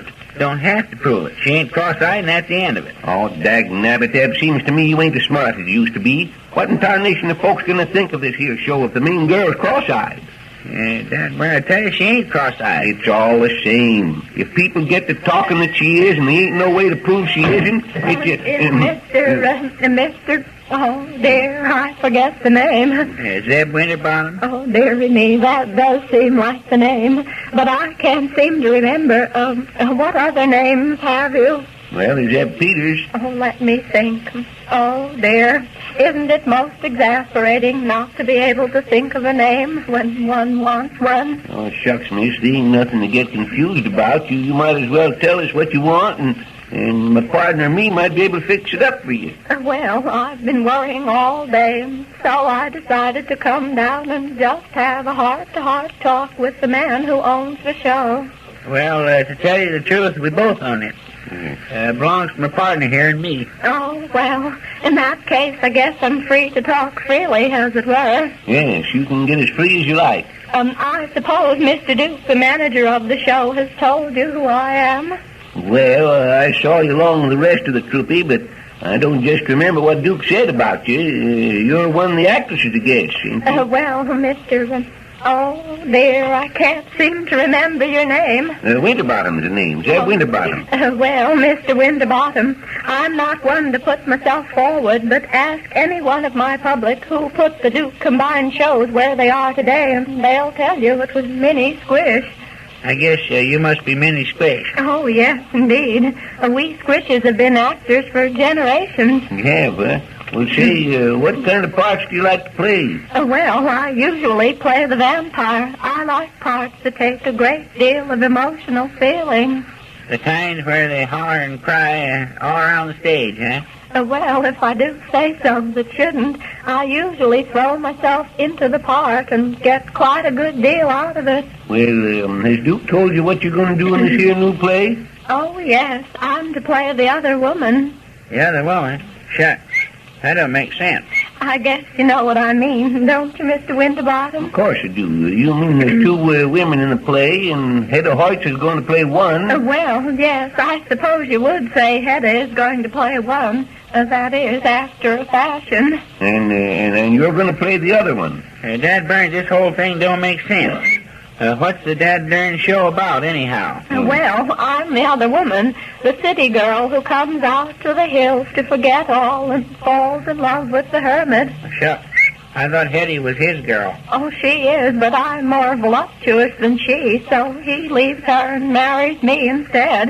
Look here, who wrote that play, anyhow? Why, I don't know, but I'm under the impression that Mr. Duke saw it someplace and just kind of wrote it himself. Well, dagnabbit, it's got to be changed. What in tarnation's the matter with you? You can't change it. It's our show, ain't it? I reckon it is. Well, by hokey, if Miss Hedda Hoyt is going to be the wild woman and she wants to marry the hermit, dad darn, if she can't do it, or else I'll throw out the whole dad darn reason why. Now, that. Oh, dear, I'm afraid you didn't get my idea at all. You can't be changing plays after they're already made up. What are you talking about? Well, who in tarnation said she can't? I do. Don't know why she didn't want to marry a hermit, but if she does, I guess she can have him. Well, dagnabbit, this is just play acting you got to remember. I can't help it. But, Mr. Peters, I have to take the hermit away from the wild woman with my superior culture and charms, or the finale won't come out right. Of course you have. You don't understand these things, Eb. You haven't been around and studied play acting and things like that the way I have. You see, if you do the right thing by your public, the play's got to end right. Well, maybe so. Well, what's the end of the darn thing like, anyway? Well, dear, it is a most unusual ending. I should say most unusual. I bet it is, too, but I hope it ain't one of them sad endings where the girl goes away and... We're paying for this show, and Dad Burnett, get along with it. Let's hear what the ending is. Well, I know, but if that's one thing we will change, concern it, we ain't going to have no folks crying in any show we put on in the opera house. Oh, dear, well, now when the hermit finds that his love for me is the one big vital thing in his life, the wild woman is very tragic about it. Don't see why anyone would be put out about losing that Duke feller. But go ahead, anyway. So she throws herself over the cliff. That is the end of her. It is, huh? Well, what do you do then? Oh, dear, why, I laugh wildly. What's that? I say I laugh wildly. Well, Dad Burnett, what do you want to laugh at a time like that for? Why, you darned old fool, just shows you don't know nothing. She laughs because she knows this head of Hoyt's is going to land on the mattress in back of the scenery.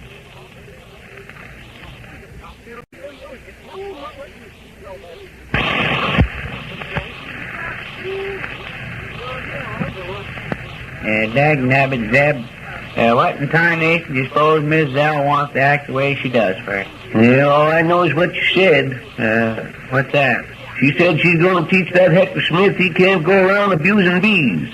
Of course, she don't know that Hector didn't have nothing to do with it. No, of course not. I guess if she did, it'd be me and you over there in Squidgeville jail instead of Hector. Oh, well, shucks. Maybe if we was over there, me and you, we might get a little time to read some detective stories, too.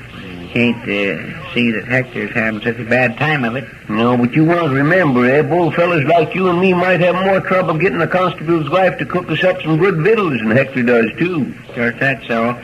They tell me she can drop about as good a biscuit as anyone around the whole county. Now, looky here, you old fool. You don't need to go pining for no stay in jail. There's work to be did around here. That's just it. If worse comes to worse, I guess I could give my knee a little rest and get caught up on my reading, too. Dang it, I tell you, you ain't going to jail, so you might as well get that right out of your head. Don't know. If Mrs. L don't kind of ease up on Hector, the whole caboodle of us may find ourselves there. Dad Burnett, that's just it. You and me's got to get busy and get Hector out of that Squidgeville jail, Eb. You ain't heard no more from that constable over there, have you? Yes, I did. He called up again while you was out. Still wants us to do something for Hector, huh? Shucks, you don't think he'd spend 20 cents just to hear us talk, do you? No. Well, what did he have to say? Says he's plumb discouraged about Hector. Yes, huh? Yes. Well, why don't he just kind of forget and leave the door open some night? Said he did try that. He did, eh? Yes, he left the cell door unlocked all night. Did Hector make no effort to get out? No. The constable said Hector complained the next morning about the cell door clanking all night. Shucks. Pretty soon, Zeb, I'll begin to believe Hector don't want to get out of jail. Dang, do I ain't begin to believe that myself. That's beginning to get Dad rather serious. Of course it is. I'll tell you what we got to do. What? We got to get a hold of that Zell woman and tell her what's wrong about this thing. Does look like we'd have to, sooner or later. The idea of her treating a fellow citizen that way. The trouble is... The trouble is what? What in tarnation are we going to tell her? Well, I don't know. Tell her Hector Smith didn't know nothing about them bees. You can't do that. They'll clap you and me in jail, sure, if you do. Yeah, one thing sure, with this show in our hands, we ain't got no time to spend in jail. Then there's another angle. Yeah. And the trouble is that most people don't figure about this jail business. That's one of the angles. Yes, well, tell me what it is. What do you mean? Might as well know it first and last. You know, me and you and Hector's been pretty darn good friends. Well, what in tarnation's that got to do with it? Well, shucks. I don't reckon it looks so good if folks got to talking about how you and me and let poor Hector suffer in jail on account of a crime we committed. Oh, you doomed old fool. Hector ain't suffering. He's having a better time than we are, as far as I can make out. I know it, but folks won't look at it that way, you see. Yes, I know. That's one thing. I'll be danged. Good morning. Good morning, Miss Jill. By cracky, it's good to see you. Yes. We just been thinking about Oh, you. have you really? Yeah. Well, I hope you were thinking something nice. Could we do something for you, Mrs. Jill? Oh, yes. Those artichokes are lovely, aren't they? Well, now, to tell the truth, we hadn't noticed them as being anything special. Oh, but they are. I'll take half a dozen of them, please. Pick her out a half a dozen nice ones, Zeb. Yes, certainly. Hand me that paper bag there. And I want a couple of pounds of some of that nice sliced bacon. You keep the nicest bacon here. Yes, we try to please our customers. Yes, now, here's the artichokes, Miss Jill. Oh, thank you. Now, get her a couple of pounds of that extra quality bacon, Zeb. Yes, I'll get right away. Oh, you're such an accommodating soul, Mr. Winterbottom. Don't mention it, You know, I've always said the people of Corn Center don't appreciate this store as they should. Oh, I don't know, Miss Zell. Appears to us like we do right good business for the size of the town. Oh, that's lovely. I'm so glad to hear that things are going along well with you. Now, let me see. Oh, yes, I can use some of those lovely tomatoes. How much are they? 3 cents a pound up till noon. Getting kind of scarce. Well, then I'll take 10 pounds. Say, get a sack and put 10 pounds of tomatoes in it, Tim. Yeah, I'll do it right off. Yes. You know, I was telling Mrs. Jones just yesterday that we ought to all do what little we can to make your store profitable for you. Oh, shucks, Mrs. Zell, that sure is kind of you. Oh, really, we should. You exert such a cultural influence on the town, you know. Oh, and 50 cents worth of sugar, please. Get her $half worth of sugar, Zeb. Make it a little bigger than common. Yes, I'll do that. Yes. Shucks, Miss Zell, I never thought much about us having no culture effect on Corn Center. Oh, but you have. Really, you have. And you're always such kindly, considerate souls. Mrs. Zell, appears to me that's laying it on kind of thick. Oh, of course, we haven't always agreed on every little thing, but that's all in the past, isn't it? Well, I guess maybe Zeb and me's been a mite hasty at times past. We can all forget our differences in the common interest of helping Corn Center, can't we? I guess so, as far as I'm concerned. Well, by Sunday, you can't, as far as I'm concerned. What? Why, Mr. Winterbottom, I don't understand. Yeah, it looks to me, Zeb, like you might be a little more charitable, so to speak. Why, you old fool, what do you mean charitable? What about poor Hector Smith? Why, Mr. Winterbottom... Oh, shucks. I clean forgot. Yes, of course you did. You was going to let Hector languish and pine away up there in Squidville jail, and then you shoot off about charity. Oh, but Mr. Winterbottom, Hector Smith did a most reprehensible thing. Hector Smith didn't do a blame thing. Hold on there a minute, Zeb. Keep your trap shut. Don't say another thing. Well, I'm astonished at Mr. Winterbottom. What in the world does he mean? Well, to tell you the truth, Mrs. Zell, my partner there and me is right broke up about this Hector Smith business. Yes. Hector's pretty close to us, you know. Yes, but think of those poor, dear little bees being tied up in sheets all day at the racetrack. Why doesn't your heart just go out to them? Oh, shucks, Mrs. Zell, don't reckon it hurt the bees none. Oh, but it must have. Oh, it just got to stay in the hive all day instead of having to go out and work. Sure, it was a regular vacation for the bees. Well, I don't know what to... And think of poor Hector. Well, I don't want to think of him. It's the most annoying thought. Then you're going to see that he stays in jail? Well, I certainly had intended to. Oh, but I wouldn't do anything that might spoil our warm friendship for each other. Oh, really, I wouldn't. Yeah, now that's right nice, you Mrs. Zell. Oh, yes, before I forget it, how is your little theatrical venture coming? How's that? I said, how are you getting along with the new play you're producing? Oh, shucks, I guess we're getting along about as well as could be expected. Guess them things don't never run too smooth. Oh, I do so want to meet that clever Mr. Duke. Oh, shucks, Miss Zell, guess it's going to be easy enough to fetch him around sometime. Oh, please do. You know, I think it's simply marvelous that we're going to have a dramatic company in Corn Center.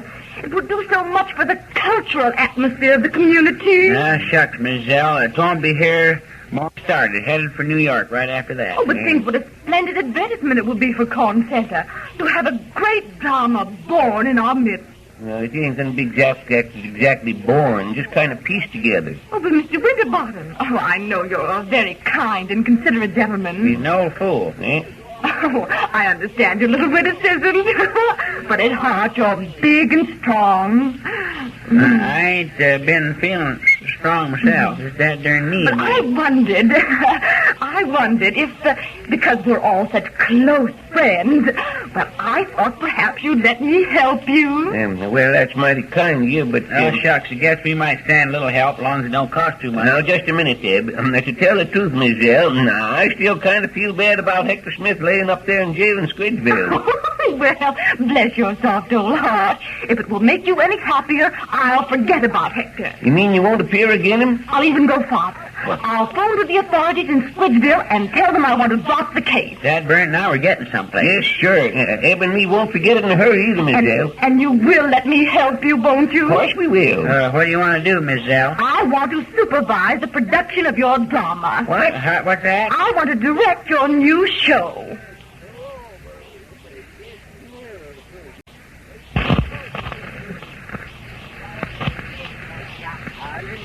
Dagnabbit, Zeb, I don't like it. Oh, shucks. I don't guess Mrs. Zell can do so much that'll hurt the show. Guess those people know their business. You shouldn't have let her have the job of directing this Hermit and the Wild Woman show. You had as much to do with it as I did. More, in fact. How in tarnation could I have more? Why, conshine it, all you done all the time she was here was just bow and scrape and say, yes, Mrs. Zell, certainly, Mrs. Zell. Zeb, get Mrs. Zell some of them nice tomatoes. Ah, you made me sick. Dad Burnett, Zeb, tell you right now, we ain't got none too much business as it is. And when someone is in the notion of spending, guess it's up to us to be nice to him. Yeah, maybe so. Besides, we had to get Hector out of jail at any cost, as you might say. Then what was you blaming me about? Oh, I ain't blaming you. You are, too. I ain't. You are. I tell you ain't. You said I was polite to Mrs. Zell. Well, dagnabbit, you was. What'd you want me to do? Stick out my tongue at her and make googly eyes? Oh, don't see you make a fool of yourself when Mrs. Jones and Mrs. Snyder comes in here. Well, shucks. We see them every day. That's just it. You might know Mrs. Zell was after something and she wouldn't come nigh this place. Well, dang it, Zeb, I don't see as we come out so bad. Supposing she's got some idea that we are responsible for the cruelty to them bees, as she calls it. What do you reckon's happened then? Just be hard to tell, all right. Why, we'd have to let her be the leading lady, at least. I guess maybe you're right. You know, I've been so worried about this Hector business lately. My knees plumb give out on me. Guess I better sit down here. Well, what in tarnation's worry got to do with your knees? Any darn fool knows that. Yes, well, I guess you won't have no trouble telling me. Dagnabbit, when you worry, you stand first on one foot and then on the other, don't you? Guess maybe I do, but you do most of your worrying sitting down. I don't do no such thing. Oh, Dad Burnett, you do, too. I do. You do, I don't. I don't yes, you do. Dad, you know Dad. Good morning, gentlemen. I give you a good day. Hey, good morning, Mayor Schulzenheimer. Good morning, Mayor. I see you gentlemen is looking well this morning. Yes, I guess we're all right. Well, of course, you know my health ain't never too good, Mayor. Oh, so? Well, that's too bad. What can we do for you this morning? Oh, nothing, thank you. I just dropped in to have with you a little talk. A talk, huh? That's so, a little talk, yeah. Well, shucks. Mayor Schulzenheimer, I guess you know there ain't nobody we'd rather talk to than you. Well, I think maybe that is so, yeah.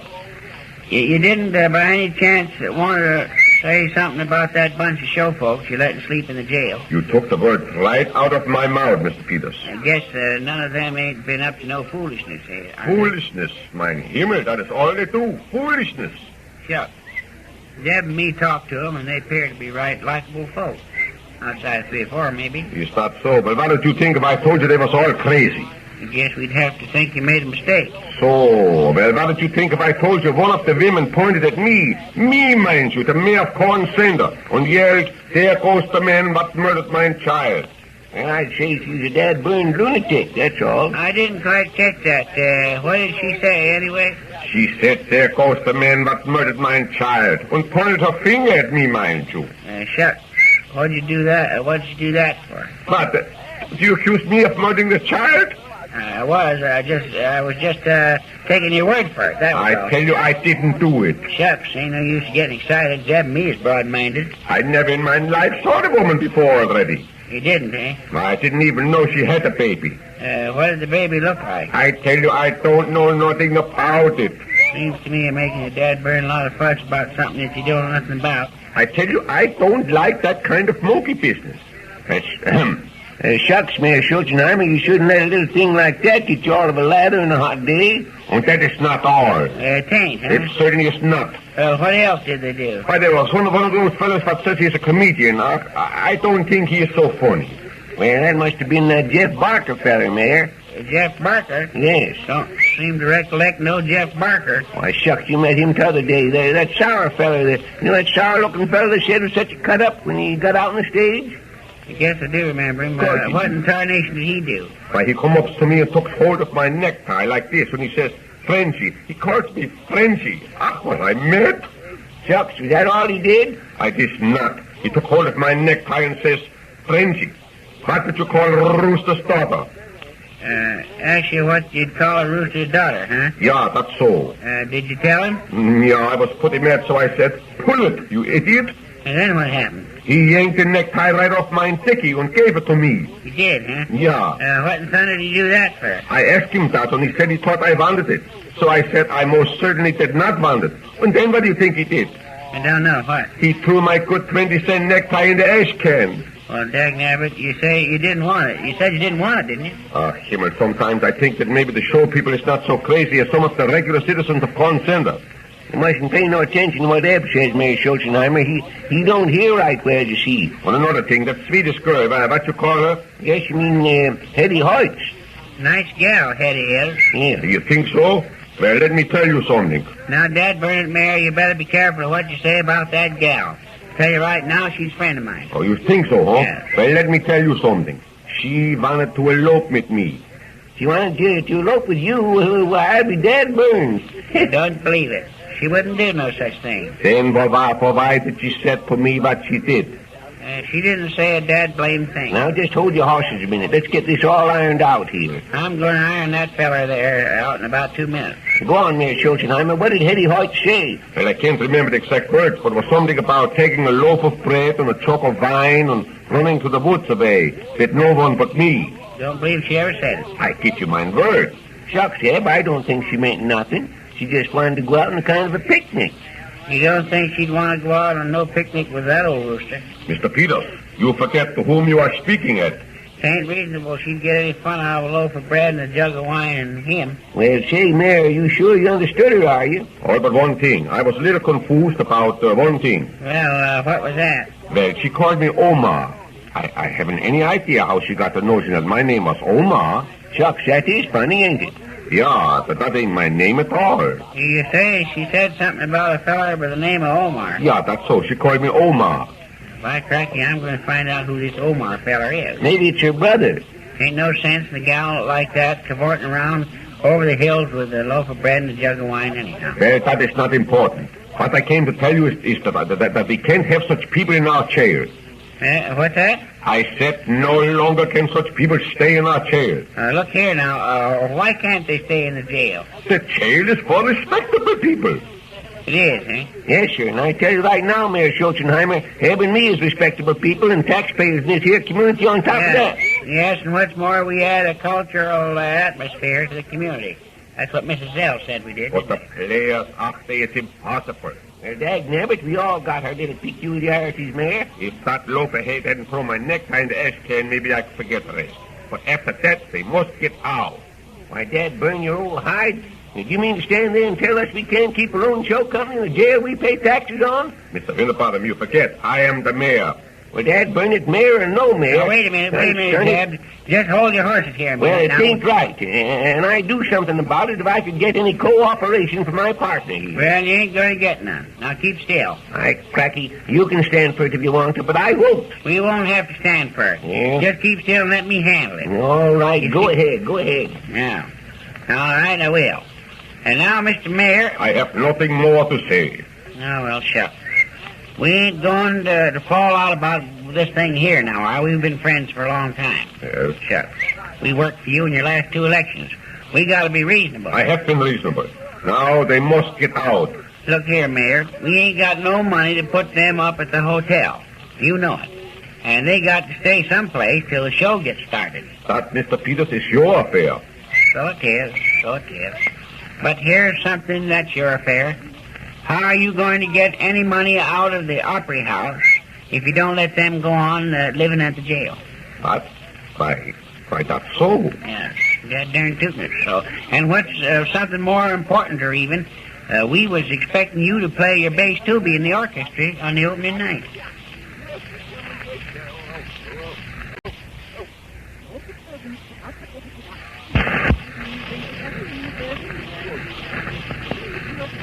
Eb, what in tarnation are we going to do about them play actors? Yeah, shucks, don't see no need to do nothing. Well, it ain't right. That's all I got to say. What ain't right? Why, them pointing the finger of scorn at decent citizens. Didn't know they was. Well, you did, too. You was in here when Mayor Schultz and Einheimer come in and wanted to have them thrown out of the jail. Well, dagnabbit, he didn't have them thrown out, did he? The idea of that actress pointing at Mayor Schulzenheimer and saying he murdered her child. Probably just having one of these temperamental fits. Actresses have them, they tell me. Yeah, it wasn't right any way you look at it. Well, maybe not, but and him the mayor consented, too. Shucks, Zeb, but that, as I see it, that's the one redeeming feature about it. How in thunder do you figure any redeeming feature in that? Well, I tell you, if that actress had singled out somebody that didn't count for much, Mrs. Snyder's husband, for instance... Just as crazy one way as another. No, it ain't neither. Now, as I say, if she'd singled out some poor, weak feller, why, then I'd say there wasn't nothing good about it. Why, you old fool, tell me what in tarnation good is about singling out the mayor. Tell you right now, Eb, a woman that would do that, she's got to have a lot of moral courage. Well, of all the dead blame fool ideas you ever had, that's about the worst. Well, you have to admit, Zeb, it ain't easy to accuse a man like Mayor Schulzenheimer of a crime like that. Well, I don't see it takes so much courage. You have to admit, but when it comes to the big fellers, there's a lot of congressmen even that just ain't got the nerve to do it. Say, listen here. You ain't crazy enough to think Mayor Schulzenheimer actually committed this crime, are you? Of course not, but you have to admit the principles are the same. Yeah, you ask me. I don't think she's any better than she ought to be, or she wouldn't go around saying such things now. Well, shucks, Zeb, ain't nothing we can do about it, so let's forget all about it, shucks. Well, that comedy fella Jeff Barker, he didn't have to play the leading citizen of Corn City neither. I kind of agree with you there, though, Zeb. The idea of throwing the mayor's necktie in the ash can. You didn't have no business jerking off the mayor's neck in the first place. No, sir, it's no... hello. Isn't it salubrious weather we're having? How's that? I didn't quite catch that. I said, aren't we having most salubrious weather? Don't know. I never drink nothing myself. No. I mean, the weather. The weather is most invigorating. It is, eh? Oh, very. You know, on days like this, I feel like a bird. Well, how in tarnation does a bird feel, anyhow? I feel as though I could just flap my hands and fly. Dagnabbit, Zeb, I guess them play actors ain't the only crazy people around here. Oh, come now. Haven't you ever wished you could flit from limb to limb like a robin? See what I told you, Zeb? It does look that way. Guess the whole dad-darn world's gone crazy, but me and you. Looks as if you might be right, Deb. A good deal of the time, I think maybe you're a little crazy yourself. Oh, come now. You don't think that I am crazy? Oh, shucks. I wouldn't be a bit surprised to see you sitting on a limb singing. Oh, come now. I was simply speaking in metaphor. Sounded like plain English to me. Oh, it was, but it was also in metaphor. It ain't the language I object to. It's the crazy way you put the words together. Oh, I give up. Oh, shucks, Zeb. Don't think you know what he means by that word, metaphor. No, and I'll be dad-darned if I think you do neither. Of course you do. Well, then what does it mean? Well, now, here now. Professor Thistlewaite says he wants to fly like a bird. And I say the man's crazy. But he really don't mean that at all. Then what in tarnation does he mean? Why, old fool, that's where the metaphor comes in. You gotta figure out what he meant her for. Well, maybe you know what you're talking about, but I'm... Cinch, I don't. Well, ain't I right, Professor Thistlewaite? No, certainly not. That is, roughly speaking, perhaps you are. To come to think of it, I'll bet that's what that actress woman meant when she said that what she did to Mayor Schulzenheimer. Well, if Professor Thistlewaite talks the same language she does, maybe he can tell us what in tarnation she meant. To what are you referring, Peter? Well, you see, Conscience frog in the throat this morning. There. Mayor Schulzenheimer come in here and was right put out, you see, 'cause one of the gals at the show pointed her finger at him and yelled, "There goes the man that murdered my child." Just like that. There goes the man that murdered my child. Ain't that the blamest thing you ever heard of? Oh, I don't know. Well, what do you make of it? Why, the solution is easy. You see, I had the good fortune to read the play, which your Mr. Barney Duke is preparing to present to the public. Well, what in thunder has that got to do with it? Why, it has everything to do with it. I happen to remember the lines distinctly. She was merely rehearsing her part. Oh, she was? Shucks. Oh, I knew that all the time. Yes, as I remember it, the speech in full goes like this. You ask me why I am bitter when once thousands of my father's sheep grazed on yon pasture only to be stolen and driven away by yon knave? Gentlemen of the jury, there goes the man who murdered my child. Can't make head nor tails of it. Oh, it's a trifle overdrawn, perhaps, but then I suppose for stage purposes it's quite a good speech. Well, there's one thing you'll never get me to believe. Well, what's that? You'll never get me to believe that Mayor Schulzenheimer would steal sheep. Oh, for goodness sake. I ain't been in the store business all these years for nothing, and don't forget that. Well, now, what has that to do with it? Well, it's just this. I happen to know Mayor Schulzenheimer don't like mutton. That's a fact. She didn't accuse Mayor Schulzenheimer of stealing sheep. Then why did she point at him with her finger? I tell you, she was rehearsing her part. She didn't even know he was there. Maybe it was this feller Homer stole the sheep. That's right. The Hoyts thought the mayor was Homer or Omer or something. Now we're getting somebody by hokey. What in the world are you two talking about? I guess we're talking about a fellow by the name of Homer. Homer who? Well, we don't know. Just Homer or Omer or something. Appears to be in the show. Anyway, that Swedish gal, head of Hoyts, knows him. Oh, don't be absurd. There isn't any such person. What? He ain't, huh? Well, then why would this actress, head of Hoyts, offer to run off with him on a picnic? Yes, why is that? I don't think she did any such thing. I tell you she did. Said all she wanted was a jug of wine, a loaf of bread, and him. Well, shucks, Eb, now wait a minute. I kind of agree with Mr. Thistlewaite. That don't exactly sound like head of Hoyts now. Don't, huh? No. Well, why in tarnation don't? Answer me that. Why, Eb, you know darn well that Swedish girl wouldn't be satisfied just to take some bread and wine in a picnic. She'd be sure to take along some mackerel, things like that. Then what in thunder do you make of it? Well, it's very simple. Miss Hortense was rehearsing also. In her part as the wild woman, she quotes freely from Omar Khayyam. Who? Omar Khayyam. Mayor Schulzenheimer thought she said Omer or Homer, when in truth she must have said Omar. Well, what did you say his other name was? Khayyam. What does the Khayyam stand for? Yeah. That's all there is to it. It's just Khayyam. Bet she just got his name out of the telephone book. Oh, dear. Oh, dear. Well, sir, what makes you think that, Eb? It's a funny name, I know, but... Well, they put his initials on in back, like in the telephone book, don't they? Omar K.M. See there? Oh, no. Oh, it's no use. Absolutely well, no use. I guess the telephone book's as good a place to find a name as any at that. Yeah. That's been trouble. You can always get any kind of a name you want. Well, he didn't have a telephone. What do you mean he didn't have a telephone? Oh, he's a newcomer to town, eh? Yes. No. He lived 2,000 years ago. What's that? I said Omar Khayyam lived 2,000 years ago. But in the play, Miss Hortense refers specifically to his works. He does, huh? He does what? He works. No. I mean books. Well, why in tarnation didn't you say so in the first place? Don't let that old fool make you nervous, Professor Thistlewaite. Go on with your yarn. Go on. The speech which so perturbed Mayor Schulzenheimer is the one made by the wild woman to Hermit the Herman. Oh, yes. You mean Herman the Hermit in the play you're telling about. Well, shucks, it's getting plain as day. Now, let me recall. Let me gather myself together here. As I recall the speech, it went something like this. Come, Herman, my love, let us away to yon greenwood tree, and there, with a loaf of bread, a jug of wine, and thou. It will be glorious, Herman. Just we two and Omar Khayyam. Oh, shucks, it's one of them triangle plays, it's no use, it's no use. Well, say, wait a minute, Professor, finish your story. Shucks, Professor seemed to be in a hurry, didn't he? He just tied it off all at once. Kind of hard to make him understand things sometimes, isn't it? Not as hard as it is to make you understand there's some work to be did around here. I'll answer it, and then we'll get to work. Been wasting too dang much time. Hello? Who? Oh, what's that? Shucks, you don't believe it. It just don't make sense. Well, I said I'd have to talk to my partner before I can do anything. Yes, I'll call you later.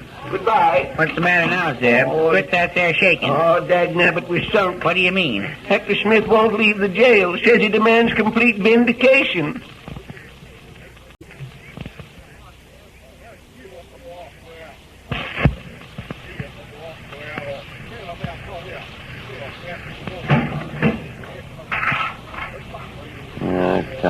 Son, he's taking them sales slips out. If he don't get back here soon, there's too much work around here for one man on a warm day. Can't burn it.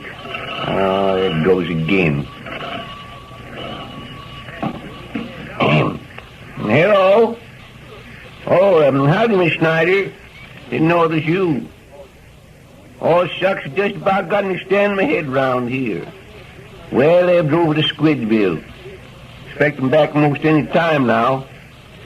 Oh, go on now, Miss Snyder. Guess you know we always got time to wait on you. Pound of cheese. All right. Dozen eggs. Ain't your hens laying now, Miss Snyder? Oh, you're setting them, eh? There's plug a horseshoe. Oh, of course I know that was for your husband, eh? A lady like you ain't got no personal use for a plug a horseshoe. Of course not. Him. Thanks. That's all day, Miss Snyder, eh? How's all your folks? Oh, little Ruthie Ann's in again, is she? Well, it's green apple time, you know. Oh, yes, I reckon I got something to do with this show company. Yes, Zeb and me owns it, you know. Yes. Oh, yes, Zeb? Oh, well, shucks, Miss Snyder, I got something to do with the show, all right, but when it comes to Mayor Schulzenheimer, yeah, you know, he's kind of a law unto himself, so to speak. Yes, that's what I say. Well, I can't shun it now. Dagnabbit, No, not to you, Miss Snyder, no. I'm sure glad to get back where I can sit down and stay. Now, keep still. Hey, say, I've just come in from Squidville, Miss Snyder. I'll talk to him about Mayor Schulzenheimer. See if we can do something. Oh, don't mention it, all. Yes. Well, take care of little Ruthie Ann. And remember, if she gets to colicking again, we got some of Smith's pain eradicator. Ought to fix her up right off. Yes, and goodbye, Miss Snyder. Yes, well, about time you're back. Tell you right now, Zeb, I'm completely tuckered out. Yeah, then how in tarnation you think I feel? Well, Dad Burnett, you didn't go nowhere. Of course I didn't. I just stayed here and worked, that's all. Don't guess you hurt yourself none. Yeah, I've been on the jump every minute since you've been gone. Don't know when we've had so much business. Yeah, well, I declare. Chuck, guess maybe you better stay away a while longer. Yeah, this store's getting to be quite a business institution, as the fellow says. Guess we got places for the money right enough. That cash register's been ringing, the door's been slamming, and someone's been yelling at me over the telephone every minute since way early this morning. What'd Miss Snyder have to say? Oh, she said Ruthie Ann was having a round-up of cramp colic. Did you sell her mustard plaster? No, but I told her about the Smith pain eradicator. Ain't as good as the mustard plaster. See, when I get the ale, I always use mustard plaster. Yeah, don't guess that spells anything. Besides, we make a dime on the mustard plaster. Only make 9 cents on the pain eradicator. Yes. Well, if she calls again, I'll tell her about the plaster. Wasn't she saying something about Mayor Schulzenheimer? Oh, yes, yes. You know what that old fossile's doing?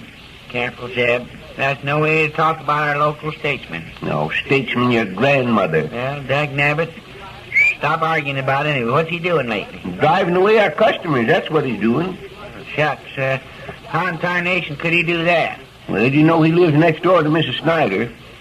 Don't think I've lived in Corn Center all these years and don't know that, did you? Well, he's been playing his tubby night and day till it's about to drive the whole neighborhood crazy. Has, huh? Yes, sounds like a frog in a rain barrel. Dagnabbit, how in tarnation would that lose any customers for us? Guess everyone in town knows why he's playing it, don't they? Guess they figure he's playing it to get ready for the show. Of course they do. And who owns the show? We do, unless you sold it while I was in Squidgeville. Yeah, and another thing, who in tarnation asked him to play his tubby in the orchestra anyway? We did, of course. No, so you're wrong there. Why, Dad Burnett, we did too ask him. We didn't neither. You did. It's all the same. No, I wouldn't have thought of asking him. Of course you wouldn't. You'd have asked him to make a speech or something. Well, by cracky, I don't know, but what his tubby playing's about as bad as his speech making. Shucks. I thought of that, but one thing in favor of the tuba playing. What's that? He has to stop when he gets through. That's so, all right, but dang it, well, we wouldn't lose no customers on account of his speech. Yeah, no, shucks, Zeb. I guess that's just what you might call an act of providence, so to speak. What? Why in tarnation would you call Mayor Schulzenheimer's tuba playing an act of providence? Well, that's the law. What do you mean, law? I mean, a lawyer would call this here tuba playing that. Well, why in thunder would he call it that? 'Cause that's something we ain't got no control over. Yeah, it seems to me you're getting pretty foolish in your old days, you ask me. It ain't foolish. According to law, a man can't be held responsible for acts of providence. Well, what dang good will that do us if we lose all our customers? We'll know we're clear, according to law, by hokey. So by cracky, it's being clear according to the cash register I'm worried about. Of course, we do have to make some concessions to the cash register now and again. Yeah, burned right we have. All right, then, we have. What do you suggest? As long as it's who it is, we got to be a mite careful. Of course we got to be careful. All right, guess there's only about one thing to do. What's that? Let him make a speech. Now, that's what I call a good idea. Of course it is. Let him make a speech instead of playing the dead darn bass tubby. Of course. You know, I don't think Mayor Schulzenheimer would be content to sit in the orchestra pit when he had a chance to get up and make a speech now. I don't. Of course he won't. That's what I said all the time. Let him make a speech. When you didn't think of that. I did think of it, you old fool. Then why in thunder didn't you say something about it? I did say something about it. I don't want to argue with you, Zeb. I've been arguing with Hector Smith till about all the arguing's out of me. Yeah, it's so. How'd you come out over to Squidgeville? Well, it didn't exactly come out. Bad as that, huh? Hector's still in jail and looks like he's bound and bent he's going to stay there. Yeah, he sure is having a time of it, ain't he? Yeah, I don't know. I ate some of his ham and eggs, some of them Riz biscuits the constable's wife fixed up for him. She did, huh? Yeah, and I was just thinking, coming home on the bus. If we do have to go to jail... Oh, you don't think... You know, mind you, I said if we do. Yeah. It ain't going to be so bad after all. Well, tell you, there ain't no sense in us being pushed right into prison, so to speak, just because of a lot of bees being took to a horse race now. Maybe not, but I said if we are, we're going to get some mighty good cooking, Zeb. Well, that's something. And you ought to see that constable's daughter. Yes? You wouldn't think an old scarecrow like him could have as fine-looking a gal as that. Well, there, but do you think that's got anything to do with Hector's determination to stay there? He says it ain't. But he's a bigger fool than I took him for if it ain't. Well, if that ain't keeping him there, what is? Well, I'll tell you, Zeb, that's the bad part of it. Bad part of what? Hector says he was arrested unjustly, so to speak. Well, dagnabbit, we know that, but he don't have to stay there now. I know, but Hector, he don't look at things just like other folks. Don't I know it? And he says he's going to clear himself before the world. Well, how's he going to do it any better than just walking out of jail? He's demanded a jury of his peers. He says that's law.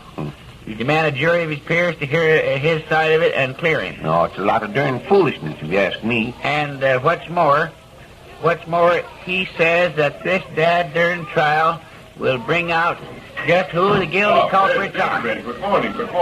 Oh, yeah. How do you do, Mayor Schulzenheimer? We were just thinking about you. Yes, we was thinking about you, Mayor. So, well, that is nice, ain't it, huh? Yes, tell you the truth, Zeb and me is doing a lot of thinking these days. Oh, yes, you'd be surprised. Yeah, I know.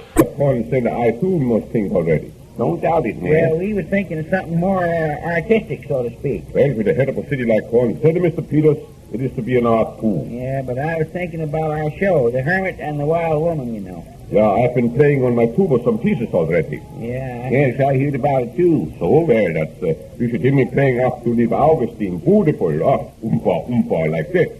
Yeah, sounds fine, but... It is perfect. Yeah, I know, but... I'll be the hit of the show, Well, gentlemen. to tell you the truth, Mayor Schulzenheimer, we have a more important part for you in this here show. Oh? Yeah, we want you to make a speech. Of course, we wouldn't expect you to play in the pit, too. You see, this speech is more important here. It'd be too much to ask you to do both. Yes, that's right. That is all right, sir. You are friends of mine, and for you, I play the tuba from the pit up and make the speech from the stage down already.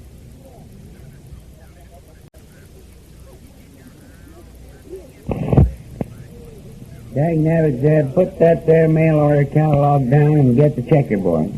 Don't want to play checkers. Then let's put some more stock on the shelves. Oh, I don't feel like putting stock on the shelves either. Well, then let's do some bookkeeping. Ain't done no posting for quite a spell. Leave me alone, will you? I'm busy. Busy? What in tarnation you busy at? Well, I'm trying to find out what the well-dressed young man should wear. Checks ain't no sense in that, any way you look at it. Can't make up my mind whether I'd look best in a brown suit with green stripes or a checkered blue and gray. That's a fool thing to have your mind on anyway. Buying a suit's serious business, Eb. Got to know what's being worn. Who's buying a suit, you old fool? I am. Well, of all the damn fool things. Well, you sold that practically new Sunday suit I bought back in 1912. It was 1914 you bought it. No, it was the year Taft was defeated for president. This was 1912. Wasn't it? It was the year the war broke out in Europe. Remember you wore it on the old settlers' picnic. Mayor Schulzenheimer's little girl sat on your lap. You remember that, don't you? Yes, sir. Then it was in 1912 because she was born in 1911. Wasn't nigh wore out, huh? Well, it don't make no difference whether it was nigh wore out or not. You sold it and that ends it. Reckon you could buy it back cheap. I don't want it back. I'm going to have me a new suit. That's burned extravagance, you ask me. Well, I'm going to get one with heavy padded shoulders. Makes you look manly-like the college fellas. You turned into a dead-darn giggle at your old age. Shucks, I ain't so old as you might be. Now look there, just look there. Yeah, I'm looking. What about it? That's what I call, as you might say, style. It is, huh? Yes, sure. 3-button swagger. Look at those buttons along the cuff there. Pinch back and up and down pockets. Look here, Zeb Winterbottom. You don't mean to sit there and tell me you drape your figure in a coat like that. What in tarnation's wrong with it? Chap, well, I think me to argue with you. You're that far gone. Yeah. What do you want? Tell me something. Do they ever wear Congress gaiters with peg-top pants? I don't know nothing about what these dudes wear. Well, just thought I'd ask. Of course they do, but if I was doing it, I'd get me some nice yellow shoes and wear green socks with them. Well, that might be more stylish, but Congress gaiters is mighty power comfortable. Where'd you get that darn book, anyway? Got it out that drawer where we keep those old ledgers. Didn't know we had it. Of course you did. Why, it's been around here for years. There, see that picture there? Well, what about it? Don't you see nothing familiar about it? Never seen the fella in my life. Oh, not the feller. The suit he's wearing. It does look a mite familiar. Why, of course it does. That's the same suit you sold to buy Jim Crack for that there racehorse of yours. You mean to tell me that's a picture of your last Sunday suit? Yep. I remember I was on the town council the year I bought it, so I thought I'd better buy something more dignified. You mean to tell me we've had that book around here all these years? Yep. Let's see if there's a date on it. Yes, sir, here it is, for the year 1912. See there, I told you I got the suit in 1912. Ain't you got no later catalog than that? Yes, I got 2 or 3, but I don't know, somehow the suits don't seem to appeal to me in them. Answer the phone there, will you? Dagnabbit, I just got my knees settled comfortable on the chair, and then you asked me to move. I'm sorry if I'm busy. It won't hurt you a bit to do a little something around here. I do something. You don't need it. I do. You don't? I do. I do. Do what? Do a little. Yes, do a little. Now, ain't you going to answer it? No, I'm not going to answer it. Might be that mini squish from over at the Opera House. I don't care if it is. All right, then I'll answer. Dad, Vernon, get away from that phone.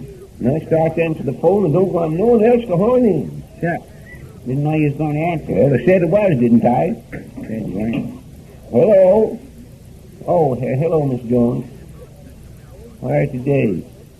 Well, that's good. And yes, I reckon we'll need a ticket seller. I haven't thought of it, though. Oh, shucks, I guess you do about as good as anybody. Of course you can. I'll tell you what. When I talked to my partner, Ed Peters, about it and let you know.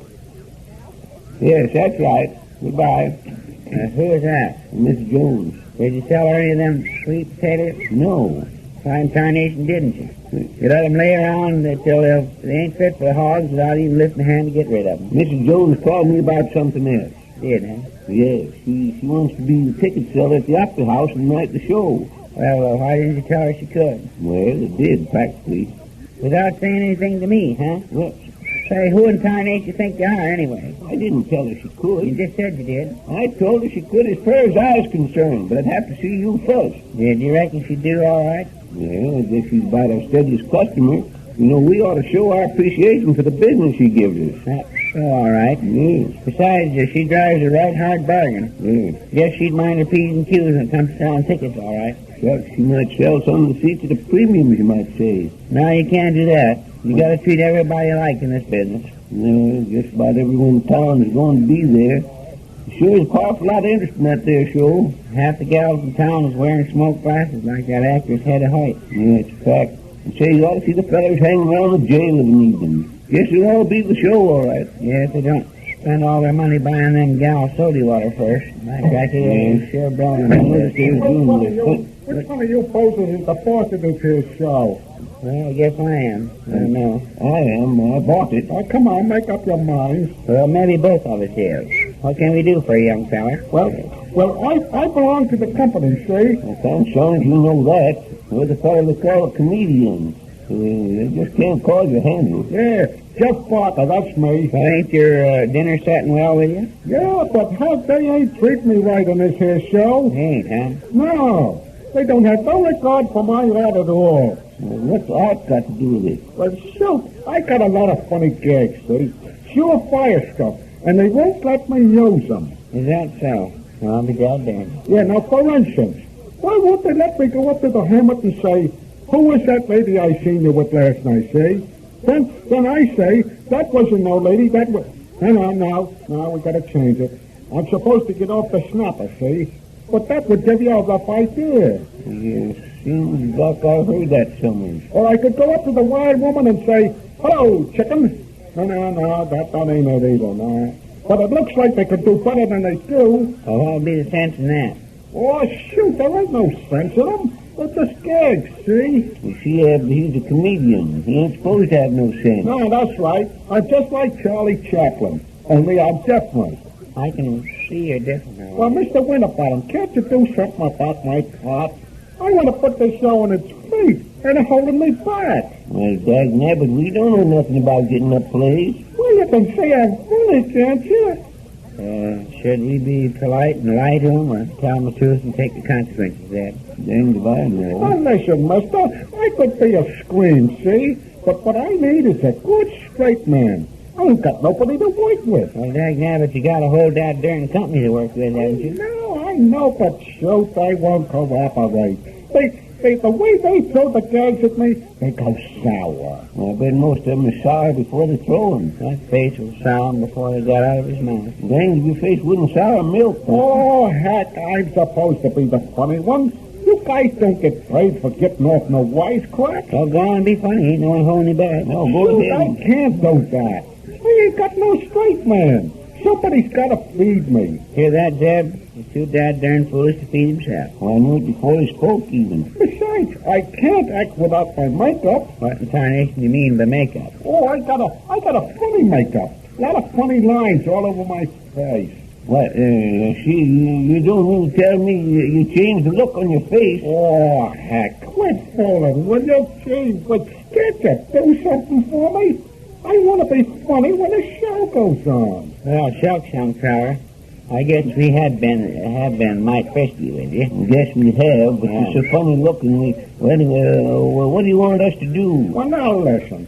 I need a straight man to pull the jokes on, see? Well, where in tarnation could we get that kind of a man? Will you let me have one, will you? Don't know where there is one. Shoot, I know where there's one. Now, it's right here in town. It's a straight man right here in town? Yeah. Well, who in thunder is he anyway? Well, I don't know his name, but he talks like a Dutchman. What? Eb. He means Mayor Schwarzenheimer.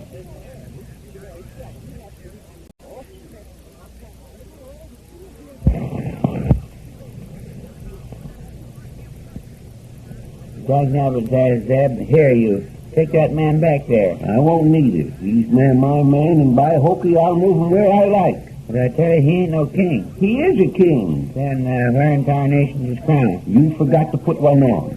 That ain't reasonable. By Collops, if I don't crown you king first off, you holler till you can hear you as a squidgebill. I don't care what you say, that's a king there. All right, it's the king then. Stop.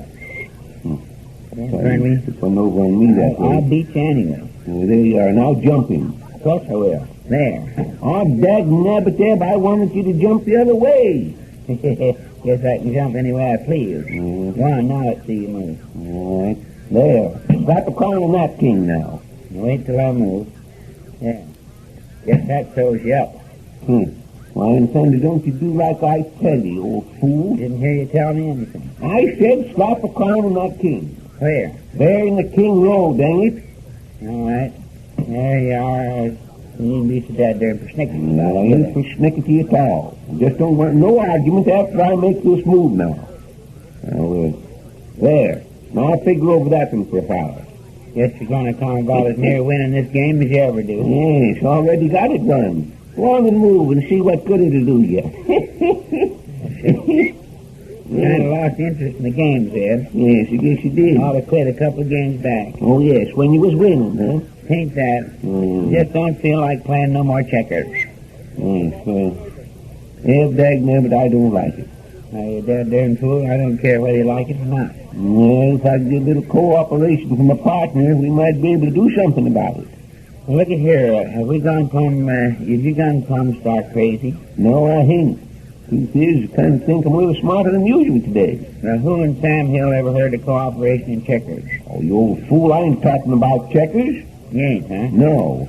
I give up then. I don't know what you're talking about. What you say don't make sense. Well, now, wait a minute, Zeb. Just kind of hold your horses a little. What is it you don't like, anyhow? I don't like the way Hector Smith is treating us. So who in town ain't say anything about Hector Smith? Well, I don't guess nobody did. I've been thinking about him quite a spell. To be frank with you, Zeb, I don't like the way Hector's doing so well himself. Ain't we always been his friends? Of course we have.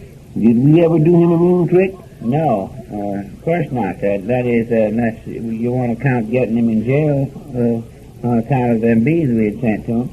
Well, I can't see that's such a mean trick. He's getting good meals, you say. And reading detective stories. Don't forget about them detective stories. Yes. Well, then I don't see as we've done him such a mean trick getting him in there. And he was reading Horatio Alger series, too, when he was in there. Yes, he's wasting a lot of time. Well, since you put it that way, Zeb, darned if I don't kind of agree with you. Then why does he act like he does?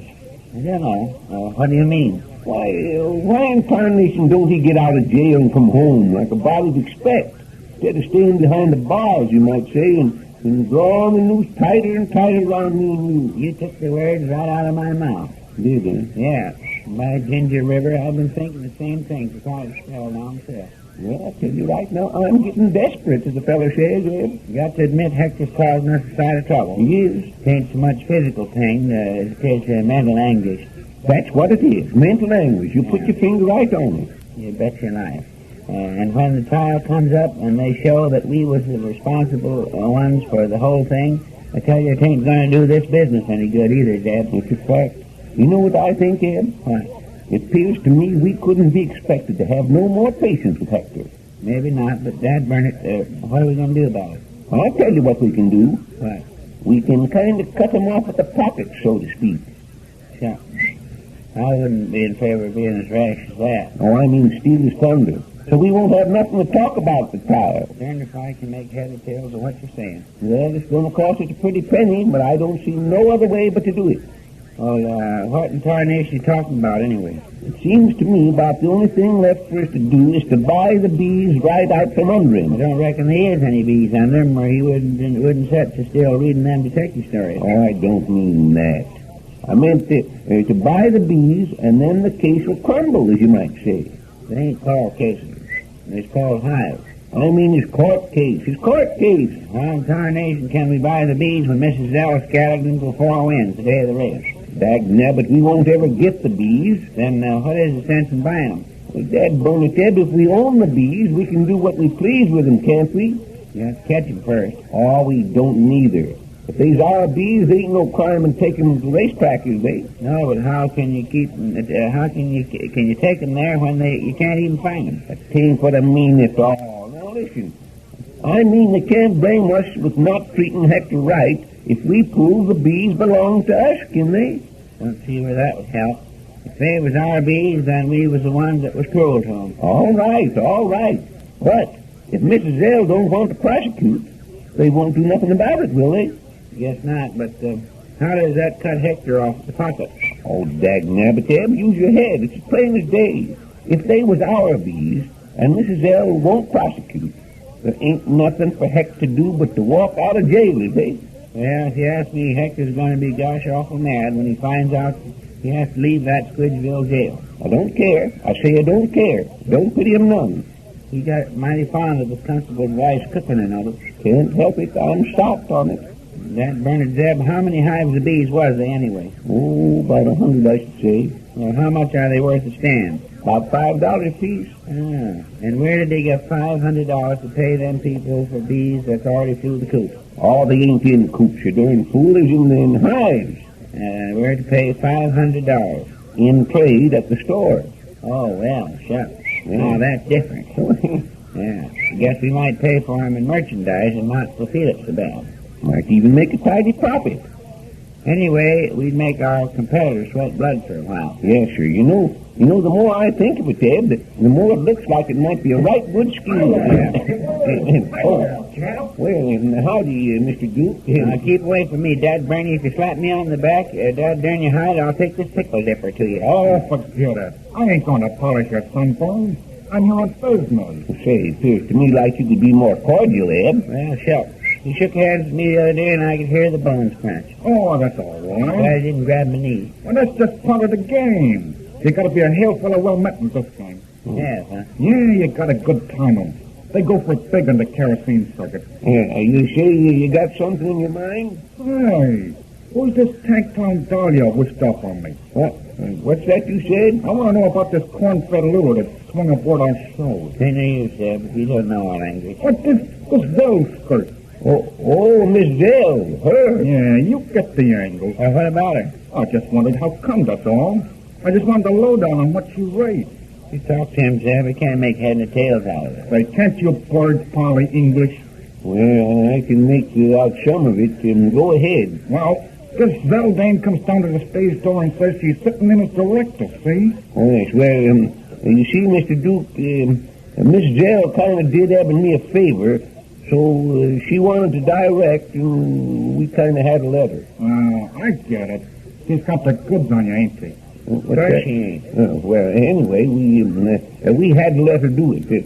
She having any trouble? No. Oh, no. She ain't having no trouble. It's the company that's having trouble. Well, she said she could put her personality into the thing and make it quite a show. Boy, and is that baby doing it. She is, huh? Say, Grandpa, that gal's got nerve. Dad, burn you, don't you call me Grandpa. Shucks. Oh, no harm, Mount.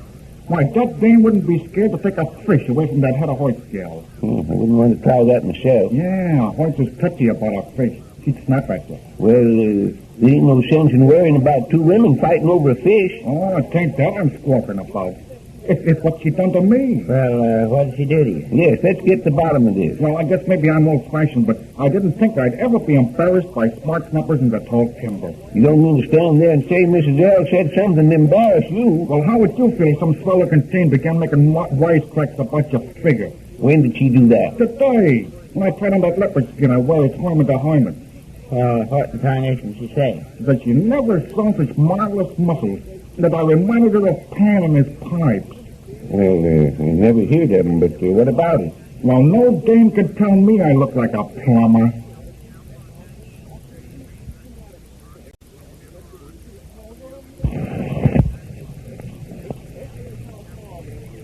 Go ahead. You gonna read Hector's letters or not? Don't you try to rush me now. Now read what it says. You just wait a minute, I get it. What does he say there? Can't read it before I look at it, can I?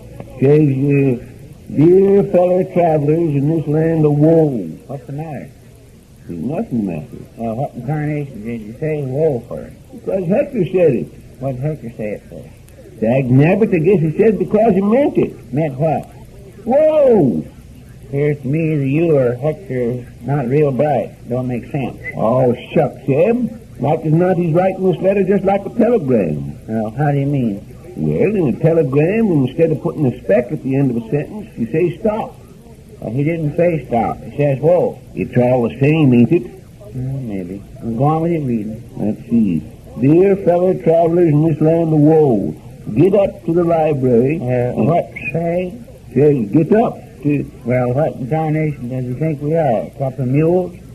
Whoa, get up. Whoa, get up. Oh. Who do you think you're talking to, anyway? It appears to me you're getting more excited than there's any need for it. I just said get up to the library and... I don't like him saying get up after he says whoa. Well, when in tarnation would he say it? He don't need to say it at all, as far as I'm concerned. He wants us to get up to the library and get him some books. That ain't Hector's way of talking. Say, do you want me to read the rest of this or don't you? You can skip that about the whoa and get up business. I don't like to play horse. All right. I'll go down a piece. Here, he says here, G, Horatio Alger writes fine books. Haw, haw, haw. Stop right where you are. What's the matter now? That get up and whoa was bad enough. But when he starts yelling G and haw, well, that's going a little bit too far. Oh, Hector's just enthusiastic, that's all. I'll tell you, there's something rotten in Denmark. How did he end up bad about the book? He said, G, Alger books are swell. Haw, haw, haw. Giving us the horseback. That's what he's doing. Do you think he is? Of course he is. Well, then he's not the kind of a fellow I took him to be. Now, I'll tell you that. Good morning, Miss Gale. Good morning. It's afternoon in England, night in China, noon here. It ain't more than anywhere. Oh, Mr. Peters, you're so droll. Oh, don't pay no attention to him, Mrs. Gale. He'd argue with the calendar. Well, if I did, I'll bet you in the end you'd find out I was right. Oh, I don't mind. I've known you long enough to know that you're both perfect dears. How's that? I said you were perfect dears. No, we ain't neither. I'm an elk, and Zeb there's a moose. Yes. But ain't neither one of us a deer. You're absolutely priceless. I don't quite catch that. I said you're priceless. Well, she means you can't be bought. Oh, no, I didn't mean that. You didn't, huh? Oh, no, but of course that's true, too. But, oh, dear. Well, shucks, Miss Gale. Eb and me kind of pride ourselves that our opinions ain't for sale, so to speak. Well, of course they're not. Don't misunderstand me. I know the high ideals and sterling example you two set for the rest of us in our lovely little community. Really, I do. Well, now, that's right nice of you, Mrs. Zeb. Bernard, answer the telephone, Zeb. My knees plumb give out. No, you and your knees. Hello? Oh, Squidgeville. Yes, it's Corn Center. Go ahead. Who in tarnation is it? It's someone from Squidgeville. Yes, this is Zeb Winterbottom. Oh, hello, Constable. Well, I don't know hardly whether you can call me a friend of Hector's or not. Of course you're his friend. Don't be silly. Well, to tell the truth, the way Hector's acting don't suit us any too well neither. Oh, shucks, Mr. Constable, it appears to me like you put him in jail. Yes. Now it's up to you to find some way to get him to leave. Oh, poor Hector. You must do something, Mr. Winterbottom. Well, tell you the truth, Mr. Constable. I say, tell you the truth, my partner, Ed Peters, and me don't like the way he's doing, but we ain't found no way to make him leave the jail if he don't want to. Yes, I guess a young fellow like him would eat quite a good deal. Pretty heavy burden on the taxpayers, all right. Oh, when I think of that poor boy being deprived of his liberty, it makes me want to cry. I'd relish some of the fried chicken the constable's wife fixes for him right now. Shucks, I don't think it would do any good for us to come up to Smithville, Constable. No, we don't want him to go to trial. No, I tell you, I talked over with my partner, and if it'll do any good, we'll come up to Squidville and have a talk with him. Oh, you simply must go. Well, goodbye, Mr. Constable. Glad you called. What in tarnation he wants? No, he wanted us to come up to Squidville and see if we could get Hector to leave the jail without no trouble. Oh, you must go, by all means. Think how you would feel if you were in his place. Well, tell you the truth, Miss Zell, that's what we've been thinking. Careful there, Zeb. Don't go too far. Oh, I tell you, something simply must be done. It isn't right to keep a man in jail when he hasn't done anything wrong. What's that? Why, Well, I mean... You mean to say you know Hector ain't guilty as charged? Why, well, no, I didn't mean that. Oh, I was afraid you did. And Dad Burnett, I can't make head or tail about this. Head or tail of what? This whole blame business.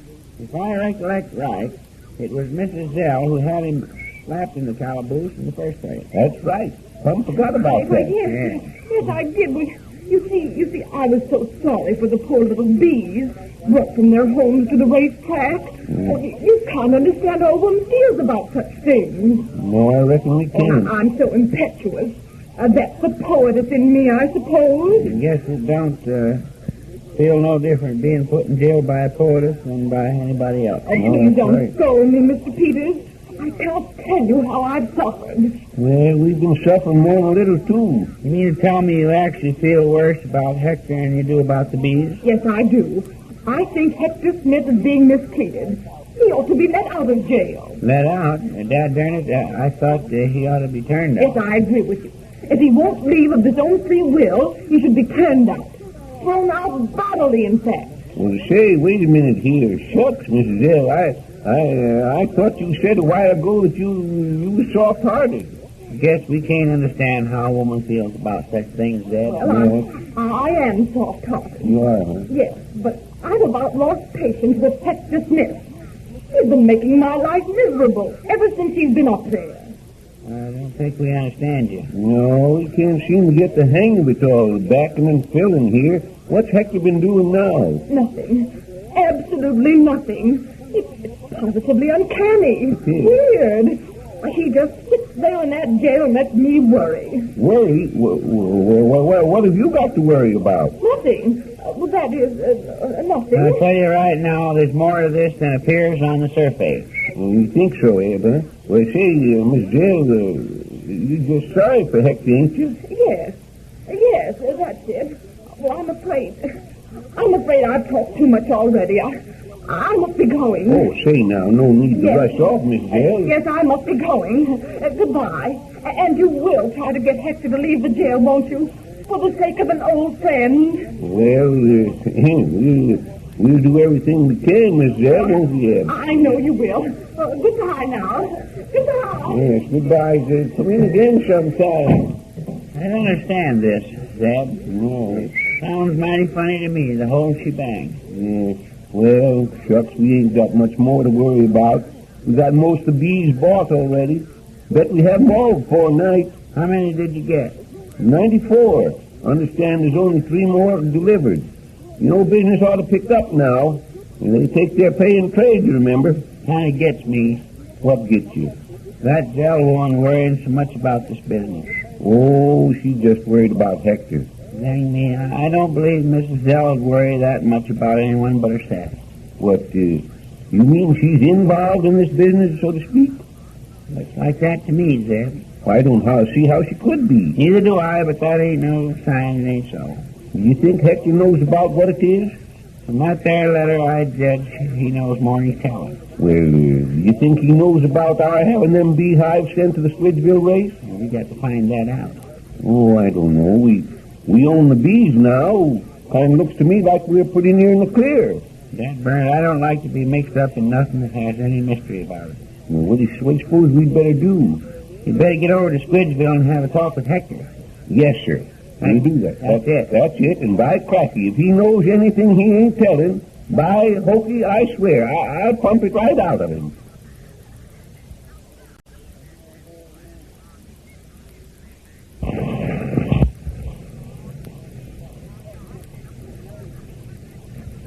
Which way is the jail from here, Eb, you know? Right over there. It's that little stone house over there. Oh. Constable lives in the house right next to it. Does, huh? Yeah. It's kind of nice ride, the bus from Corn Center to Squidgeville, ain't it? Wasn't none too good for my dyspepsy. Oh, you and your dyspepsy. Well, I'm supposed to sit quiet for an hour after I eat. An hour ain't no setting for you. 2 or 3 hours is more like it. Can't neither. Oh, it is. And you're about the quietest setter I ever see. Look out for that mud hole there. Yeah, sure. I'll let you squash right into it. Looks like Squidgeville's had a bit more rain than Corn Center, huh? It does look a little like it. Did you notice the racetrack when we passed the fairgrounds? Yeah. I guess there ain't been no races since the one we had Flash in. Yeah. You notice that lot inside the track? Now, what about it? Finest stand of red clovers ever seen. Right, huh? Yeah, tell you right now, it made me wish I had a cow to turn into it. Well, Dad Burnett, you couldn't turn a cow into it if you had one. What? We don't live here in Squidville. That's so. Is this the jail? Yeah, that's it. Come on. All right, now just hold on a minute. What's the matter? We got to hold a council of war. Now, what are you talking about? I said we'd have to hold a council of war. Where's the war? There ain't no war. Then what in tarnation do you have to hold a council for? Listen, we're going to get Hector out of jail, ain't we? Yeah, but Dad Burnett, we ain't going to take the jail by storm, as the Summer says. Guess I know that as well as you do. Well, go ahead and hammer on the door. No, sir, now wait a minute. By cracky, I ain't going to hammer to a single thump till we have an understanding about what we're going to do. What's that? I said we got to have an understanding. Now, but I do understand you. Well, I don't understand you. I ain't said nothing. Why? Oh, shucks, you're getting crazier every day. I ain't. You are. I tell you I ain't. I tell you you are. Concern it, I tell you absolutely. Gentlemen, I find this raucous noise very, very disturbing. Oh, hello, Hector, there. How do you do, Hector? Where in tarnation you come from? Now, that is a question upon which some of our best minds differ.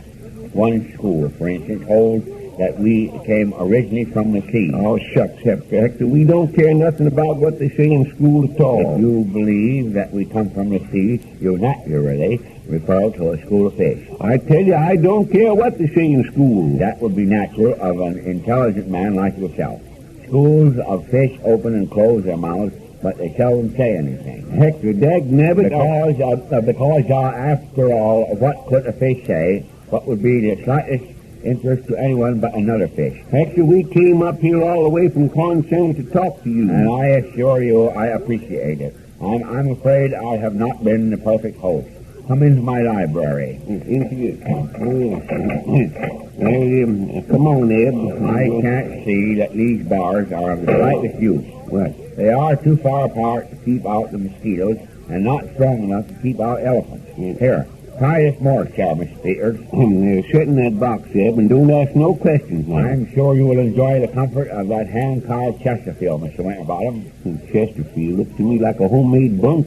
Why, so it does, Judge. It's funny, I never noticed it before. We'll stay here in my den for the present, but I must show you the house before you leave. Well, is there more than this room? My dear fellow, my dear man, you don't think for a moment that I would live in a house with only one room. Well, what kind of rooms have you got? Bedrooms? Yes, we have bedrooms, and we have good rooms, too. Then we have other rooms that are neither good nor bad. Dad Burnett, I said bedrooms. There is so much bad in the best of us that the good and the worst of us behooves the best of us not to make wisecracks about you and I and the gatepost. That's Shakespeare, you see. Then I don't think much of Shakespeare. Hurry up, Zeb. Let's get down to business. Now, that's what I'm trying to do. And I must show you our ballroom. Oh, what are you talking about? You ain't got no ballroom. Oh, yes. Why, Mr. Winterbottom, how can you stand there and say that? Yes, we have a ball and chain room, and there is the prince asleep. You must see that and meet the prince. Congratulations, Hector. What kind of a prince would stay in the Squidville jail? Fingerprints. And the blue room... Now, by hokey, I got you. I know there ain't no blue room. That's right. The blue room is over the vacant lot next door. Why, you darned ignoramus, you can't have a room over a vacant lot. Mr. Winterbottom, I'm surprised that you should say such a thing. Well, it's so, and you know darn well it's so. On the contrary, there is always room over a vacant lot. Now, Hector, hold on a minute now. Oh, yes, certainly. I beg your pardon, yes. Now, wait a minute. The constable tells me the county's getting tired of feeding you. I don't believe I quite caught that. I say the constable. Oh, speaking of constable, I've been working on a new scientific experiment which I'm sure will interest you, Mr. Winterbottom. Well, what has that got to do with the constable? Simply this. We take a jackass and a mockingbird. You can judge for yourself how the constable fits in the scheme of things. I guess you might as well go on. We take a nice, resonant jackass, and by means of a delicate operation, graft a part of the brain of a mockingbird into the brain of the jackass, you see. Oh, it's all a pack of foolishness. What do you do that for? As you perhaps know, the voice of the jackass has excellent carrying power, but this song is very uncouth. Things none too harmonious, I'll admit that. In fact, one might say ribald. Well, I'll take your word for it. But with the brain of the mockingbird grafted into that of the jackass, just think what will happen. Well, what will happen? The jackass will then sing with his characteristic gusto. His what? His characteristic gusto. But with this difference. What difference? His song will be the sweet song of the mockingbird. Dag-nabbit, Hector, I never heard of such a fool idea in my life. My friend, Mr. Winterbottom, it is destined to revolutionize the calliope industry. Well, what do you think of it, Deb? I don't think he'd have her to go for any jackass.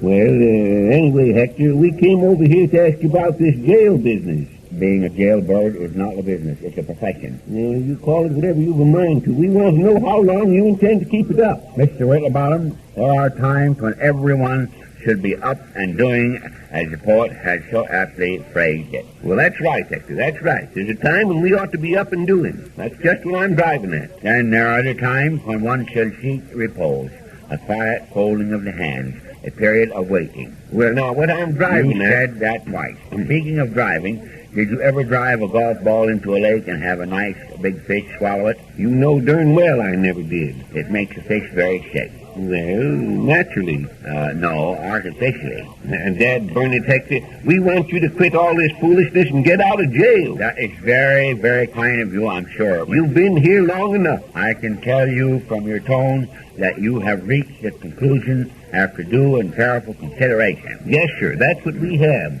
We've worried a heap about your predicament, and we wanted to help you. You mean you actually want to help me? We'd do anything in reason for you, Hector. Oh, would you? Anything in reason. Would you get me some good Wild West stories out of the Squidgeville Library? No, sir. Dad, burn it, we won't. Oh, then would you get me some nice sea stories? They won't have to be very good sea stories, just so they're sea stories. No, sir, I won't get you no sea stories neither. Well, then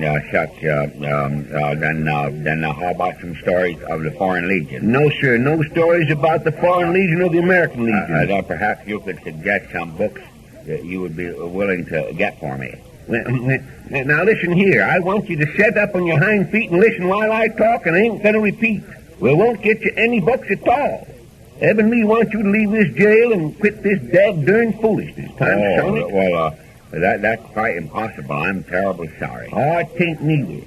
Mrs. Zell has dropped her charge, and the constable and his wife, too, and his whole family, and the people of Squidgeville is tired of feeding you. But I must think of the constable's wife. Well, what in tarnation have you got to think about her for? Because she's been very considerate of me, that's why. And she'd be hurt if I left now, when she had promised me some apple turnovers when the apples were ripe. That's why. Well, I'd be eternally dad burned. Do you mean to tell me you're just staying around for a mess of apple turnovers? No, indeed. The principal reason is that I must wait for 2 more issues of the monthly magazine, Terrible Tales. What in tarnation do you want to wait for that for? I'm reading a fine continuous story. It's called Poison Cold. Well, I'll be everlasting. Oh, yes, it's called Poison Gold. Oh, it's a very, very fine story, Mr. Winterbottom. All about a young man who was put in jail. What's that? A young man who was put in jail for a crime committed by 2 other men who were his friends. You're sure that's just a story? Certainly it's a story. There's a woman mixed up in it, too. You got that out of a magazine, you say? Terrible Tales, the name of the magazine. That's the name of it, yes. You ain't just making that up. Of course not. I'm at a loss to know why you should ask. I just wanted to know. I'll bet you in the end those men and that woman will be sorry that they ever ran afoul of the hero. Now, come on, Eb. Let's go home. Let's go home.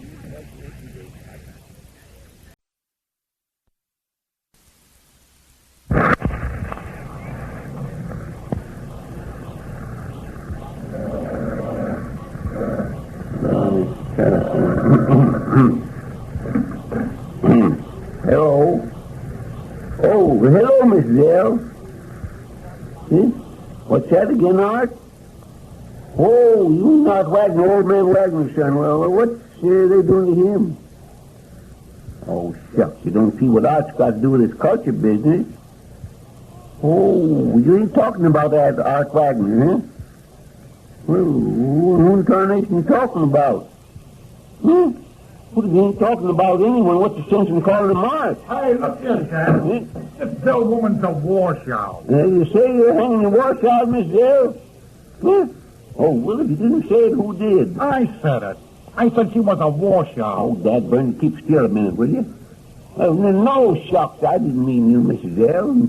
No, I was talking to another darn fool in the store. What's that? Oh, I didn't call you fool.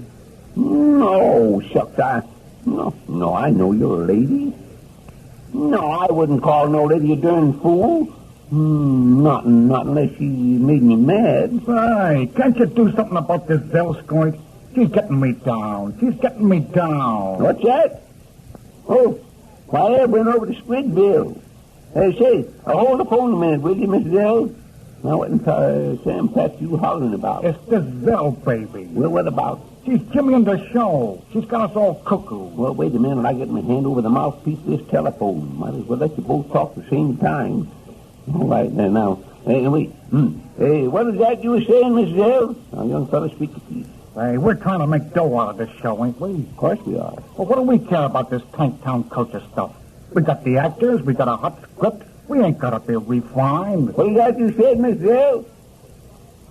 Oh, shucks now. It looks to me like a leopard skin's a leopard skin, and you can't make anything else out of it. Oh, good grief. Is she squawking about my Hortense costume? Oh, you think he ought to have it cut kind of decolleté, huh? Hey, listen, man, a fella's got to have some modesty. Hey, what's that, Miss Zell? Yes, I'm listening. Of course I'm listening. What do you suppose? She says all she wants you to do is to cut out some of the chest and cut out the back like these suntan bathing suits. Right. I can't cut out the back. Shucks, I don't see why that hurt anything. Yeah, but you don't get the angle. I tried this low back stuff and it don't work. Why in tarnation won't it work? Well, if you want to know the truth, I used to be in the tattoo business, see? I guess you do. Well, just to sort of advertise, I has me a bathing beauty tattooed on my back, see? Yeah, well, what about? Well, good grief, can't you understand? Every time I turn my back to the audience, here's this bathing beauty looking out over my leopard skin. Yes. Hello, yes, Miss Zell, I'm listening, yes. Yes, I've been listening to you. Oh, well, now, wait a minute. There ain't no need to get riled, Miss Zell. Oh, well, shucks, if you feel that strong about it, now I'll have him cut it off. Hey, you ain't going to let that dame bluff you, are you? I tell you, I can't do it. That Burnett quit your shrieking and yelling. I got troubles enough. Well, then tell her it can't be done. I was saying, now listen, Mrs. Zell. That Burnett. Yes. Well, yes, that is. Well, on second thought, no, I guess that won't be a good idea after all. Yes, I guess we better leave leopard skin just like it is. That's telling her where to get off at.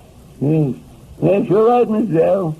I'll see you cut it down. Hey, look here, Grandpa. I'm trying to go and call me Grandpa. All right, but you can't do this to me. Well, Chuck, you've got to cry, and I got to do something about it. All right, but look here. I got my standing to think of. I got a reputation, see? Say, Miss Zell, the Duke says he's thinking about his standing. He says to tell you to sit down. Oh, yeah? Yes. Well, tell her I said that's out. He says the cat's out. Chucks, I don't know. He wants to know what cat you're talking about. I don't know what you mean by cat. He wants to know what you mean. He says you don't understand. Don't understand what? I don't know. Well, for Pete's sake, find out, will you? He says he wants to know what you're talking about. He says you don't know. Yeah, that's what I thought. He says he didn't think you knew what you were talking about. He says you're no gentleman. Well, neither is she. Oh, shucks, I knew it all the time. Hello, Miss Zell. Oh, she hung up. Well, that's something to be thankful for. Well, so long, Skipper. And when you get it worked out, let me know, will you? Yes, well, there's a telephone again to someone else. Hello. Oh, hello, Miss Pinky. No, this ain't Deb, it's Zeb. What's that? Oh, yes, Miss Pinky, I got a little something to say about this show. You see, me and my partner, Reb Peters, owns it. Oh, hello. I say, I have a little matter that... Oh, I beg your pardon. I didn't realize you were talking over the telephone. Yeah, just a minute, Professor. Oh, yes, of course. I'm sorry. Yes, now, what is that again, Miss Pinksy? Why, shucks, it's called The Hermit and the Wild Woman. Oh, well, I don't guess the Wild Woman's any wilder than some of them around Corn Center. Truth was known. Huh? Well, there's another woman in the show that's supposed to be even wilder than the Wild Woman. I say, it seems to me you're creating a horrible impression of the drama for Mrs. Pinkley. Why, no, I don't guess Ed Peters has seen it. No, by the time Eb gets his resting done, he ain't got much time to fool around looking at no shows. But I say the play is quite innocuous. Professor Thistlewaite says the show's cockeyed. Look here. Yeah? Well, I guess you could trust Professor Thistlewaite about as far as you could Eb, as far as that goes. Eb Peters don't feel as old as he looks. I'm afraid you're getting into hot water, old fellow. Oh, shucks, Miss Pinky. I don't think you need to worry about that. No. Yes, well, goodbye, Miss Pinkley. Well, say, I tell you, I've had all about I can stand today, Professor. I'm frightfully sorry to add to your burdens, Mr. Winterbottom, but something must be done about Mayor Schulzenheimer. Oh, now, shucks, Professor. The mayor is one of our best customers here at the store. Yes, quite so. But if he persists in what he wants to do, he will simply ruin the performance. Oh, well, now, wait a minute. Look, he plays the tubby pretty good. And folks around here is kind of used to hearing him make speeches. Ed can sleep right through them and never miss a snore. Yes, but, I was asked to lead the community orchestra when the play is presented in Corn Center. Yes, I knew about that. Yes, and now, in spite of anything I can do, mind you, Mayor Schulzenheimer persists in standing on the stage and facing the audience to play his tuba. Facing me? Well, why in tarnation does he do that? And he says that it is more convenient, inasmuch as he has to make a speech. Oh, well, now, just a minute, Professor Thistlewaite. I want to tell you this. I've been around here for 40 years, and so has Zeb Peters, my partner, as you know, and you've met and liked. And I want to tell you this, that mayor or no mayor, when he plays this tubby, this fellow Schulzenheimer, he's got to sit down there with the other tooters and scrapers and thumpers, or I want to see the difference. Yes, exactly. I know. You're absolutely right. Yes, but wait a minute now, dear. There are things that enter above what seems to be on the surface, you see. Now, look at here. On the other hand, I'm a businessman. Seeing that he's such a good customer in the store, yes, maybe we could afford to make some concessions. But, Mr. Winterbottom, I know that. I'll finish after you've answered it. Oh, shucks, the telephone ain't brought me no good news yet today. I know, but don't be superstitious. Oh, when Eb's gone, things just seem to pile up short of it. You'd better answer it. Yes, I guess it better. Hello? Yes, hello, Squidville. Yes, Constable. What's that? What, Professor? What's the matter? Say, listen. They got Eb locked up in the Squidville jail. Oh!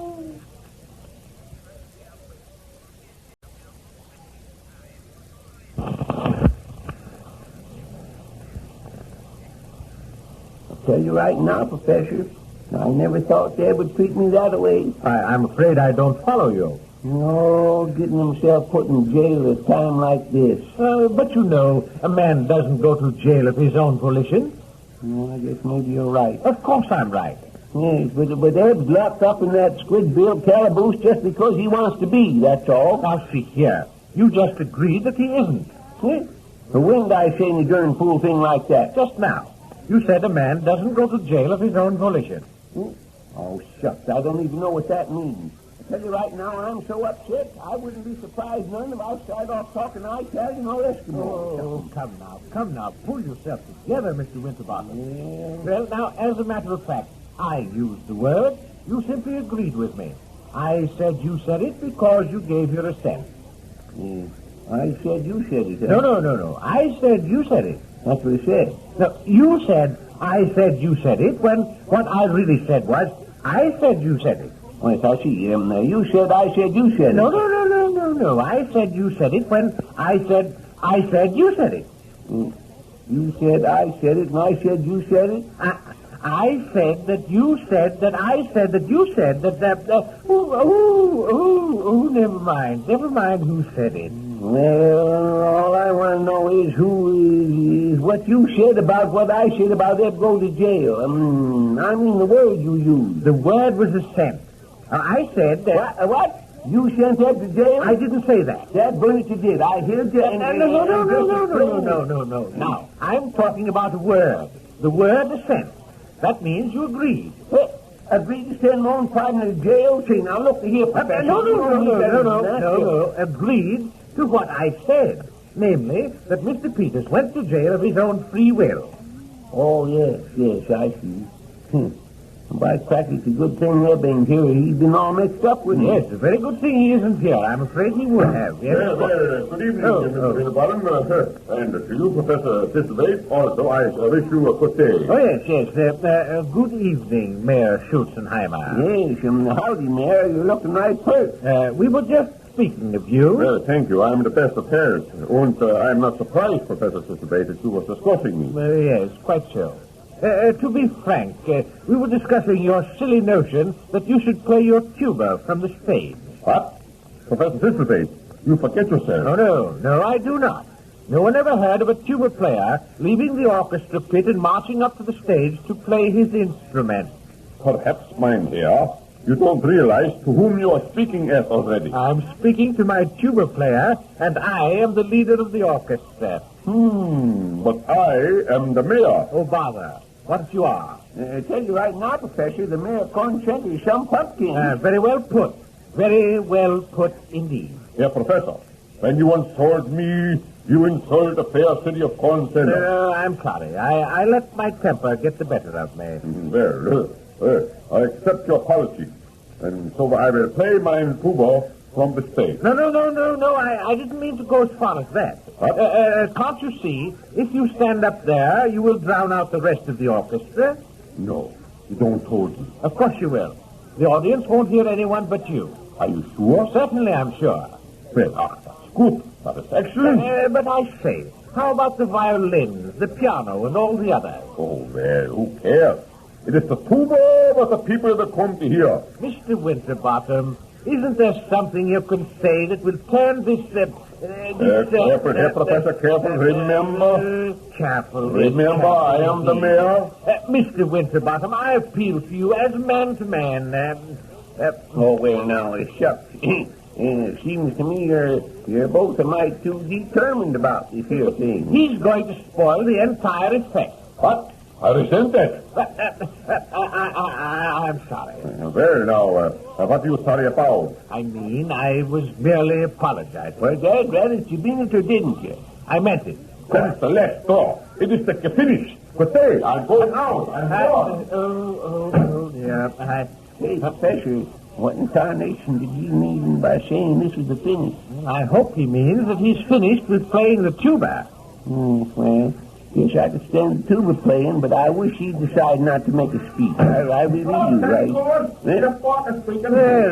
who have we here? Oh, more trouble. I guess you remember me? I can't say that I do. You're one of the things wrong with the show. I'm the comedian, see? Yes, you think you're pretty darn funny, don't you? Oh, well, shoot, I'm supposed to be, ain't I? All right, go ahead and make me laugh. Oh, darn it. Now, look here. You ain't got the right kind of face for it. Did I understand you to say that you are the comedian in The Hermit and the Wild Woman play? No, I don't get in the play exactly. You see, the Hermit makes a play with the Wild Woman, and the other woman makes a play with oh, no, shoot, that ain't it. But you are a member of the cast? Yeah, cast and carry. Cast and carry. Say, ain't that a good crack? It is not. Terrible. Didn't you get it? You see, I say cast and carry, and right away you think of, you think of manslaughter. Well, anyway, there's a joke in it somewhere. And I'd prefer not to hear any more about it. Oh, Don, how can I show you how funny I am if you don't let me spring my jokes? Say, listen here.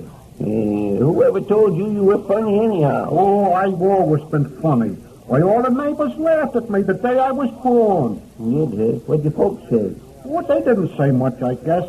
It just looks silly. Nah, I can understand that. But when did you start being an actor? Well, I started in that show, Sunk Again. I was a wow in that. Pretty funny, huh? Oh, you should have heard the crowd when I took the leading lady in my arms and at the end of the show, and when I kissed her, say, believe it or not, the gal fainted. Got a lot of fun out of it, did they? They roared their heads off. But look here. How did the comedian happen to kiss the leading lady in the last act? Look. Who said anything about the comedian kissing her? You did. You were the comedian, weren't you? No, shoot, I was the leading man. Hey, but he made him laugh, you say? And that's entirely possible. As a leading man, he was probably a fine comedian, if you know what I mean. The leading lady said one of my kisses was enough in any girl's life, so they promoted me. Promoted you, huh? Yeah, they made me doorkeeper. And now you're doing the comedy relief in the new show? Well, he may be the comedian, but if Dad burns by, I think he'll be any relief. By comedy relief, one means when a dramatic scene has been concluded, a humorous situation is introduced to alleviate the suspense. Shucks, I guess if he's doing all that, it's the first time he knew it. Shoot, I don't do nothing like that. I'm just a comedian. But my dear fellow, what else is there for a comedian to do? Well, you just gotta stall around and make the audience laugh. How? You gotta be funnier than the straight actors. It appears to me like that's asking quite a lot. Well, I'm afraid we'll all be in need of some comedy after Mayor Schulzenheimer finishes playing his tuba from the stage. Say, look, now listen. Is he gonna play a bass tuba? All tubas are bass tubas. They are? Well, then, is he gonna play one? I'm afraid so. Say, I got a good one. Listen, this'll lay him in the eyes. Yeah? I just thought of a good gag. You die. The fellow seems to have a happy thought. Go on and get it off your mind. Well, you see, when he's playing his tuba, see? And now remember, he's the mayor. That'll make it all the funnier. Dad, Bernard, hurry up with your wire. Well, when he's playing, you see, I take a bucket of soap suds, see?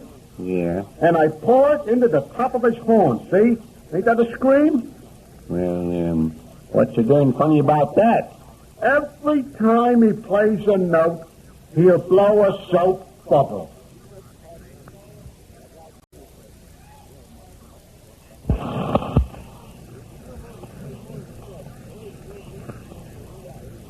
Well, Dad, Bernard, move. Where? Oh, anyway, you're king. No, not there. That ain't no king. Well, shoot, if I move anywhere else, you'll jump me. Don't make no difference. You got to play like the rules say. Well, all right. Now there, how's that? Well, now hold on. Now you move my man. Keep your fingers off of my man. Oh, I forgot. Well, I guess I might as well. There. Say, will you quit that? Quit what? Oh, shucks. Don't you... drumming with them dad-darn checkers. Sure, I didn't notice I was doing it. Oh, you've been doing it all afternoon. Nobody can't study how to move with some darn fool that's drumming with his checkers. No, conshine it. Drumming, and stop that whistling, too. I get mad and having this checkerboard over your head. Oh, shoot, I didn't mean to do anything. I would enjoy checker playing with you, even if you know how. Let's see now. Oh, I get it. You mean if I was a better checker player? Darn it, I thought that was supposed to be funny. Well, it wasn't. I meant every darn word of it. There. Now it's your move. Yeah. Hey, look out there. Look. Now, what are you doing? Oh, now look what you've done. Everything's all mussed up. Oh, that's good, ain't it? Yes. Sneeze myself right into the king row. Yes, you're going to sneeze yourself right into the middle of the road if you ain't careful. Now, where in tarnation were them checkers? Hey, you oughtn't to put that king back. What? Hey, whiz. Well, you might as well learn first as last. It takes more than hay fever to be playing checkers now. Oh, God, now I ain't got no king. That's too bad. It's your move. Yeah. Hey, look out what you're doing. Oh, shucks. There's all the checkers on the floor. Well, That makes it a draw, don't it? No, sir. It ain't no draw. Say, playing checkers is fun. Well, I ain't laughing none. Shall we play another one? No, sir. Not by jugful. I'm through. I guess some people just don't like checkers. Look here. You better get what you come after and get along back to your play acting before I lose my temper. Well, I was having so much fun I forgot all about that. Yes, well, wiggle your ears and start your brain to working. I ain't no mood for fooling. John, I can't remember. Well, look, listen. What? I got it. It was bloaters. Bloaters? What in tarnation are you talking about? I don't know. Just bloaters. This head of Hoyt's girl said to give her bloaters. Bloaters? Shucks, I bet you mean bloomers. Well, say, do you think so? Oh, shucks, it must be it. Never heard of bloaters. But look, listen. What would she want bloomers for? Bloomers. Well, maybe she's going to go for a ride on a bicycle. Well, I don't know. All she said was that your partner promised them to her. Oh, well. Well, guess as long as Zeb promised them, I might as well take a pair out of stock and send them along. Well, now look over. Here's about what you want, you reckon. We'll wrap them up for her. Might as well make a nice package of it. Ain't you going to send no message? Oh, that's so, ain't it? Yes. As long as Zeb promised them to her, better let her know we send them, huh? Yes. Yeah, good idea. Yes. Well, I'll get a piece of paper here. Now, let me see here. Well, what'll I say? Gee, I don't know. You don't, huh? Well, I have to figure it out. Let me see. Reckon I'll just say best regards. You better put his name to it. Yeah, that's right. Yes, you want to know who sent them, won't you? Yeah. Yes. Best regards from Ed Peters. There, how's that? Fine. Now wrap him up. Yes, I'll wrap him up. How, Professor? Yeah, hot dough. Say, you better get along now, Jeff. Yeah. Well, all right. I'll be seeing you. Yes. Come again sometime. By the way, I just came from the opera house, and Miss Hoyt asked me to stop by and get some bloaters for her. Why, Professor, I'm surprised. What's so surprising about that? Can't I do a good turn for a young lady without causing such consternation? Yes, but bloaters, that's what gets me. Well, they're not my idea of a culinary delight, but then everyone to his own taste. Well, I'm kind of broad-minded, too. No, I'm not especially fond of any kind of fish. Fish? What in tarnation fish got to do with it? Why, everything. Bloaters are fish, you know. Well, I'll be eternally dead burned. Why? Is there something wrong? Yes, I reckon it is. But shucks, if Ed was here tending the business, there wouldn't be no trouble about it. Darned if I worry about it. What is the latest news from your partner? No, I got a letter this morning. What did he have to say? No, said his knee was bothering him some. Yes, of course. But what did he say about his being in jail? Oh, he said the constable's wife turned out a fine batch of salt rising bread yesterday. Yes, I know. But why was he incarcerated? Say, you don't suppose they do that to him, do you? Well, of course, that merely means that they detained him in jail. Well, that ain't no worse than that. But why is he in jeopardy?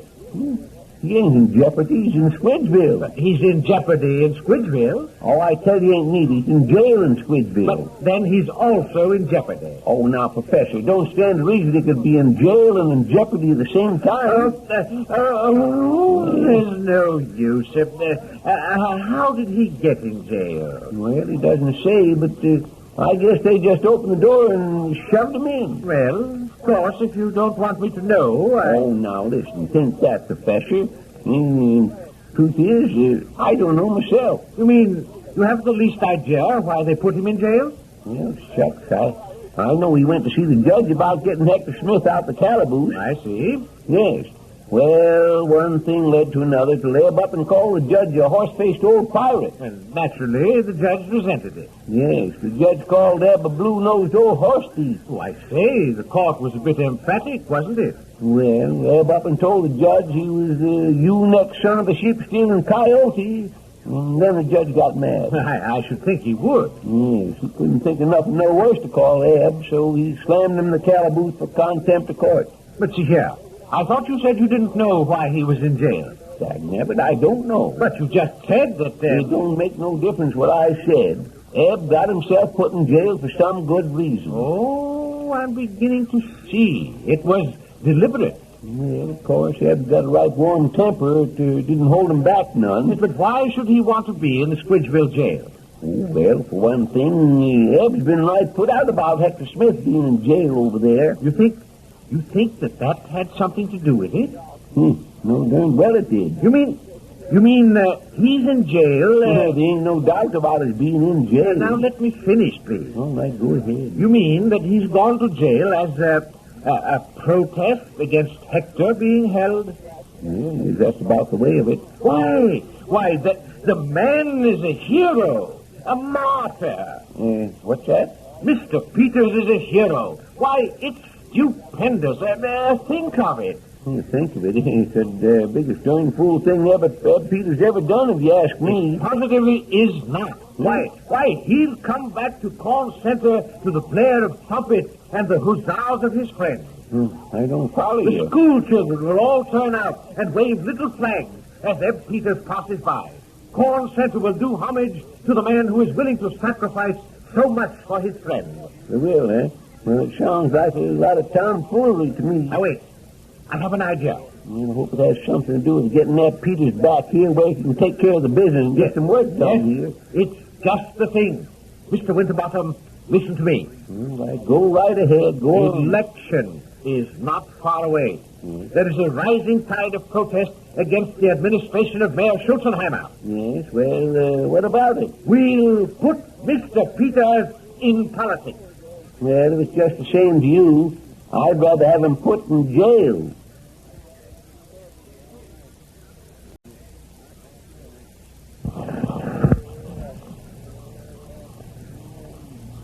Well, I can't help it. Ed Peters ain't here. I think we like to see him. Well, kind of shine, so would I, as far as that goes. He was very fine gentleman.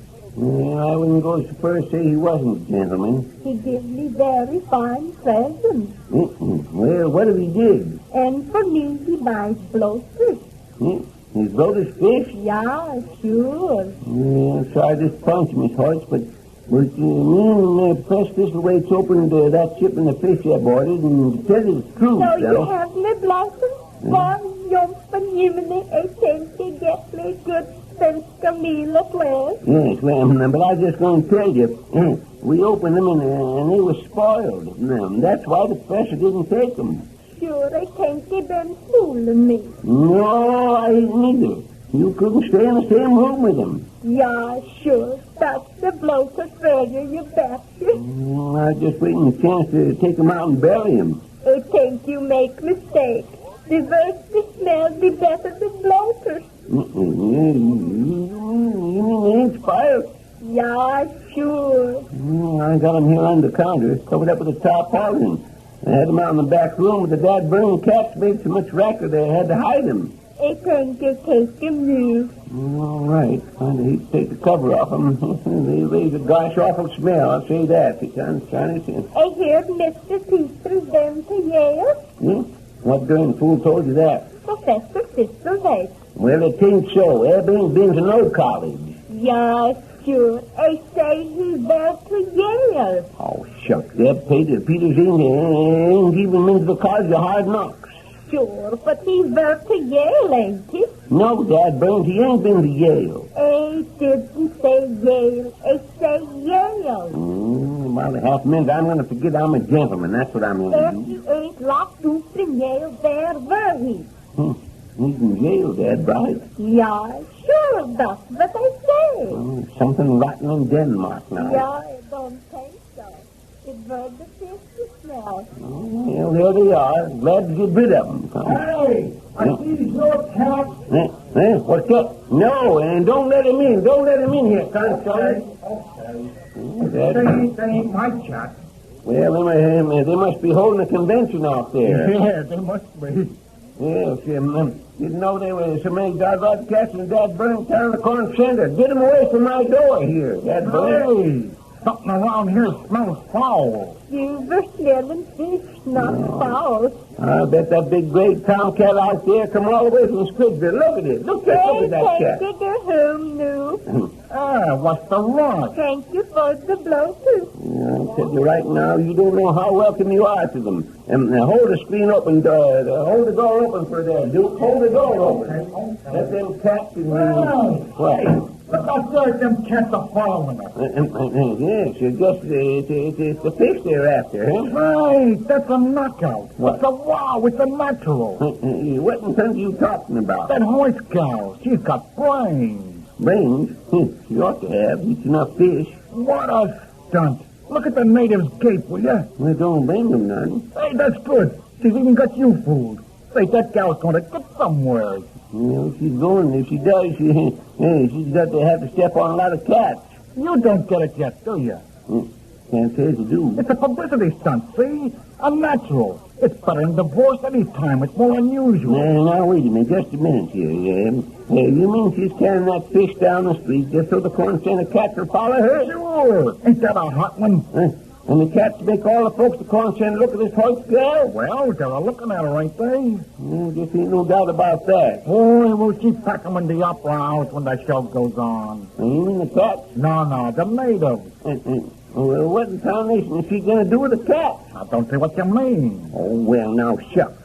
Don't look to me like she's going to be able to get rid of them once they get a taste of that fish. Hey, you don't think that gal's going to give away any of her fish, do you? Just a second. Hey, I got to run along anyway. I got to get in touch with the scandal sheets in all these little towns. We'll spread it all over the front page.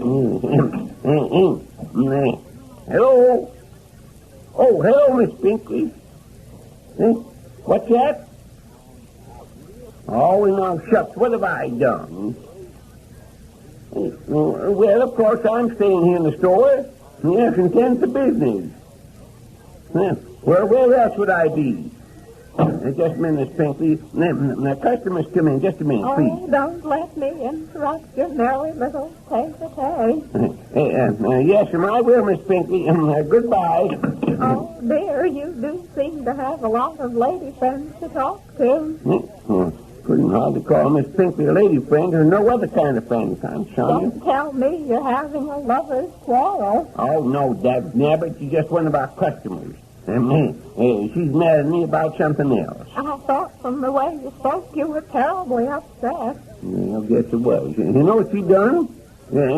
She called me an ingrate. Oh, dear, I can't imagine what she was thinking about. Well, she said she was thinking about Ed Peters, my partner, being in jail up at Squidville. Some jails are very comfortable. Of course they are. Yes, you're right. She said I ought to be ashamed of myself. And they're taking my ease here in the store and Eb up there in jail for the sake of a friend. Is Mr. Peters Mrs. Tinkley's boyfriend? Oh, no, Dad. Burn it. She says she feels just like all the rest of folks in Corn Center feels. Says Eb is his hero. But I ain't nothing but a dad-burning moral slacker. Oh, dear, I don't see why people have to be so unkind to you. You don't say, you know, I thought all along you was different from the rest of these show folks. Why, Mr. Winterbottom, you don't know how happy you've made me. Yeah, shucks, I mean it. I bet you wouldn't hurt a fly, would you? Oh, dear, no, I can't bear to even think of such a thing. Shucks.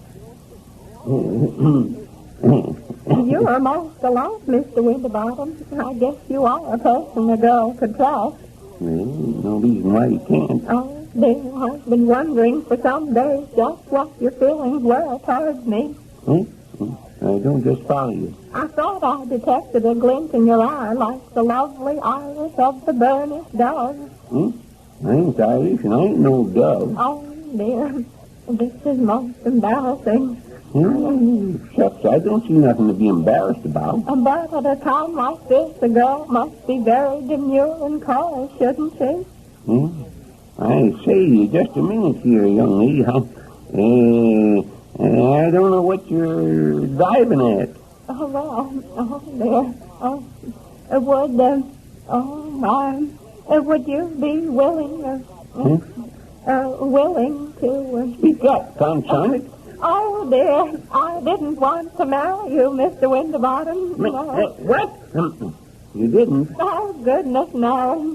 Well, say, Then what in tarnation did you want me to ask you for? Well, I want to sue you for breach of promise. What?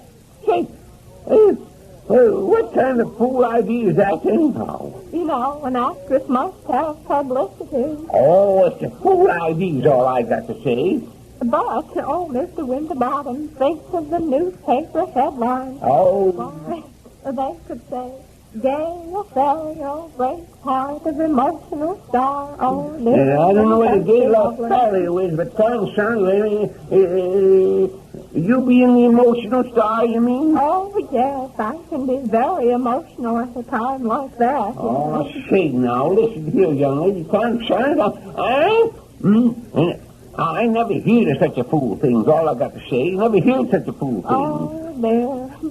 I was in hopes you'd do it. Oh, me? Is that Winterbottom? The partner of Ed Peters? Well. Oh, no, sir. No, sirree. Constance, Dad, Burnett, and... Oh, there. That fish publicity smelled bad enough, Dad. Burnett, I ain't going to get mixed up in nothing worse. Dad, Burnett, if I do. Woe is me. Oh, Constance, woe is nothing.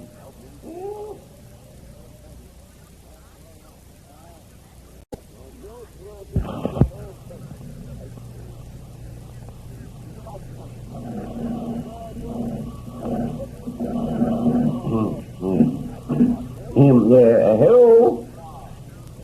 Yes? Oh, well, shucks, Miss Snyder, I don't see what all the folks are mad at me for. Oh, Ab's going up to Squidville to get in jail with his own doing. Of course I feel sorry for him. Yes, I'd feel sorry if anybody didn't have enough sense to keep out of jail when he ain't done nothing. See, how your hens laying these days? Well, it does seem as though a hen can do a lot of cackling not to get no better results than they do. The trouble is, just as quick as one hen lays an egg, all the rest of the hens try to get credit for it. Yes. Well, I wouldn't worry none about that, Peters, Miss Snyder. He won't get nothing worse than the gout. No. See, I gotta go now. Yes, customer just came in. Goodbye. Oh, good morning, Mr. Winterbottom. Yes, good morning, Miss Gay. What can I do for you this morning? I just dropped in to inquire about poor Mr. Peters. Oh, shucks, Miss Gay. He ain't sick or nothing. He's just in jail. Oh, Mr. Winterbottom, you're so quaint. But you're not deceiving me. I know how your heart bleeds for him. No, it don't. That's just some ketchup you see there. Spilled on my shirt front. Oh, I wasn't looking at that. Tell me, is he comfortable? You're doing sight more comfortable than I be. I tell you right now, that's the first thing you ever see to, being comfortable. Oh, it must be glorious to be so close to a man of his character, Mr. Winterbottom. I ain't close to him. He's clean over in Squidville. Oh, but you know what I mean. You two have always been close. No, I ain't so close, but Eb thinks more of a nickel than he does of his right eye. Oh, dear, I didn't mean that at all. I meant you two are such boon companions. Oh, say, my great-granddad was a friend of Daniel Boone. Oh, dear, that isn't what I mean at all. But never mind, it isn't important. All Corn Center's proud of him. He's the most important man in town. Dagnabbit, he ain't in town. He's over in Squidville. Oh, that's not important. What? When Professor Thistlewaite told all his old neighbors how Mr. Peters had gone to Squidville to get Hector Smith out of jail, and how when he had failed, he himself entered the jail cell in solemn protest, you can imagine how we were all touched. Oh, shucks now. Professor Thistlewaite's been around here quite a while, and I never knowed him to make a touch. I don't understand. The professor gets a good salary. I don't see why he'd have to touch his friend. What? Besides, touching everyone in town's kind of a good thing, too, far, appears to me. Oh, but he didn't. What? You just said he did. If you mean he tried to borrow money, he didn't. Well, shucks, Miss Zara. I don't want to be impolite or nothing, but I do kind of wish you'd make up your mind. I'm merely trying to say that we were all tremendously impressed by Professor Thistlewaite's story of how Mr. Peters became a prisoner voluntarily. It wasn't voluntary. He called the judge a sheep-stealing coyote. Oh, a clever device for gaining his end. I'll tell you right now, if Ed Peters ever calls me a sheep-stealing coyote, it'll be his end. Please, won't you let me finish? Oh, excuse excuse me. Go ahead. The whole town is tremendously impressed with the way Mr. Peters went to jail in protest against that terrible Hector Smith being held unjustly. Yes, I was pretty upset about that, all right. Of course he was. Yes, he hated to see Hector getting all that fried chicken and reading all them detective stories. And the people of Corn Center are going to find some way to recognize his unselfish devotion to an ideal. Well, you mean they're planning to erect a statue in his honor, a bust maybe? Well, I haven't heard of anything being done toward that end. What? You don't mean to tell me they're thinking of making a statue that will feature in some other end? Whatever are you talking about? Well, I'll tell you right now, Ed Peters has got his faults, but I won't get still and have him insulted, not by his own side. We're not going to insult him. We're going to honor him. Yeah, I won't stand for none of these modernistic statues. It makes a fella look like he'd set it all out of shape. If there's a statue, it's going to have a head on it. But we're not going to erect a statue. Oh, yeah? Well, why don't you say so? I thought I did. I'm the one that ought to have the statue anyway.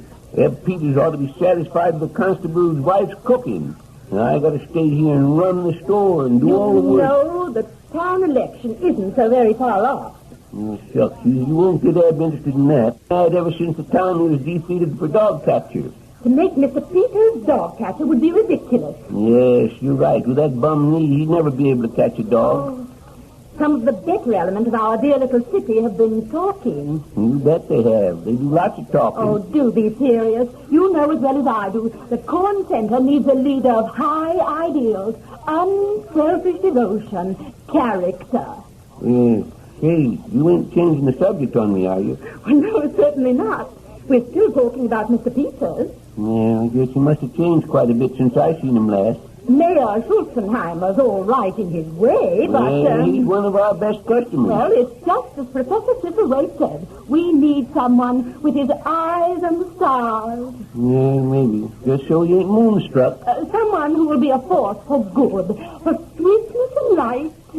That burns sissy. Yes. No, certainly not. A man of iron. Say, what's all this got to do with Ed Peters? We're going to urge him to let us elect him mayor. What? No. Dad, burn it, I'm against it. But Mr. Winter, how's all the eggs breaking? Oh, why, good morning, Duke. How are you? Great. That is, I was feeling great. Oh, say, you know Mrs. L here, don't you, Duke? Please, Mr. Winterbottom, I don't wish to talk to him. Well, you can tell her that's Jake with me. Yes, he says he's got Jake with him. You may say to him that I'm neither interested in him or his friends. Well, why don't you tell him? I refuse to have anything to do with him. Well, anyway, I guess you heard her, Duke. Oh, me? Yes. Say, I can't see her for dirt. And I can't hear her for the same reason. Oh, well, dagnabbit, she said she would like it just as well if you wasn't so happy. Did that dame say that? Yes, that's exactly what she said. I didn't. Well, tell her she gives me a pain. Now, see here. Please don't forget I'm a lady.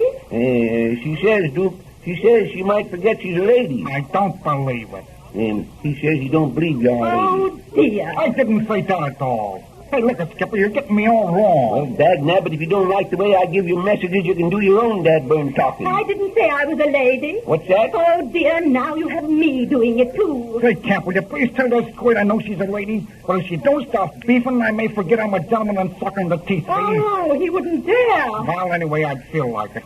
I wish you were my husband. Now, that's more like it. You folks ought to be friends. Yes, if you were my husband, I'd turn you out in the rain. Yeah, if I was your husband, I'd go. Oh, shucks, Mrs. L, you couldn't do that. Oh, couldn't I? No, you couldn't. Why not? Because it ain't raining. Oh, I was merely indulging in hyperbole, you know. I wouldn't actually treat Mr. Duke that way, really. Well, I guess you know I was just cracking wise, too. I do that. It don't mean a thing. Well, how in tarnations expect me to know? You must realize, Mr. Winterbottom, that I'm a poetess. Guess ain't no doubt about that. Yeah, me, I'm an actor, see? And I have an actor's temperament, see? I don't know what the excuse is, but it seems to me you're both a mite cantankerous. The poetic temperament is sometimes a little unreliable, too. Well, maybe, but not as much as the actor temperament, see? Oh, really, Mr. Duke, I'm sure poets are much more susceptible to fits of temperament than are actors. Oh, yeah? Well, listen here, baby. Stop it.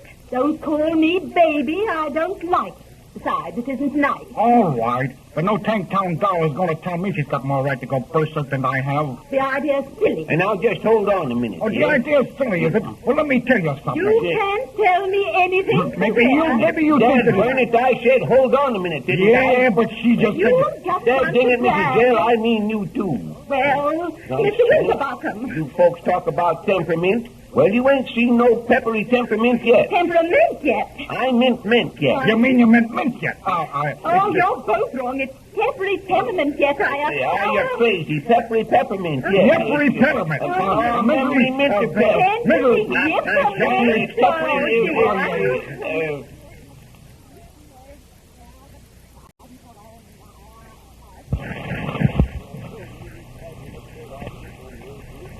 Tell you right now, Professor, that'll just add an insult to injury, as you might say. But what did he say? Well, I didn't talk to Eb direct, but the constable said that Eb sent word that his wife had baked him some apple turnovers and fried him up a mess of spring chicken that sure was toothsome. Mr. Winterbottom, you don't mean to tell me... Yeah. Why, I can't believe it. Yep, that's just what he did. But see here.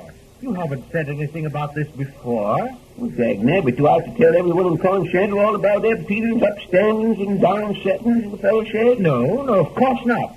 But it seems to me that you might have said something about an event as important as that. Well, I don't see as Eb getting a mess of apple turnovers is so dog-rotted important to the rest of Corn Center. I'm not referring to that. Yeah. Well, then what in Sam Hill are you referring to? About his marriage. Well, look here. You don't mean to tell me Eb Peters has gotten married? Certainly. Oh, well, who in tarnation told you that? You did. When? Just now. Oh, I didn't do no such a dad-burning thing. You said that the constable said that Ed Peters sent word that his wife had baked some apple turnovers, didn't you? Yes, that's what I said. Now, let us analyze the sentence. We may safely disregard what the constable said. That is purely superfluous. It has no bearing on the main part of the sentence. Well, shucks, you can't disregard what the constable said and have anything left. Now, please don't interrupt. The important thing is the independent clause. Eb sent word his wife had made some apple turnovers.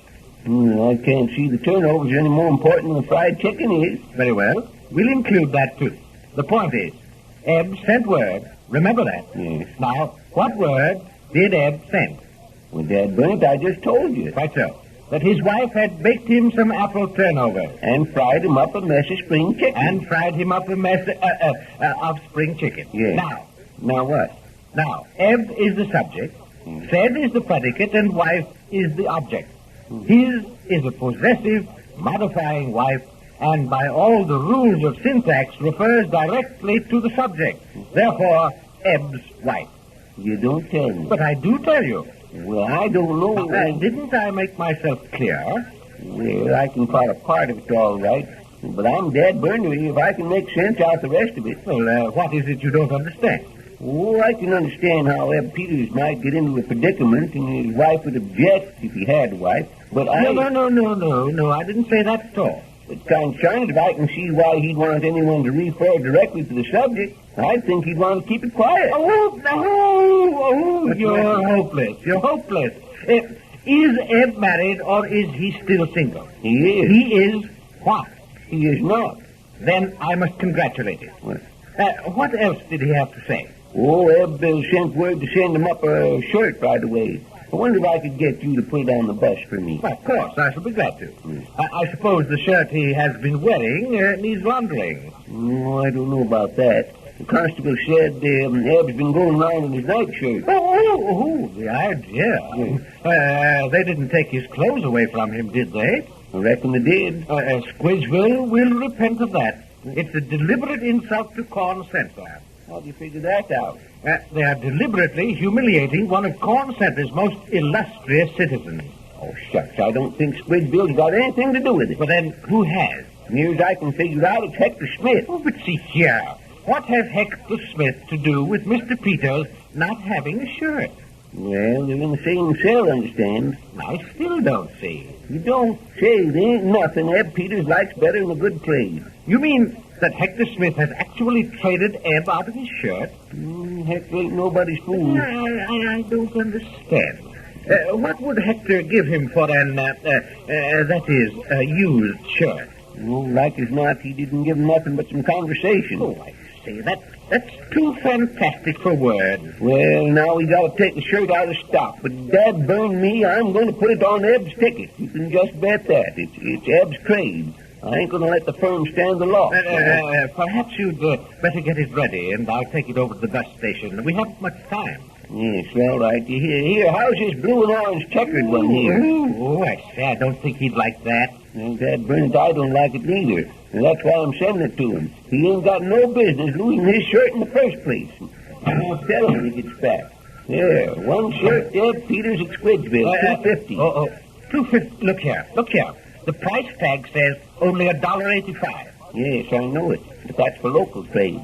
We always aim to get a little more from out-of-town folks. Well, I suppose you have your own method of doing business. But getting back to the additional clothing. Oh, shucks, Professor. A fellow in jail don't need no finery. But you say he'd be coming home soon. Well, yes, the constable says so. People of Corn Center will turn out en masse to greet him. Shucks, what'd they do that for? Because he's a hero. Here, don't see how you figure it. How many people are there in this world, do you suppose, who would be willing to suffer the disgrace of prison because of a friend? Ain't got no idea. How many do you think? Not more than 2. Well, I declare. Who might they be? Zeb Peters and Mahatma Gandhi. What? Now, just hold on a minute. Let me get this straight. Yes, very well. You think this jail business kind of puts Eb in a class with this feller Mahatma Gandhi? Is that right? Right. Oh, well, in that case, I guess Eb might as well come home in his nightshirt. Let's stop all this nonsense. I was merely suggesting that he should be well dressed when he returns to Corn Center. No, sir, Dad burned me. If anyone has new clothes around here, it's going to be Zeb Winterbottom. Upon my word, there's the bus. Yes. Here's your bundle. Now, hurry and you can make it. Yes. Usually stops a little while at the depot. Yes, Goodness. Where was Professor Thistlewaite going in such a hurry? Why, good morning, Miss Zell. It's a nice morning, ain't it? Lovely. Yes. What was the matter with Professor Thistlewaite? Oh, there wasn't nothing the matter with him. He's just trying to catch the bus. He's going to send some stuff to Eb up at Squidgeville. How is poor Mr. Peters? Oh, he's getting along all right. It's me I'm worried about. Oh, you poor dear. You've been through a lot, haven't you? Yes, sir. Now, dagnabbit, you want to dress Eb Peters up spick and span, and me with only one pair of pants to set on. But you did have more than that. I remember your Sunday suit quite distinctly. I guess you ought to. You growed up with it, you might say. But you see, Eb sold it to finance that racehorse deal. Oh, I see. Yeah. Well, you most certainly are entitled to a new suit, then. Yes, I think so, too. And by cracky, it ain't going to be none too sedate neither, now. Of course not. You should have something gay, something to bring out your youth. Well, I guess if I got the right kind of clothes hung on my figure, I'd look about as spry as some of these here young smart Alecs now. Of course you would. Why, you're almost a young man yet. Got young ideas, anyway.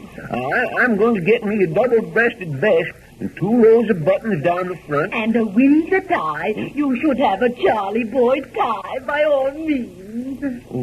That's one of them flowing bow ties like these poets wear, ain't it? Yes, I think they make a man look so intellectual. Yes. Oh, but shucks, I ain't being polite. And I ain't asked you what I could sell you. Oh, that's quite all right. I really came in for another purpose. Oh, shucks, I thought you wanted to buy something. I do. That is, Mr. Winterbottom. Do you remember that day at the Squidgeville race when I let out all those bees? Don't guess I'll forget that for a while. Cost us a pretty penny. Oh, it was impetuous of me, I know, and I'm terribly sorry. I understand you and Mr. Peters reimbursed the owners for the bees which were lost. I don't quite follow you. I mean, you bought the bees. Yep, every last darn hive. Would you sell them to me? What's that? Hey, you say you want to buy them bees? Yes.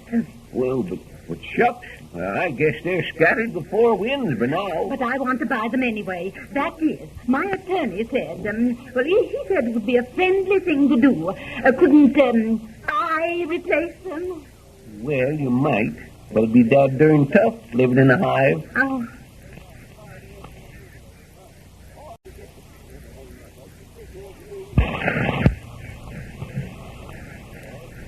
Dagnabbit, Mrs. Zell, I'm just as sorry as you be. But I don't understand. Why won't Mr. Peter let me pay you for the bees? After all, they have no actual value, you know. Yes, I know, but according to Constable, Eb says we can't sell them because we don't own them. Nonsense. If you don't own them, who does? Well, according to the latest bulletin from the Squidgeville jail, you might say, Hector Smith owns them now. Oh, why, that's terrible.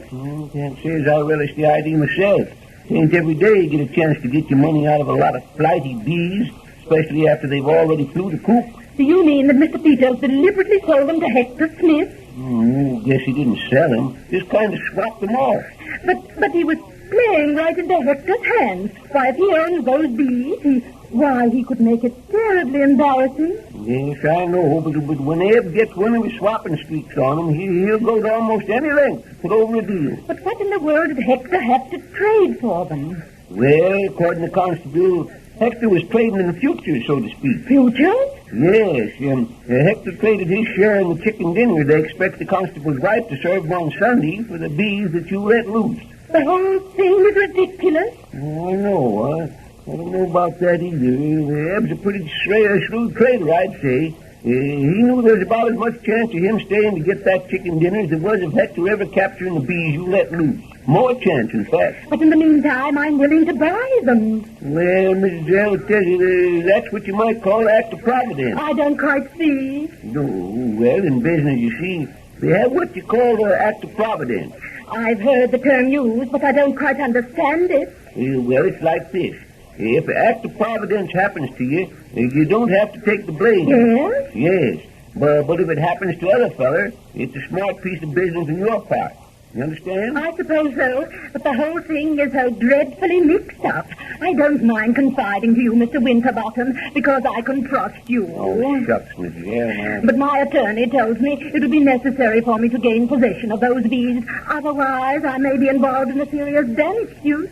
Yes, well, we can get them for you. Oh, yes, of course. Yes, we'll have to charge a bit for them. The regular store profit, 50%, say. Oh, dear, that's quite a lot. But yes, go ahead. See if you can buy them. That's in Hector, and I'll buy them from you. Yes, but now don't breathe a word of it to nobody. Hector might get wind of it and jack the price up on us. Oh, Mr. Winterbottom, you're such a clever businessman. Why the heck is over the other house is ruining my eye? I ain't got no time to talk to you now. But, shoot, this is serious. Seriouser than what you're doing. Dagnabbit, I ain't got no time to tell you. I had trouble enough before you hove into sight. Oh, shoot, darn it. Won't anyone pay no attention to me? Perhaps it would be quicker to find out what he wants. I bet he don't know himself. Just that kind of a feller. Yes, I do. I want to be funny. Well, Dad, go ahead and be funny. Start cracking jokes. I could stand the laugh. But shoot, look. How can a comedian be funny when he don't get no cooperation? Perhaps I could help you. I'm the director, you know. Hey, could you help me? Why, yes, I think so. Say, that's great. You could be the dumb dame, see? No, I don't see. I can't do that. Shoot, look, listen. You'd make a swell dumb dame. I'm afraid I wouldn't. You're made for the part. You're a natural. Look, all you have to do is just look like you don't know nothing, see? That's it. You're doing fine. But really, I haven't even started to act yet. Oh, darn, I thought you was looking dumb on purpose. Why, the idea. Oh, shucks, Mrs. L. Don't pay no attention to Jeff. He don't look so dead burn smart himself. Mr. Winterbottom, you aren't helping matters. Oh, shoot. It ain't so hard for any dame to act dumb. You can do it, Jenny. My name is not Jenny. It ain't, huh? It most certainly is not. It's Gladys. All right, Gladys, old kid. All you gotta do is... Mr. Barker, I resent that. Doggone it, Jeff. You're too dead burn familiar. You ought to know better than to call a lady like Mrs. Zell by her front name. Oh, shoot, I didn't mean no harm. Well, just the same, you ain't got no business doing it. All right, I won't do it no more. Well, see that you don't. All right, Mrs. Zell, old kid. Oh, of all the excellent. Oh, shucks. Don't pay no attention to him at all, Mrs. Zell. He's one of these low comedians. No, indeed. Now, that's just the trouble I got all the time. They won't give me a chance to clown. I got a lot of good stuff, but they won't let me spring it. All right, just to prove that I really can't act the part of a dumb dame, as you call it, I'll try. Now, the first thing to remember is that I'm the funny guy, see? Yes, you might be able to convince Mrs. Zell, but how in tarnation you're going to convince the audience? Oh, the trouble with you is you ought to be an optimist. I got troubles enough around here without trying to sell spectacles to folks at Corn Center. Oh, shoot, I didn't mean that. An optimist is a kind of a fish. For your information, an optimist is a person who can smile no matter what happens. Well, that nugget there, then it don't look to me like Jeff was so far wrong with that. Why, Mr. Winterbottom, some of our very best people are optimists. I know talk like this. Yeah, I know what you mean. They open their mouths, but they don't say nothing. Some of my best friends are optimists, and I don't like your baiting them. Oh, shoot, lady, I don't get your angle. See how funny I can be when I try? It appears to me you're a darn sight funnier when you don't try. I think so myself. Look, here's a hot one. You come and say to me, you say, hello, Jeff, like that, see? Hello, Jeff. Then what? I say hello, and then you say, that's a nice necktie you got on. That's a nice tie you have on. I know where you got it. I know where you had it. Yeah, that's it. Then I say, where? Around your neck, dagnabbit. Say, who's the comedian around here anyway? Well, you most certainly are not. Oh, shoot, that's just the trouble. Somebody's always beating me to the snapper. Well, Conshon, can I help it if I read the same almanac you do? Trouble is, in this show, I ain't got nothing to work with. What do you mean? Well, shoot, there ain't nothing to work with but the wild woman. And you can't get funny with a wild woman. Well, why don't you get off some of your jokes on the hermit? Oh, that guy ain't got no sense of humor. What makes you say that? Well, look, listen. I told him some new gags, and did he laugh? Oh, not a grin. He just says he got that off of Joe Miller. Joe Miller, who's he? Well, I asked him that, too, and he says Joe Miller's the guy that used to play in the show with our leading lady. Nonsense. I happen to know that Joe Miller wrote a book of jokes about 100 years ago. He did? Yes, he did. Somehow? Oh, shoot. I don't believe he ever played in the same show with the leading lady. Well, of course he didn't. He'd be too young, wouldn't he? Wait, no, Dad Rabbit, he wouldn't. He'd be, let me see now. Oh, look. You was younger, say, 25 years ago than you are now, wasn't you? Of course you was. Any darn fool knows that. Well, if Joe Miller wrote a joke book 100 years ago, that'd make him younger than the leading lady, wouldn't it? Why, Cracky, I believe you're right. Oh, this is all so perfectly ridiculous. I think I'd better be going. Say, look, I'm going too. I kinda, you know. Yes, on second thought, I think perhaps I'd better stay here and finish with Mr. Winterbottom. Tell the truth, Jeff Parker here's pretty nigh finished me himself. Oh, shoot. I never get no cooperation. Oh, I do feel sorry for him. He's impossible, of course, but he is sincere. Shucks, Mrs. Zell, I reckon you could say the same thing about a jackass. Oh, there's the telephone again. Hello. Oh, yes, Constable. What? No. You don't say so. No. Hey, what? Well, I'll be dead burned. Wait. Why? I'll do it right away, yes. Goodbye. What's the matter? Say, listen, you won't believe it, Miss Zell. I know you won't believe it, and I hate to start to tell you. But they swear it's so. They said over the phone to me right there, just as while I was standing there, and you was watching me. You noticed me there listening to the phone, didn't you? Well, they said that there's a swarm of bees. There's a swarm of bees settling in the attic of the Squidgeville jail. And listen, Hector says they're his'n.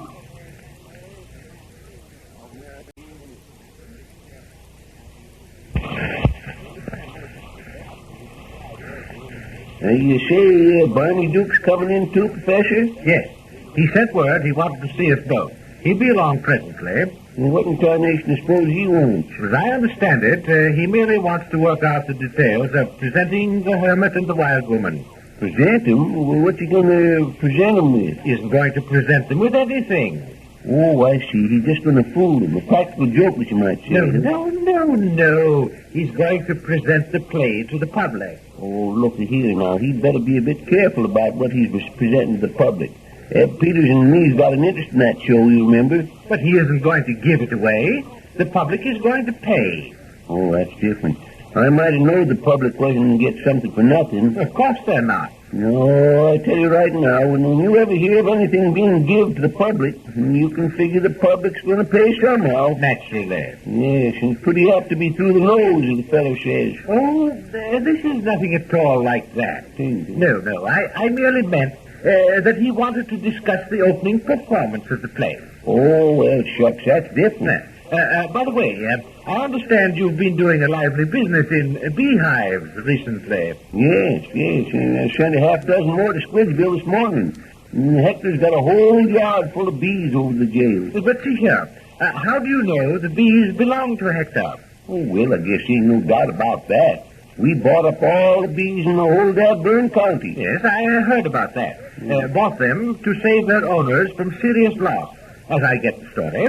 Well, anyway, the truth of the matter is something like that. Corn Center folk are very much impressed. Yes, I guess they think we're a couple of dad-burned ignoramuses. Oh, on the contrary, they think it was a magnanimous gesture. Magnanimous gesture? Say, that sounds pretty flashy, don't it? It is a dignified and well-deserved compliment. I'll bet my partner, Ed Peters, wouldn't have no idea what it means. Oh, I think he would. Oh, shucks now. I'll bet if I went up to Ed and says, Ed Peters, what does them two jawbreakers mean? He'd just have to admit he didn't know. Oh, come now. Well, Mr. Peters may not have had much schooling, but through reading and constant observation, he has made of himself a wise and educated man, a citizen for Corn Center to be proud of. Then why in tarnation did he get himself slapped in a calaboose? That only serves as an illustration of his fine character. If Ed was so dad-burned smart, what did he say them words meant? Gesture, used in its broader sense, means an act or deed which expresses what may be, perhaps, a less obvious trait of character. Well, I'll be dad-burned. Magnanimous means undebased, unselfish, soul-inspiring. Therefore, purchasing those bees after they had already been turned loose expressed an undebased, unselfish, soul-inspiring trait of character. You tell me that Ed Peters bought some undebased bees? Over the river to you, too, Prof. Dagnabbit, don't you call me Pop. How many times do I have to tell you? And I detest the shortening of my title. Oh, heck. Let's don't start no argument so soon. Let's get chummy. We got work to do, see? Well, then don't call me Pop. That's all I got to say. I don't like it. No, Pop. Oh, my word. The term is positively an insult to my profession. Oh, that's all right. It's no harm meant. Now, let's get down to business. All right, just so it ain't funny business now. Yes. Now let's stop quibbling. Well, say, it appears to me Ed Peters ought to be here. We're planning to give something away. He owns half this here show, you know. No. I explained we're not giving anything away. Yeah, say. We can't sit around here scratching our heads till that old goat gets out of the hoose go. Hey, say, now, look here, Dad Burnett. I ain't going to stand by and hear you make sleight-of-hand remarks about my partner, Ed Peters. I think myself that the term old goat is hardly an appropriate title for Mr. Peters. Oh, well, if you're going to be thin-skinned, all right. Say, where's this Zeb baby? I never heard that there was such a baby. Oh, but shucks, Professor, you know yourself Mrs. Zell was married for quite a spell. Oh, no, I ain't talking about that kind of a baby, see? I mean the doll herself. Oh, a doll baby? No. I wish you would be more explicit in your terminology, Mr. Duke. It's very confusing. Huh? Yes, the professor's right. And that's the way darn lies get started. I was talking about the Zell's kind of self, see? The Tanktown Society Queen. The gal what talks Shakespeare, her right, see? Now, is that clear? I guess you mean Mrs. Zell, all right. I should say that it's a very accurate picture. Yeah. Well, where is she? Well, she sent word to me that she was busy this morning, and I am to tell her what plans we make. Nah, that's no good. That gal's got her own plans. Well, I don't see nothing wrong with that. Maybe not, but I'm smart, see? That gal wants us to lay out all that dope before her, see? And then what? Well, then she'll veto him. Substitute her plan. But why doesn't she come down here and flesh it out if she has some plans? Because she's smart, that's why. You can't argue with a dame if she ain't here, can you? No, of course not. But what can we do? Leave it to me, see? I got a way with women. But what will you tell her? I won't tell her nothing. Then she can't talk back. Oh, I see. This is going to be interesting. It's interesting. There won't be no way to describe it when Mrs. L finds out you outsmarted her. Well, you gotta take a stand and stay with it when you're dealing with women. Let's get back to the program. The first thing is the overture, of course. Yeah, that's right. Have you got the number? Mrs. Zell thought the Poet and Peasant overture. Who cares what Mrs. Zell thought? This is our show, see? What do you want? Well, since you put it that way, I should say the finale to the William Tell overture, by all means. Okay. The Poet and the Peasant is out, and the William Tell number is in. Very good. Here, I get the telephone. Hello? Oh, hello, Mrs. L. Yes, he's here. Just a minute. She wants to talk to you, Professor. Why, I see. Tell her if it's the program she wants to inquire about that Mr. Duke will speak to her. Hey, Miss L, he says if you want to know about the program, you'd better talk to the Duke feller. Yes.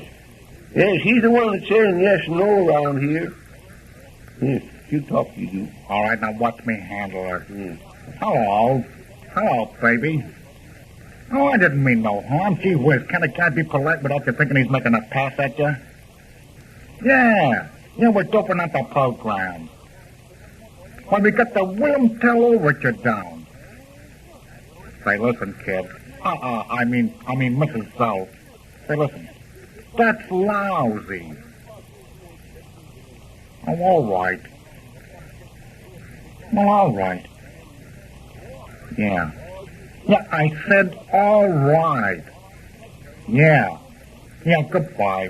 From the way he talks, I guess everything's all right, Professor. What did she want? She wanted me to change the overture. I thought as much. What are you going to do? Oh, I'm going to change it. But this is the last chance we make for that theme. Yes, well, now, let me see here. What intonation do we have to figure out next? Well, next comes the voice scene. Oh, yeah? Yeah, it's a rain scene in the woods. We'll let the curtain up slow, see? And have the stage kind of dark. And then we can start the rain effects even before the curtain starts up, see? Oh, but I say, Mrs. Zell thought it was very effective to bring the curtain up fast on a full-lighted stage, you know. And then gradually darken the stage as if the storm were brewing. Oh, no. That's out. That's no good. It's done to death, see? No can do. I just thought I'd mention it. Why, I wouldn't think of it. Not if me old grandmother requested it on bended knee. Oh, say, it appears to me you're pretty cool to your poor old grandma now. Where's the telephone again? Hello? Oh, hello, Miss Zell. Yes, I'll call him. It's for you, Duke. Oh, all right. Hello. Yeah, we're still working on the program. We got just as far as the opening scene. Well, we're going to open with a slow curtain, see, with a dark stage and storm effects. He's a fellow who knew how to handle women, Professor. Well, what's wrong with it? Yeah, I know, but... Hey, listen, I know all that, but... Well, all right. Okay, all right, fine. Goodbye. Well, Professor, I guess it'd be a fast curtain and a lot of lights on the stage. Oh, yeah.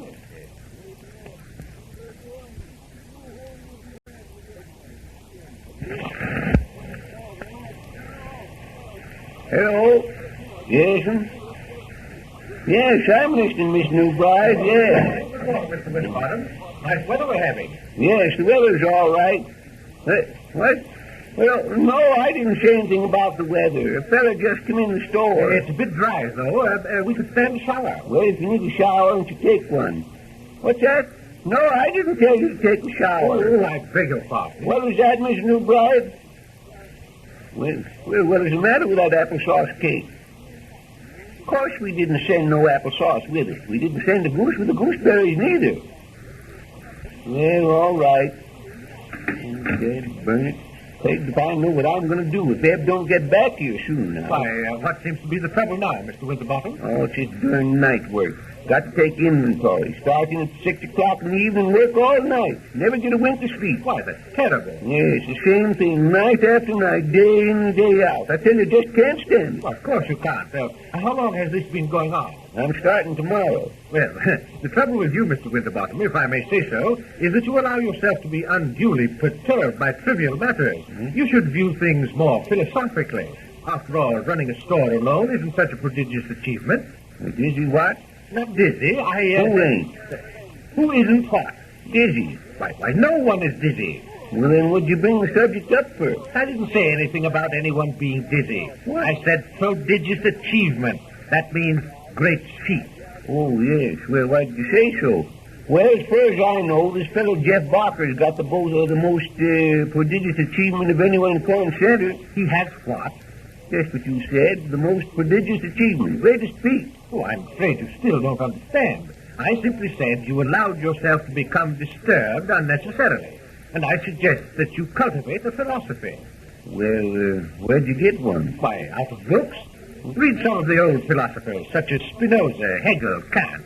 Well, why, didn't he go to school? Who? That's that fellow you was talking about, the one that can't read. I didn't say he couldn't read. I said Kant, a philosopher. Well, how do I know whether he can or not? I don't even know the fellow. No, I say, you're not getting it at all. He wrote a book. Yes, I get it now. Yes, certainly. He wrote a book. Well, I'm glad that you're beginning to understand. Yes. Now, as I say, he can write, but he can't read. Now, see here. Kant was the gentleman's name. He lived many years ago, and he wrote a book. In fact, a number of books. What kind of books, Professor? I said number. Well, now, you don't tell me. As I often said to Eb, a fellow sort of lives and learns, don't he? You know, I always wondered who wrote that book. Which one are you referring to? Why, the phone book. The phone book? Yes. I said nothing about a phone book. Well, you said the number book. What other book is there? It's got numbers in it. I said nothing of the kind. I said number of books. He wrote them many years ago. Of course, if you prefer new writers. No, I don't care so much for that. Had it in the back of my neck right here once, and it darn near killed me. Well, I say, will you please tell me what you're talking about now? What did you have in the back of your neck? New writers.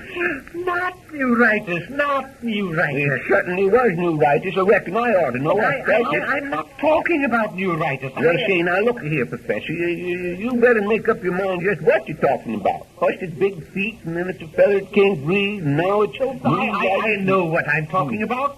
I'm talking about writers. Writers. Men who write on the subject of philosophy. And I suggested that if you don't care for the older writers, you might like the books of some of our modern philosophers. For instance, Adolf Getz on the subconscious thought train. Who'd you say gets on it? No one gets on it.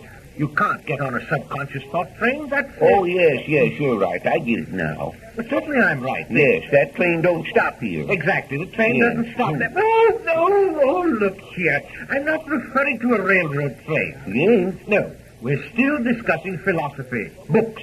Adolf Getz wrote a book called The Subconscious Mind, and I think you'd find it very interesting. Well, I don't get much time for reading. But what's it about? Well, Getz has a theory that the subconscious mind speaks to us in symbols, which are in reality a metamorphosis of distortion of concrete events.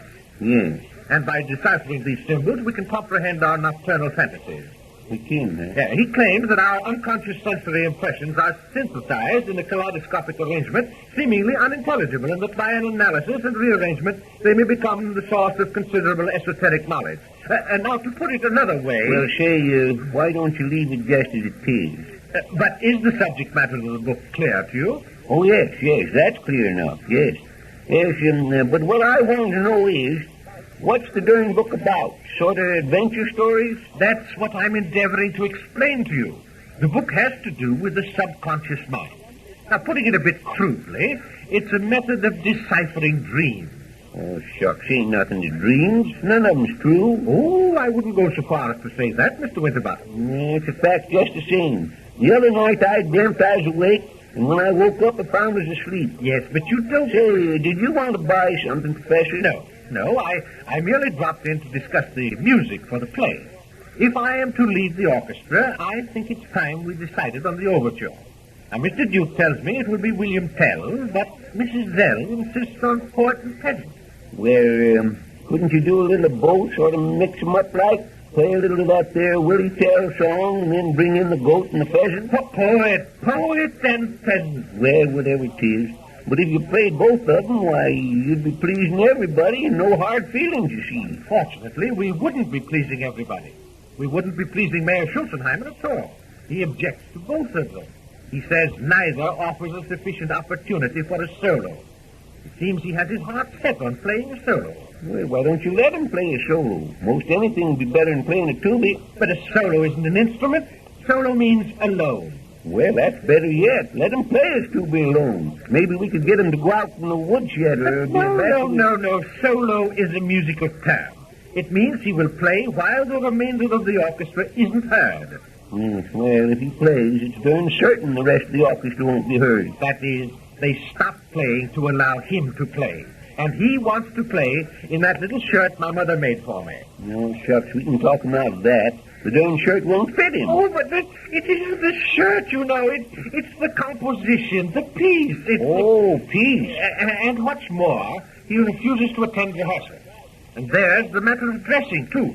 Well, I had planned to have the orchestra attired in dinner jackets, and Mr. Schulzenheimer refuses to do that, too. He does, huh? Yes.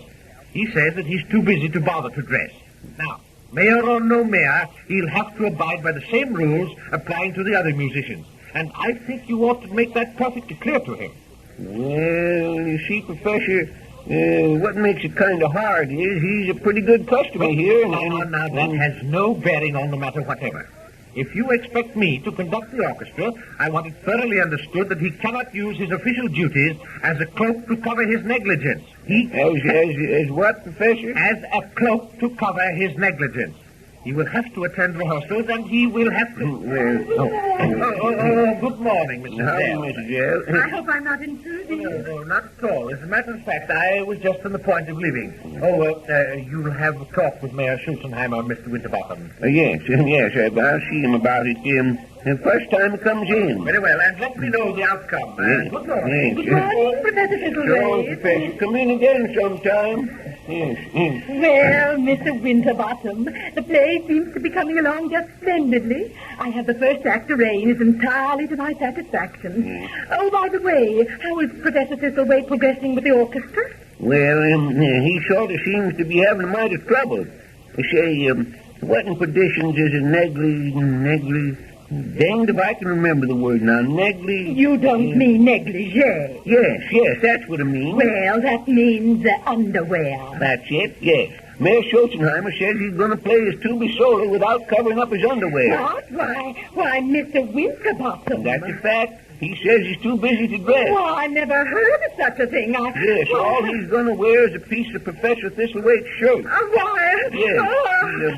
What's the matter? Hey, wait, Mrs. Zell, Mrs. Zell. Dad bonnet, she's fainted. Mrs. Zell, help! Somebody get some water. Help! The lady fainted here.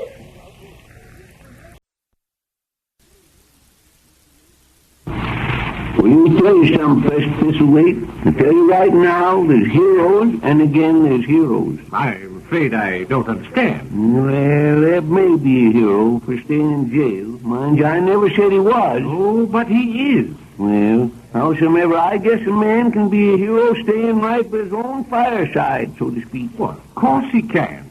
I've always said that the man at the plow is often a greater hero than the man with the gun. Yes, and a man that stays home and keeps store might be more of a hero than a fellow that spends his time eating fried chicken in a nice, comfortable jail. Oh, but see here. You forget that Mr. Peters is in jail for a cause. And dag-nabbit, I'm in this store for a cause, too. Cause I can't get nobody to stay here in my place. But it's not the same thing at all. Money grubber. That's what folks is calling me. I don't like it. You mustn't pay any attention to such talk. Pretty soon they'll be saying I push little chickens in the river. Oh, that's just human nature. Whenever the public has a hero, it must have a villain as well. Gosh, I'm afraid it's going to hurt business. Oh, I don't think so. Can't you see, just as many people will be anxious to help Eb as wish to do you harm? To tell the truth, business has been pretty good. It appears to me like more folks come in here and buy something just for the purpose of making some cutting remark than comes in here to praise Zeb. Well, that's interesting. Yes. Well, just this morning a fella come in and he paid a bill that he'd let run for a year. Yes. Just so he could tell me he didn't want to have no more truck with me. That's what he did. Then there are a few roses among the thorns out there. Yes, I guess every cloud has a silver lining, as you might say. There, that's fine. That's the spirit. All this ill feeling against you will soon blow over. But shucks, Professor, what's everybody mad at me for? Oh, they aren't exactly mad. They just think of Mr. Peters being locked up in jail. And eating fried chicken, don't forget that. But they don't know about that. Yeah. Well, they just picture Mr. Peters up there in sackcloth and ashes, as it were. Well, Dad burn it. If Eb can't carry out his ashes, he don't deserve no pity. No, I didn't mean that. Besides, it ain't cool enough for a fire, no way. No, of course it isn't. But haven't you ever heard of the ancient martyrs wearing sackcloth? Eb had a sack suit once, but wore out. No, martyrs wear sackcloth and put ashes on their head. What? You mean to tell me Eb's doing a fool thing like that? No, of course he isn't. That is only the popular conception of his martyrdom. Well, wait a minute here. You mean to tell me the folks at Corn Center thinks that Eb's up there in Squidgeville going around a tow sack and pouring ashes over that bald spot of his'n? Well, in a way, yes. In other words, they think he's kind of daffy, don't they? No, they certainly do not.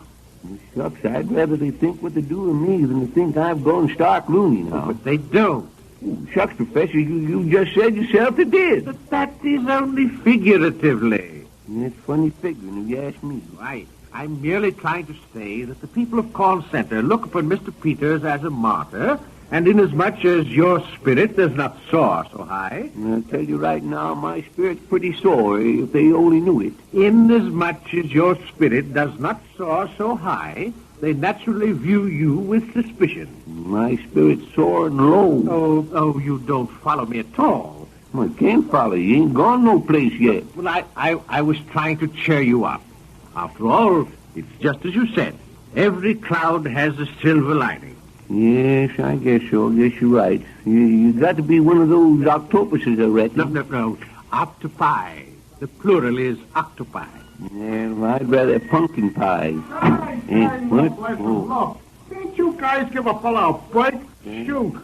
Bernard, I just begin to feel good, and you have to come in. What's the trouble now, Jeff? Oh, Don, I had this Mayor Schulzenheimer lined up to work with me, and he walks out after the first gig. Don? You mean to tell us that you're expecting the mayor of Corn Center to help you with your low comedy? Oh, well, shoot, I just wanted him to be a straight man. You don't have to know much to be a straight man. No, I suppose not. But look, my public is going to expect me to be funny. They burn me if that ain't expecting a lot. Oh, shoot. Why couldn't this guy go on with the act like Duke said we would? Do you mean to say that Duke told you Mayor Schulzenheimer would help you with your act? Mm-hmm. It does sound kind of peculiar, don't it? And I doubt that he said it. Yeah. Sure he said it. Look, listen.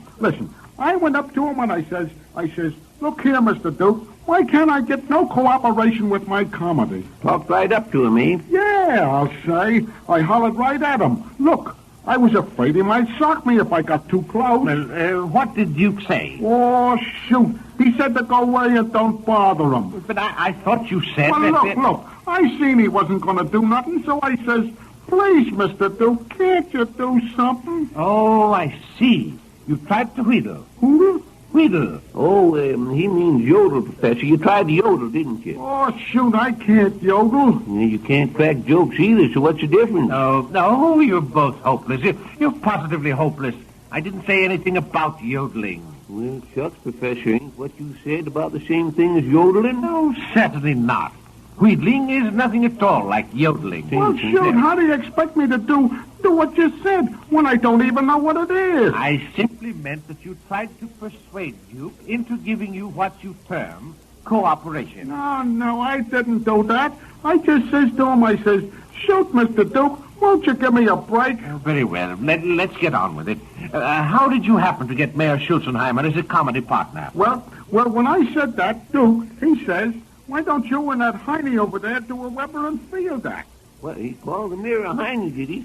I'm surprised that you know who Weber and Field are. Oh, sure I know. They're a couple of Italian fellas. So I say... They certainly are not. So I says, okay, Mr. Duke. Well, how did Mayor Schulzenheimer take to the ID? Oh, Don, his dialect was swell. Pretty near as good as mine. But he ain't got no sense of humor. He ain't, eh? Oh, shoot. I went up to him and I says, say, Heine, do you like ham? Just like that, see? Do you like ham? Well, what'd he say to that? Oh, he just said, no, he didn't like ham, and me least of all. Then he walks away. Well, what was wrong with that? Oh, darn, can't you see? That ain't the right answer. You gotta make 'em funny. Well, shucks, Jeff, if the mayor won't play with you, as you might say, there ain't nothing I can do about it. Oh, darn, no cooperation nowhere. Oh, things will work out all right. Oh, I know, but it sure does get Metropolis. Well, say, how's everything coming over at the Opera House? Oh, shoot, I guess everything's all right. All the actors are practicing regular, I suppose? Yeah, they're all there today. They are, huh? Yeah, all but 4 or 5. What? All but 4 or 5? Well, Dad Burnett, I thought you said they was all there. Oh, shoot, I'm an artist. I ain't no good at arithmetic. Well, Dag Nabbit, who's some of them that's gone? Well, Barney Duke, he went down to see the train come in. Shucks, I didn't know he ever done that. Well, you see, he wasn't sure whether Hedda Hoyts would get back tonight or not, see? Hedda Hoyts? Where in tarnation is she getting back from? Why, from where she went to, of course. Well, where'd she go? Oh, she went to Squidgeville. Didn't you know? Squidgeville? What would she be doing in Squidgeville? That's what I'd like to know. If she's got any shopping to do, she can do it right here in Corn Center. Oh, she wasn't going to do no shopping. She ain't got no charge account over there. Well, then what in tarnation was she doing? She went over there to thank him. Well, went over to thank who? Oh, you know, her boyfriend. But I'm sure that Mr. Winterbottom knows absolutely nothing of Miss Hoyt's personal affair. Oh, shoot, listen. You know her boyfriend, the one that gives her presents. No, I don't know what you're talking about. I tell you, I don't know nothing about it. But didn't he tell you nothing about it? I don't even know him. Oh, shoot. He's your partner, ain't he? What's that? Say, what in tarnation you talking about? About your partner. He's Hedda Hoyt's boyfriend. He sent her a swell present. Wait, you mean Eb Peters sent her a present? Well, sure he did. She's crazy about him.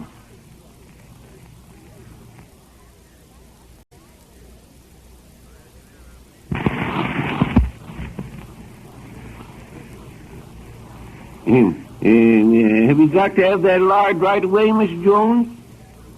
Well, you see, the trouble is, Eb ain't here, and it's kind of hard for me to do any delivering.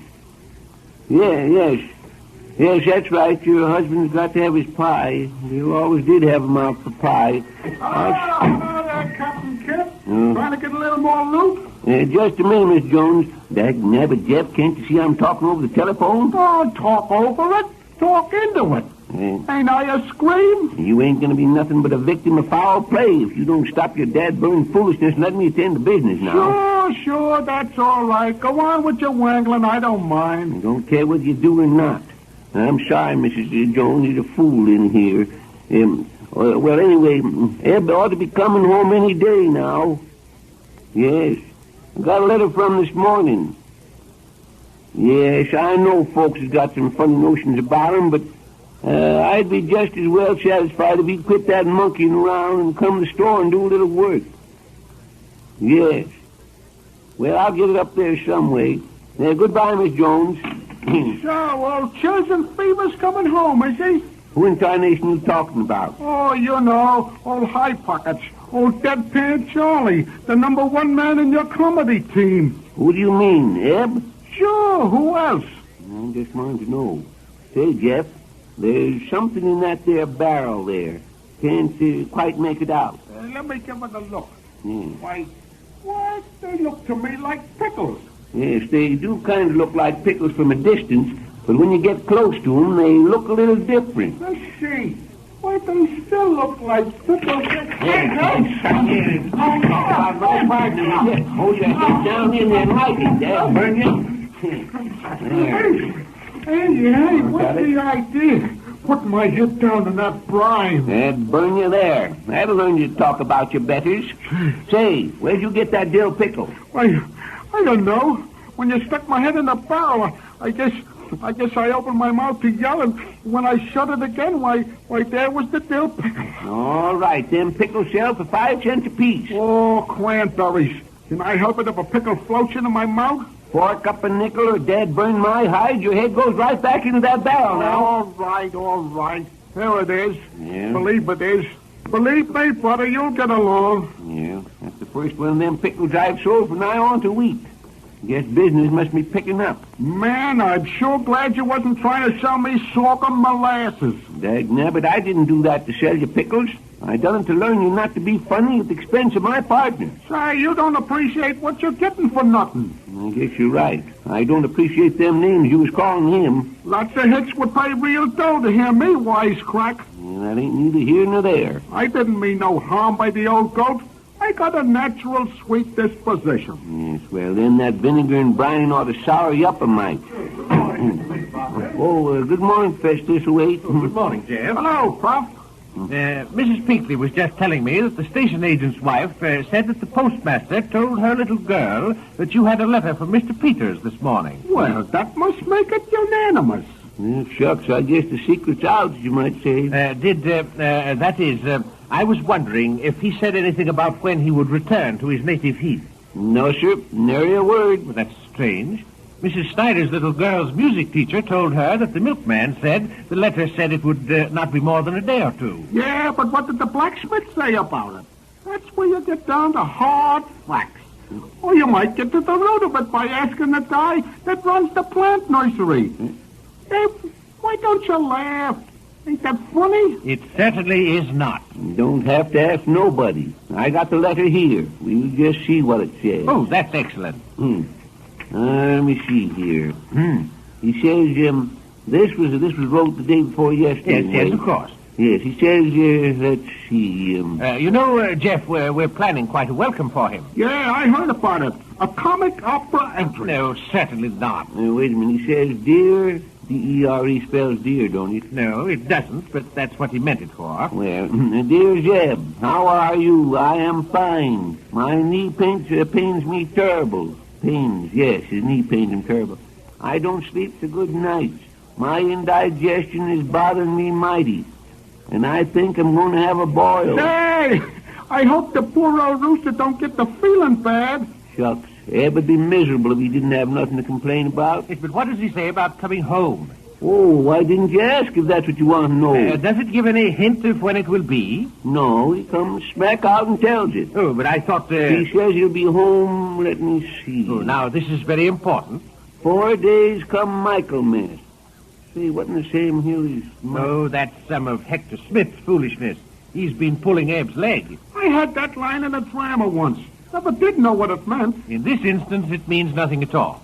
I do wish he wouldn't pay any attention to Hector's talking. Oh, shucks, I don't guess Ebs cares so much about Hector's talking, but if he started to pull Eb's leg, there might be a ruckus, especially Eb's game leg. Hector wouldn't pull his game leg. Well, I don't see how he could tell which was the game leg and which wasn't. Eb can't always tell himself. Yes, but why would Hector do such a thing at all? Well, why, shucks, Professor, you're the one that said he was pulling it. But I didn't mean his real leg. Dagnabbit, Eb ain't got no artificial leg. No, I'm sorry I said anything about it. Well, I just wanted to get it straight, that's all. Heck, I didn't know the old boy had a crooked leg. He hasn't a crooked leg. And what's the sense in trying to straighten it? Oh, you're both hopeless.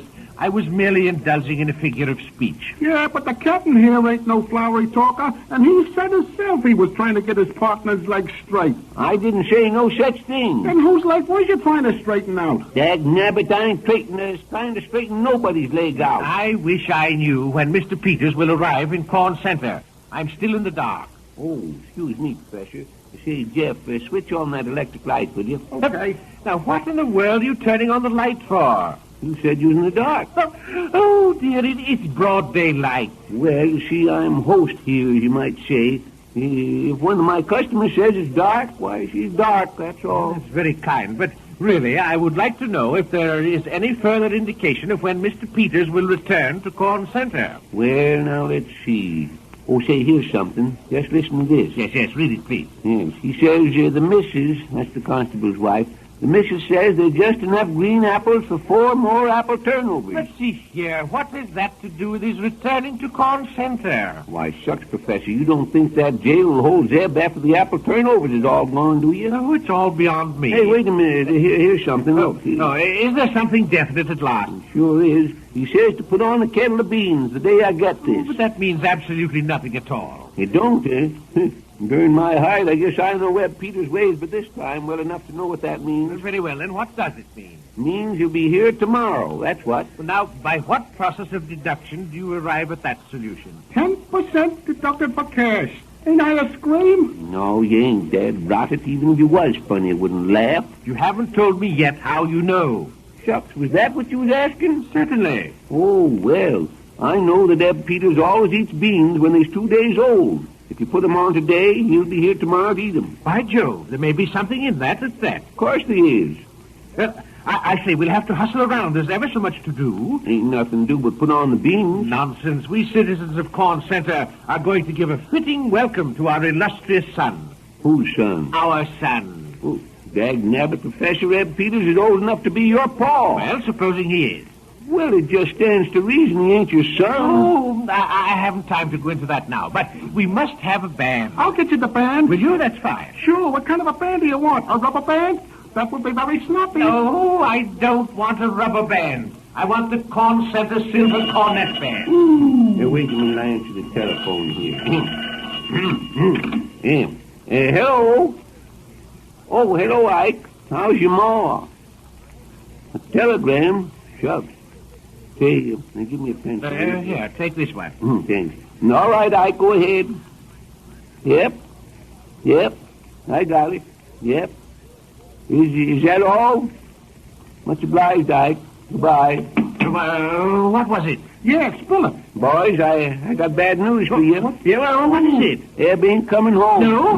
Now listen to this telegram. Yes, do read it. It says, never mind the beans.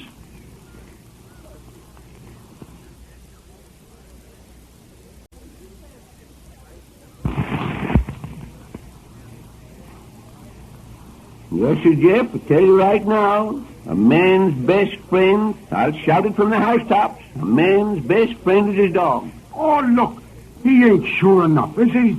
Yes, sirree, Bob. A man can't find no better one. Oh, shoot. Is this a gag or something? No, Dad Burns, it ain't no gag. What? Look, listen, he ain't no better friend than his wife, is he? A dog don't have no wife. Oh, darn, can't you understand nothing? I mean, a man's a better friend of his wife. Oh, no, that ain't what I mean. Well, what in tarnation do you mean? I mean, a man's wife is, well, she's a pretty good friend, too, ain't she? Oh, well, shucks, Jeff. A man don't hardly count his wife as a friend. Well, shoot, they're friends for a while, ain't they? Oh, dag-nabbit, I don't mean that.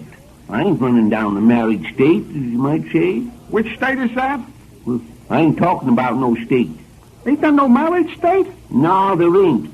Yes, there is, son. Yes, there is. Oh, Dad, darn it all sounds like a lot of hooey to me. I tell you, marriage ain't no hooey. No, sirree, it's a fine thing. That is, for the other feller, not me. I just meant a wife ain't exactly a friend. She's a helpmeet. Look, I had a wife once, but she didn't help me nothing. I paid all the bills. Only we didn't have no bills. They wouldn't let us have no credit. Yeah, I was just trying to tell you, a wife ain't exactly a friend. They're different. Well, look, listen. If they ain't your wife no more, then they can be your friend, can't they? Yeah, I don't know. I guess so. If you keep your alimony paid up, they be your friend, I guess. Wow. Hello there, Noah. How's everything around the Ark, huh? Say, who in Sam Hill you talking to? Oh, who else but you? That's a fine large day, ain't it? Sunshine the Duke, I'll have you know I ain't know it. You ain't? No, sir. You both know Dad burned well it ain't.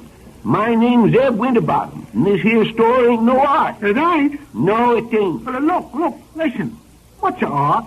I don't know, but this store ain't one, I tell you that. That's all right, Skipper. I won't hold it against you. I was only fooling. He's smart, Mr. Duke. He's smart. A wise guy, huh? Yeah, he knows all about wives and dogs and steaks and everything like that. Well, if you want to know the truth, I ain't so dumb myself. He just said the best friend a fella can have is oh shoot, I forgot what it was. But anyway, it's his best friend. Sunshine it, I just told you man's best friend is his dogs. Right. You're pretty smart at that. Yeah, you're right. Absolutely right. Of course I am. Yeah, only a man needs 2 dogs. What? 1 dog ain't enough. It ain't, huh? Shucks, I guess 1 dog's enough for the average feller. No. 1 dog's no go. You gotta have 2 good ones, or you're just out of luck. Well, what in tarnation would you do with 2 dogs? Well, when you're in a jam, the smart thing to do is to pick 'em up and lay 'em down. I never heard such darn fool talk in my life. You just pick 'em up, then you lay 'em down, back down again, huh? Yeah, that's it. Say, listen, me and a one-legged guy by the name of Puckett was working a stock selling scheme with the sticks last summer, see? Well, what's that got to do with dogs? Oh, nothing. Only the law grabs the one-legged guy, but I hot-puts it on a town. Now, there's a Pacific instant where a pair of good dogs saved my life, see? They did, eh? And how? Say, them apple knockers was after my goat. Well, never mind the goat. Just tell us about the dogs. Well, that just goes to show a man's best friend is his dogs, see? No, I don't. You ain't said a dad-burn thing about the dogs. Not a thing. I told you. I had to make tracks, didn't I? Yes, I guess you did. Well, how do you think I got out of the boy except for me dogs? Oh, look, listen. I see. You mean your dogs. Sure. What'd you think I meant? Yeah, I'd be dead-burned if I can make heads or tails of it. Oh, it's just plain dogs. There ain't no heads or tails to it. Well, I've seen a good many bobtail dogs, but I'll be eternally dog-rided if I ever seen one of his bobs on both ends. Hey, look, if you had to leave Corn Center right quick, how would you go? I'd take the bus. Oh, no. You ain't got no bus fare, see? Well, I have, too. I ain't as rich as I might be, but I guess I got bus fare. Oh, sure you have. But this is just suppose. What would you do if you had to leave Sudden Fee and didn't have no dough? Oh, well, in that case, I guess I'd walk. Sure. Now you're getting somewheres. Yes, I'd get there a lot faster if I took the bus. Yeah, I know. But what would you walk on? The road. Yeah, all right.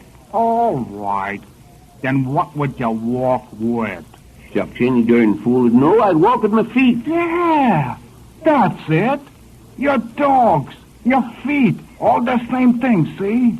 Yeah, I guess maybe I do. I don't know. Oh, good morning, Professor. Duke, don't say nothing special about them dogs. He never would get it straight. Okay. Hello, Sport. How do you do, Professor? Mr. Winterbottom, I was in the post office just now, and they said there was a letter for you from Mr. Peters. I took the liberty of bringing it along. It was all right, I hope? Of course it was, Professor. Let's have it. See what he's got to say for himself. I'm terribly anxious to know just when he's due to arrive from Squidgeville. Yes, well, like as not, he'll say something about it in this here letter. Hey, look. Do you think there'll be any good gags in it, maybe? That I can use? No, there will not. Mr. Peters is a serious thinker. Oh, darn. A comedian don't never have no fun. Oh, don't bother us now. We're busy. Oh, I'm going home before you guys ruin my yard. Well, now, let's see. I guess this ought to tell why Eb changed his mind about coming home. Oh, who cares? He ain't no headline attraction. Mr. Peters is a hero. Yes, a leading man with a low comedy face. What a combination. Well, let's see here. Eb says, I take pen in hand. Well, of course he does. How else could he write it? Only he doesn't. He wrote it with a pencil. Oh, all right. Proceed. Yes, he says, there's something fishy in Sweden. What a guy. You're trying to find out when he gets out of the hoose down and gives you a geography lesson. Sunshine it. Wait a minute, will you? He says, this show gal, Hetty Hoyt's, come up here and claimed I give her a present. Yeah, that kind of accounts for that fish. Now, please don't interrupt, Mr. Duke. Oh, all right. Yes, he says, I ain't give her no present. I won't leave this calaboose.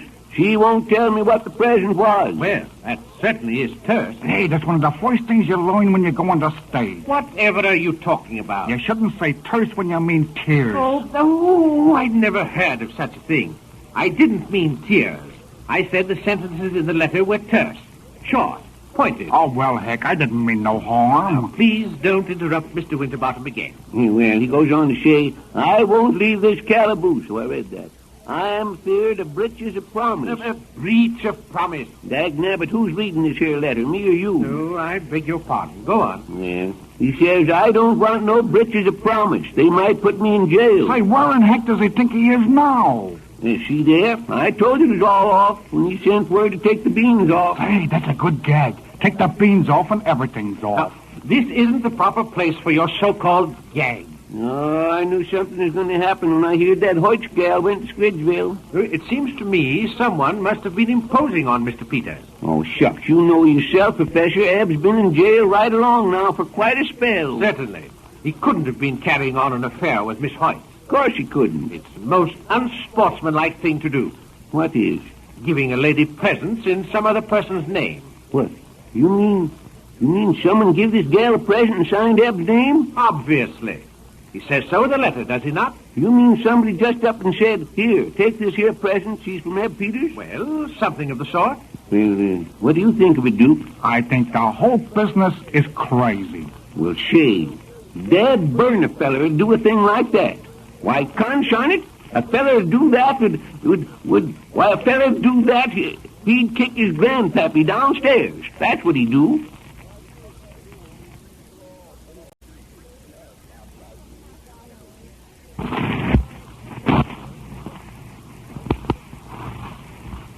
Much obliged, Constable.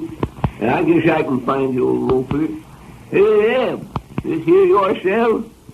Mine while I'm staying here, anyway. Well, Conshine, open the door and let me in. I got to talk to you. My incarnation didn't come in here sometime when I was standing up. No, there ain't no such time. Put that darn magazine down and let me in. Oh, sure.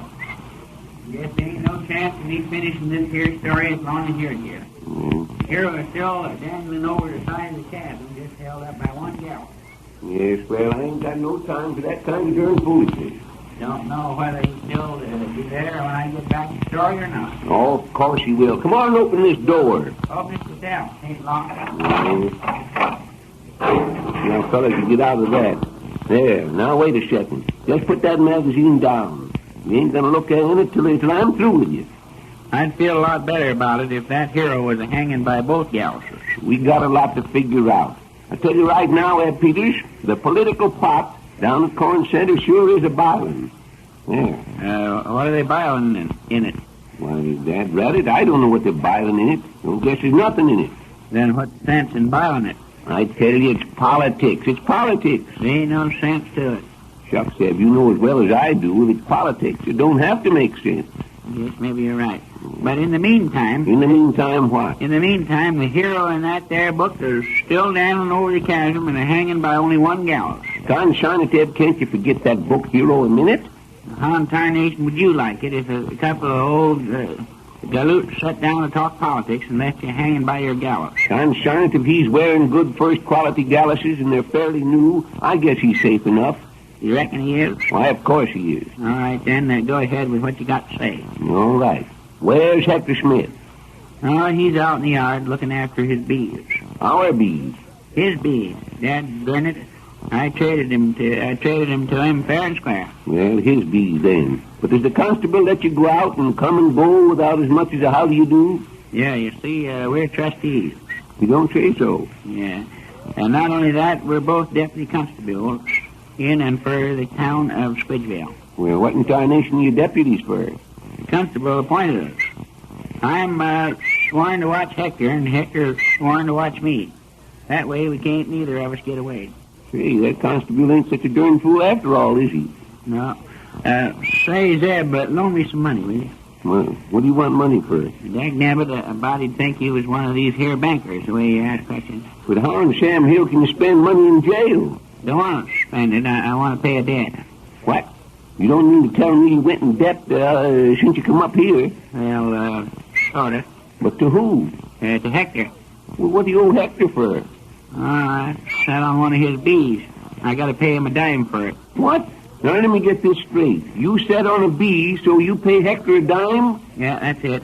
Well, did the bee sting you? Dagnabbit, a car stung me. Well, didn't it hurt you?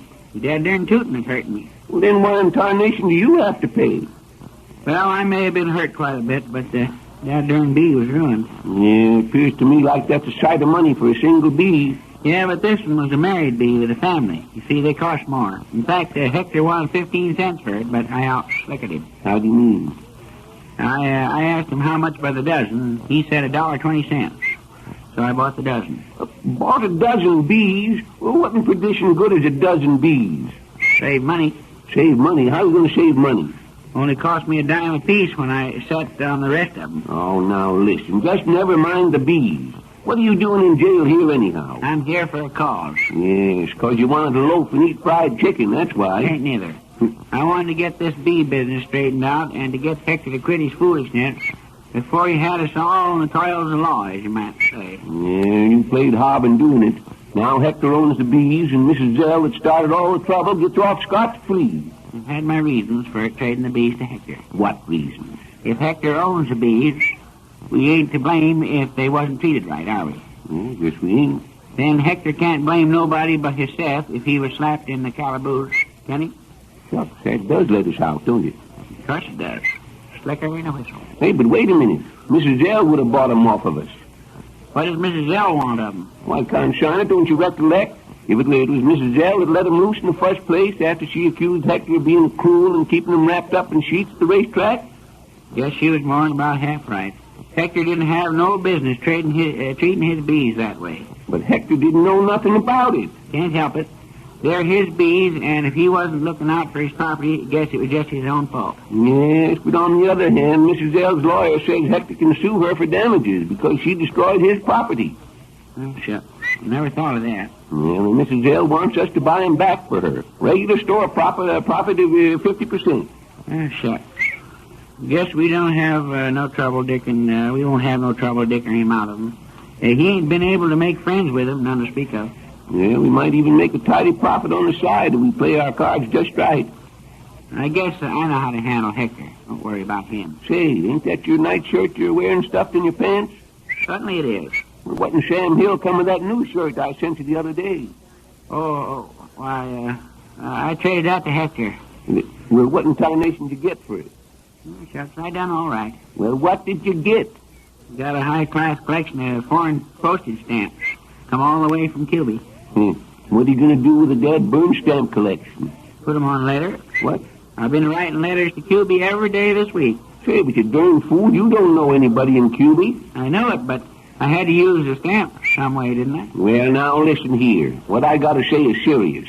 They're talking about you running for mayor. No, sir, I ain't gonna run for no mayor. Let 'em catch their own horses. I got a bum knee in this. Oh, I ain't talking about no horse. They're gonna make you mayor. Mayor Schulzenheimer. How can I be Mayor Schulzenheimer? Oh, I didn't say you was gonna be Mayor Schulzenheimer. I ain't gonna be no horse, neither. I didn't say anything about... Well, what did you say? If you'd keep your darn trap shut, I'd tell you. Now, listen. There's a lot of folks that want a new mayor, and they want to put you up. Up on a horse? Yes. No. Take conscience, forget the horse, will you? I can't forget him. I never even knew him. I'm talking about the office of mayor. The office. Now, they want to put him out. Well, they ought to. An office ain't no place for a horse. Oh, Dad, dang it, they'll be getting all mixed up again. All mixed up. Now, listen here. Professor Thistlewaite and some of the forward-looking citizens is real head up about you getting slapped in jail, see? I always thought Professor Thistlewaite was a friend of mine. Keep still, will you, till I get through. They think you're staying in jail just like this fella Gandy. If they tried swapping with Hector, they'd look like Gandy, too. They think you're a hero, so they want to elect you mayor of Corn Center. Oh, well, shucks. That's different. Of course it is. But I ain't going to forget that time I was defeated for dog catcher. Just so, and that's why I want you to disgracefully decline the office. You mean tell them to go soak their heads? Well, yes, except be a little more tactful. Sure. If I got to be tactful, I could just tell them to go wash behind their ears. Well, we can figure out the details later, but the main thing to tell them is no. Yeah, but why? Because Mayor Schulzenheimer's a good customer of ours, that's why. And we ain't going to get him sore by doing it.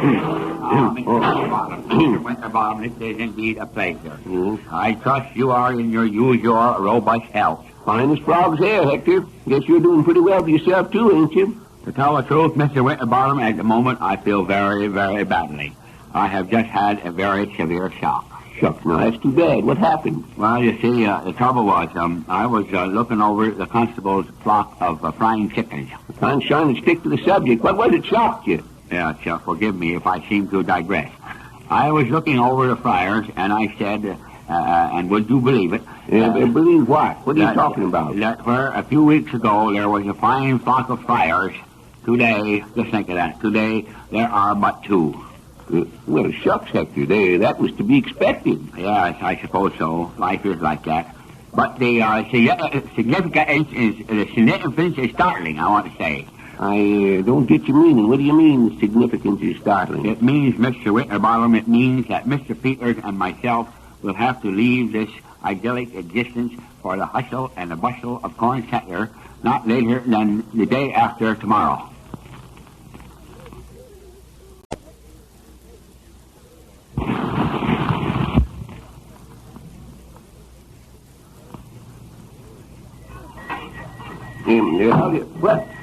What? Eb Peters. Well, I'll be dad burned if you can't cause more trouble than anybody I ever see. Oh, shucks. I don't see it's any trouble for me to come into my own store. But what in tarnation you do it today for? You know the folks at Corn Center was planning to meet you with a band this evening. Now you got everything all messed up. Well, to tell you the truth, Zeb, I got a longing for home. Well, yes, after all the fried chicken up at Squidgeville was at. Besides, my knee was bothering me. Thought if I sat here in my own rocking chair a spell, she might ease up some. Darn little time to set today. Then again, I thought we might play a few games of checkers. No, sir. Well, we don't... I beat you before, you remember. Well, I beat you before, too, if you'll remember. But we don't play no checkers neither today. We got too much to do around here. You might as well shuck off that there nightie, the first thing. Say the truth, I got so I like to wear it, as long as I can wear pants, too. It ain't fit for decent people to see you in. There's so much tail, it makes my pants feel kind of full, but on the other hand, it makes setting easier. But you ain't going to get the set on the other hand, so take it off. No, sir, I ain't going to take it off till I get something in its place. Hector tried to get me to do the same thing, but back like I set my foot down. Oh, shucks. Well, here, take this shirt out of stock. What in tarnation you doing now? I'm charging this shirt on your ticket, Dad, burn you. If Hector Smith gets that shirt, someone's going to pay this store. Well, you don't need to be so darn persnickety about it.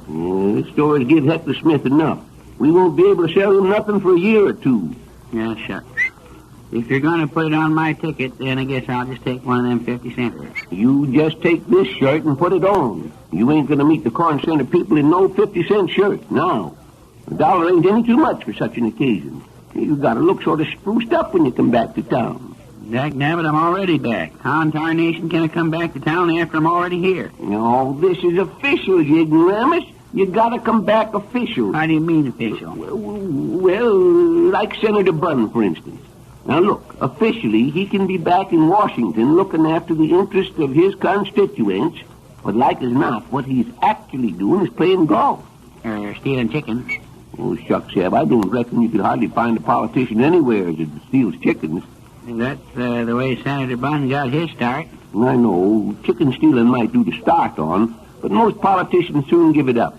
Ain't enough profit in it, I guess, huh? Oh, no, that ain't it at all. They just ain't dignified.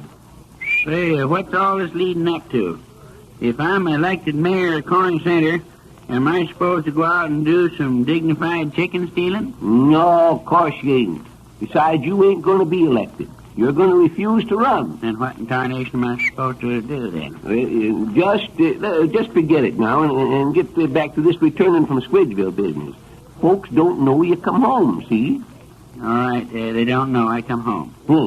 So you get out to the edge of town and hail the bus and ride back in for your official arrival. Well, why in tarnation didn't you say that in the first place? Shucks, I guess I did say it about as fast as you was able to work it into your head. Now, get a move on you before someone comes in here and catches you red-handed. All right, where's that alpaca coat? Got to be tied up if I'm going to make a speech. Oh, you'll find it there hanging behind the counter. You can get it on your way out. Now, where do I hail this here bus?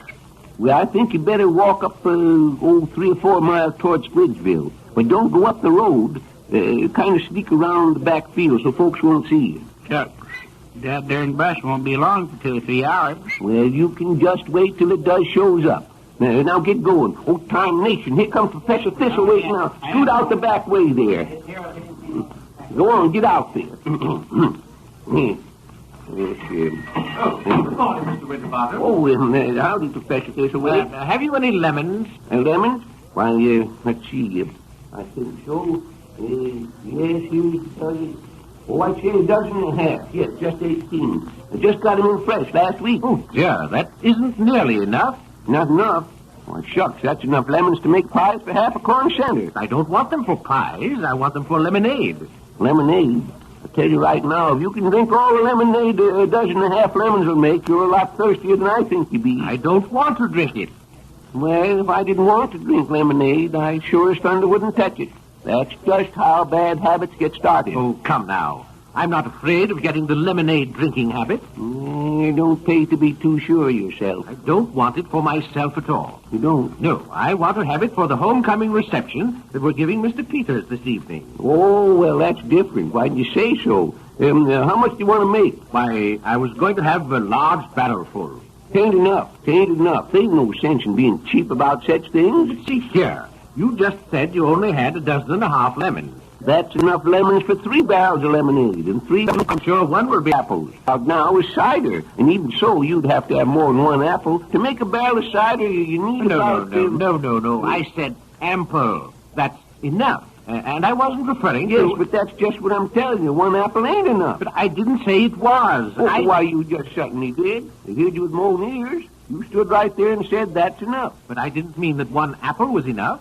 I wasn't referring to apples at all. Oh, you mean 1 lemon was enough? No, I was speaking about the barrels of lemonade. I said 1 would be adequate. Well, just a minute ago, you said 1 would be cider. Now, listen, if you sort of make up your mind what you're going to have to drink tonight, lemonade or cider or adequate... Oh, but one doesn't drink adequate. That's... Well, what are you having a whole barrel full of it for if nobody's going to drink it? Just a waste of money. But adequate is a word. A word, and it means the same as, as sufficient. For example, when one has drunk enough to relieve his thirst, he has had what? Lemonade. Exactly. No, he has had sufficient. And if he drinks any more, it would be superfluous. Have I finally made it clear? Yes, that's clear enough, all right. Very well, then. But there'll certainly be a lot of sick people in Corn Center tomorrow after drinking all that truck. Oh. Now, if I was you, Professor, I'd just give them plain lemonade. Now, see here. Let's just get back to the subject of lemons. You say that you only have a dozen and a half. Yep, that's all. Well, perhaps we could get some other kind of juice then and give them a punch. Oh, you can't get juice out of a lemon by giving it a punch, Professor. You got to squeeze it. Well, I'm quite cognizant of that. What say? I said I was cognizant. You don't say. Must have been something yet. Well, say, I'll get you a bottle of Doc Simmons syrup and cinnamon. No. I'm quite... All right. Listen, just take a couple of doses of this, and by tomorrow, you won't be cognizant of anything. Oh, no. I'm quite all right now. We are, huh? Yes. Well, that's good. Now here. I have a recipe for punch. Suppose you just get the various ingredients as I read them to you. Juice of 3 dozen navel oranges. Have you navel oranges? Well, we got some oranges, but I don't know whether they've been in the Navy or not. Any kind of oranges will do. All right, I'll get them here. Now, you'd better bring all the lemons you have, too. Have you any limes? What's that? Limes. No, but I reckon I can get some. Well, then, do so. Yes, well, here's the oranges and lemons anyway. Oh, Conshine, pick that one up, will you? Very good. Then sugar. Yes, I'll get that, too. Oh, here's a sack full all tied up. Oh, by Jove, it's almost 1 o'clock, and I have an orchestra rehearsal. I say, would you do me a favor? You have all the ingredients there on the counter. Just mix them together in a bucket and then put them in a barrel and add water. Will you do that? Why, yes. Oh, thank you so much. I'll drop in after rehearsal. Don't forget about the lime. No, I won't. I won't forget it. I see. Just get everything you need right in the counter here. Mix them together in a bucket and... Oh, yes, sakes. My memory's getting shorter every day. Hello. Yes, of course you wanted number. 1 Corn Center 742. Listen. Hello, is this the Corn Center Coal and Wood Yard? This is Zeb Winterbottom. Say, send over a sack of lime. Oh, I don't know what kind. Yes, I suppose Claude lime is just fine.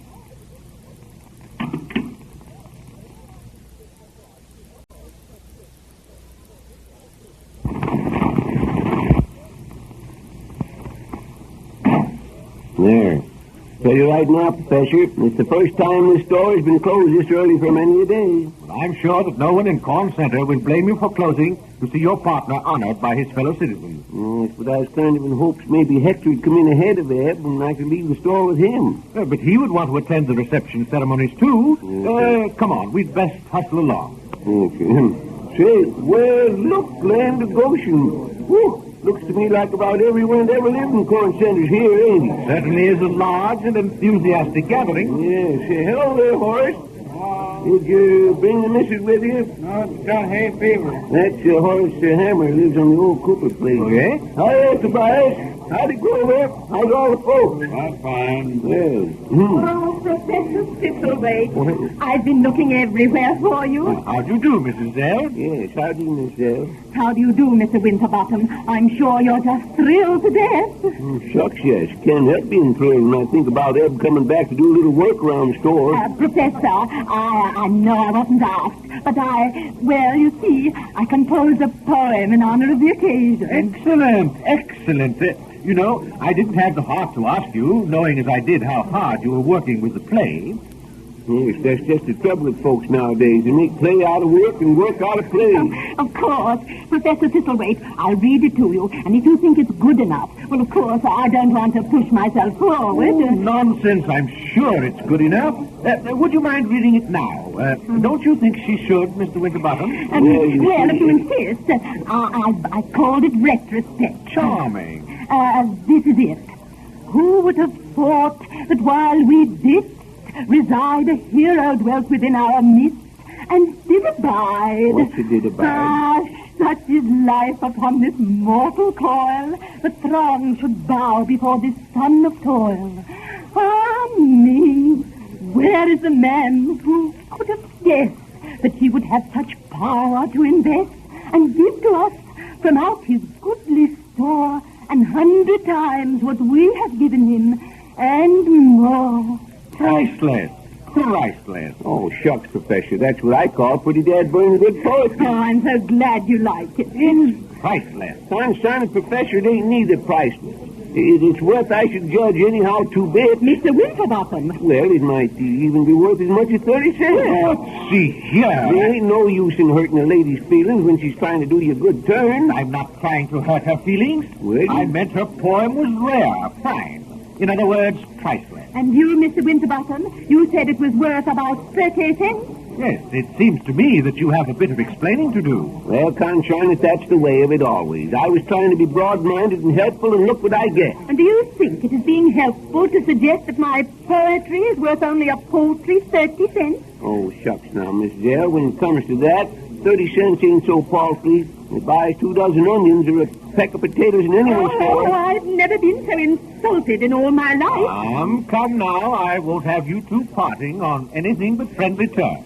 I'm sure Mr. Winterbottom meant no offense. Why, of course you didn't. My intentions were as sweet and pure as the driven snow. Hey, guess I'm kind of poet myself. Oh, I don't mind. I suppose I shouldn't be so sensitive. But after all, I am a poetess, you know. Quite so. Now, there's no hard feeling. No, of course not. No, on my part, neither. That's fine. You be where we can find you, Mrs. Zell. We'll want the poem right after Mr. Peters makes his talk, I imagine. Yes, I'll be there.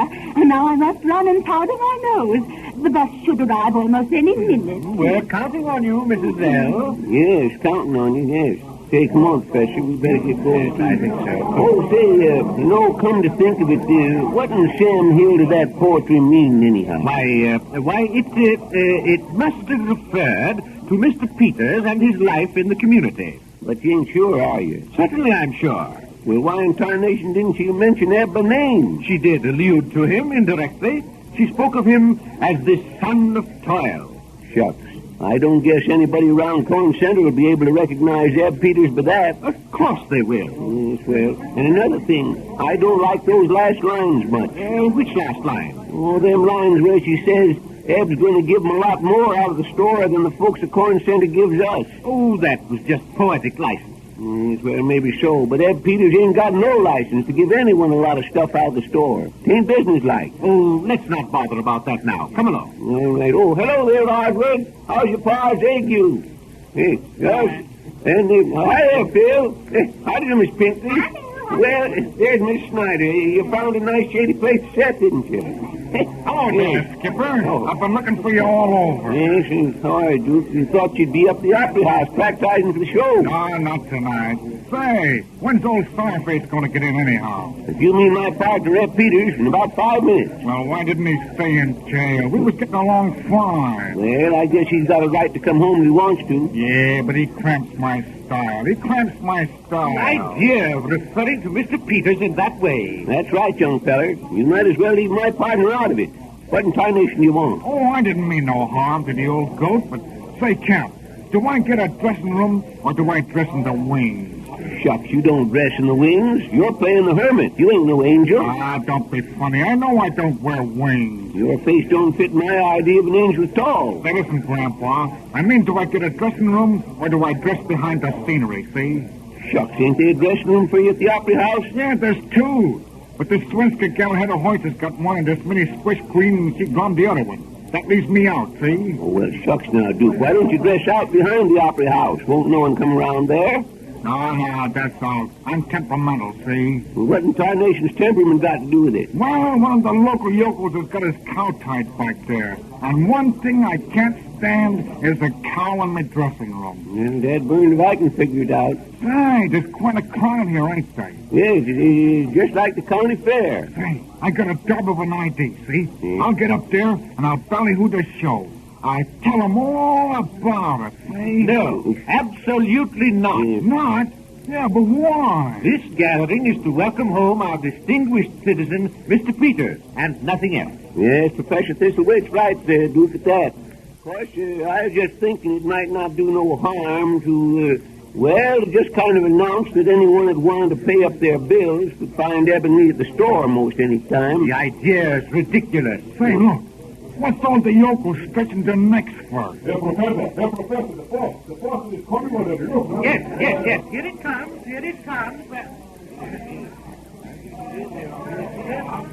Oh, see him in there.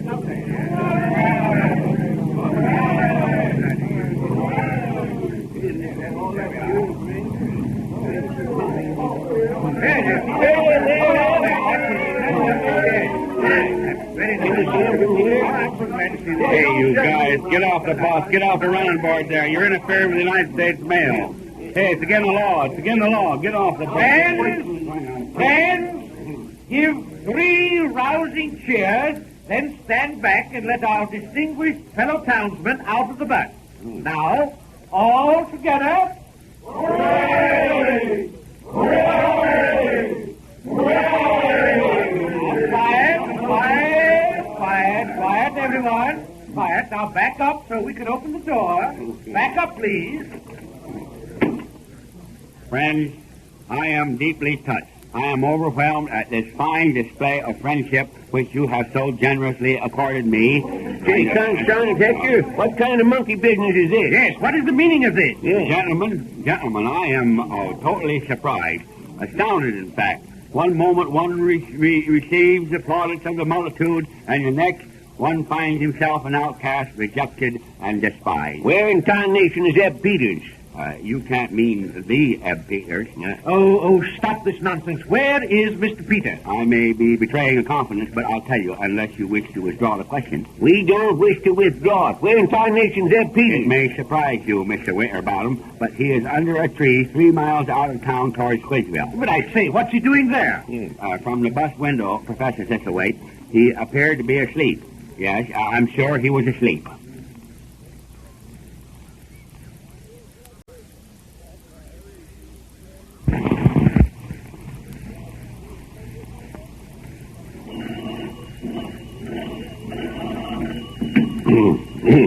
Home Center General Store. Oh, hello, Miss Zell. What? Say now, you don't tell me. Every seat in the Opera House sold, huh? Well, say, me and Eb stand to make a mite of money out of this show then, don't we? Yes. Yes, of course we're paying for directing the show. Certainly, yes, anything you think's right. Yes, all right, Miss Zell. Just drop in any time. Goodbye. No, so it's you, is it? I'd be ashamed to show my face in Corn Center. Why, what's the matter with your face? Ah, there ain't nothing the matter with it. It's you I'm talking about. Following all the goings-on last night. Look at there. There's a whole barrel full of punch I made. Not a drop of it used. Shucks. Oh, shucks. And what's more, why didn't you get down the store here on time? Well, I sort of overslept. I was up late last night. Up late doing what? Sleeping under that tree. Now, hold on. Get up out of that chair. Oh, shucks. Dagnabbit, a fellow's got to rest, don't he? You can do your resting at night, Eb Peters. I don't get tired at night. What? I get tired in the daytime when I'm working. Yeah, besides, you had a nice long rest in jail. Now, listen. Me and you's got a side of business to take care of. It looks like this show's going to make a lot of money. It is, huh? Yes. And Mrs. L wants us to pay her a little something for putting it on, you see. Now, I told her we'd give her a sort of contract next time she comes in. So you get a piece of paper there and write it out. Oh, shucks. I don't know nothing about writing a contract. Never mind, you don't have to. You just put down what I tell you. Now, go ahead and get a sheet of paper. Well, I am going, ain't I? Shucks. You're always rushing, fellas. Yes, and you. And fetch the pen and ink, too. Might as well write it in ink and make it legal. Oh, shucks. Well, here it is. What do you want me to put down? Well, now, I see here a minute. The pen's kind of scratchy. Never mind the pen, never mind. Whereas we, the undersigned, being the sole owners of our... Hold on, don't get so dad darn fast. You must think I write short-handed or something. Now, what was that now? Well, the under... I mean that other word. Oh, land of Goshen. It starts out where... Yeah, I got it now, yeah. We, the undersigned, being sole owners of our underwear... no, we ain't. Then I'd like to know who is. Yes, but this here's a contract about a show. We're going to give Mrs. L some money for putting it on. Putting on our underwear? Ah, putting on the show. Now, here, take a clean sheet of paper and start it out again. Oh, sure. As long as I'm running the business of the show, I might as well make it out in my own name. Now, you ready? Yeah, go ahead. Now, pay attention. I, Zeb Winterbottom... Shucks. What's the sense of saying that? She already knows you're Zeb Winterbottom. Never mind. Just put down what I tell you. I know what I'm talking about. Now, party of the first part, being a sound body and sane mind, agrees the party of the second part, me and Mrs. L, is... Mrs. L, go ahead. Can have 10% of the gross receipts, which allows the... Wait a second. How do you spell lousy? L-O-U... hold on. What do you want to spell that for? That's what you said here. Lousy actor. Oh, I didn't. You did. I didn't either. You did. I did not, Ed Peters. I said allows. Allows. Dang it, can't you never get nothing straight? You got me all mixed up. Read what you put down there.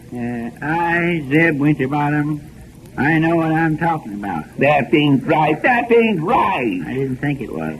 But it is. It is right. Only it ain't supposed to go there. That's what it means. I'll go ahead and read the rest of it. We can straighten that out later. Party of the first part, being a sound body, insane mind, agrees the party of the second part. Wait. Me and Mrs. Zell can have 10% of the grocery sleep. Oh, Dad, burn it, I tell you to wait now. You got the whole thing wrong. Now take another sheet of paper there and get it. Write your own darn contract. I ain't going to mess with it no more. Now, wait a minute. I can't write and think it out at the same time, can I? Now, here. Here's a clean sheet and... Sir, I ain't going to do it, I tell you, Zeb. No, listen. I won't listen. I ain't going to do it, and that's all there is to it. Oh, hold on. Wait a minute here. How do, Mr. Duke? I do, Mr. Duke. Hey, look here, Grandpa. I want to know once and for all, who's running this show? Who's the boss? Well, I sort of reckon I am. Me and Eb own the show, don't we? Okay. Then tell that would-be director, Mrs. L, to keep out of the theater. Why, what's the matter with Mrs. L? Well, I'll tell you what's the matter with her. She's crazy, cuckoo. You know what happened yesterday? What? She came down to rehearsal and went tearing all over the place. So as a goat because she couldn't see the show from the fly. Well, why didn't you shoot the flies out? You can't shoot these flies out. No, of course you can't, Eb. No, I'm talking about the regular theater flies. Yes, you see, they work there, Eb. They're sort of trained flies. No, they're the flies that run over the stage. Sure. If they run over the stage, they ain't flies at all. No, then what are they? Cockroaches. Oh, no. Yes, and listen, we'll give you something to get rid of them quick, and you can save Jack Robinson. Eb, get a can of that insect powder. Wait a minute. Say, haven't you guys ever been backstage? Hey, look here. Here's the stage, see? Here's the wings. They're about 8 or 9 feet. And the flies are up there about 10 or 12 feet high. Say, now, just a minute, Mr. Duke. You're darn tootin'. Maybe me and Eb look sort of dumb, but we know darn well there ain't no flies 12 feet high and with wings 8 or 9 feet long. Now, you can't put nothing like that over on us. Well, by a darn sight. You're darn tootin'. We're too smart. Yeah, but that's what I'm trying to tell you. Flies. They ain't ordinary flies. No, I guess they ain't. And if you've got any more cock and bull stories, you just better peddle them somewhere else, that's all. Yes, but... Now, that'll do. Don't want to hear no more about it. Oh, all right, let it pass. Let it pass indeed. Yeah, but now listen. Just keep that Mrs. Bell out of the theater until the show's ready to open, see? Because I'm all pointed up, see? I'm going to show my teeth the very next time she steps on the set. Set of what? Set of teeth. You see, Eb, she stepped on Mr. Duke's false teeth. Oh, no. Look where she's stepping. They'd have bit her, she's liable to get hydrophobia. She didn't step on my teeth. Well, then, what did she do? Shakes alive. Come to the point. Well, speak out. Yeah. We ain't got all day to be listening to you. We gotta do work around here. Yes, hey, listen, give me a chance. Will you give me a chance? And I'll tell you what she did. Well, go ahead. Who's stopping you? Yeah. Well, in the voice act, I've got just 2 lines. But I fattened them up, see? I made something out of them. And now she wants to take them away from me. Now, I'll leave it to you. Is that fair? Well, how long you been feeding them? Feeding them? Feeding what? Them 2 lions you've been fattening up. Yeah, but I didn't... It sounds darn funny to me anyhow. What did Mrs. L want with a couple of lions? I didn't say lions. What's that? Well, you just did, young feller. You said that you had 2 lions in the first act. Well, I did. Yes, you did. I heard you from over here. I'm not talking about lions. What? Well, concern it, what are you talking about then? It's about time you made up your mind. First it's flies 12 feet high, and then it's cockroaches and false teeth, and then lions, and I tell you, we're pretty patient, young fella, but we ain't gonna put up for much of this here tomfoolery. Now, wait a minute. Wait a second, will ya? Now, look, didn't I get this troupe together? Didn't I write the script? Ain't I managing the show and playing the part of the hermit to boot? Well, what about it? Well, all I'm asking is a little something for me pain. Oh, well, why in tarnation didn't you say so instead of beating around the bush? Get a bottle of that there painkiller I don't want any painkiller. Hey, Dad, darn it, what do you want? Well, I'll tell you what I want. I want a word with you 2 apple knockers. Just one word. Well, what is it? Say, listen. You've advertised that the show's going to open next week, ain't you? Yes. Yeah, and you've sold up the entire house, too, ain't you? Mrs. L said so. Yeah, and you've told the people that the title of the show is The Wild Woman and the Hermit. And you've taken their money. Well, what do we have? Well, you better get busy and announce that the name of the show's been changed. From now on, it's just going to be The Wild Woman. What? Hey, Mr. Duke. Hey, Mr. Duke. Hey. Oh, did you hear that? He's going to quit. Now, what do we do? Oh, shucks. I guess I'll go back to jail. You'll go back? Say, if we don't get somebody to take his place, we'll both go.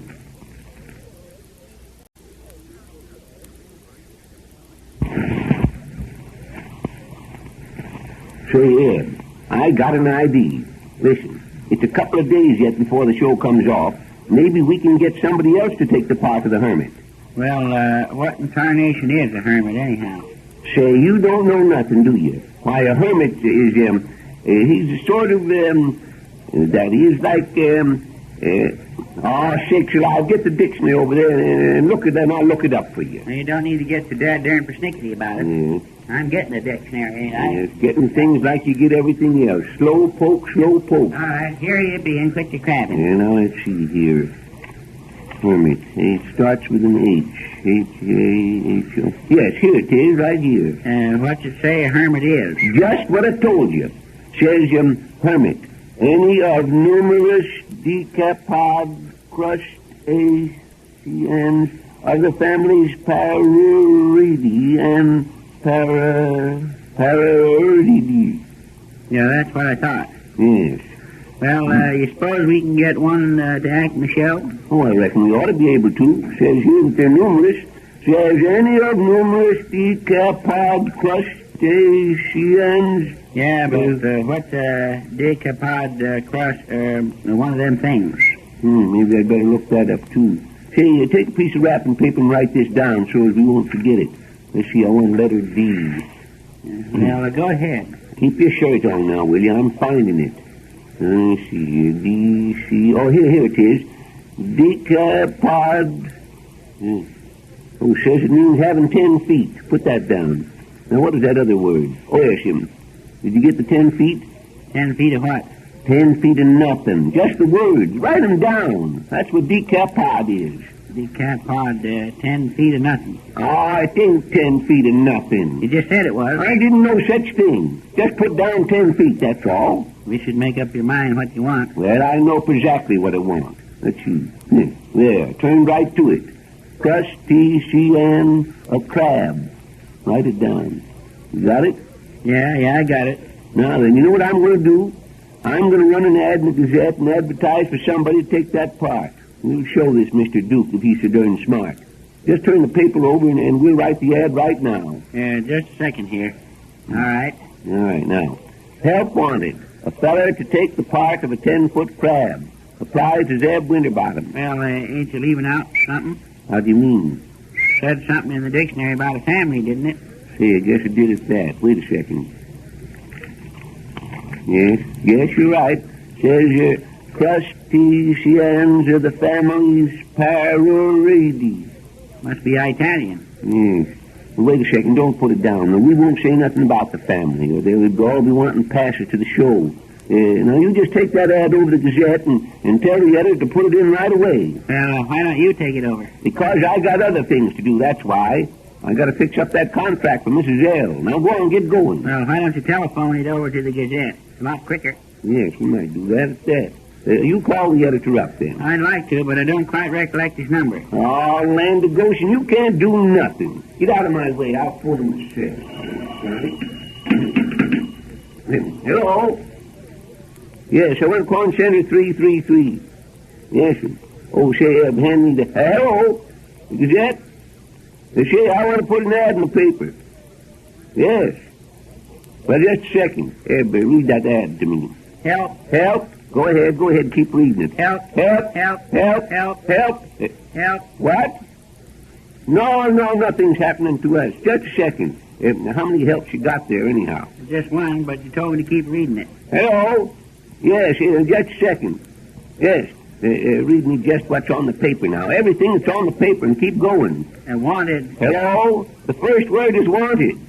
Yes, wanted. Feller to take apart a 10-foot crab. Feller to take apart 10-foot crab. Wait. Apples to Zeb Winterbottom. Oh, it ain't apples. No, I wasn't talking to you. Hello? Yes, the first word is wanted. Read what's on the paper. Yes, wanted. 10 feet of nothing. 10 feet of nothing. Oh, wait, that's wrong. You're reading off the wrong side of the paper, Eb. Hello? Yes, but I tell you that's wrong. You see, it's my partner. He's on the wrong side. How's that? Turn over. You're on the wrong side. Hello? Wait.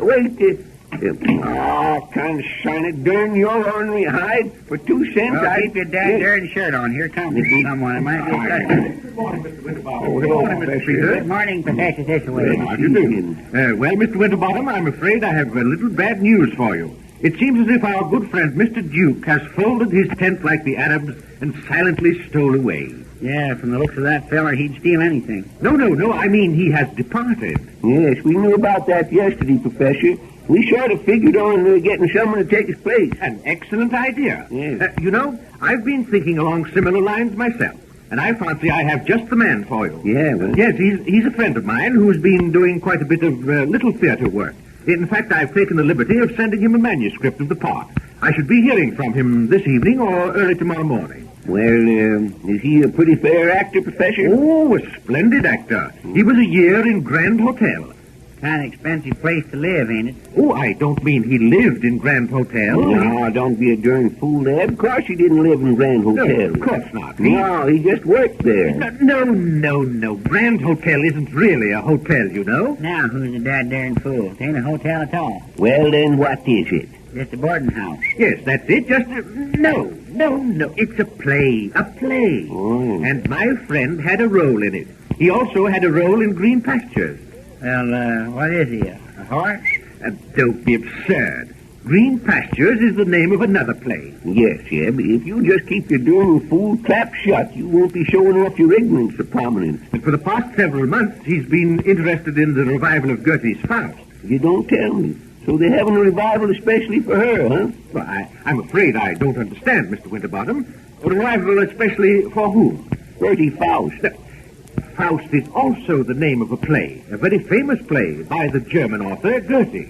It's also the name of the principal character. You see, Faust is an old philosopher. He has spent his life in meditation and has taken all the various scientific subjects of his day. Astrology, alchemy, medicine. Well, I hope he's feeling better now. Oh, but he ain't. Send him in for a bottle of old dark simmering syrup cinnamon. That'll fix him right Yes. up. Oh, but Faust is dead. Is that so? Well, now, sakes alive, Professor. I didn't know he was even sick. That's too bad. He's not a relative of yours, was he, by any chance? Oh, no. He really didn't exist at all. This is simply a story. Oh, just a story? Yes. Oh, yes. Now, as I was saying, he had everything. Everything but one thing, youth. So, to gain that, he sold his soul to Mephistopheles, and... Who did you say was full of fleas? No, I didn't... This feller Faust, can't you hear? No. He didn't have fleas. You just said he did. Why, I think yes, you say Professor, so. you said he had everything, so he must have had fleas. No. I said Mephistopheles. That was the name of the spirit of evil whom Faust conjured up. In other words, he raised the devil and... on account of the fleas? Oh, I say now, will you kindly forget the fleas for a moment and allow me to go on with the story? It'll be hard to forget fleas when they get on you now. Remember that, too. Yes, sir, Tootin', if you have some of these we got here biting, you wouldn't forget them. Now, listen, let the professor tell the story. Will you keep your trap shut? Your own dad darn trap Now, gentlemen. Now, listen. He conjured up Satan and sold his soul to him in exchange for youth. He did, huh? Yes. Then he went to Margaret's home to press his suit. Well, didn't he have no iron at home? I mean he was in love with her. At Margaret's home, he encountered her brother and killed him in a duel. The devil then takes Faust, and Margaret is thrown into prison where she expires. And do you know why she expired there? Well, I suppose because it was a warm day. I say, I think I'll be going. Good morning. Good morning. Yes. He must have just thought something he forgot, huh? Say, what do you think of that story, anyhow? Not a darn foolishness, if you ask me. How do you mean? All that trouble and a dime's worth of flea powder would have fixed it.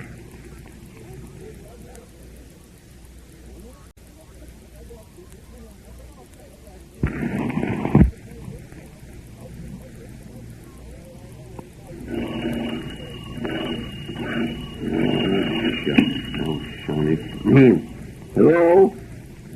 Oh, hello, Professor Thistlewaite. What's that? Oh, you heard from your actor friend, eh? Tied up with a little theater movement. Oh, yeah. Well, of course, if he can't act in our show, he just can't, I guess. Yes.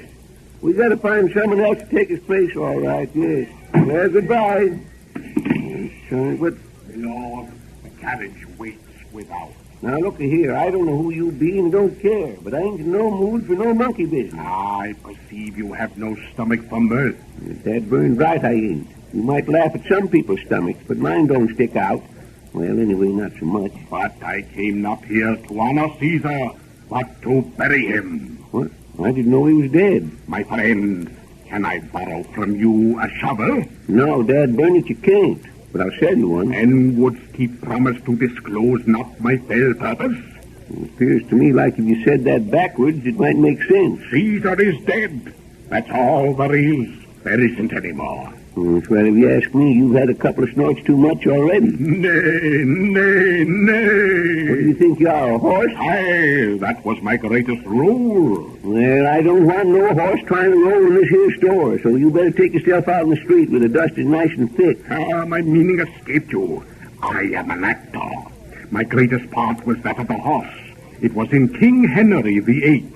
You mean you can get up on the stage and make folks think you're a horse? Exactly. I trod the boards with the great Irving. You don't say so. Aye, but I do. He as good king her. My horse, my kingdom for a horse, quoth he.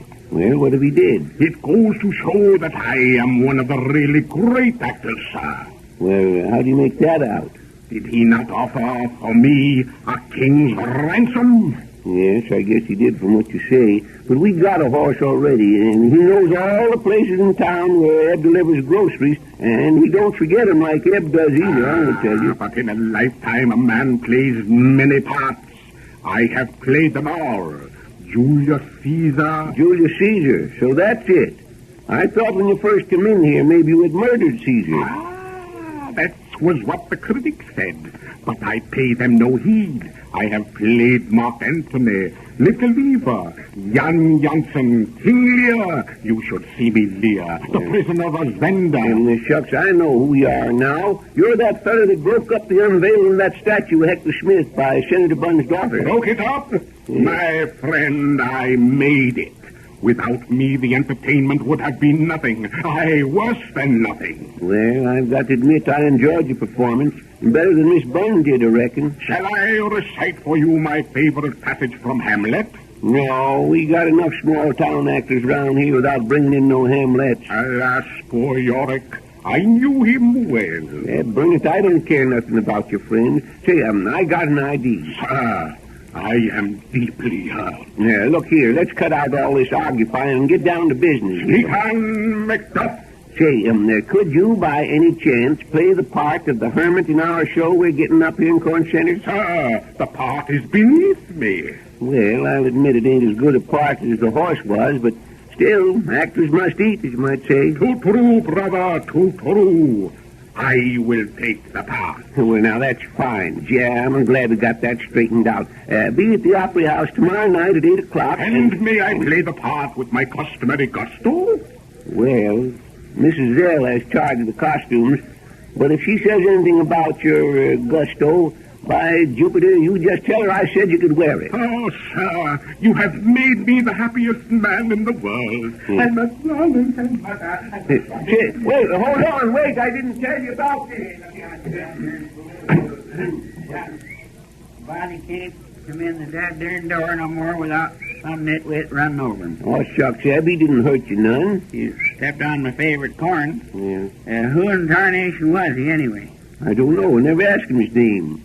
Well, what do you want? Why, he wanted to borrow a shovel. What in Sam Hill do you want to borrow a shovel for? Said he wanted to bury Caesar. What? Yes. Look here, Zeb Winterbottom. You and him ain't been conniving, have you? No, we ain't been conniving. Then what have you got to say about him burying this fellow, Caesar? Ain't got nothing to say. It ain't none of my business. That ain't nothing more or less than conniving, no? I tell you, I ain't conniving. I ain't neither. Conshine I'm not. I'm not, Dad. Bernard, you don't talk to me that way. Good morning. My, but you're looking excited. I ain't neither. What? Why, Mr. Winterbottom. Oh, well, shucks, Miss Zell, I didn't mean to be impolite.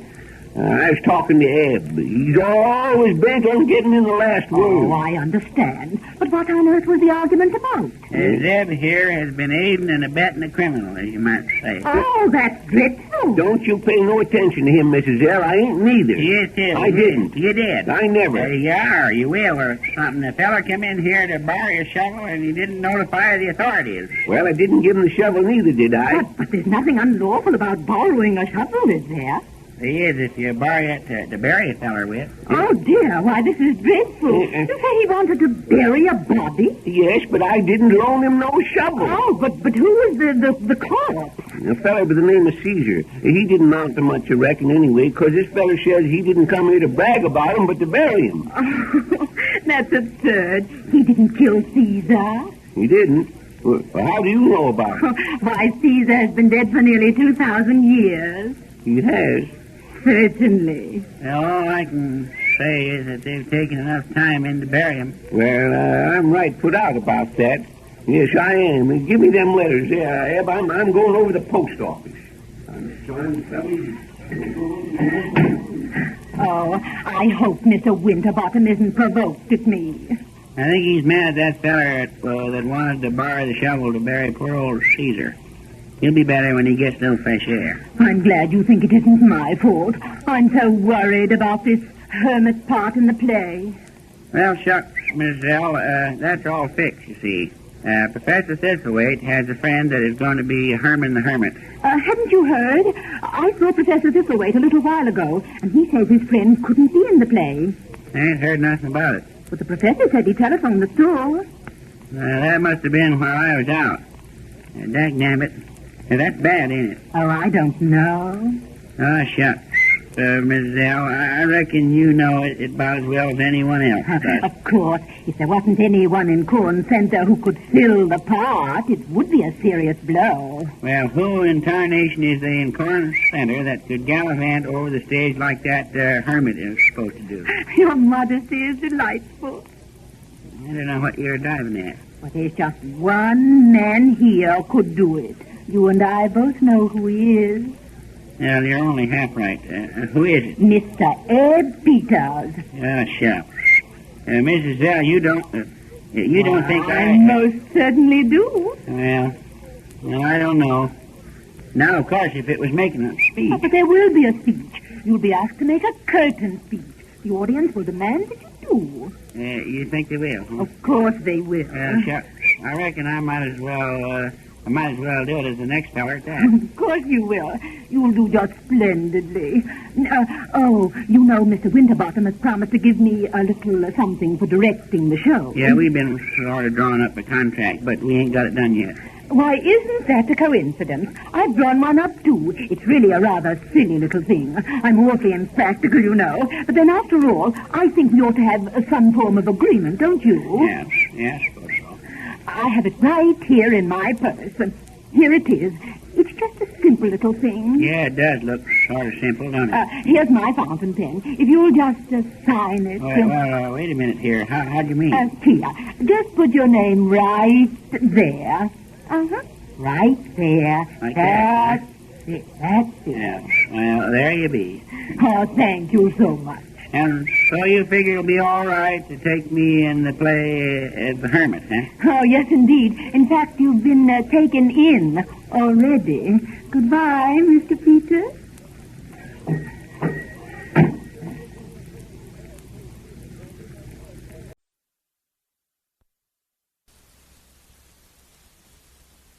It's no use arguing. I tell you, I'm going to take the part of the hermit. Mrs. L said I could, and she's the one that's putting on the show. Yes, but I tell you, I hired a fellow yesterday to take that part. Then you can just get a hold of him and tell him to get somebody better. But dang it, I don't know where to find him. I just told him to learn the words he's got to say and then be at the Opry House tomorrow night. Yeah, you can just tell him then that you've got somebody that'll do it a lot better than he can. Now listen, Eb, you can't act out that part. Why can't I? Because you can't learn all the words by tomorrow night. I got 'em all learned for the first act already. This here wild woman says, who comes through the storm? Then I say, 'tis I, the hermit of the hills. I owe no man a bill. I live by my spear. Then the wild woman says something, and then I take her into my cave. Yes, but that's just the first act. How about the second and the third? Oh, shucks, I'll get it all right. And another thing, if you're going to be the hermit, all you get to wear is a leopard skin. You'll catch your death of cold. No, I won't. I'm going to wear a suit of red flannel underwear underneath my skin. No, I wish you'd give up the notion and tend to run the storm noises. Who we going to get to do that if you go parading around in a leopard skin and a suit of red flannel underwear? Get Hector to do it. I can't find hide nor hair of Hector. I phoned him last night to come in, and here it is darn near noon, and he ain't showed up yet. Say, as long as you're so darn stubborn and want to be an actor instead of running the storm noises, suppose you just go out and find Hector. Oh, shucks, he'll show up all right. Show up? So will Christmas. Ain't we going to put the show on till Christmas? We're going to put the show on tomorrow night. Tomorrow night. And we got to get somebody to handle the storm. Why don't you do it? I got to work the curtain. Oh, shucks. Let's not have any storm. We're going to have a storm. That's the big scene in the show. Now quit thinking up excuses and get out and find Hector. Go on now. Well, I'm a-going, ain't I? Shucks, you're always rushing a fella. Rushing you. There's no chance to rush you. You're froze still. And say, if he ain't hanging around the post office, try parking the drugstore. Sometimes I wish you hadn't made such a success of the show business. Hello? Oh, hello, Miss Yell. Say, what's the idea of putting the notion in Eb's head that he can play the hermit? Yes, I know, but... Yes, but... Yes. All right. Now, what's that about the storm scene? Done with what? Oh, I don't quite get that word yet. Oh, realism, yes. Yes, well, I say I'll do my best. Yes, here's Hector now. Goodbye. Say, did you want to see me, Mr. Winterbottom? You know darn well I wanted to see you. You told me you was going to be here at 8 o'clock. Yes, but you see, it wasn't exactly my fault. I was unfortunately delayed by a dream. By a dream? Yes. You see, I dreamt that I was on a bus coming over here to see you. Yes. Well, the bus stopped, and I dreamt I got off to watch a couple of dogs fighting, and the bus drove off without me, and then I woke up. Well, what time was that? About 7 o'clock. Well, sakes alive, why didn't you get up and come over? You know the store is always open to 7 o'clock. Yes, but that's the whole point. I had to go back to sleep and sleep for 3 hours before I dreamt another bus came along. Yes, well, that's the trouble with you. Ah, what's the matter with you? Now, look here, young feller. That was a sick one. Well, you can just stop your darn tomfoolery, because I want to talk sensible to you. We're going to put on the Hermit and the Wild Woman tomorrow night, and we've got to have somebody to make the noise of a storm. Did you ever do anything like that? You mean sound effects? Yes, I suppose that's what you'd call them. Why, Mr. Winterbottom, I'm surprised that you should ask such a question. Don't you know that I'm considered one of the greatest sound effect men in the profession? Why, no, Hector, I didn't. Who considers you that? I do. I'll never forget the time that I put on the big blizzard scene at the old Hippodrome Theater. It was one of the greatest spectacles of its day. At that time, Reginald Renford was playing Thorns and Orange Blossoms. Playing Thorns and Orange Blossoms, eh? Yes, you played it with Deuce's Wild, 10 cents limit. What? And say, did we have fun? I won $1.10. But say, what about the show? Show? Yes. Show? What show? Why, the one you started telling me about, where you put on the big blizzard. Big blizzard? Yes. Oh, I know what you're thinking about. Big buzzard. That's what? Yeah, big buzzard. No. Yes, indeed. It was one of the biggest buzzards that was ever... wait a minute, son. I ain't talking about no buzzard. You're not? No, I ain't. You're not talking about a buzzard? No.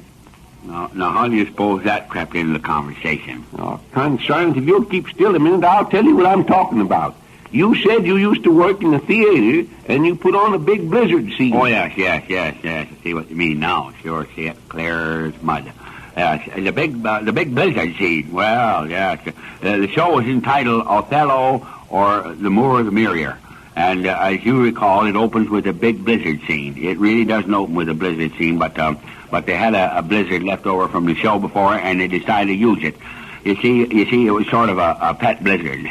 They used it to keep around here to catch flies. You Hector, you're just going round and round the circle. That's all right. When I get dizzy, I'll fall down. But I want to know about the show. Oh, the show. Yes, that's quite right. The show was called War Paint, or Was My Face Red? And it was about a fellow who comes home to his apartment and finds his wife entertaining the sewing circle. Well, they're all talking at once. Everybody's talking at once, so the fellow decides to run away. Well, what's he run away for? Well, you see, he's a fugitive from a tin gang. And is that where the big blizzard comes in? No. That was in 1897. And the year, the big blizzard wasn't until 98. I'll never forget that winter as long as I live, Mr. Winterbottom. Never as long as I live. I was born the following summer in a log cabin which I helped my father to build. And one day... Hey, wait a minute, just a second there. How could you be born in a log cabin that you helped your father build? What are you talking about? Yes, you're quite correct, Mr. Winterbottom. As you say, a smile will go a long, long way. So one day... I didn't say anything about a smile at all. Oh, then that was my error. Well, one day... Listen, Dad, didn't I ask you a question? I asked you, how could you be born in the cabin you helped your father build? Did I say I was born in the cabin to help my father build? You most certainly did, young feller. Well, that's wrong, Mr. Winterbottom. Absolutely wrong. I wasn't born in a cabin to help my father build. I thought you wasn't. After I got through helping him build it, I went to visit my aunt. I was born there. So one day... all the dead darn foolishness. Now, see here, Hector Smith. Are you going to tell me about that blizzard, or ain't you? Yes, certainly I am. But remember, Mr. Winterbottom, you can't hurry a blizzard. You can suggest and advise, but you can't hurry it. Well, come on, get to the point and tell me about it. Well, briefly, it was this. I was standing on the beach when I saw this storm coming up. I could tell right away it was a baby storm. How do you mean it was a baby storm? Because it started with a squall. Out in the water was a boat. Suddenly a terrific blast of wind hit it, and over it went. I saw 3 people floundering in the water. Yes. 3 people. Yes. And without a moment's hesitation, I plunged in, swam out to the boat, and brought back 1 person. Then, and in again I jumped, and back with another. And then in once more, bringing another person back. And then, great heavens, what did I see? What did you see? What was it? A head. Another head. Think of that. After all that work, above the surface of those terrible waves, for the 4th time I plunged in, swam out, but it wasn't a head I had chased. It wasn't a head? No, it was just a wig, a man's wig. But I gathered it up, swam back to shore, and presented it to its owner, and so, Mr. Winterbottom, I was given a medal. Oh, you mean for being a good lifesaver? No, for being a good hair restorer. So long, wait just a second here, Hector Smith. I bet the whole darn story's a lie. Why, Mr. Winterbottom. Yes, it is. It's a dead burn lie. I wouldn't believe you any further than I could carry water in a sieve. Yes, well, I'll bet you that I can carry water in a sieve a long way. Like fun you can. All right, if you're so smart, I'll just bet you a dime I can carry water in a sieve. So put up or shut up. Well, you can't bluff me, young feller. There shares my dime. Now, how can you carry water in a sieve? Freeze the water first. What? Why, darn your eyes, you come back here. Come on back here. I dare you. What coronation is going on there? What are you hollering Why, about? that young shit. Oh, say, wait a minute. Do you got a dime in your pocket? Certainly I got a dime. Well, get it out. I'm going to bet you. Come on, get it out. Now, there it is. What's the bet? Yes, well, here's mine. Now, listen. The bet is I can tell you how to pour water into a sieve so as it won't leak out. That's fake. Well, it just ain't a fake. And that's where you lose. To do it, you gotta freeze the water first. Give me the dime. You lose. You lose nothing. You can't pour water when it's froze. What? Damn that young jackanapes. If he ever comes in again, I'll skin him alive.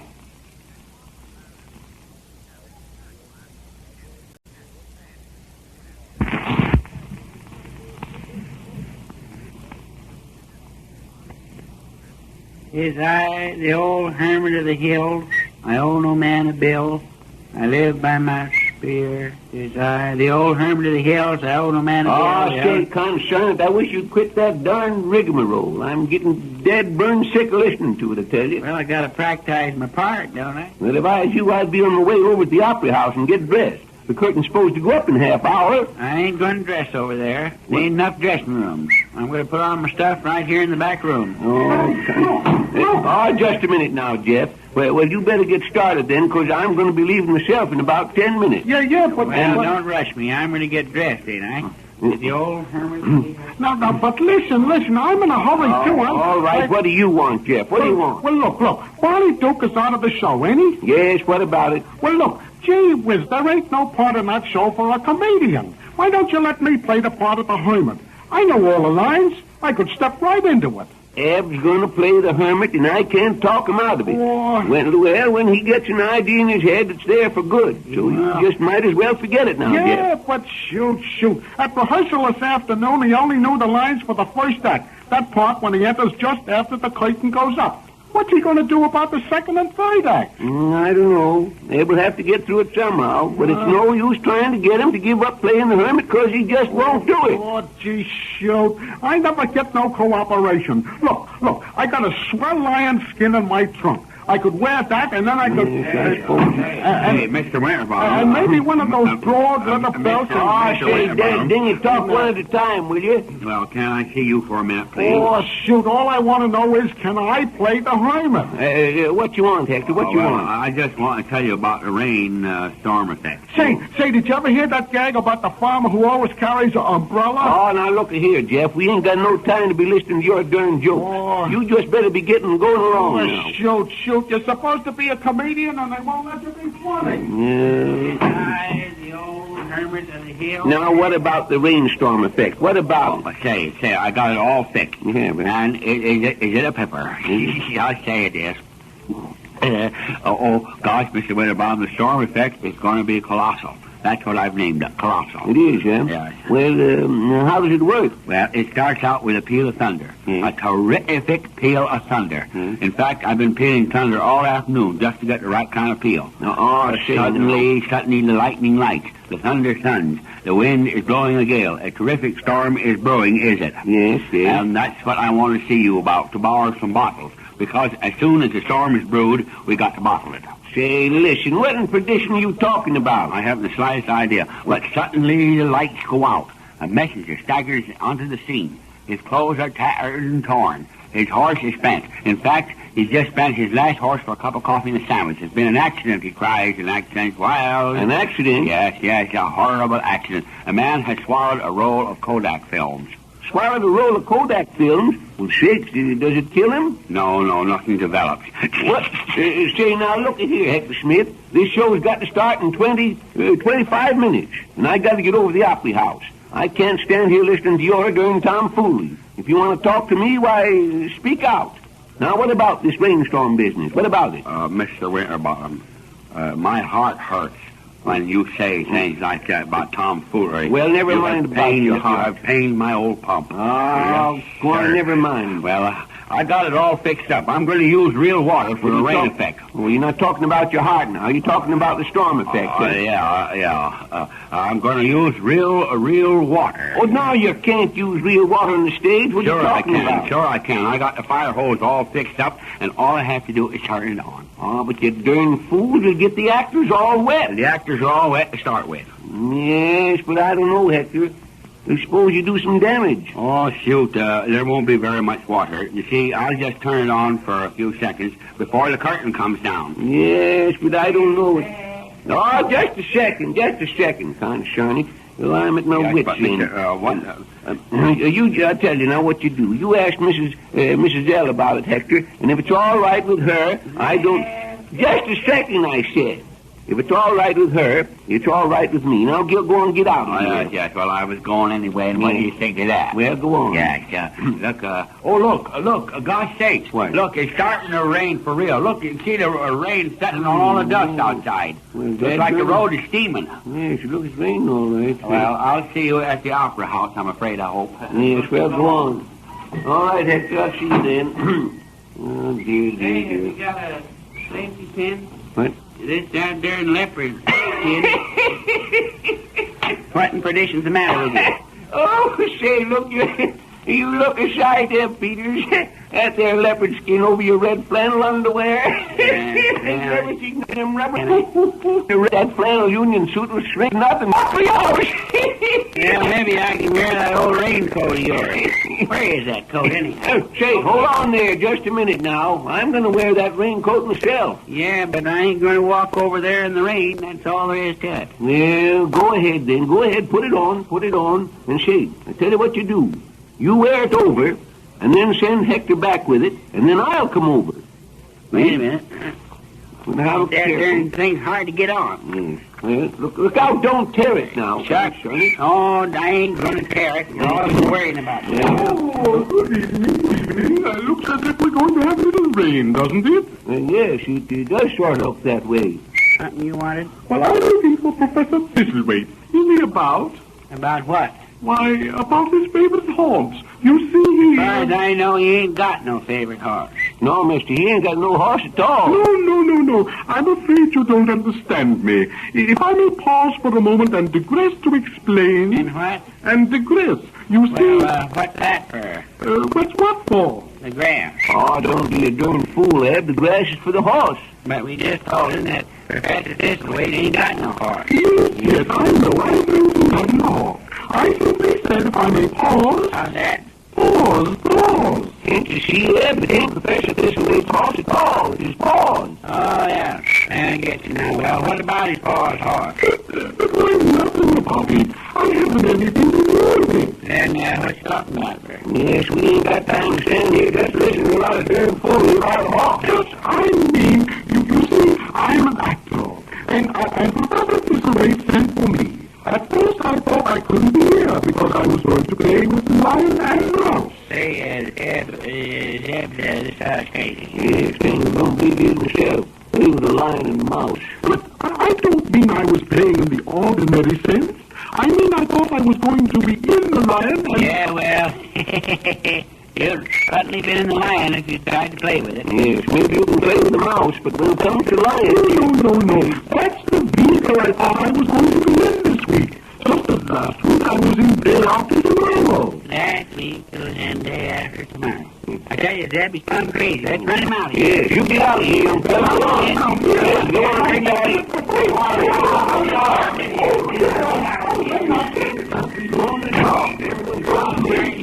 in here and wait a second. Well, I get the phone here. We got to get over there. Hello? Yes? It is? Yes, all right, Miss Zell. I'll be right over. Here, take off that raincoat and give me it. Mrs. Zell wants me over at the Opry House right off. Yeah, but how am I going to get over there? Never mind. Take it off. As soon as I get there, I'll send Hector back with it for you. Well, I am taking it off. Well, get it off. Yeah. I'll send Hector right over with it. And say, when you leave, don't forget to lock up now. You sure send Hector. That's the main thing. Now, let's see. Oh, yes. I am the old hermit of the hills. I owe no man a bill. I live by my spear. I'm the old man, the hermit of the hills. I owe no man. Hey, wait a minute. It's only me. Hey. I better scare that young'un to death. But he'll be telling his ma he's seen a ghost. I'm the old hermit of the hills. I owe no man. I live by my... Yes, I see him. Come on, you. What's the big idea? Who do you think you are? I am the old hermit of the... I'm the... The hermit, are you? Well, hermit or no hermit, you'll just be coming along with me now. Yeah, but Dad, darn it, I don't care who you are. Come on, your feet. Yes. Never mind.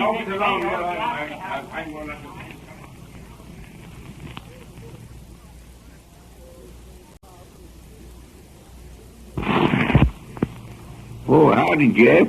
You on your way to the Opry House? Yeah. Say, look. At rehearsal this afternoon, Mrs. Zell said that the part of the hermit should be played like a Kipling fool. Yes, well, what about it? Well, shoot, she shouldn't cuss out the actors. Oh, what you talking about? Kipling ain't a cuss word. Well, what is it? What?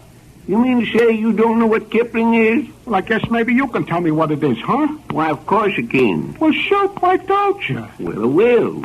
It's, a Kipling, it's a fish, that's what it is. A young fish. Oh, shoot, that don't seem right. I don't care, it is right. A Kipling's a young fish. Well, how can a hermit act like a young fish, huh? A hermit's supposed to be old. He may start out young, but it stands to reason if he lives long enough, he won't be young no more. Yes, and just the same with fish. They won't be Kiplings no more. Oh, thunderation. If they ain't no Granddaddy Kiplings, how in tarnation can they be any young Kiplings? Say, you've seen ducklings, ain't you? Yeah, sure I have. Well, the granddaddy of a duckling ain't a duckling, is he? No, shoot, he's a drake. Why, of course he is. Well, now take a bull, for instance. Oh, I've had about all the bull I can stand. All right, then, take a cow. She wasn't a cow always, was she? Well, how do I know? I never been well enough acquainted with a cow to inquire into her personal affairs. Well, just take my word for it, she wasn't. She was a heifer. Yeah, but what's that got to do with fish? Well, I guess a kipling or something like that, except there's fishes, you see. Oh, that makes them sea heifers then. Oh, I never heard of such dad-burn foolishness, sea heifers. Well, they sea cows, ain't there? Oh, I reckon there is. Then there must be sea heifers. Well, I don't know. Maybe there is. Sure they are. Well, Son, Jeff, who's telling this lie anyhow, you or me? You wasn't doing any too well at it. Yeah, it's getting along all right, or you horned in. Oh, shoot, if I hadn't helped you out, you would have fell flat. Listen here.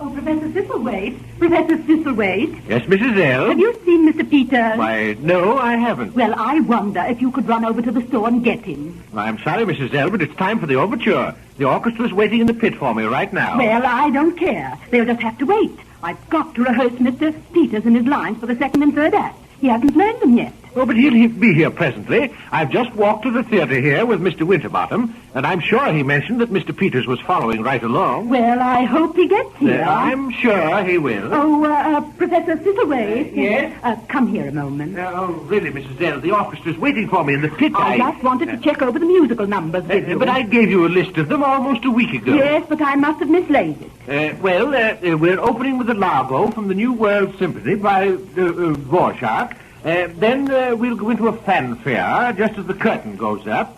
And between the first and second acts, we'll play Haydn's Minuet. The second Hungarian Rhapsody between the second and third, and close with something light. I've selected March of the Gladiator. Oh, dear, I don't think that will do at all. I'm afraid we'll have to change them. But, Mrs. Zell, we can't change them. We've been rehearsing these numbers for the past several weeks. I know, but they simply won't do. Well, what is it you want to change? Well, I think we should open with something light instead of close with a light number. I think we should use, Something in the Bottle by Harry Lauder. Oh, but see here now, we haven't time then, to... Instead of Haydn's Minuet, I think you should play his Andante Cantabile, and instead of the second Rhapsody, I think you ought to do Handel's Larghetto, and then close with the Largo by Dvorak. Oh, I say, that's impossible.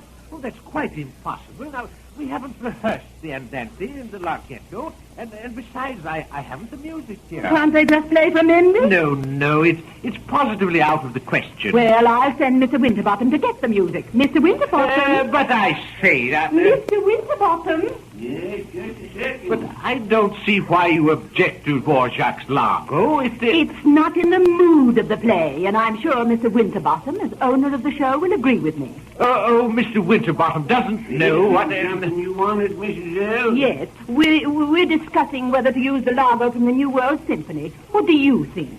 Using the what? Largo, a musical number. It's Dvorak. Yes, well, if to wash out, I wouldn't use it. No. That's the composer. Well, it's all the same. If a fellow's a wash out, you can't write good music. Oh, now, but I told you he would agree with me. Yes, but he doesn't... Now, no more argument, please. After all, I'm the director of the show. You give Mr. Winterbottom the selections you want, and he'll run and get them like a good fellow, won't you, Mr. Winterbottom? Mm-hmm. And now, I must go and prepare my curtains. I say, this is outrageous. It's positively outrageous. Yes, I think it's going to be a pretty good show myself. Here, take this pencil and write down what I need. Well, just a second here till I get something right on. Or they have something in my pocket, or... Well, hurry. All right, go ahead. Number one, Larghetto, Handel. Well, what's a Larghetto, Professor? It doesn't make any difference. You don't have to know that. Yes, but if I don't know what a Larghetto is, how'll I tell whether I got the right kind of handle? It isn't a handle. Well, that's what you said. The Larghetto handle. That's the number. The number. Just ask for the number. Oh, yes. I should just ask for the number. Larghetto, Andante Cantabile. Just a second. Where does she live? Where does who live? Your aunt, what's her name? But I said nothing about my aunt. Well, that's what I got down here, and Auntie. But it isn't and Auntie. It ain't? No, it's and ante. Now, just a second here, Professor. I ain't got no time for joking. There's lots to be done around here before this show gets started. I am not joking. The word is andante. A-N-D-A-N-T-E. Now write it down. Andante cantabile Haydn. What was that? Haydn. Who's Haydn? The composer. The composer is Haydn. Well, land of Goshen. Do I have to go out and look for him, too? No, certainly not. That's his... Well, what's he hiding for anyhow? His name. What? Now, hold on here, Professor Thistlewaite. I've stood for enough nonsense. Just about enough of this foolery. Feller hiding from his name. Now look here. Now look here. Haydn is the composer's name. The name of the man who wrote the music. It's H-A-Y. Yes, but H-A-Y spelled hay. It isn't hay. Well, that's just what I was going to say. It's straw. Straw. The music you're thinking of is Turkey in the Straw. The music is Andante Cantabile by Haydn. Now, just put it down and... there you are, Professor. Have you the new selections yet? No, I haven't. But you must get them right away. The audience is getting restless. But I've been having some difficulty in making Mr. Winterbottom understand what I want. Well, can't the orchestra simply play something from memory until the numbers arrive? All they know by memory is a song used by Hector Smith during his campaign for mayor. Now, if that is satisfactory... Oh, no, that won't do at all. But please hurry. Listen, the last number is... I have something in the bottle by Lauder. What'd you say, Professor Thistlewaite? I've something in the bottle. Now, call up Miss Burroughs at the library and ask if she'll find those numbers for me. Oh, yes. Well, I'll go out to the nearest phone. Oh, Mr. Winterbottom. Also find out about Mr. Well, Professor Thistlewaite, we have a nice crowd here this evening, ain't it? I'm sorry I'm a little late, but I was detained by the office for a little while. I hope the orchestra ain't going to start playing yet already. No. We're waiting for the music. Oh, well, that's fine. Now, what are we going to play? Mrs. Zell has made some changes. We're going to open with something light. Then go into a fanfare just as the curtain goes up. Yeah, but what about my speech? Well, I thought that you might make that between the opening number and the fanfare. Yeah? Well, my tuba solo, where does that come? Oh, is that compulsory? Nine, it's that little shirt my mother made for me. I mean, can't we dispense with the tuba solo? Leave it out. What? Leave it out? Leave out my tuba solo? Yes. Don't you see? We're not going to have time for it. We're late now. Well, then cut out the first act. Oh, I say we can't do that. Well? Now listen, Mayor Schultenheimer. I won't listen to nothing. I won't even listen to myself.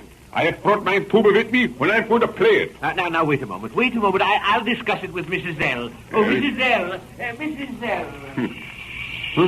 What? What's the matter? I am the Hermit of the Hills. Oh, yeah, sure. You're the fellow that's going to play the hermit. Well, how are you? But that's only a trick. In reality, I am a Southern spy. What? A Southern spy? Yes. But the Yankees will never catch me. I'm too cleverly disguised. I'm wearing a Union suit. Yeah, but wait a little while. Look, what? I'm looking for a set of false teeth.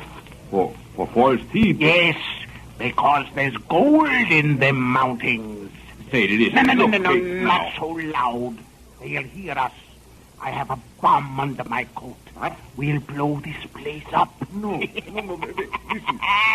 Blow it to atoms. Here, I'll hide the bomb in this tuba. No, look out, don't touch that. Hold the bomb for me, and I'll light the fuse. Look out, get away. Hold the bomb. Get away, don't touch me. Hey, look out. Hey. And he positively insists on playing that little shirt. Why, he's gone.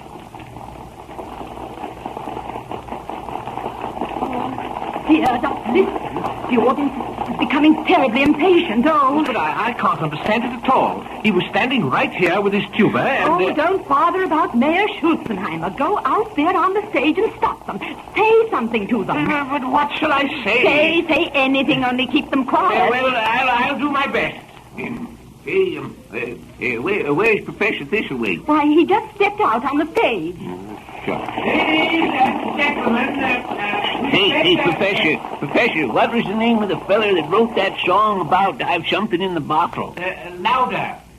We beg your indulgence for a few moments. I say I've something in the bottle. Louder, louder. What's the matter? What's the matter, you deep? I say I've something in the bottle. Oh, start the overture. Play anything. Start the overture.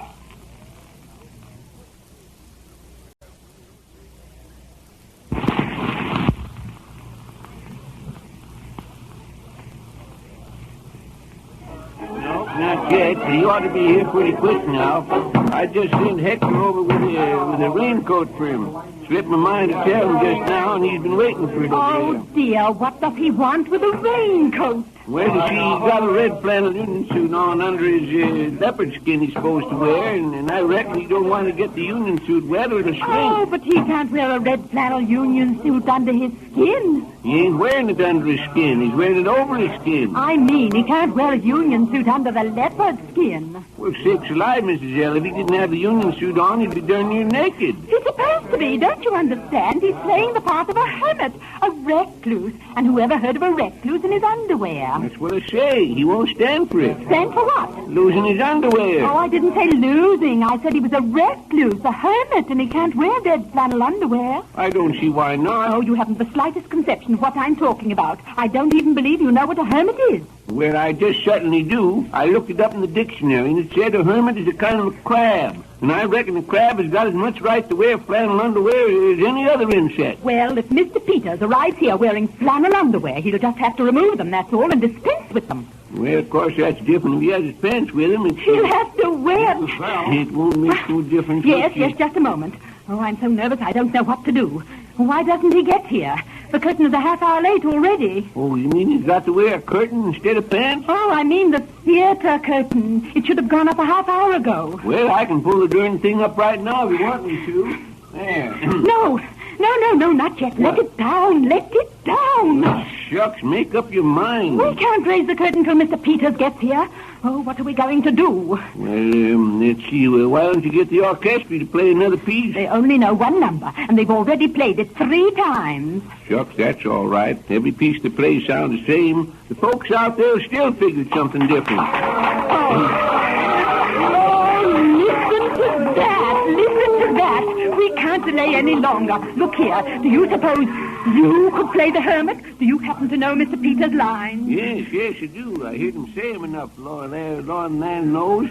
Here, they go like this. Let me see. I am the hermit of the hills. I owe no man a bill. I live by my spear. Yes, you can do it. You'll have to do it. Yes, but that's just what he said in the first act. I don't know nothing at all about the next act. Oh, by that time he'll be here. And wait a minute, besides, I'm supposed to pull up the curtain. You'll have plenty of time for that. The hermit doesn't come on until the act is well underway.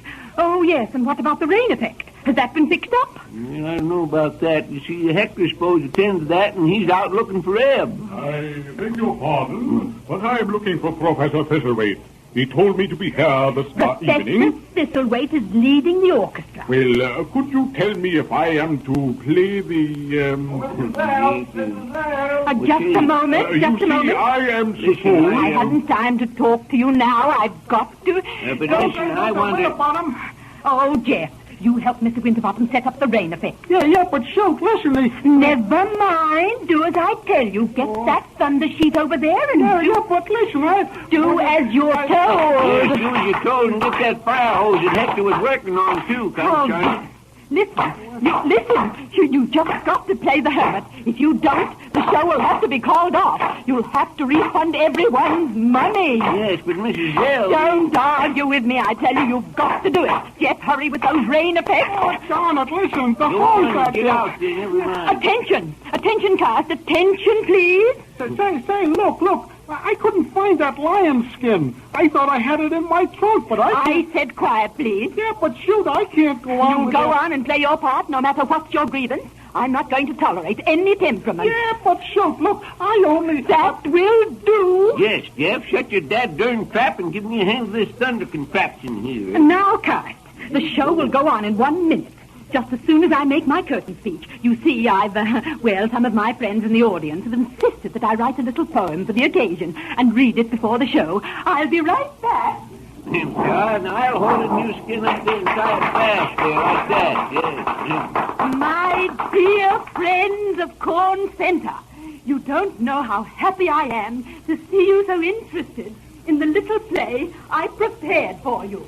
But before we proceed, the cast has insisted that I write a little poem and read it to you, if you don't mind. All the world's a stage. We children learned at school. Some play the poet, some the sage. Wait, your dad turned fool? And some the dad turned fool.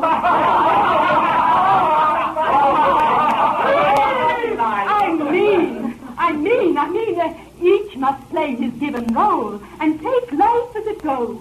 We all should pause a moment and... Wait till I blow my nose. Wait till I blow my nose.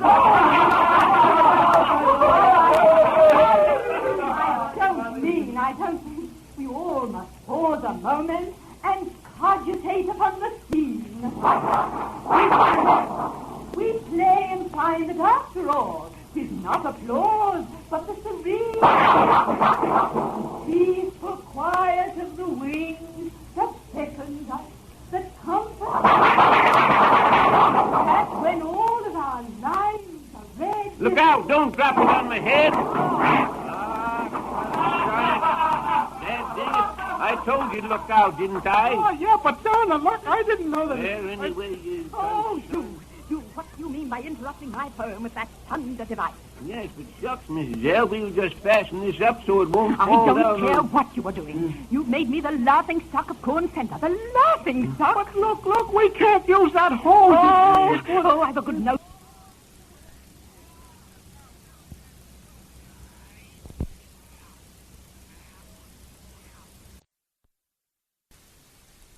What do you mean by interrupting my poem with that thunder device? Yes, but shucks, Mrs. L, we'll just fasten this up so it won't fall down. I don't care what you are doing. You've made me the laughing stock of Corn Center. The laughing stock? But look, we can't use that hose. Oh, I've a good notion to fire you, both of you. But shoot, I only want to tell you that fire hose Hey, over you just look here, Missy. I'll just have you know I'm the owner of this show, and if there's any firing to be done, I'll do it myself. Well, I don't care if you are the owner. I'm the director. I don't care a thing about it. I'm started. Just a moment. I beg your pardon, but I must have a word with you. Professor Thistlewaite asked me to play the part of... I tell you, I'm too busy to talk to you. You'll have to go on. Oh, then I am to go on. Yes, and don't bother me. Cast, quiet, please. We are going ahead with the first act. The hermit will be played by a substitute. Yes. Yeah, but shoot, my lion... Never mind your lion skin. Are those rain specs ready? Yeah, but darn it, that hose is... Miss Hoyt, are you all ready? Yeah, sure. Well, I'll give the signal to the orchestra. And Mr. Winterbottom, you pull up the curtain. Ready?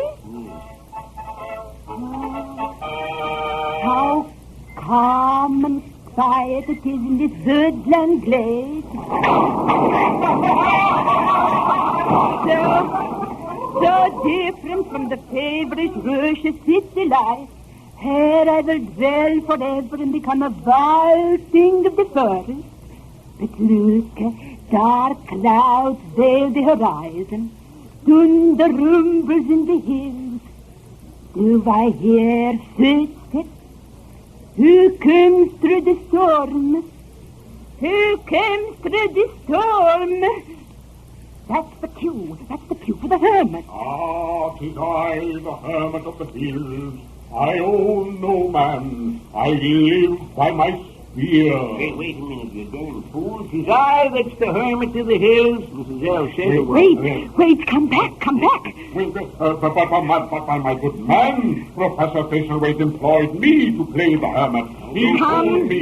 Come back, get off the stage. You're ruining the show. Oh, the hermit. Jeff, the hermit. Hermit. Oh, gosh, I almost forgot. My cue. No, wait. I am the hermit of the hills. I own no man. I live by my spear. You're crazy. I'm the old spearman to the hills. I am the old hermit. Dad, burn it, you're crazy too. I am the old hillbilly of the hills. I mean, I am the old...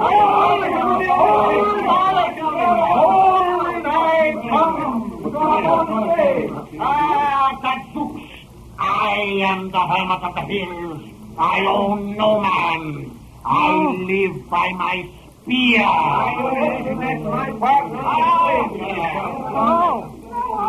Oh, the storm. Stop the storm. Stop the storm. Please. Stop. The water's going into the audience. Oh.